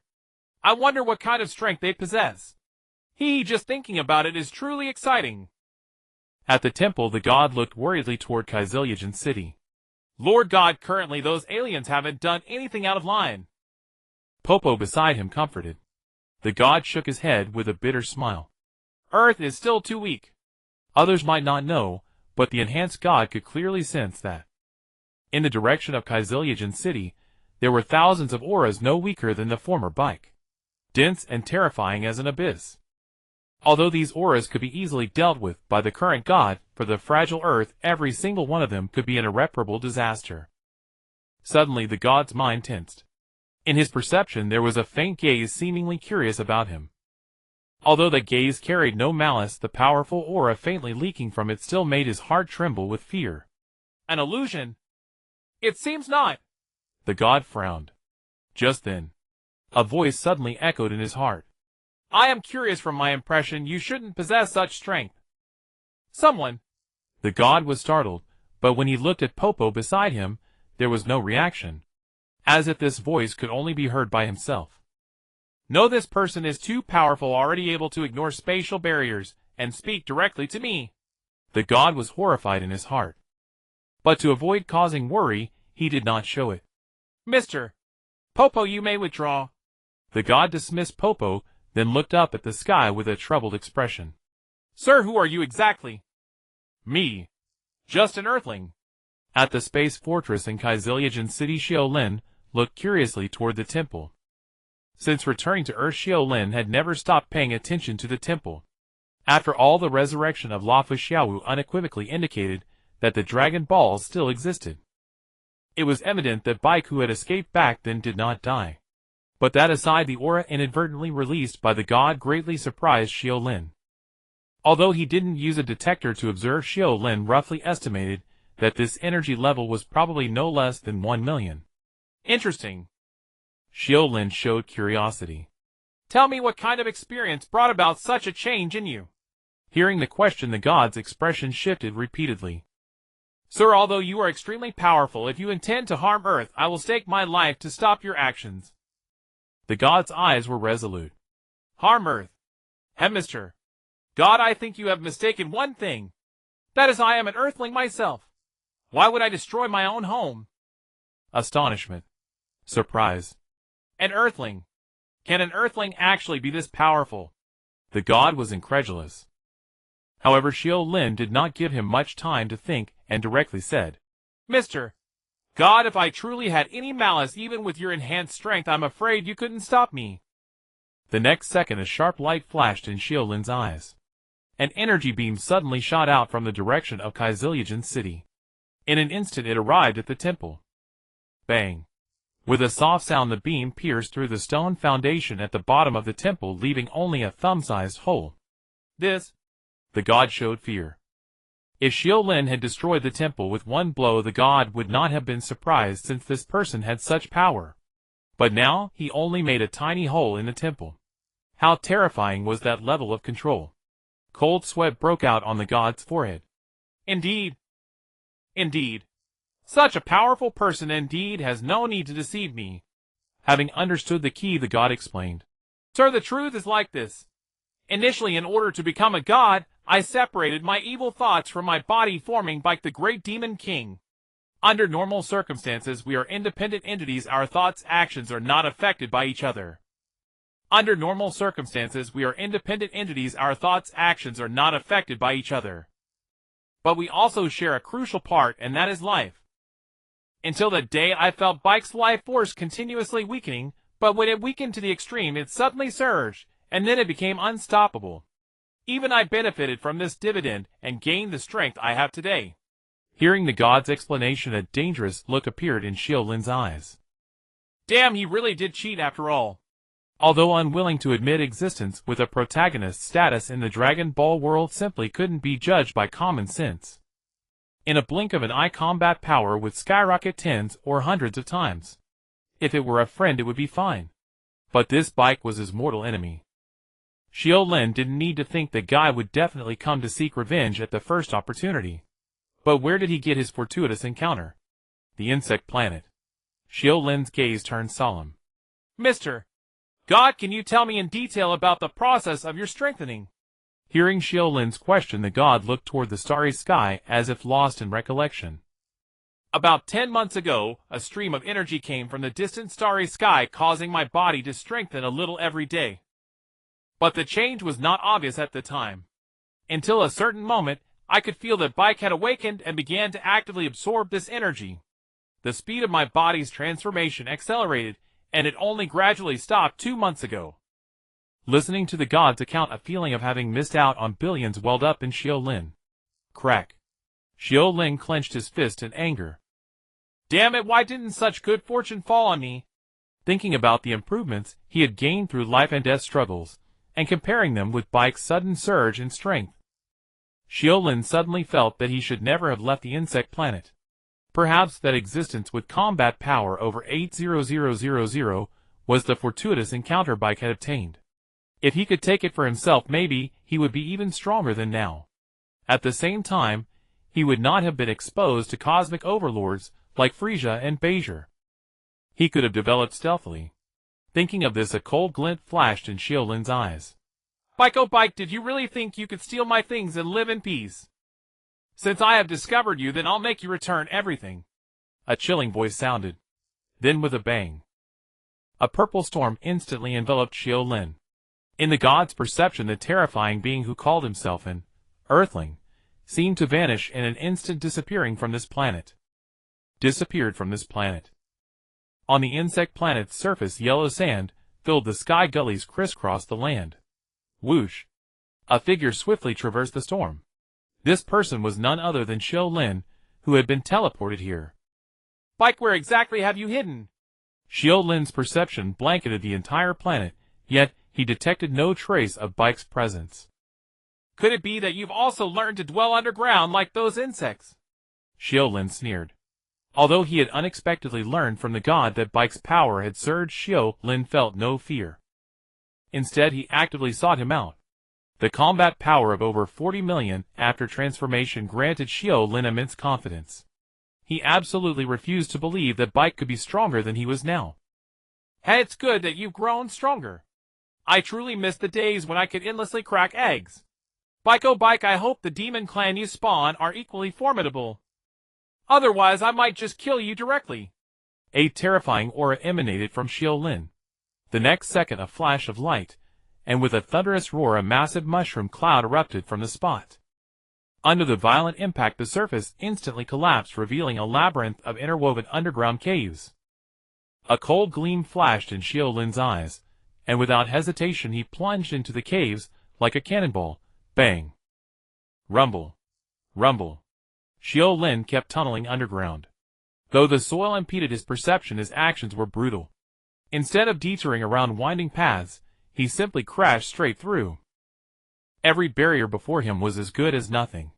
He charged forward relentlessly, heading straight for the cave's core. Suddenly he halted. A trace of doubt furrowed his brow. Strange, I've been flying for so long, yet I haven't encountered a single giant insect. Xiu Lin frowned. The insect race was the planet's dominant species, usually dwelling in caves. Even above ground, one could occasionally spot traces of giant insects moving about. But now the planet was deathly silent save for the howling wind. It was as if all other life had fallen into stillness. Could Bike have killed them all? But where are the corpses? Don't tell me he ate them. Xiu Lin speculated maliciously, but soon dismissed the idea entirely. Though the Dragon Ball world had many villains, none were so grotesque. The serrated insect mandibles, and hideous gnashing mouthparts. Xiu Lin couldn't imagine what kind of courage it would take to eat them. Moreover, the planet was teeming with countless giant insects. Piled together they would form a mountain, far too massive for any stomach to contain. Well, whatever happened here, as long as I find Bike, all questions will be answered. Casting aside distractions, Xiu Lin continued deeper into the cave. Meanwhile, in the depths of space, a disc-shaped spaceship sped through the cosmos. How much longer? On the ship, Bike asked impatiently. 2 months had passed since leaving the insect planet. He had expected to return to Earth quickly, but instead found himself drifting through the void. The long voyage had severely worn down his patience. The cramped space and monotonous scenery made him extremely irritable. Hearing Bike's question, Gil, who was piloting the ship, trembled inwardly and quickly explained. Your demonic majesty, without precise coordinates we can only grope our way through the stars. The Earth you speak of might have a different name on the star charts, so I cannot locate it. Your majesty, does it have any distinctive features? Blue. Very blue. It's a sapphire planet. Gil was utterly speechless at Bike's answer. Damn it, there are at least 8,000 such planets in the North Galaxy. How am I supposed to find it? But he dared not voice that thought, lest he provoke the demon god's wrath and get himself killed with a single slap.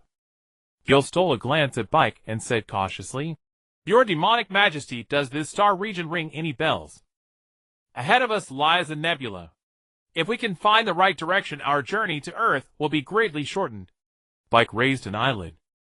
Looking through the window, he saw a brilliant galaxy, but to Bike it looked no different from any other, all the same. Damn.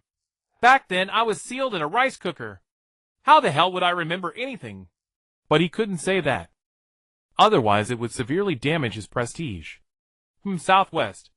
Bike replied dismissively. Gil didn't hesitate and immediately set the ship in motion.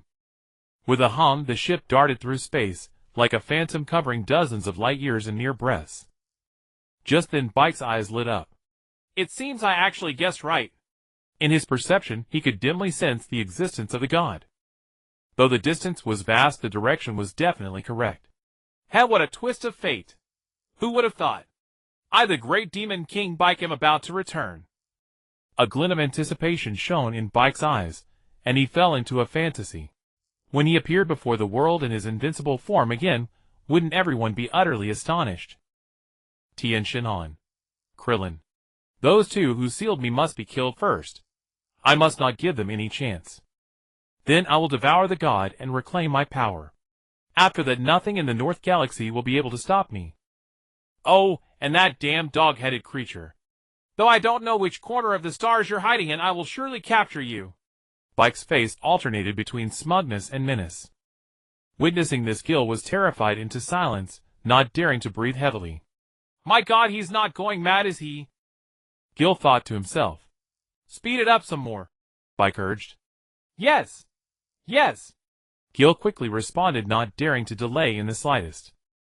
Meanwhile, far away on Earth, the god suddenly awoke. Staring into the starry sky with shock, he murmured, Is that Bike's aura? Is he about to return? Though he had anticipated this moment, the god's heart still trembled when it came. Will that man who calls himself an Earthling be a match for Bike? The god hesitated. Comparing the two, he shook his head.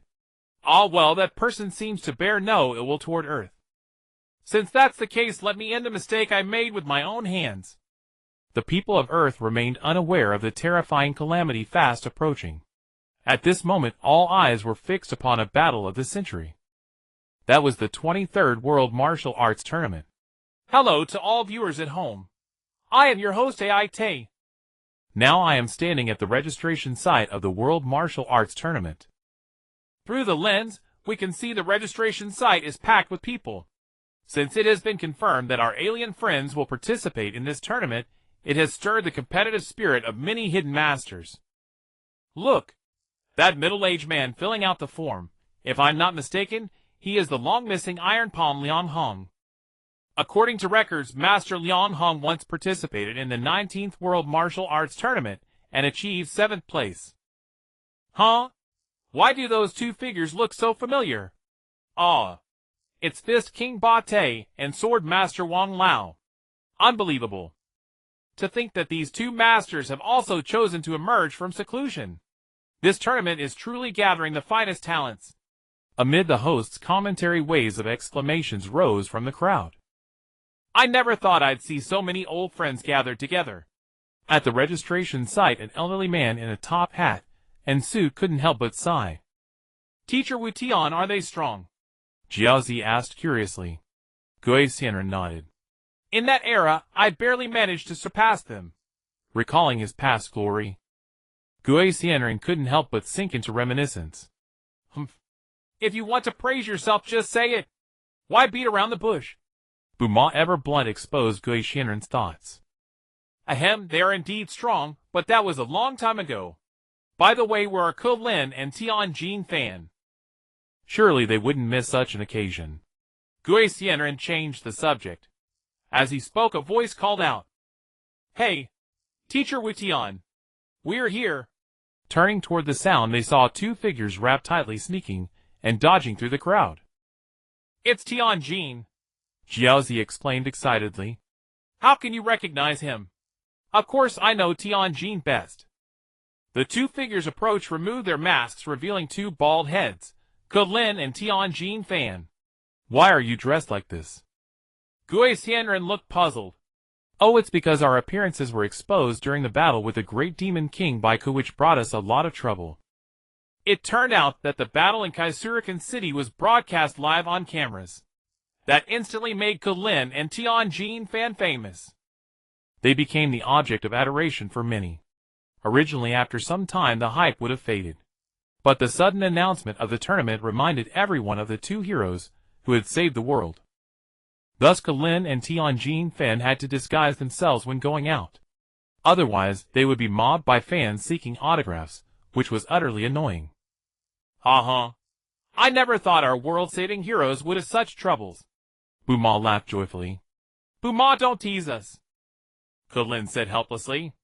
By the way, where is Yamucha? He went to train with Grandpa Wu Fan. They are probably in some remote place, and haven't heard about the tournament being held early. What a shame.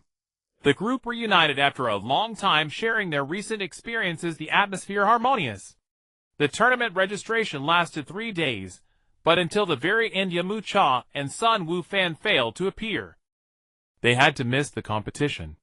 On the 4th day, a vast plaza. Tens of thousands gathered, shadows moving all around, densely packed. The entire plaza was packed to capacity. In the center, 8 arenas were arranged in a row. Countless cameras aimed at the rings, and the event would be broadcast live to all Earthlings. Ladies and gentlemen, I declare the 23rd World Martial Arts Tournament officially begun. Thump, thump, thump.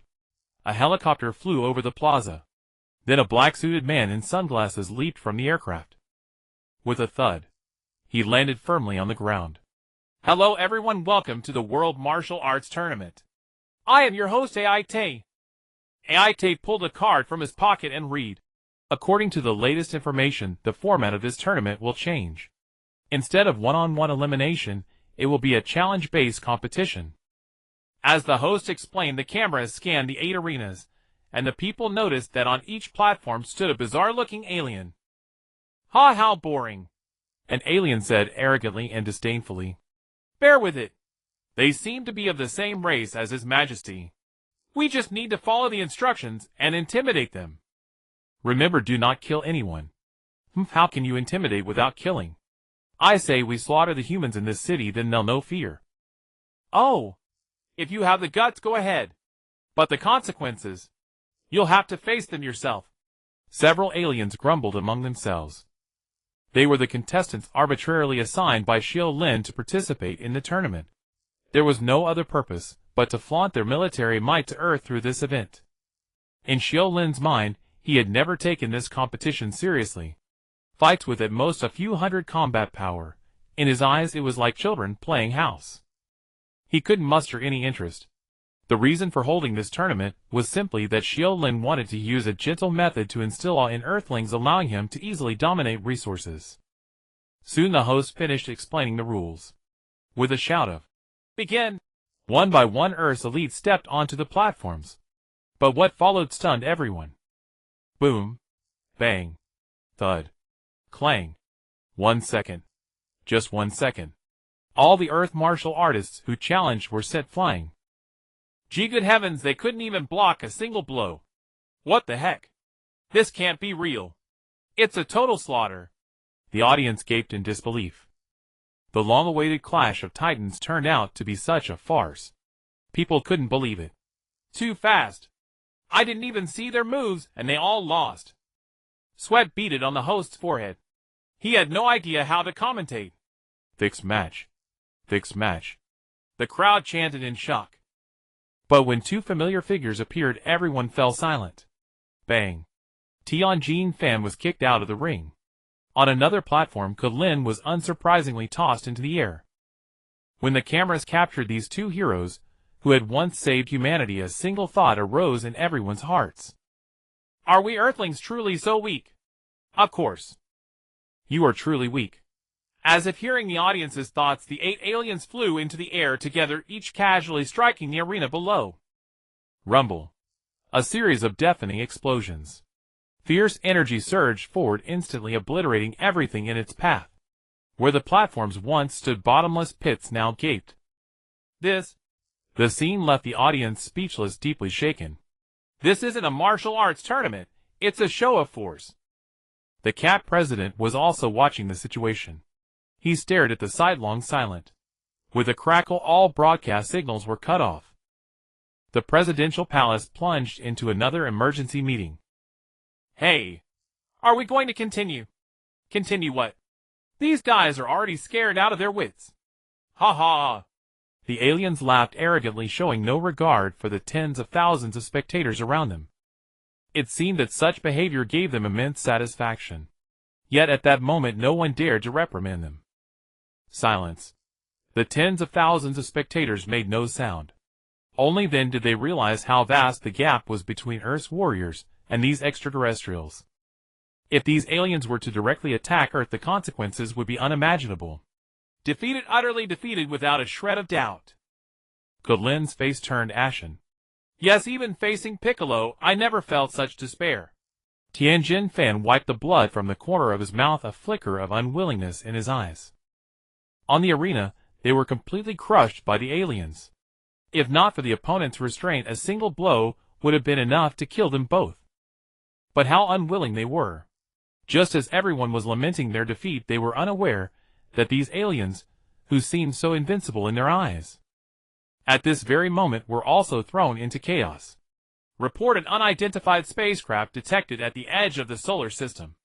Attack immediately. No other cosmic force should be present here but us. Understood. Quantum cannon is ready. Fire aimed directly at the target. Trouble. The quantum cannon has been absorbed by an unknown energy. We cannot stop it from approaching Earth. Alert! Alert! Inside the cosmic fortress, several figures had grim expressions. They were the middle-level executives promoted by Xiu Lin. How is it? Can we intercept it? We've tried every means, but we can't even scratch that spacecraft. Where is the Great King? Where is the Great King? No news. It seems the Great King is in seclusion with all perceptions blocked. Damn it! The aliens cursed under their breath. No one had expected such an incident to occur on this remote low-level planet. Little did they know that even Piccolo was greatly astonished at this moment. Inside the spacecraft, looking at the continuous attacks launched from Earth, Piccolo was deeply puzzled. What's going on? In less than a year, Earth's technology has advanced to this level. These attacks were incredibly fast and powerful. If he hadn't used his energy to shield the ship in time, it would have been shattered into pieces under this barrage. Boom. Another impact. This level is already close to 1% of my power. Demon Lord, judging by the attack pattern, these don't seem to be from Earth's forces, as you mentioned. They appear to be. Gero hesitated, which displeased Piccolo. Appear to be what? Just say it. Piccolo snapped. Why yes, these attacks seem to be the work of Frisia's subordinates. Frisia? Piccolo was surprised. Is that the one you said was vying with Bezier for cosmic supremacy? Yes, Demon Lord. I have fought them for years. I would never mistake this attack style. Gero affirmed. Frisia, isn't he already dead? Why are their traces still visible here? Is it for resources or for that thing? At this thought, a dangerous glint appeared in Piccolo's eyes. He knew well that Earth possessed something that any force would go mad for, the Dragon Balls. if before he had only considered them somewhat valuable. Now after venturing into the cosmos, with a broader perspective, Piccolo realized the Dragon Ball's true wonder, a treasure incomparable to anything else. If used properly, they could rapidly enhance one's power. The remnants of Frisia's forces must have come here for this very item. And they want to revive Frisia. If I devour the god of Earth, having one more opponent like that wouldn't matter. But for now, it's better to keep him dead, Piccolo said sinisterly. This Piccolo was different from the future Piccolo. He wouldn't do anything foolish for the sake of battle. In his view, danger should be nipped in the bud. With a loud boom, vast energy instantly enveloped the entire spacecraft. Then like a comet it slammed violently toward Earth. Damn! He's about to crash through. Inside the cosmic fortress the aliens fell into panic. Rumble. Rumble. A bewildering array of attacks rained down, but they were like scratching an itch against Piccolo's spacecraft, having no effect whatsoever. Thud. The spacecraft hit the ground. What do we do? He's landed. Damn it! If we flee now, the Great King will kill us for sure. Screw it. Let's fight him. Maybe he's only tough in his ship, not so strong in actual combat. With a rustle, a dense swarm of aliens flew out of the fortress. They charged toward Piccolo's spacecraft. The 8 aliens who had been competing also received the signal and flew away without hesitation. What's happening? Look at the panic on those aliens' faces. Something big must have occurred. They're already so powerful, what could they possibly not be able to handle? Get ready. The President orders us to follow immediately. At this moment, in a desolate Gobi desert on Earth, dust and smoke billowed lingering for a long time. This was where Piccolo had landed. Whoosh! The first alien arrived, quickly followed by the second, the third. Finally, thousands surrounded the area, leaving no gap. Hey, whoever you are daring to intrude on our great king's homeland, we'll make sure you die without a complete corpse. Countless aliens hovered in midair, their eyes fixed on a certain spot in the dust. Clang. A soft sound, then a figure slowly emerged from the haze. The figure had dark green skin and a cold expression. Gazing at the hundreds of aliens in the sky, a contemptuous smile curled at the corner of his mouth. Die without a complete corpse. Huh? With just you lot. You? No, all Earthlings, listen up. I, the great demon King Piccolo, have returned. Ha ha ha. The arrogant laughter resounded through the skies. The once clear sky suddenly became overcast with dark clouds. Purple lightning struck out of nowhere. With the Gobi Desert as the epicenter, these words instantly spread across the entire Earth. At that moment, the same voice echoed in everyone's ears. I, the Demon Lord Piccolo, have returned to Earth. Boom. An astonishing force erupted, instantly shrouding the entire Earth in a pall of gloom. Both the Eastern Hemisphere and the Western Hemisphere. In an instant the sun and moon lost their light. What? At the sight of the martial arts tournament, Krillin and Tien Shinhan looked into the distance with shocked expressions. That evil aura could be clearly sensed even from 10,000 miles away. B-Bike! Hasn't he been sealed by us? Even if he managed to escape by chance, how could he have become so powerful? The temple.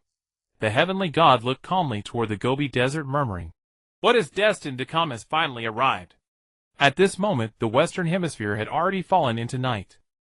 Countless people were instantly awakened from their dreams. Bike's voice echoed around people's ears like a nightmare. Countless people trembled in fear. "Mommy, who is the demon god Bike?" A naive little girl asked her mother, but as soon as she finished speaking, the mother immediately covered the girl's mouth. "She don't make a sound, it's just a nightmare." At this moment on the Gobi Desert, accompanied by a series of instrument explosions, countless space aliens stared fixedly at the dark green figure, cold sweat beating on their foreheads. The scanner exploded. This person seems to be stronger than King Xiu Lin. What should we do? Should we defect? Maybe not. Should we test him first? What if we can beat him? The crowd whispered among themselves. Although they were numerous, everyone was completely intimidated by Bike's aura. Moreover, most of these space aliens were cowardly.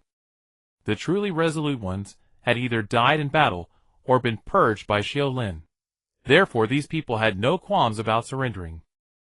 Brothers, don't be afraid, he's just putting on an act. A middle-level officer promoted by Xiu Lin shouted in the crowd. Seeing the crowd's hesitation, he felt a pang of panic. His power came entirely from Xiu Lin. If he surrendered so easily, wouldn't he become that insignificant nobody again? No. It must not happen. The alien gritted his teeth and roared. The king is watching us from behind. We have the numbers. Follow me, charge. With a leader, the crowd no longer hesitated. In an instant, over 1,000 people launched an attack simultaneously. Colorful energy spheres all blasted toward Bike. They instantly engulfed Bike. Boom. Boom. The sound of explosions was incessant. The entire earth shook violently. Splash. Magma burst out from underground under the violent impact, and the entire scene was immediately filled with smoke. Die! Die! Countless people screamed fiercely. The attack lasted for a long time, and someone asked softly, He should be dead by now. Probably. I can no longer sense his battle power fluctuations.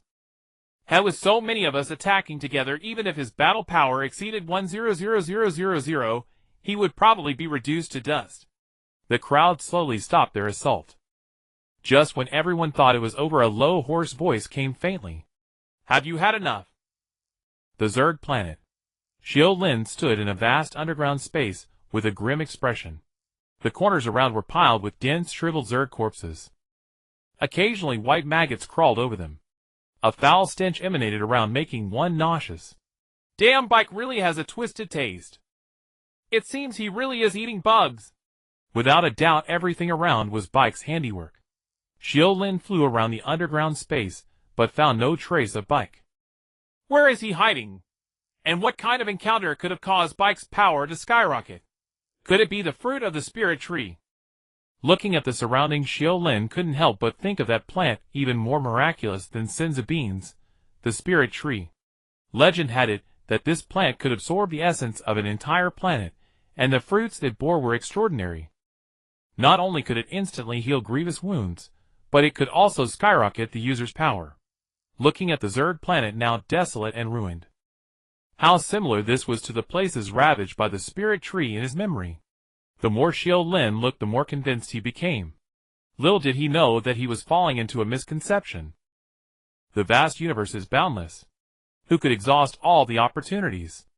At this moment, Xiu Lin, believing he had discovered Bike's secret, couldn't help but feel regret. If I hadn't chosen to leave back, then perhaps I would be the one with a fortunate encounter now. Xiu Lin sighed. But it's not too late now. As long as I kill Bike, everything he has will be mine. A cold glint flashed in Xiu Lin's eyes. Now he had only one thought: find Bike. Kill him. A surging killing intent filled the entire space. Just as Xiu Lin was about to search again, his eyelids suddenly twitched violently, as if something bad was happening. Xiu Lin frowned deeply. At his level of power, any sudden intuition could not be ignored.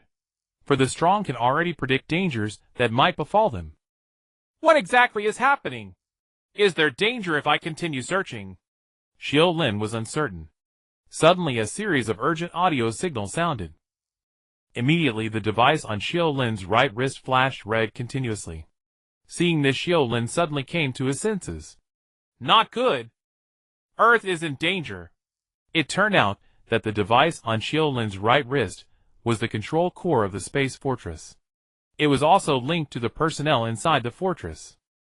Every time a personnel died, the device would give a warning. Now that the device was frantically flashing red, it meant that Xiu Lin's subordinates were being massacred. Damn it!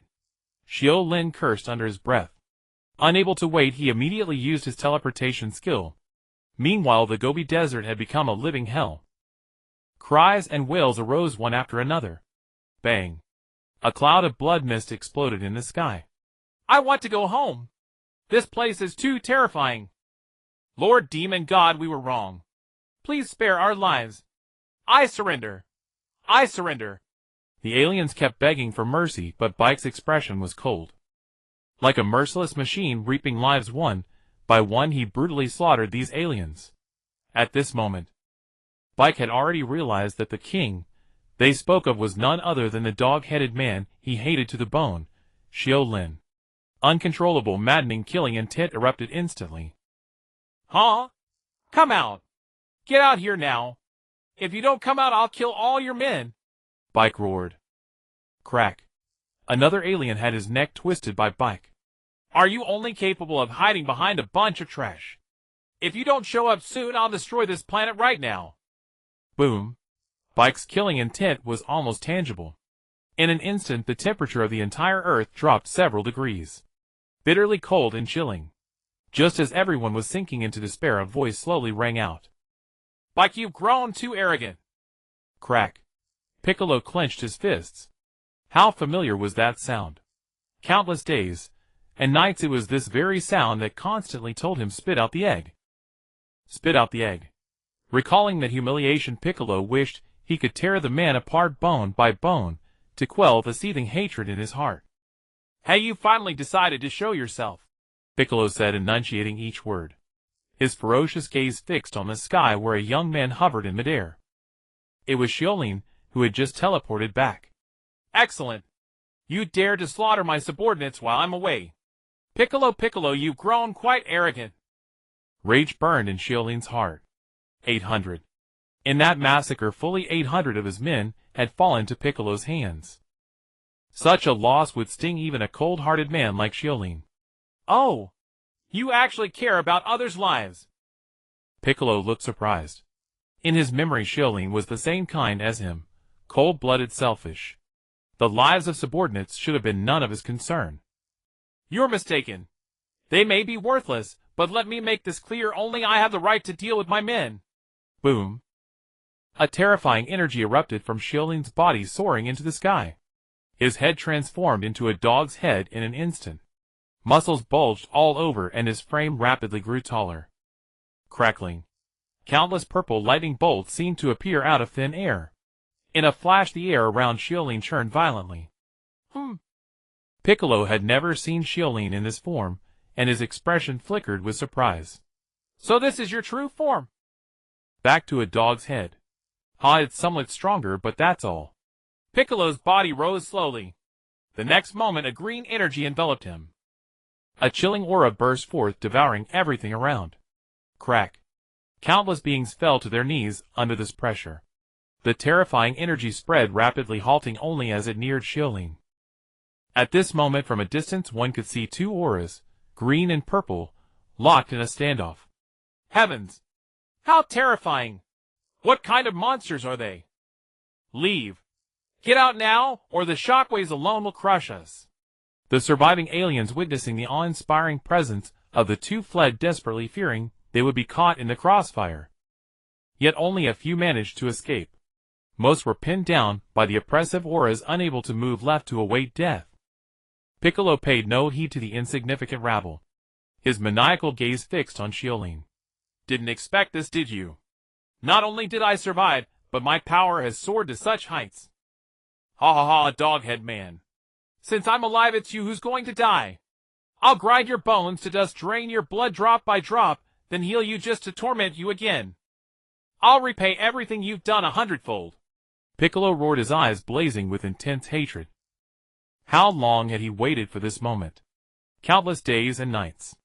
It was hatred alone that kept him going, otherwise his spirit would have been consumed by the insect mother long ago. Aren't you a bit too talkative? Xiu Lin sneered at Piccolo's arrogance. When had a mere loser ever earned the right to strut before him? Recalling how Piccolo had betrayed him on the insect planet, old grudges and new resentments, it was time to settle them all.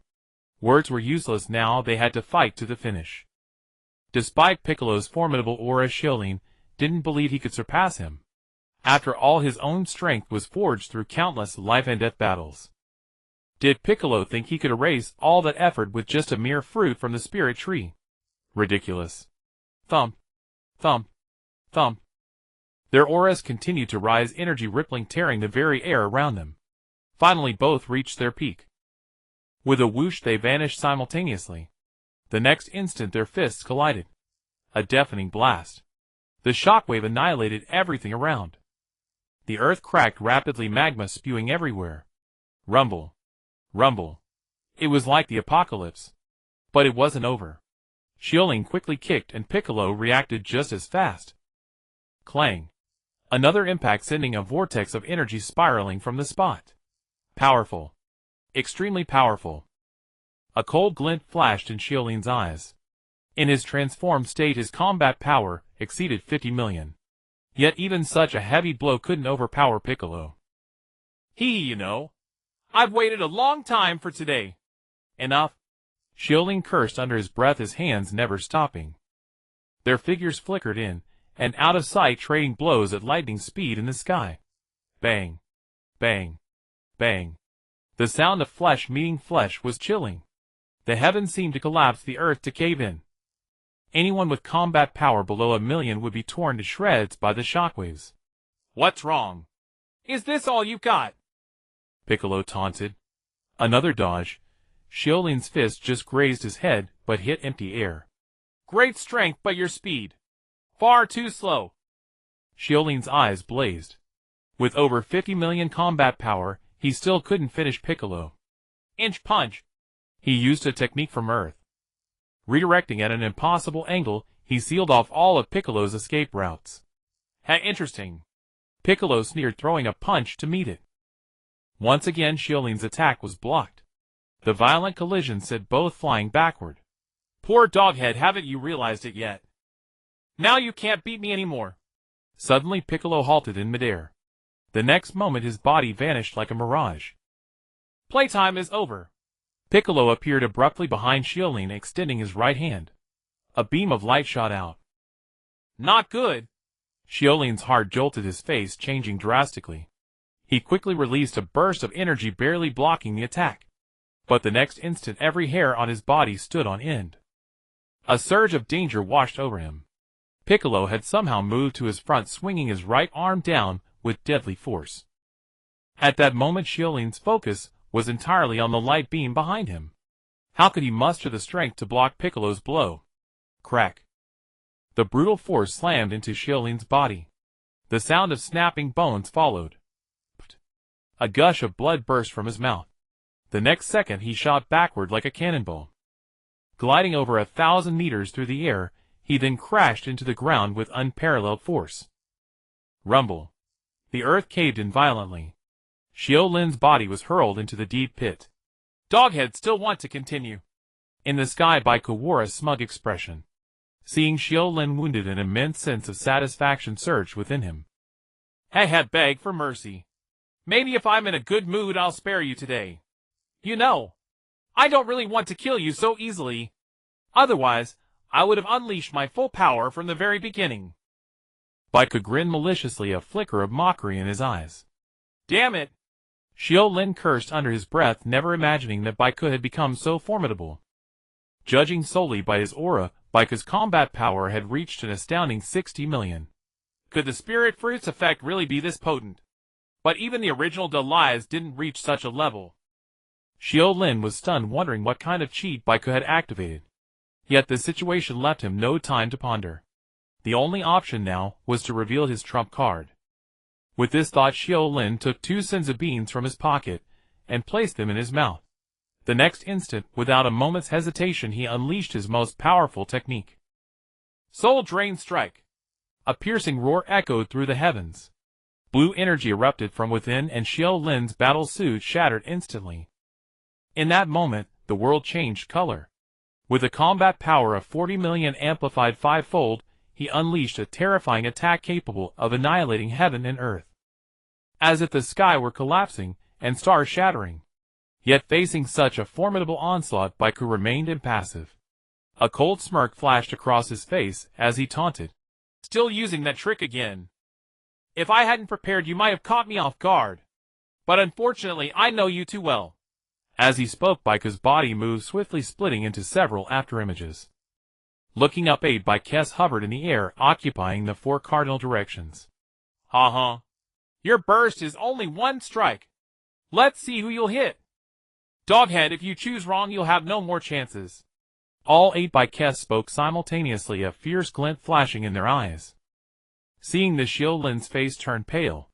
He never expected Goku to have mastered the Earth's martial arts to such perfection. Goku had used the afterimage fist created by Master Roshi. This technique could create multiple copies of the user. Normally it was useless, since it didn't increase power. But Baiku's timing severely disrupted Xiu Lin's focus. Damn it! Which one should I choose? Xiu Lin grew anxious.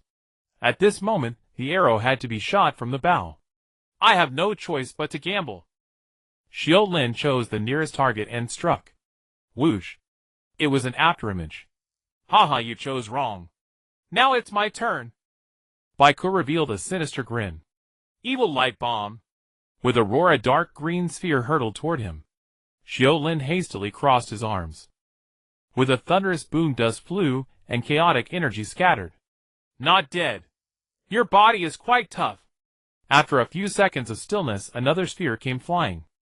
Let's see how many you can take. By now, Baiku had merged his 7 afterimages, light gathering in his hands. One after another, countless energy spheres rained down on Xiu Lin. Boom! Boom! The sky and earth echoed with unceasing explosions. Amid the spheres, Xiu Lin's face turned pale. He coughed up a mouthful of blood but swallowed it. He swallowed another senzu bean. Anxiety filled his eyes. Damn it, I should have brought more. Then I wouldn't be in such a tight spot now.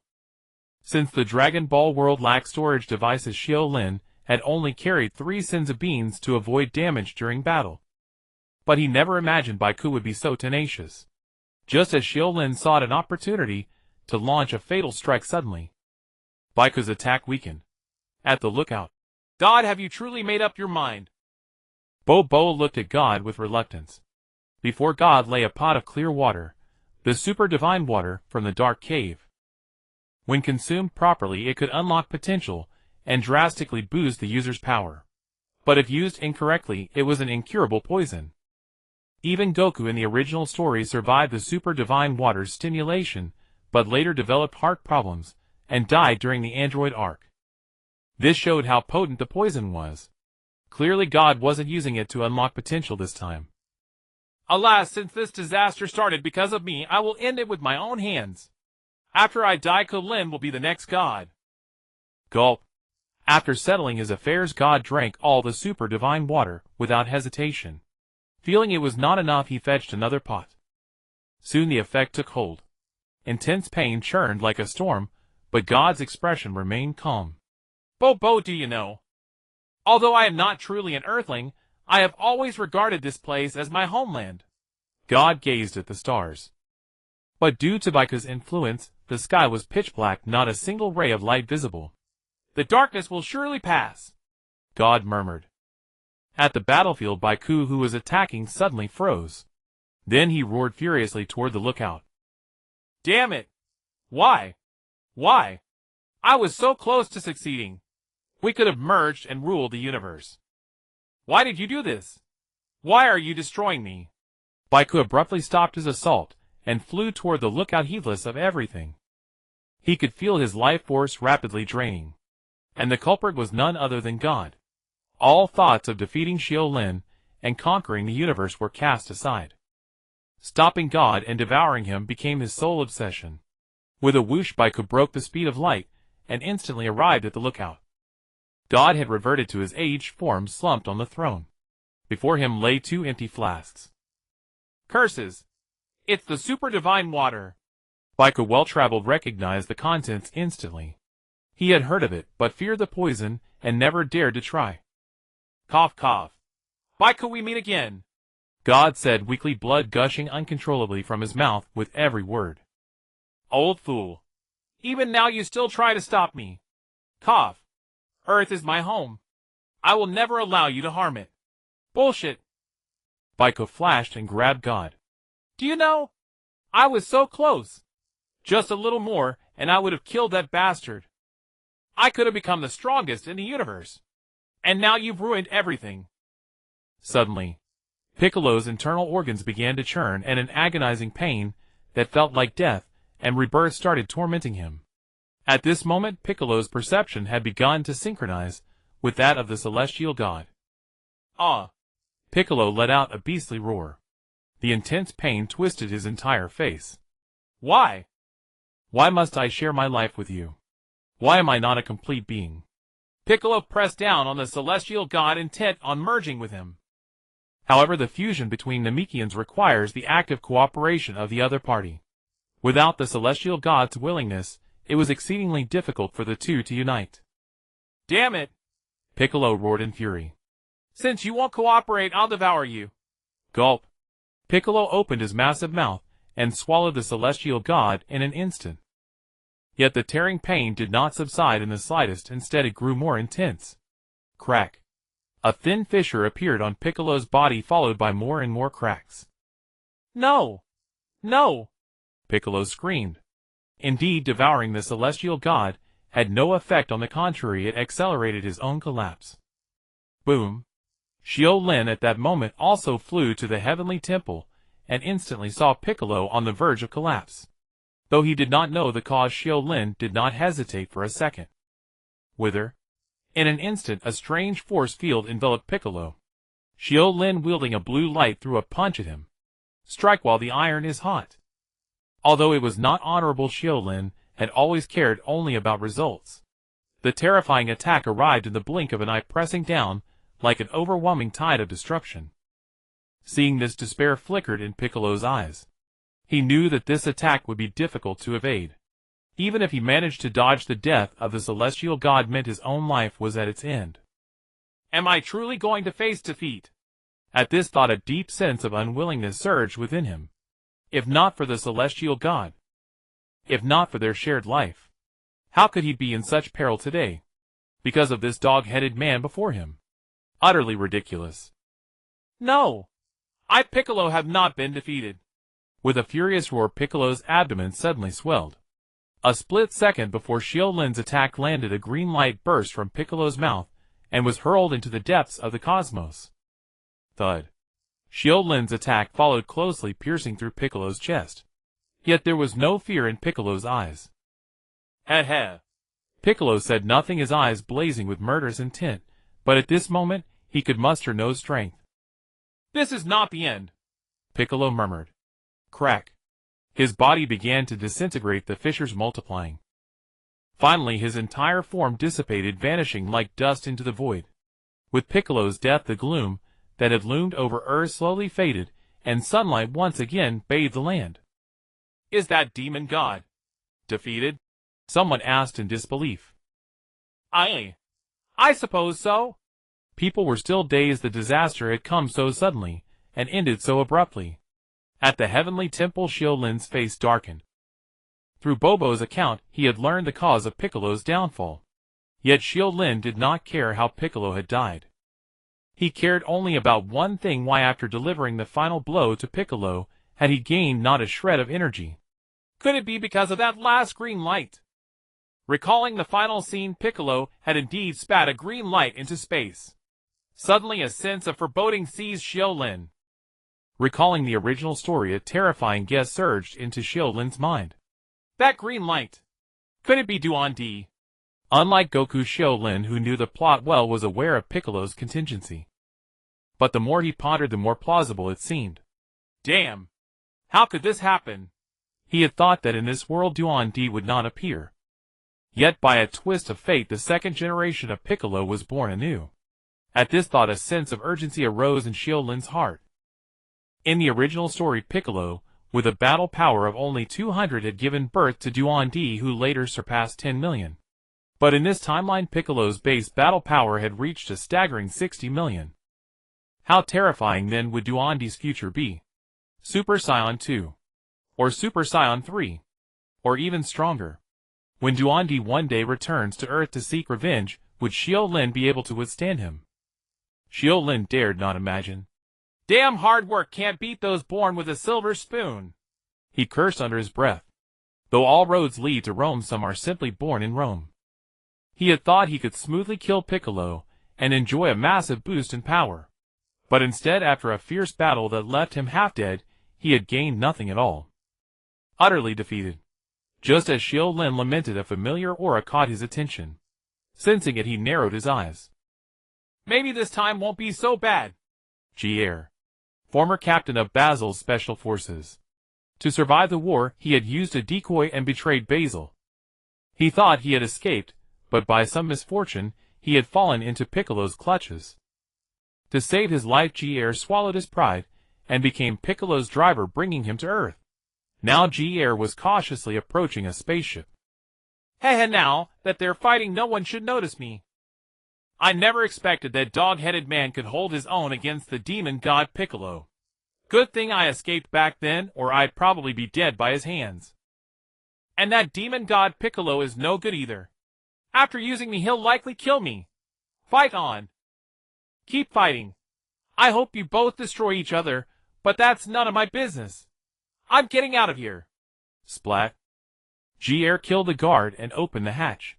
This spaceship belonged to Xiu Lin's fleet. As for Gero's original ship, Piccolo had placed a demonic beast to guard it to prevent his escape. There was no chance.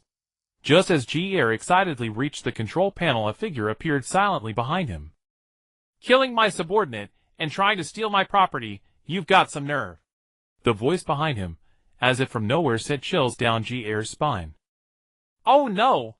Gero felt as if he had fallen into an ice cave, his whole body trembling uncontrollably. Though he didn't turn around, the voice was all too familiar, etched into his bones. It was him. That dog-headed man. With a thud, Gil knelt without hesitation. Since he couldn't win through combat, it was more pragmatic to surrender promptly. With his combat power of 700,000 aside from Piccolo, that self-reproducing entity, everyone else would gladly accept him. King Xiu Lin, please spare my life, I can serve you. I'll do anything you command. Gil called out for mercy, abandoning all dignity. Seeing this, Xiu Lin seemed intrigued. Oh, anything you say. Why, yes. Of course. Gil grasped at hope, willing to pay any price to survive. Ha, excellent. In truth, you need only do one thing for me, and that is... Xiu Lin suddenly extended his right hand, seizing Gil by the throat. His eyes glimmered with a cold, sinister light as he spoke in a demonic tone. That is to give me your power. Accompanied by a flash of blue light, Gil vanished without a sound. 350000. Xiu Lin licked his lips. A small consolation, I suppose. I wonder how much combat power that other one will provide me. In Xiu Lin's perception, a demon spawn, left by Piccolo, still lingered on Earth, hiding in some corner. The life birthed by Piccolo was an independent entity. It was not constrained by Piccolo, yet Piccolo himself was incomplete. Sometimes reflecting on this, it was undeniably a tragedy. 1 minute later, Xiu Lin located the monster concealed in the mountains. The process was exceedingly simple. The demon's resistance was like a child's in Xiu Lin's eyes, stirring no waves. With a thud, the demon too was devoured by Xiu Lin. Sensing the energy flowing into his body, a flicker of surprise crossed Xiu Lin's eyes. 800000. That means this monster's base combat power actually reached an astonishing 1600000. Xiu Lin found it hard to believe. Yet what followed was a profound regret. If only Piccolo had not died, if only Piccolo had been under his control. Of course, such thoughts were now mere fantasies. Status panel. Xiu Lin murmured softly. Character K9 Head LV. 11.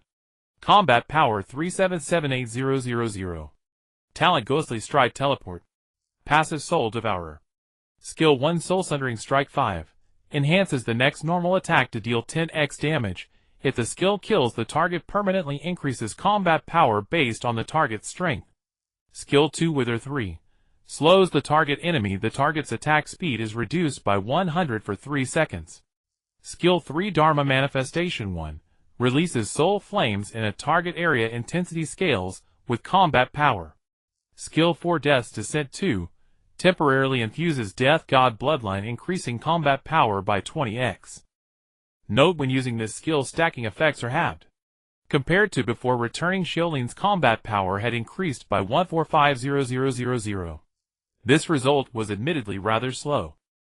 In fact, 1150000 of that increase came from today alone. Xiu Lin was quite helpless about this. He found himself in an awkward stage. Stronger foes he couldn't defeat, and weaker ones he disdained. In the current universe, there were either cosmic overlords, like Basil, with combat power exceeding 100 million, or cannon fodder with mere thousands. Xiu Lin couldn't even find a worthy opponent. This severely hampered his growth. Oh well, I'll just have to accumulate slowly. An anomaly like Piccolo won't happen again. Xiu Lin had made up his mind. This time, he would remain hidden until his combat power broke through 100 million before emerging. If I can hold steady until then, not only will Basil no longer be my match, but once I devour him, I'll have a fighting chance against the threat of Piccolo's offspring. Even if I can't win, I can still escape.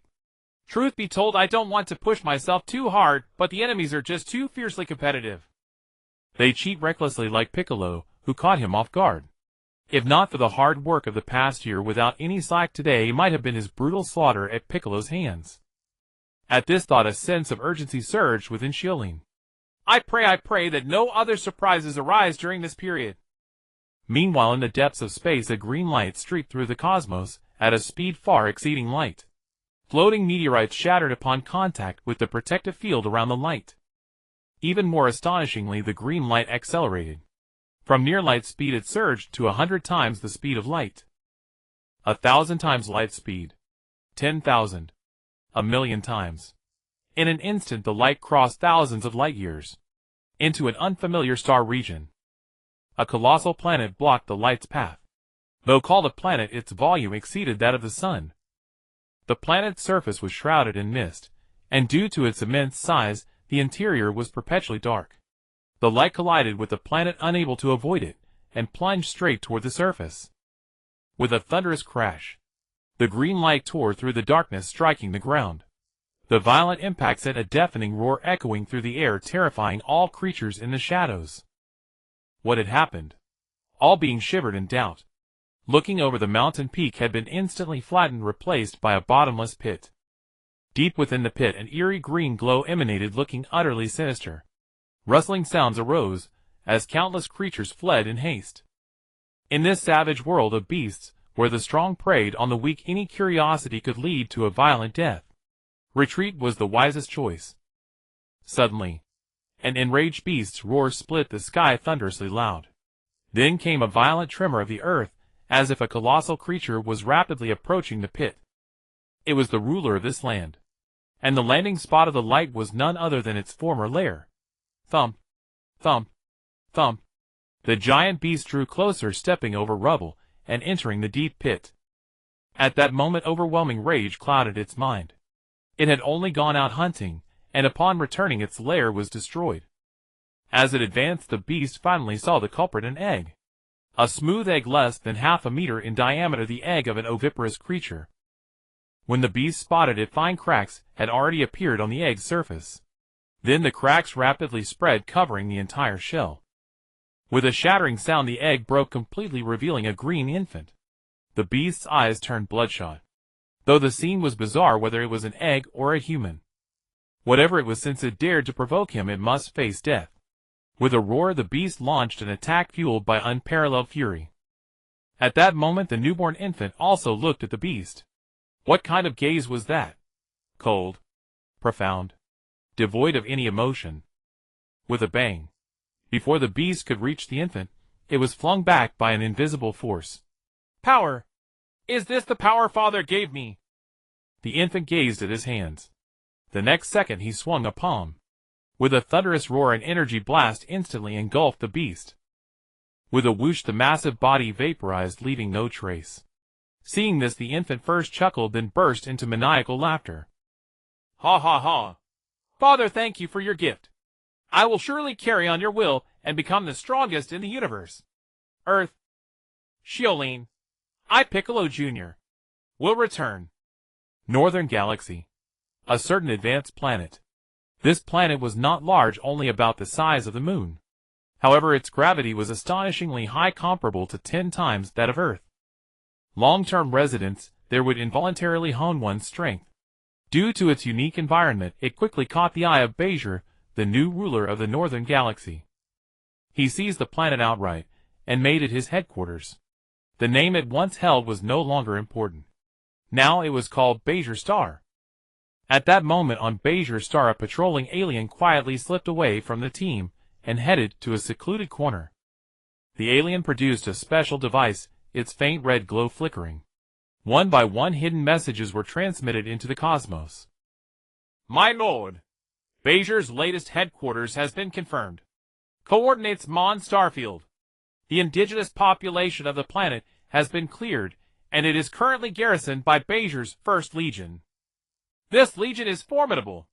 Its commander Saluo has a battle power of 30,000. The rest are elite warriors drawn from various planets. In the corner, the alien continued to transmit information based on its level of importance. Only after finishing everything did he return to the team with satisfaction. Glancing around, he found that his comrades were all patrolling their posts, utterly oblivious to his brief absence. Thus his anxious heart settled, and he resumed his duties. The alien believed no one had noticed, unaware that all his actions were under surveillance. At the signal tower, the planet's information hub, several figures were busy. Sir, that signal has appeared again, one operator reported. Oh, can we pinpoint its location? Yes. The target has been identified. Excellent. Inform the special team to apprehend him immediately. Yes, sir. At the command, the special team moved swiftly. Stop. Don't move. You are under arrest.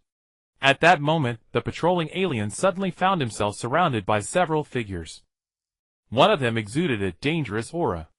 Activating his scanner, the alien saw a battle power of 5,000, 3 times his own. Panic surged in his heart. No! You have no authority to arrest me. I am a soldier of the 1st Legion. If I have committed an offense, only my commanding officer has the right to deal with me. Humph. No authority. You traitor! Lord Beizer has become the ruler of the Northern Galaxy, yet you still plot betrayal. Do you really think we don't know what you've been doing? Hearing the interrogation, the alien's face showed panic. Yet he still insisted stubbornly. I did nothing. I was merely carrying out my patrol duties. Hey, you can explain that to Lord Beizer yourself. The alien wanted to resist, but his strength was insufficient. He was soon forcibly taken away by the special team. The outcome was obvious. No one could keep secrets in the hands of the special team. In fact, death would become a luxury there. The next day at Beizer's palace, a figure hurriedly approached the palace gates. This man was named Duola, responsible for the security of Beizer Star. After the guards announced him, Duola received permission and strode quickly into the palace. At that time, Beizer was lounging leisurely on his throne. Before him were 100 delicacies offered from several life-bearing planets. After defeating Frisia, Beizer had become the undisputed galactic overlord. At his command, tens of thousands of planets dared not disobey. Countless beings vied to curry favor. Despite the abundance of food, it was merely a daily snack. Seeing his subordinate enter, Beizer waved a hand and ordered the food removed. Then he looked at Duola and asked, "How are things progressing?" Duola's expression tensed, and he immediately replied, "My lord, we have completed our investigation. The alien transmitting messages was indeed a remnant of Frisia's forces." "Frisia?" Beizer was skeptical. "I have already slain their king. Are those little mice that escaped still making futile struggles?" "Your Majesty, according to reports, the remnants of Frisia's forces have been consolidated by a man named Xiu Lin. Furthermore, through our interrogation, I have uncovered a startling secret." With that, Duola lowered his voice. He said cautiously, "According to the prisoner, Frisia had arranged a contingency plan, a secret mission entrusted to Xiu Lin. If executed properly, Frisia might very well return." Silence fell heavy and still. At that moment, Xiu Lin had no idea that the lie he had fabricated to win his subordinates' loyalty would one day reach Beizer's ears. Beizer's expression grew grave, clearly believing most of it. "This Xiu Lin you speak of, I know of him. He was once a special forces captain under Frisia. It was he who killed Kuze back then. But what exactly are they plotting?" Beizer felt uneasy, recalling the devastating attack of over 100 million battle power that had erupted on Nate Planet, likely unleashed by Xiu Lin. But if he was truly that powerful, why hadn't he taken part in the great battle back then? Could it be that the task Frisia assigned him was more important than the decisive confrontation with Beizer? At this thought, Beizer felt as if he had fallen into a conspiracy. Even Frisia's death might be a piece of that scheme. Beizer's face twisted with rage. "Damn it! Why do these rodents always resort to underhanded tricks? Your Majesty, it is precisely because they cannot defeat you that they must scheme in the shadows. Duola, adept at reading the room, immediately placated him. The word seemed to soothe Bezier, and his anger eased slightly. This alien named Duola had a battle power of only 3,000, yet, even during the rivalry between Bezier and Frisia, he had already gained significant favor. One reason was his skill in ingratiating speech, which pleased Bezier. The other was that he indeed possessed some talent. Thus he had managed to stand out despite his weak prowess. As he spoke, Duola produced another piece of intelligence. Your Majesty, according to our investigation, Xiu Lin joined Frisia's forces only a year ago. Before that, his background was a blank slate. He only appeared on Kalair planet, where he stole a very cheap spaceship. Thus I deduced that either Kalair planet holds a major secret, and the theft of the ship was merely a diversion, or Xiu Lin had just left his home planet, and thus regarded that subspace-capable spaceship as a treasure worth stealing. In either case, the home planet where Xiu Lin grew up is likely not far from the Kalair starfield. Perhaps at this very moment Xiu Lin is hiding on that very planet. If Xiu Lin were here, he would surely be astonished. Dora's analysis matched the truth with absolute precision. Do you mean those rats are likely hiding near the Claire Star region? Yes, my king, Dora declared with conviction. According to our investigation, when Xiu Lin first appeared in Claire Star, he was piloting a Class C spacecraft. Though such a vessel's speed is not negligible, it is incapable of space jumps. Consequently, they could only travel in a straight line. By calculating the speed of that ship, we can certainly find Xiu Lin's home planet within a 10 light-year radius of Claire planet. Hearing Dora's analysis, Basil's eyes lit up. Excellent. Truly my strategist. He praised his satisfaction, with Dora growing even deeper. Since you have already made your judgment, initiate the operation. I will order all departments to cooperate with you. We must find that accursed group of rats. Yes, my king. And remember, kill rather than let go. If any suspicious planet is found, destroy the entire planet, if necessary, and never let those rats escape. Basil's eyes glinted with malice. Deep within his heart, he had always been haunted by that attack exceeding 100 million in power. Moreover, Xiu Lin had dared to plant spies close to him. This had elevated Basil's fear of Xiu Lin to its peak. In truth, Basil was somewhat unjust in blaming Xiu Lin. That space alien had been lurking beside Basil since the era of Fulisha. And Xiu Lin had never asked him to transmit any intelligence. Everything was entirely spontaneous, but unfortunately Fulisha was already dead. Basil could only settle the score with Xiu Lin. After all, who else had spread the rumor that Fulisha had given him a secret mission to stage a comeback? Basil's heart hardened with resolve. He would find Xiu Lin at any cost and kill him. If he failed to do so, he would never find peace. At that moment, the man Basil dreaded so deeply, Xiu Lin, was in a laboratory. The room was filled with all kinds of vessels. Numerous space aliens in white coats bustled about before them. Suddenly, white smoke billowed from one of the experiment tables. With a sharp hiss, flames erupted instantly. Seeing this, Xiu Lin frowned slightly and asked, "What exactly is the procedure of your experiment?" "An accident, entirely an accident. We'll handle it immediately." The Kalud scientist stammered nervously, wiping cold sweat from his brow. Then he shot a glance at an assistant, who promptly sprayed an unknown substance over the flames. In moments the fire subsided. The spot was quickly cleaned. Though displeased, Xiu Lin did not dwell on the mishap. Instead, he turned to the question that concerned him most. "How is the progress on the android experiments?" "Androids? Oh well." The Kalud stammered, his forehead glistening with even more sweat, his face flushing crimson. Seeing his expression, Xiu Lin knew instantly that no progress had been made. "Useless. I've given you so much time and resources, yet you still rely on jealous technology. Why can't you produce anything of your own?" Xiu Lin roared, never having imagined his subordinates could be so incompetent. "Even if you had raised the combat power from 5000 to 5100, that would have been something. But now, tell me, what have you developed?" The Kalud bowed his head deeply, unable to answer any of Xiu Lin's accusations. After a long silence, Xiu Lin accepted reality. "Speak. How long will it take to produce results?" Finally, the Kalud dared to speak softly. Your Highness Xiu Lin, perhaps the technology provided by Dr. Gero was flawed from the very beginning. Flawed? Xiu Lin looked surprised. The godhood nodded and explained. The android technology in the data involves injecting superior genes into the seeds of culture-grown humans. Through genetic mutation, these culture-grown humans can unleash greater power. They are essentially cultured androids. However, as our research deepened, we discovered that these cultured androids are limited by the material constraints capping their combat power at 5000. Once they reach that limit, no matter what superior genes we inject, it is difficult to induce change. Moreover, even a slight mistake leads to genetic collapse, as you just witnessed. Furthermore, we found that these cultured androids have a berserk mentality driven only to destroy, unable to distinguish friend from foe. They have no practical combat value. At this point, the godhood scientist stole a glance at Xiu Lin, though he knew Xiu Lin might not intend to use these androids for battle.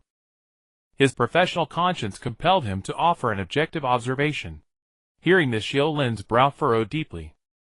So Dr. Gero had never had good intentions from the start. No wonder he had so readily handed over the research data. He probably despised these things. Yet even a misguided direction had indeed provided considerable assistance to Xiu Lin. One must acknowledge Dr. Gero's genius. On Earth, there were two other geniuses of similar caliber, Dr. Brief and Buma. But after repeated betrayal, Xiu Lin had long abandoned the idea of controlling such geniuses.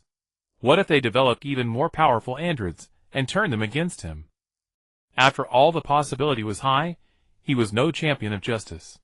He had not killed indiscriminately, but with his rise, the number of deaths indirectly caused by him was not insignificant. Unless he was willing to be like Boyu in the original story, indifferent, seizing nothing, playing the fool. But that was utterly unacceptable to Xiu Lin, who had tasted the sweetness of power. After pondering for a moment, Xiu Lin said, "The experiments must continue. But do not confine yourself to this single method. You may also create androids based on your own ideas. I do not need to know the process. I only care about the results."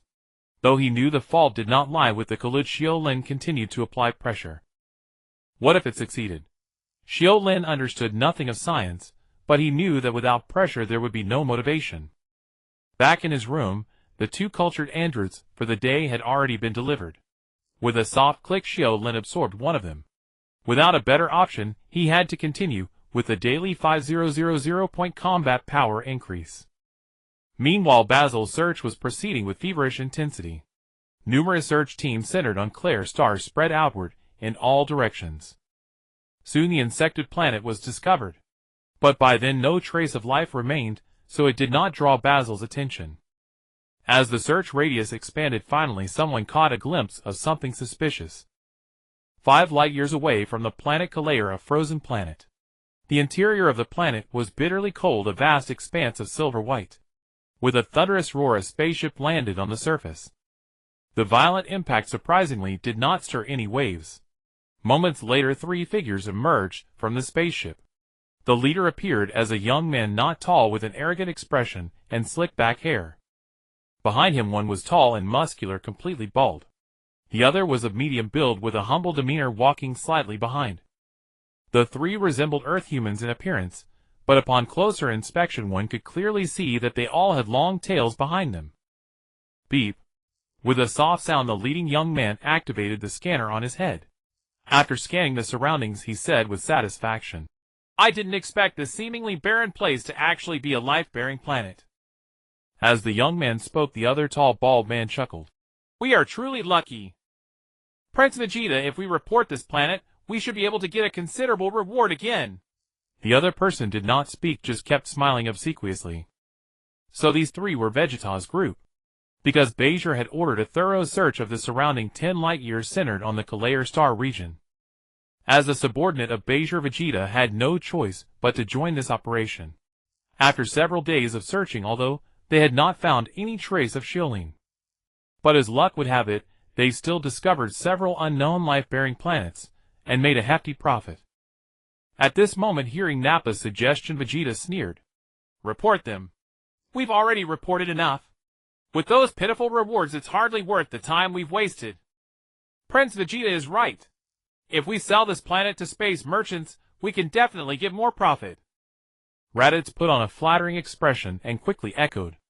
Nappa cast a disdainful glance at Raditz. This man was nothing but a sycophant, useless for anything else. But thinking that Vegeta had already made a decision, he said nothing more. You two take care of it. Cleanse this planet of all life. Those space merchants prefer to keep the land, but not the people, Vegeta ordered. Yes, Prince Vegeta. The two dared not delay, activated their scanners, and then with a bang flew towards the areas where life gathered. The dominant life form on this planet was a creature with silver-white skin resembling a lizard. They had a low level of technology, only a basic social organization, and lived in groups. With a thunderous roar, Nappa hurled a powerful energy blast, instantly leveling a village of lizard people. On the other side, Raditz was not to be outdone. Although not as strong as Nappa, his figure flickered like a ruthless machine reaping lives.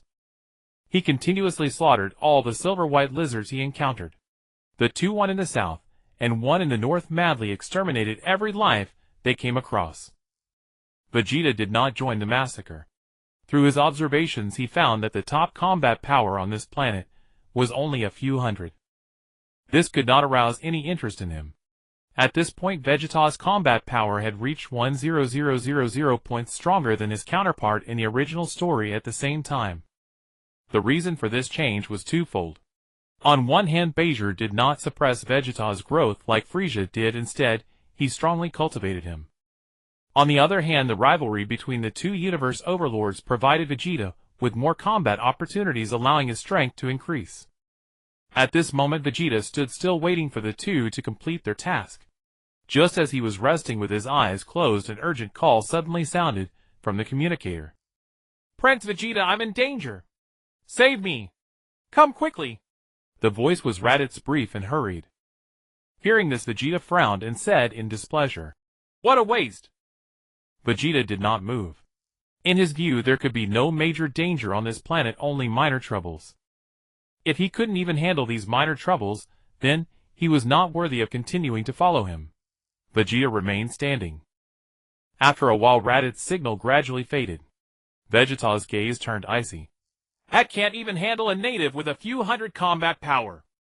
His body slowly levitated, then, with a bang, he flew rapidly towards the direction of Raditz's death. He had refused to save him simply because he didn't want to.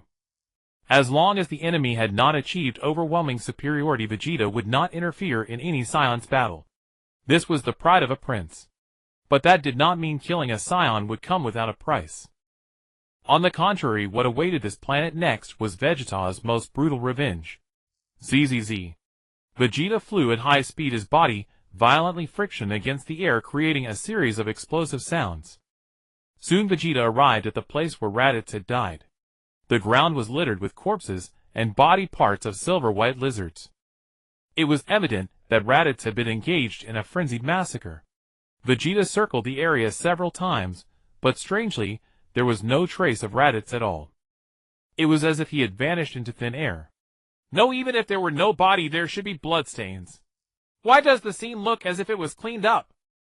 With my speed, the enemy shouldn't have had time to react. Vegeta activated his scanner, but still there was no energy signature. Could they have mutually destroyed each other? Baffled, Vegeta conducted another investigation and finally spotted some clues. Judging from the battle traces, Raditz's encounter with the enemy did not seem sudden. It seemed the enemy gave him time to prepare, not using a sneak attack. Moreover, the surrounding area was in disarray, indicating that the enemy was roughly equal to Raditz in strength, and they fought back and forth. Otherwise, if the enemy had been overwhelmingly superior, there would not be so many impact cracks. Vegeta carefully examined the marks on the ground, hoping to find more clues. Just as he was concentrating, suddenly, another urgent call came from the communicator. Prince, there is an extremely powerful enemy here. I can't beat him. Come save me, Prince. Damn, it's Nappa. Vegeta's expression turned furious. This time he did not hesitate at all. With a bang, he shot up quickly. If Raditz's death had only made him displeased, then Nappa's danger directly ignited his fury. A mockery. He had been fooled. The scanner clearly showed that the highest combat power on this planet was only a few hundred. Yet Raditz was dead, and Nappa was in danger. All of this indicated that a powerful and treacherous enemy was hiding on this planet. Utterly infuriating. Hold on. I'm coming right away. Vegeta shouted into the communicator, but at this moment, there was no reply from the other end. Zzz. Electricity crackled. A sense of foreboding surged in Vegeta's heart. Nappa! Nappa! Quickly tell me your location. Vegeta called out urgently. Suddenly a strange voice came through eerily. He stopped calling. He's already been killed by me. And has stopped calling out. He's already dead by my hands. The voice was low and hoarse, as if forcibly squeezed from the throat, utterly grating. Damn it! Vegeta cursed under his breath and flew straight toward Nappa's direction. Though Nappa might already be dead, the pride of a prince forbade Vegeta from retreating in the face of battle. Whoever he was, since he dared to provoke him, he would have to pay the price. With a thunderous boom like a cannonball, Vegeta shot forward, flying with seething rage. Just ahead. At that moment, the figure who had slain Nappa was already faintly visible.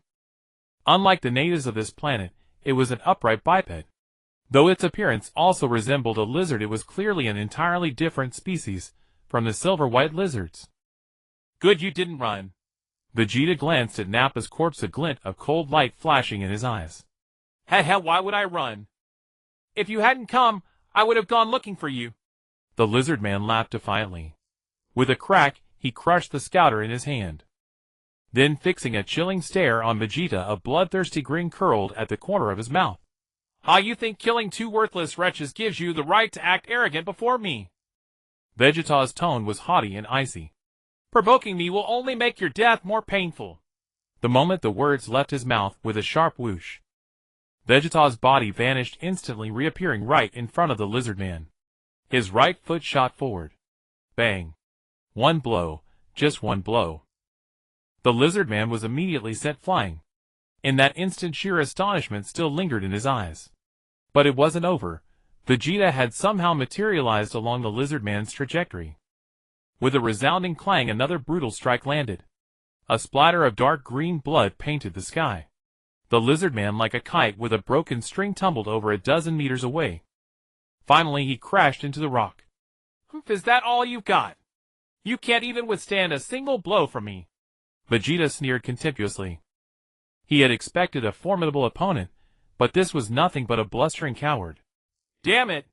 The lizard man struggled to his feet. Why? Even though your battle power is 10,000, I'm at 8,000. Why can't I even perceive your speed? Why? Because I'm stronger than you, just as you could easily kill those two wretches. Vegeta strode toward the lizard man step by step. The latter's eyes were filled with stark terror. At that moment, in a remote corner of the planet, an enormous screen was projecting this very scene. Before the screen, two figures calmly watched Vegeta's brutal slaughter of the lizard man. Doctor, it seems number 12 can't handle the guy. Should we send in number 13? One of them asked. His voice was somewhat familiar. If Xiu Lin were present, he would have recognized them. They were the long-vanished Huayan and Dr. Gero. Number 13. Wait a bit. That man seems different. I can sense a vast energy hidden within him. Perhaps even number 13 is no match. Dr. Gero said solemnly. Impossible. Number 13 is 10 times stronger than number 12. And this Saiyan, though his combat instincts are sharp, has a base battle power of only 10,000. Huayan exclaimed in surprise. Remember that man. His actual strength was also worlds apart from what he showed. So we must remain humble. Nothing is impossible in this world. Dr. Gero lectured. Ever since he had escaped Xiu Lin's control, he had brought Huayan to this unknown planet to continue his research. Drawing from past experience, Dr. Gero quickly created android number 12. Unlike Huayan, number 12 was designed from the outset for combat. At birth, it possessed a battle power of 8,000. Huayan, though with a power level of 1,000, was more focused on intelligence. He was meant to assist in research. After all, Huayan had been born on Frisia's space fortress, making him too powerful might attract unwanted attention. That would jeopardize the escape plan. So at the time, Dr. Gero had held back. Only after regaining his freedom did he dare to pursue his own schemes. At this moment, watching Vegeta battle number 12 Dr. Gero frowned. With a loud bang, number 12 was kicked into the air again. Before Vegeta, number 12 had no power to resist. It was still alive only because Vegeta was toying with it. Dr. Gero pondered for a moment, then said, "Deploy number 13. But doctor, you just said number 13 might not be a match for him either. It's just a feeling. We'll test it out. Even if number 13 loses, it's no great loss. It's just an experiment." With Dr. Gero's approval, a young man resembling an earthling walked out of the base. With a loud bang, an astonishing aura erupted from the young man. He then shot into the sky, heading straight for the battlefield. Crack! Vegeta snapped number 12's neck and stared grimly at this young man, who bore a resemblance to himself. "A Saiyan? No, you have no tail. You just look like a Saiyan." Vegeta was bewildered. This sudden figure had already exceeded the limits of what he could handle. Though they hadn't fought, a vague sense told him this power was no weaker than King Vegeta's. None of Basil's subordinates could face this man. "Powerful as you are, it's a pity you've met the most talented Saiyan in history." With that, Vegeta tossed a sphere into the air. With a loud bang, the outline of a moon appeared in the sky. Thump thump. The violent heartbeat echoed like a tangible drum. Vegeta's body swelled rapidly, as if driven by an external force, soon bursting through his clothes. 2 meters. 4 meters.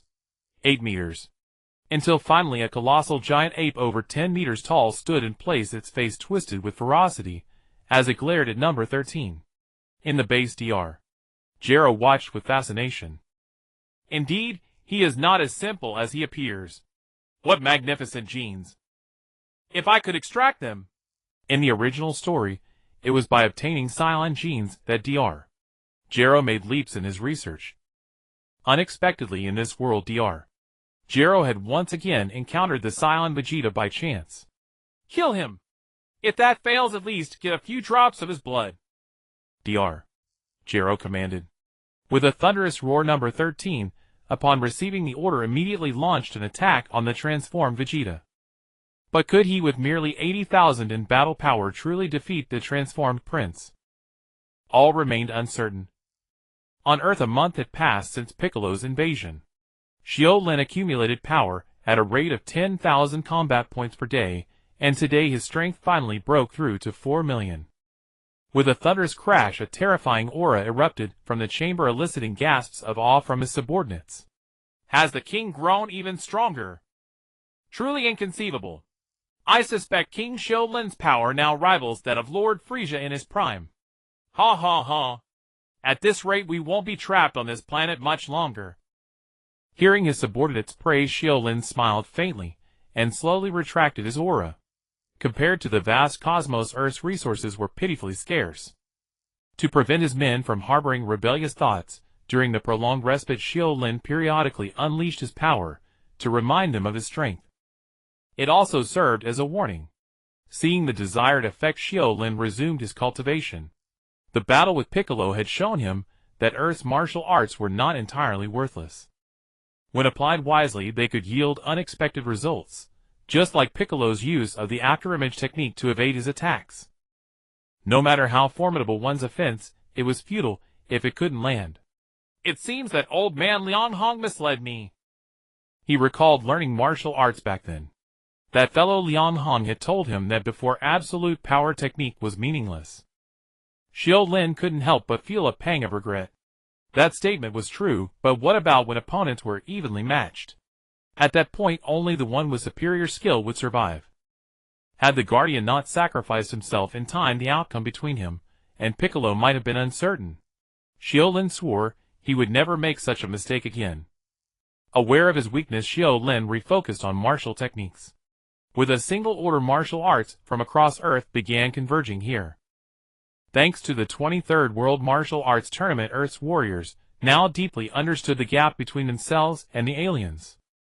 It was like an insurmountable chasm. Many secretly thanked the heavens that these aliens were not bloodthirsty and did not violently rule Earth.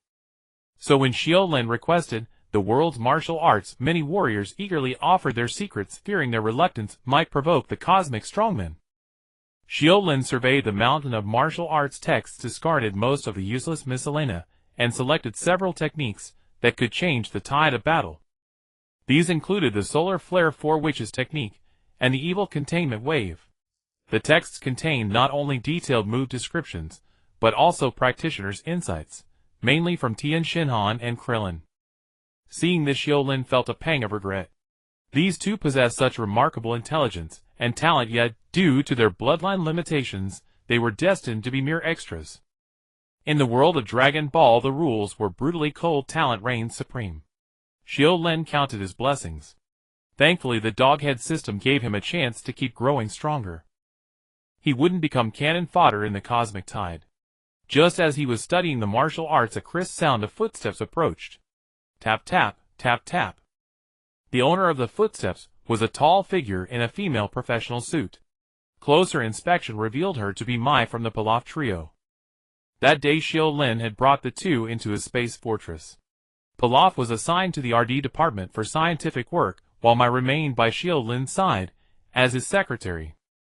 After all, with many subordinates now, he could be considered somewhat successful. Hiring a secretary to assist him was perfectly normal, wasn't it? Mai approached Xiu Lin's door and knocked softly. Lord Xiu Lin, someone is waiting for you in the main hall. They say they have urgent matters to report. Mai looked nervously at the handsome man, a hint of infatuation in her eyes. No one would imagine that the fierce, terrifying cosmic beings outside were all his subordinates. And he was so handsome, utterly charming. I see. You may go rest now, Xiu Lin said indifferently. Rest? Lord Xiu Lin actually told me to rest. Mai's heart raced. She quickly replied, Yes, Lord Xiu Lin. Watching Mai's curvaceous figure retreat, Xiu Lin shook his head. Her state did not escape his notice. He had lived two lives after all, but he harbored no other intentions. He genuinely only needed a secretary to assist him. At his level of power, many things were easily within reach. Not to mention Mai, if he wished, countless beauties on Earth would be available. But did that matter? Well, perhaps it did matter. However, Xiu Lin had no leisure for romance. His sole desire was to grow stronger.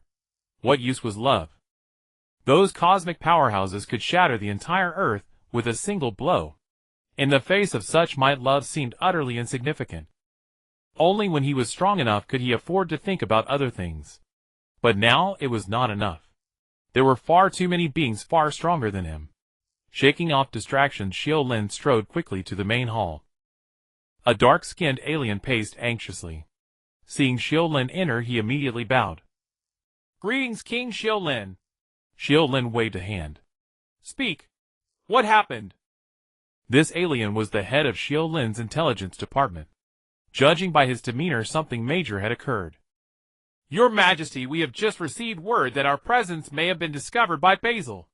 The alien's reply sent a chill through Xiu Lin's heart. Give me the details. Yes, Your Majesty. The incident began when one of our operatives stationed at Basil's headquarters was exposed and captured on the spot.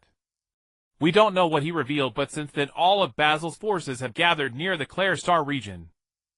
They are using the Claire Star region as a center and conducting searches in all directions. Your Majesty, our location is only 6 light years from Claire Planet. At this rate, we will be discovered sooner or later. Xiu Lin frowned deeply. Even if that operative was caught by Basil, he shouldn't have known Earth's location. How are they almost on top of us? Xiu Lin demanded, but the alien only lowered his head in silence. Unbeknownst to Xiu Lin, Basil had deduced his location from the 2 robberies. Now 2 choices lay before him. First, abandon everything and flee Earth, with his men continuing to hide and grow stronger, though Earth might be destroyed by Basil's forces. The second choice was to confront Basil directly. After a moment of deliberation, Xiu Lin made his decision. Though I wanted to keep developing, since you've already sensed my presence, let's just have a battle. Xiu Lin indeed possessed such confidence at this moment. His combat power, after transformation, had reached an astonishing 80 million. Even Frieza was nothing more than that in his prime, let alone the fact that Xiu Lin had mastered the Soul Drain Strike, a secret art capable of brief explosive power. All things considered, his chances of victory were extremely high. With that thought, a flash of determination gleamed in Xiu Lin's eyes. Beizher right. My rise begins with you. On planet Claire, with the influx of a large number of Beizher's troops, the planet experienced a brief moment of prosperity. In the sky, a myriad of military spacecraft shuttled back and forth, constantly heading toward the surrounding star sectors. At that moment, inside the control tower, an alien, who looked like a general, was listening to his subordinate's report. General Xiu, we have spent a month completing a search within a range of 5 light years, but we still haven't found any trace of that dog-headed man. If we continue the investigation, the time required may multiply exponentially. Xiu frowned deeply. As the commander of Beizher's First Legion, he bore the main responsibility for this search operation. But as things stood, the mission was progressing very poorly. Over a month had passed, and there were still no results. Thinking of King Beizher's fury, Xiu couldn't help feeling anxious. How many times have I told you? Search must be efficient. But what have you been doing? Every time you discover a life-sustaining planet, you dawdle for ages. What is our mission? It is to find those damned rats, not to let you go on an expedition. Xiu picked up the report submitted by each team. Aside from discovering new planets, they had only found some rare resources, which had nothing to do with his task of searching for Frieza's hidden forces. Suddenly, Xiu noticed something. Is there still no news from that Saiyan squad? Yes, General. Their last signal was transmitted from an unknown planet 5 light years away. Since then, they have seemed to vanish completely. Xiu's eyes lit up. It seems this planet is highly suspicious. Who is the captain of that Saiyan squad? Reporting to the general, it's Vegeta. Vegeta? Xiu chewed over those 3 words. He was quite familiar with the Saiyan race. It was said that they were the most talented fighting race, capable of transforming under the light of a full moon, instantly unleashing a 10-fold increase in combat power. And Vegeta, as the outstanding one among the Saiyans, possessed even greater strength after transformation.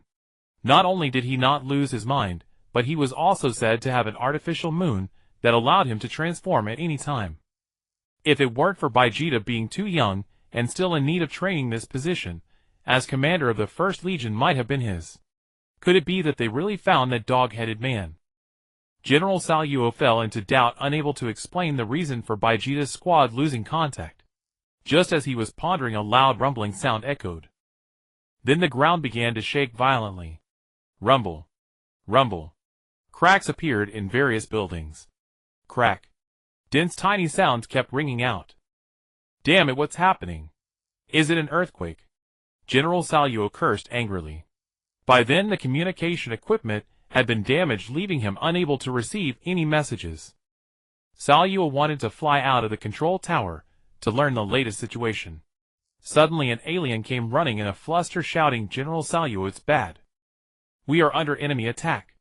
At that moment, outside the planet, a strangely shaped and enormous spacecraft silently hung in the starry void. Countless small spacecraft flew out from the fortress, like shooting stars charging toward the planet. They blotted out the sky, densely packed. Inside the fortress, a group of mid-level executives gathered together. Worry was written on their faces. King Xiu Lin launching such a large-scale attack here, won't it provoke Beizher to encircle and annihilate us? Yes, Your Majesty. We are not questioning your decision, but do we really have the strength to fight a decisive battle against Beizher now? The group exchanged glances. Although these people were the core remnants of Frieza's forces, aside from Xiu Lin, the highest combat power among them was only 7000. In the past, they would have been nothing more than cannon fodder. If not for all the higher-ups being dead, it would never have been their turn to enter this room. Now faced with another battle against Beizher, to say they weren't afraid would be a lie. They couldn't understand what madness had seized King Xiu Lin. Why couldn't he just stay on Earth and enjoy being a local tyrant? Instead, he was provoking conflict again. Hearing all kinds of doubts, Xiu Lin sneered. Strength. You may lack it, but I have it. With a bang, a terrifying aura burst out from Xiu Lin's body. In his transformed state his muscles bulged, and purple lightning coiled around him. His aura was truly astonishing. Hell, we have been hiding long enough. Since I dare to show myself again, it means Beizher is nothing to fear. Silence. Quiet. Was Xiu Lin speaking arrogantly, or did he truly possess such strength? The mid-level executives had no way of knowing. Suddenly, someone shouted, "Whatever the king commands I will do. I will follow the king's orders." Those words seemed to awaken everyone. Yes, Xiu Lin was now their king. Perhaps he might not be able to defeat Beizher, but killing them all would be trivial. How dare they question the king's decision? Realizing this, the others chimed in one after another. King Xiu Lin's strength is unparalleled.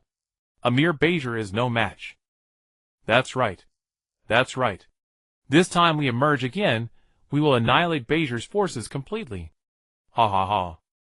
If the king hadn't given the order earlier, I would have already fought Beizher's men to the death. Some genuine, some false, they laughed wildly. Seeing this, Xiu Lin nodded with satisfaction. These lackeys, though not of much use, were good for building up momentum. After all, he had never counted on them. He had only summoned them to assist. Xiu Lin was not Yukong, he would not quietly retire after defeating the villain. What he wanted was not only to kill Beizher, but also to take over Beizher's entire force completely. The universe's overlord, Frieza, could sit on the throne. Beizher could too. Why couldn't Xiu Lin? Moreover, if he could integrate all the resources of the Northern Galaxy and make great efforts, perhaps the android technology could be further improved. This would also allow his own strength to grow faster. So this time Xiu Lin not only wanted to kill, but also to seize power. All troops, listen. Gather all forces and capture planet Claire. Kill anyone who resists without mercy. Yes. At Xiu Lin's command, thousands of cosmic beings flew straight toward Claire Star. Elliptical spacecraft rained down, like a meteor shower, a vast and formidable spectacle. Though they were but a motley crew, their momentum was breathtaking. The ground guards quickly spotted the anomaly in the sky. A piercing alarm blared instantly. Situation. Prepare for battle. With the warning, all missiles swiveled their muzzles toward the sky. Yet before they could fire, a flash of light gleamed in Xiu Lin's hand. A searing ball of energy blasted straight to the ground. Boom. A thunderous explosion shook the earth. All resistance was devoured by the energy, the entire planet trembling violently. Damn it! What's happening? Some bewildered cosmic beings stared in disbelief toward the former army encampment, now engulfed in flames. Countless figures screamed in agony amid the energy. This single strike had pierced the planet's surface. The terrifying energy spread for 1,000 miles, alarming even General Salo deep in the planet's core. Blasted an earthquake! Salo was about to investigate, when a cosmic being who had narrowly escaped Xiu Lin's attack stumbled in panic. General, we're under attack. An attack! Salo's eyes widened in disbelief. He could hardly believe that now, with King Beizher ascendant over the North Galaxy, anyone would dare provoke him. Who were they, and what gave them the audacity? Just the scattered rats of Frieza's remnants. Yet the reality was undeniable. One message after another confirmed that Claire Star was indeed under assault. Damn them, how dare they! Fury and alarm surged through Salo as he grabbed the emergency communicator to contact Beizher at headquarters. Your Majesty, we are under attack by Frieza's remnants. Requesting reinforcements now. Salo knew that if the enemy dared to strike so openly, they must believe they could overwhelm him. He could only pray that the king's reinforcements would arrive swiftly. But before he finished, chaos erupted from the control tower. Someone's broken in. Stop him quickly. How can he be so strong? The voices grew more urgent, signaling a rapid decline. Damn! Salo cursed, quickly shutting down the device. He turned toward the commotion, but suddenly silence fell, as if the intruder had been subdued. Dealt with! Salo dared not believe it. Just as he was about to call his men, a strange voice whispered from behind him. I never expected Beizher's forces to have fallen so low. Are you their general? A mere man, with a combat power of 30,000. The voice, like a specter, sent chills down Salo's spine. The enemy had somehow crept up behind him. Who are you? Aren't you afraid of King Beizhi's retaliation? Salo staggered back drenched in cold sweat. Now he could see the figure, a dog-headed humanoid identical to Xiu Lin, who had killed Lord Q's. But Salo feigned ignorance, hoping to survive. Oh! Xiu Lin looked at him with amusement. Interesting. Haven't you already recognized me? Xiu Lin pointed to the wanted poster on the desk, his own likeness. Damn! Seeing his disguise useless, Salo turned to flee. But his speed was no match for Xiu Lin's. A sharp crack rang out. It was the sound of bone breaking, Salo's right leg shattered by Xiu Lin's kick. He could no longer run. Tell me, does Beizhi know about this? Pa! Salo spat blood, his eyes filled with venom. Knowing Xiu Lin would not spare him, he remained silent. If Beizhi doesn't know, I'll allow you to report to him. Huh? What do you think? When he learns that the one he's hunted has wiped out his legion, will he be furious? Salo still said nothing. But Xiu Lin noticed that when he mentioned reporting to Beizhi, Salo's eyes flickered toward a disc. Is this your communication device? Xiu Lin picked up the disc and examined it. From the outside, its purpose was hard to discern. Tell me how to use it. Xiu Lin tossed the disc to Salo. A glint of hope flashed in Salo's eyes. He pressed his thumb to the center of the disc and shouted, It's the dog-headed man. He's on Claire's star. Avenge me. Avenge me. A blue light flashed instantly, engulfing Salo. Have very obedient. Xiu Lin smiled with satisfaction. He knew Salo would never miss the chance to send a message to headquarters. His earlier silence was only because he doubted Xiu Lin's sincerity. General Salo, please report the situation in detail. General Salo. At Beizhi's headquarters, the operator kept calling. But there was no response. Just as he was about to give up, a strange voice came through. The situation. Let me tell you, your so-called First Legion no longer exists as of this moment. Incompetent. All of you are worthless. In the Great Hall, Beizhi roared furiously, sending the cowering cosmic beings into terrified silence. Why didn't you detect it sooner? Why wait until we suffered losses to beg for help? Damn Salo, he's destroyed my First Legion. Beizhi's rage burned. The First Legion, though weak, was one of the few forces he had left after the struggle with Frieza. If this legion was annihilated, Beizhi's situation would become even more dire. Even with his own strength, he could not rule the vast North Galaxy alone. Without subordinates, other planets would pay only lip service to his commands. This would severely hinder resource consolidation. Damn it! Did that wretched dog-headed man escape? Can we track his current location? Beizhi demanded. And no, he didn't escape. The cosmic being stammered. Not only did he not escape, he seems to be flying rapidly toward us. What? Beizhi was incredulous, and then laughed in fury. Good, very good. So a little success has made him overestimate himself. Then I'll personally teach him the meaning of cruelty. The universe was silent. A spacecraft was hurtling through interstellar space, heading straight for Beizhi's star. On board, the pilot Weiji asked, with a worried expression. King Xiu Lin, is it really wise to be this blatant? They had launched a surprise attack on Claire's star, and successfully annihilated the First Legion. Weiji had assumed the matter would end there, but to his surprise, King Xiu Lin suddenly had the whim to confront Beizhi directly. He ordered Weiji to steer the ship directly to Beizhi's star. If Xiu Lin were merely seeking his own doom, that would be one thing, but he insisted on bringing only Weiji along. Oh my God! Was it because he was the only nameless extra among Xiu Lin's subordinates? In truth, Weiji was somewhat unjust to Xiu Lin. In Xiu Lin's original plan, after attacking Claire's star, Beizhi would surely rush over upon learning of it. But he had underestimated the vastness of the cosmos.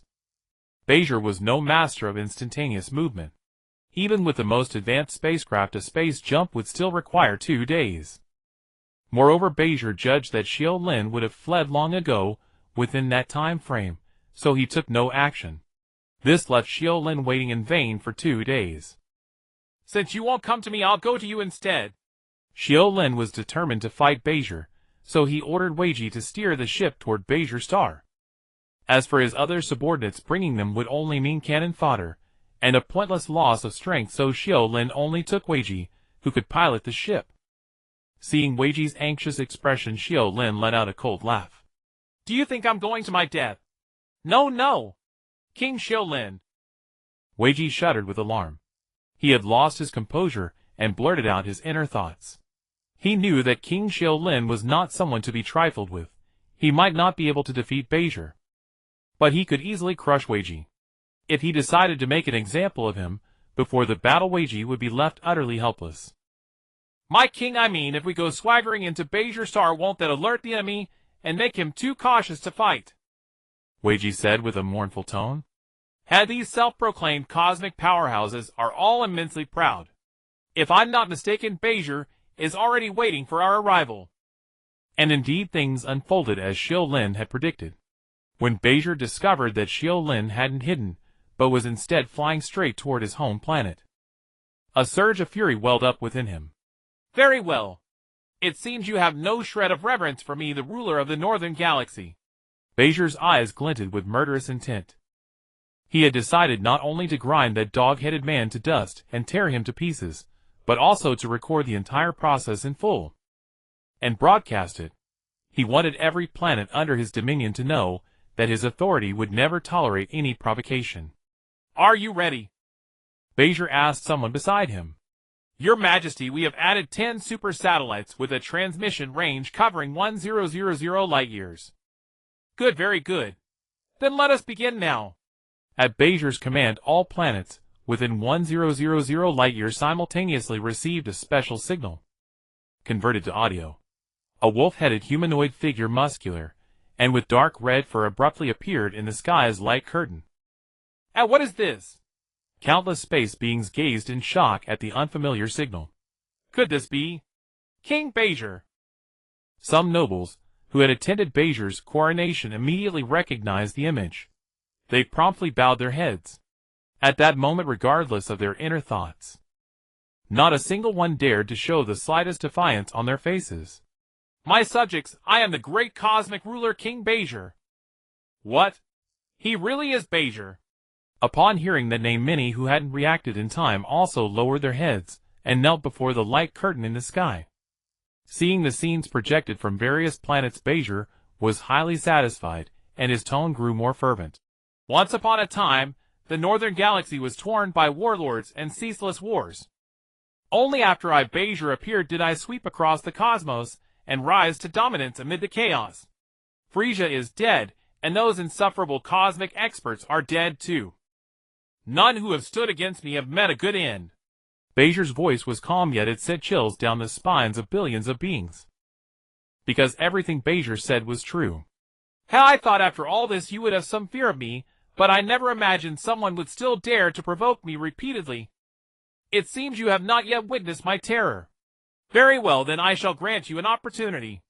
With each word, Beizher's aura rose higher, until finally the winds and clouds turned, the sun and moon lost their light. Countless were shaken by this terrifying presence. Heavens, is this the power of King Beizher? I never imagined anyone would dare to defy such a mighty being. Though not on the scene, even through the projection everyone could feel the power sufficient to annihilate heaven and earth. Then the scene shifted to outer space. A spacecraft was speeding along. Do you see? The fellow on that ship wants to come here and fight me.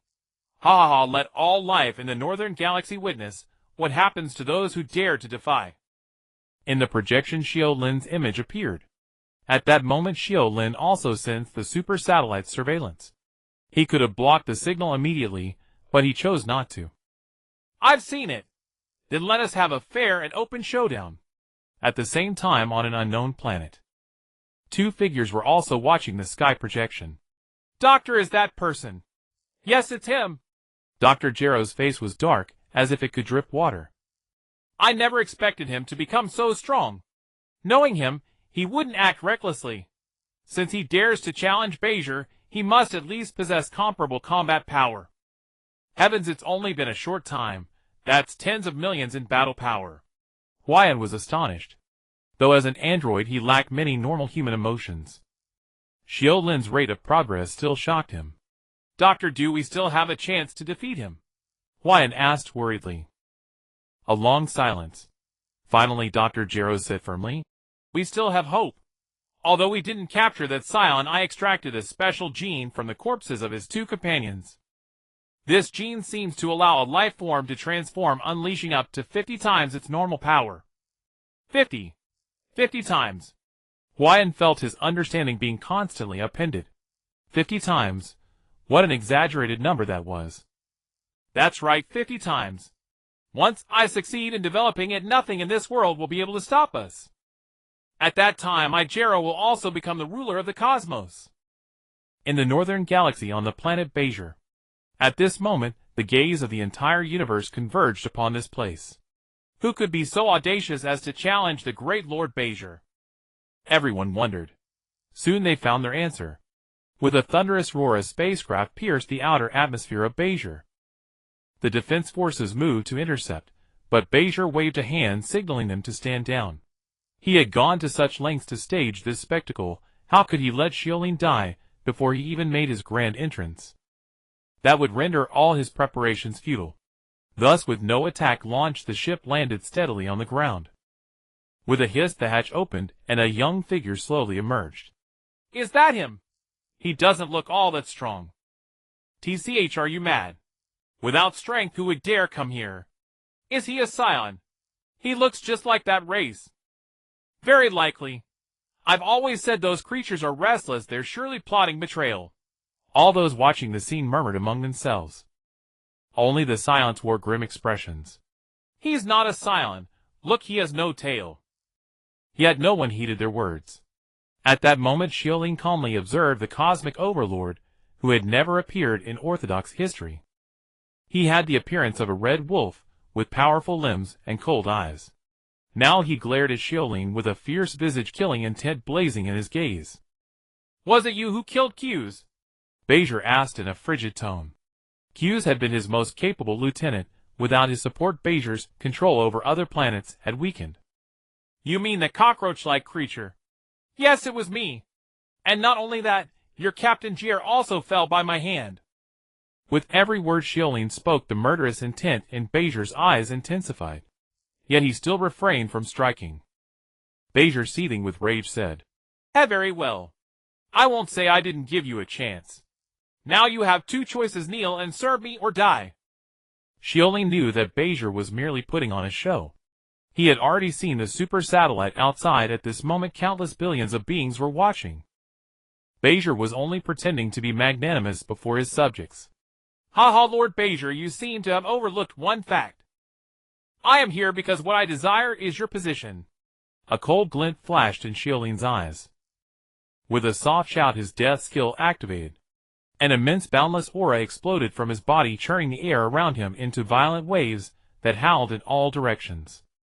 8 million. 10 million. 40 million. A series of staggering numbers appeared on Bajor's scouter, until with a crack it shattered. Seeing Xiu Lin's transformed state, Bajor's gaze turned icy. Good, very good. So this is the confidence you have to challenge me. Xiu Lin's aura was now comparable to Frisia's in his prime. But even so, what of it? Hadn't Frisia also died by his hand? Since he dared to stand in the way of his rise to supremacy, then he would simply be eliminated. With a thunderous roar, an astonishing energy shot toward the sky.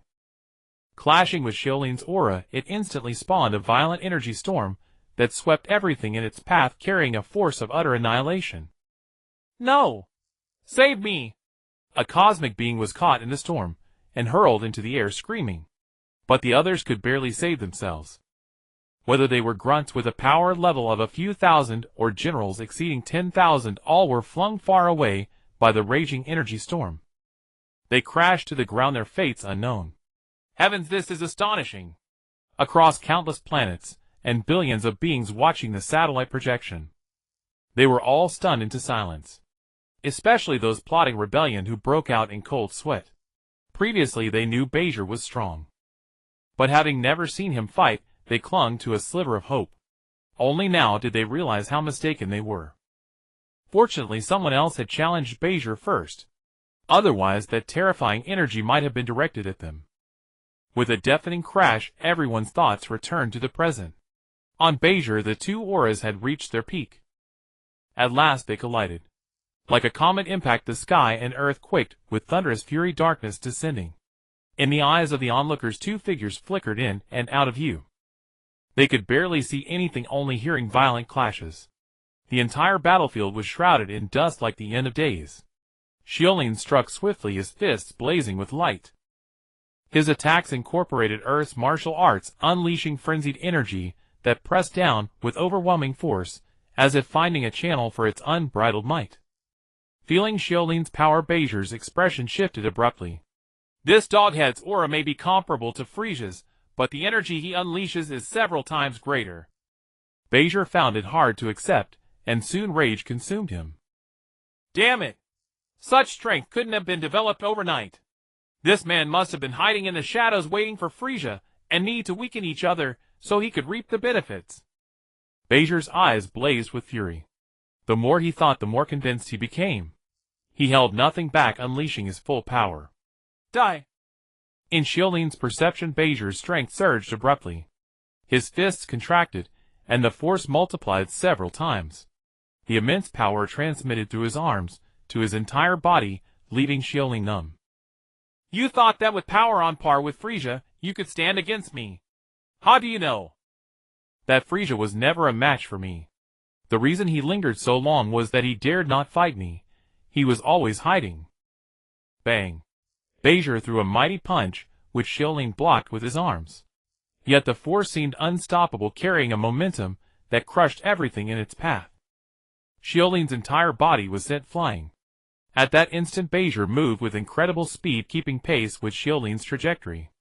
In the blink of an eye, he appeared before Xiu Lin, raised his arms and clasped his hands together. He brought them down with brutal force upon Xiu Lin. No! Xiu Lin cried out. If that blow landed, even if he survived, he would be gravely wounded. A sneer curled on Beizher's lips. You wanted to swoop in and claim the spoils. Let me tell you before, absolute power schemes and tricks are utterly useless. Now die!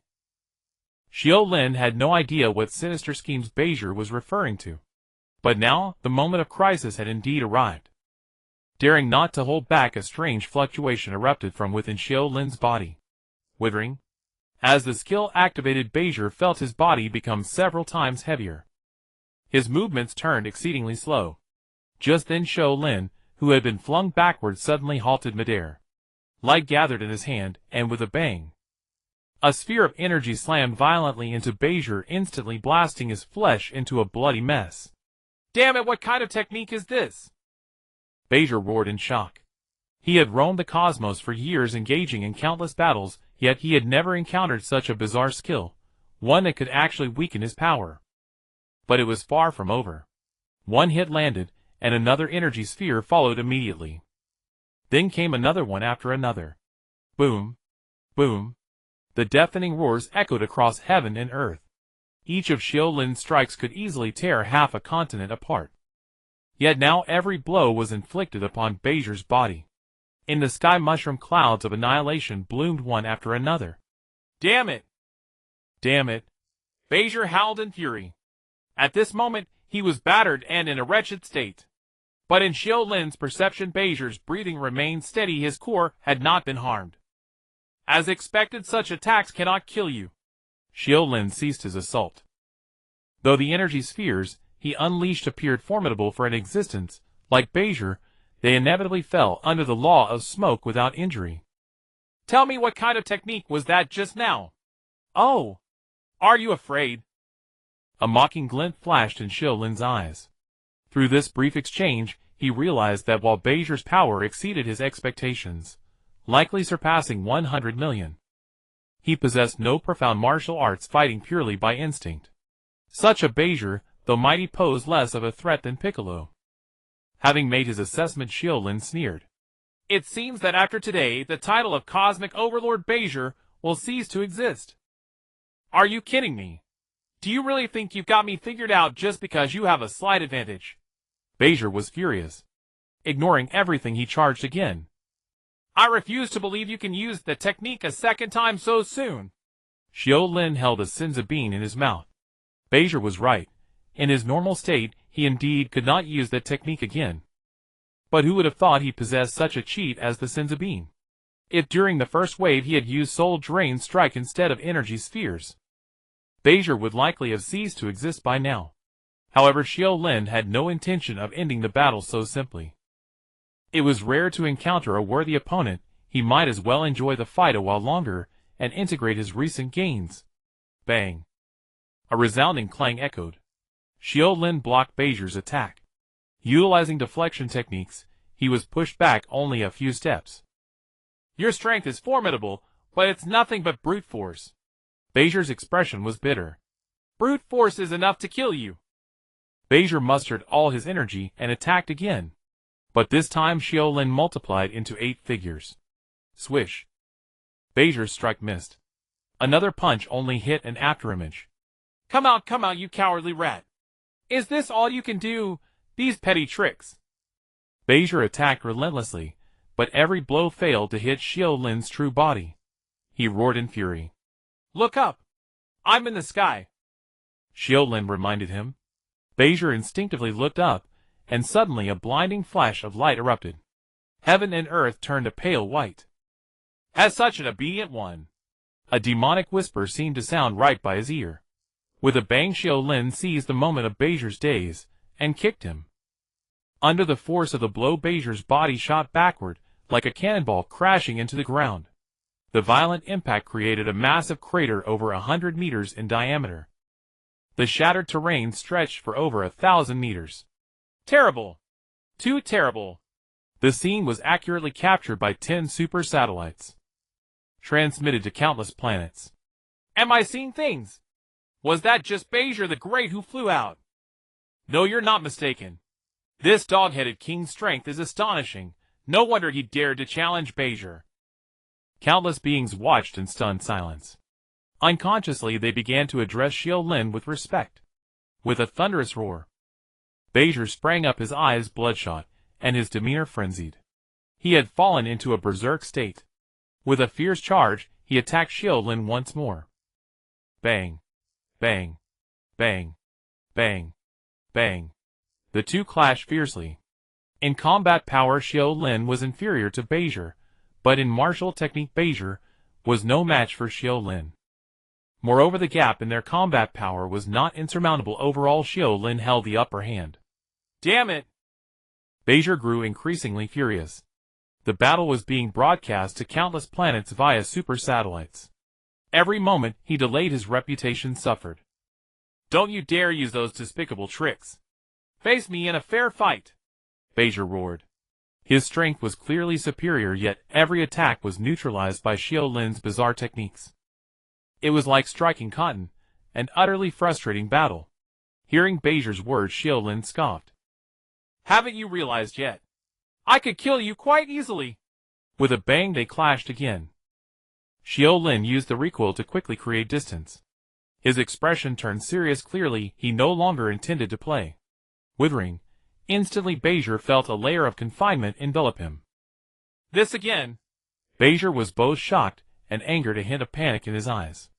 Under the confinement, many of his abilities were rendered useless. He could only take the blows passively. On the other side, Xiu Lin, expressionless, had his right arm wrapped in a blue glow. A dangerous aura was brewing. Damn it! Move! Move, damn it! Sensing the impending danger, Beijing struggled desperately to shift his body, but it felt as if he were carrying a 1,000-pound burden. His movements were excruciatingly slow. Seeing Xiu Lin's aura grow more intense, unable to evade, Beijing began to gather energy as well. He prepared to fight to the death. You think you can defeat me? Not so easy. With a boom, Beijing fired a red beam first. At that moment, Xiu Lin swung his right arm down. In the void, the two energies collided. For an instant, the heavens and earth erupted in blinding light. With a thunderous roar, the cataclysmic explosion tore through the atmosphere. Two torrents of energy collided, and the ensuing turbulence scattered like a wild stallion breaking free from its reins. The entire planet was saturated with a disquieting energy. Countless individuals strained their senses, desperate to discern the outcome, yet the scene was engulfed in a blinding white. Thud. A dull impact followed by the sound of shattering glass. All perked up. Is there a result? Perhaps. Perhaps. Who emerged victorious? Everyone watched with bated breath. After a long while, the energy dissipated, Basil knelt on the ground, a gaping blood hole visible in his chest. Basil's eyes were wide, his expression still brimming with disbelief even in his final moments. That dog-headed man. He actually defeated Basil. With a resounding crash, every planet that witnessed the scene erupted into chaos. They knew that the heavens above them were about to change. Xiu Lin had no time to heed the outside world at this moment. He was entirely immersed in the gains of his journey. Panel. Xiu Lin called softly. Character Dog Head LV-13 Combat Power 54120000 Talent Ghostly Step Teleport Passive Soul Devour Skill 1 Soul Strike 5 Enhances the next basic attack, dealing 10x damage. If the target is killed with this skill, permanently increase combat power based on the target's strength. Skill 2 Wither 3 slows the target enemy, reducing attack speed by 100 for 3 seconds. Skill 3 Dharma Heaven and Earth 3 unleashes soul flames in a target area, intensity proportional to combat power. Skill 4 Death's Descent 2 temporarily infuses the Death God bloodline, increasing combat power by 20x. Note: skill stacking effects are have during activation. With 50 million combat power and a 20x boost, who in this universe can stand against me? Ha ha ha. Xiu Lin laughed wildly. He gazed at the satellite in the sky, a smug smirk curling at his lips. Listen, all life-bearing planets in the universe. From this day forth, I, Xiu Lin, am the sovereign of the Northern Galaxy. Half a year later, Hei Tailong, the eldest of the three wolves, learned of the news and sought revenge, but was stopped by Xidala, the angel of the Ninth Universe. The reason was that the god of destruction of the Ninth Universe, Jiao Tong, cherished peace and forbade the slaughter of those above the Second Realm. Thus the setting abandoned combat power and introduced a new realm division. The new realms were called the 9 Realms of the Universe: Super 1, Super 2, Super 3, Demigod, Super Blue God, Realm Power of Destruction, Transcendent God, Full God Transcendence, and the legendary 9th Realm. Hei Tailong was furious, but knowing he could not defy the God of Destruction's decree, he had to adapt. He bribed Xidala, hoping to gain an opportunity for revenge. Xidala, a treacherous scoundrel, accepted the bribe and devised the first universal martial arts tournament, granting Hei Tailong a chance to face Xiu Lin. Thus the 9th Universe arc drew to a close. At the first universal martial arts tournament, Piccolo, the androids, and Vegeta, who could transform into a Super Saiyan, all appeared. Xiu Lin cut through them one by one, slaying all enemies and becoming the universe's overlord. Xidala recognized Xiu Lin's potential and decisively abandoned Hei Tailong to befriend Xiu Lin. He even killed Hei Tailong and pleaded with the God of Destruction on Xiu Lin's behalf. It turned out that the various universes had strength rankings. The 9th Universe had always been at the bottom, lacking powerful fighters. The sudden emergence of Xiu Lin gave Angel Xidala hope for the 9th Universe's rise. Henceforth Xidala and Xiu Lin colluded. Xidala led Xiu Lin through other universes, assassinating their experts to elevate the 9th Universe's strength. During this process, they killed Golden Frieza, Black Goku, and other formidable foes. Thus Xiu Lin's infamy spread, also drawing the enmity of the 7th Universe. Finally, the Tournament of Power began. By then Xiu Lin had advanced to the God Realm. At the Tournament of Power, Xiu Lin swept through all opponents. However, Goku's protagonist aura and Hit's assassination attempts caused him some trouble. After an arduous battle, Xiu Lin still emerged as the ultimate victor. As agreed, the other universes were destroyed. Xiu Lin made a wish to the Super Shenron. He revived the other universes, fearing that his massacre might incur the wrath of the Omni King. Thus he made this wish. The Super Shenron appeared, and the other universes were revived. Suddenly Xiu Lin sensed something amiss. Except for the 7th Universe, all the resurrected beings in the other universes seemed devoid of souls. Because of Doghead's passive ability to devour souls, Xiu Lin was extremely sensitive to spiritual energy. Xiu Lin cast a suspicious glance at the Omni King, but said nothing. After the Tournament of Power, he infiltrated the revived universes to hunt, only to find that killing no longer increased his combat power.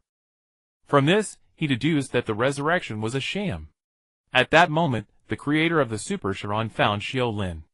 It turned out that the so-called 18 universes were all fabricated by the Omni King.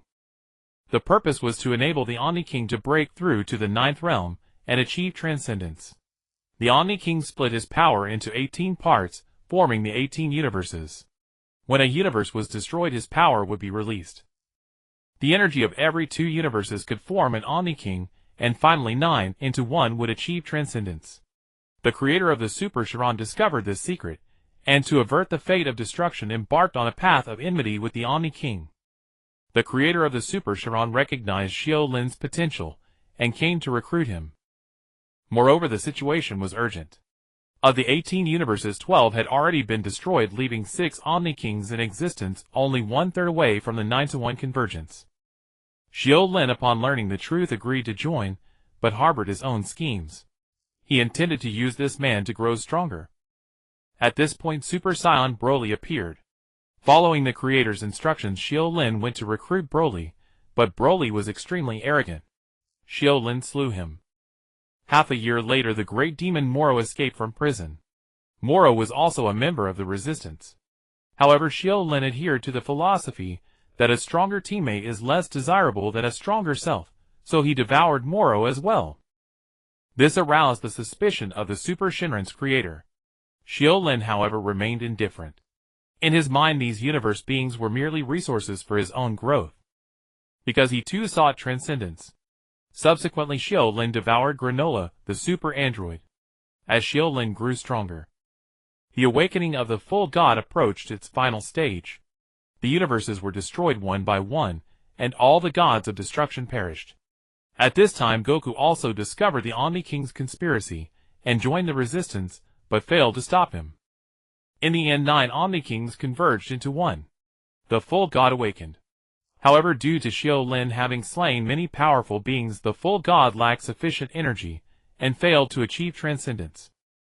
The full god was enraged, and sought to devour Xiu Lin, thus ushering in the final confrontation. Xiu Lin, the Super Shenron's creator Sarama, and Goku fused with Vegeta joined forces to battle the full god. After an earth-shattering battle, the full god fell. Xiu Lin delivered the final blow, devoured the full god, and successfully achieved transcendence. With the full god's death, space shattered, and the true universe revealed itself before everyone. Thus the story came to an end.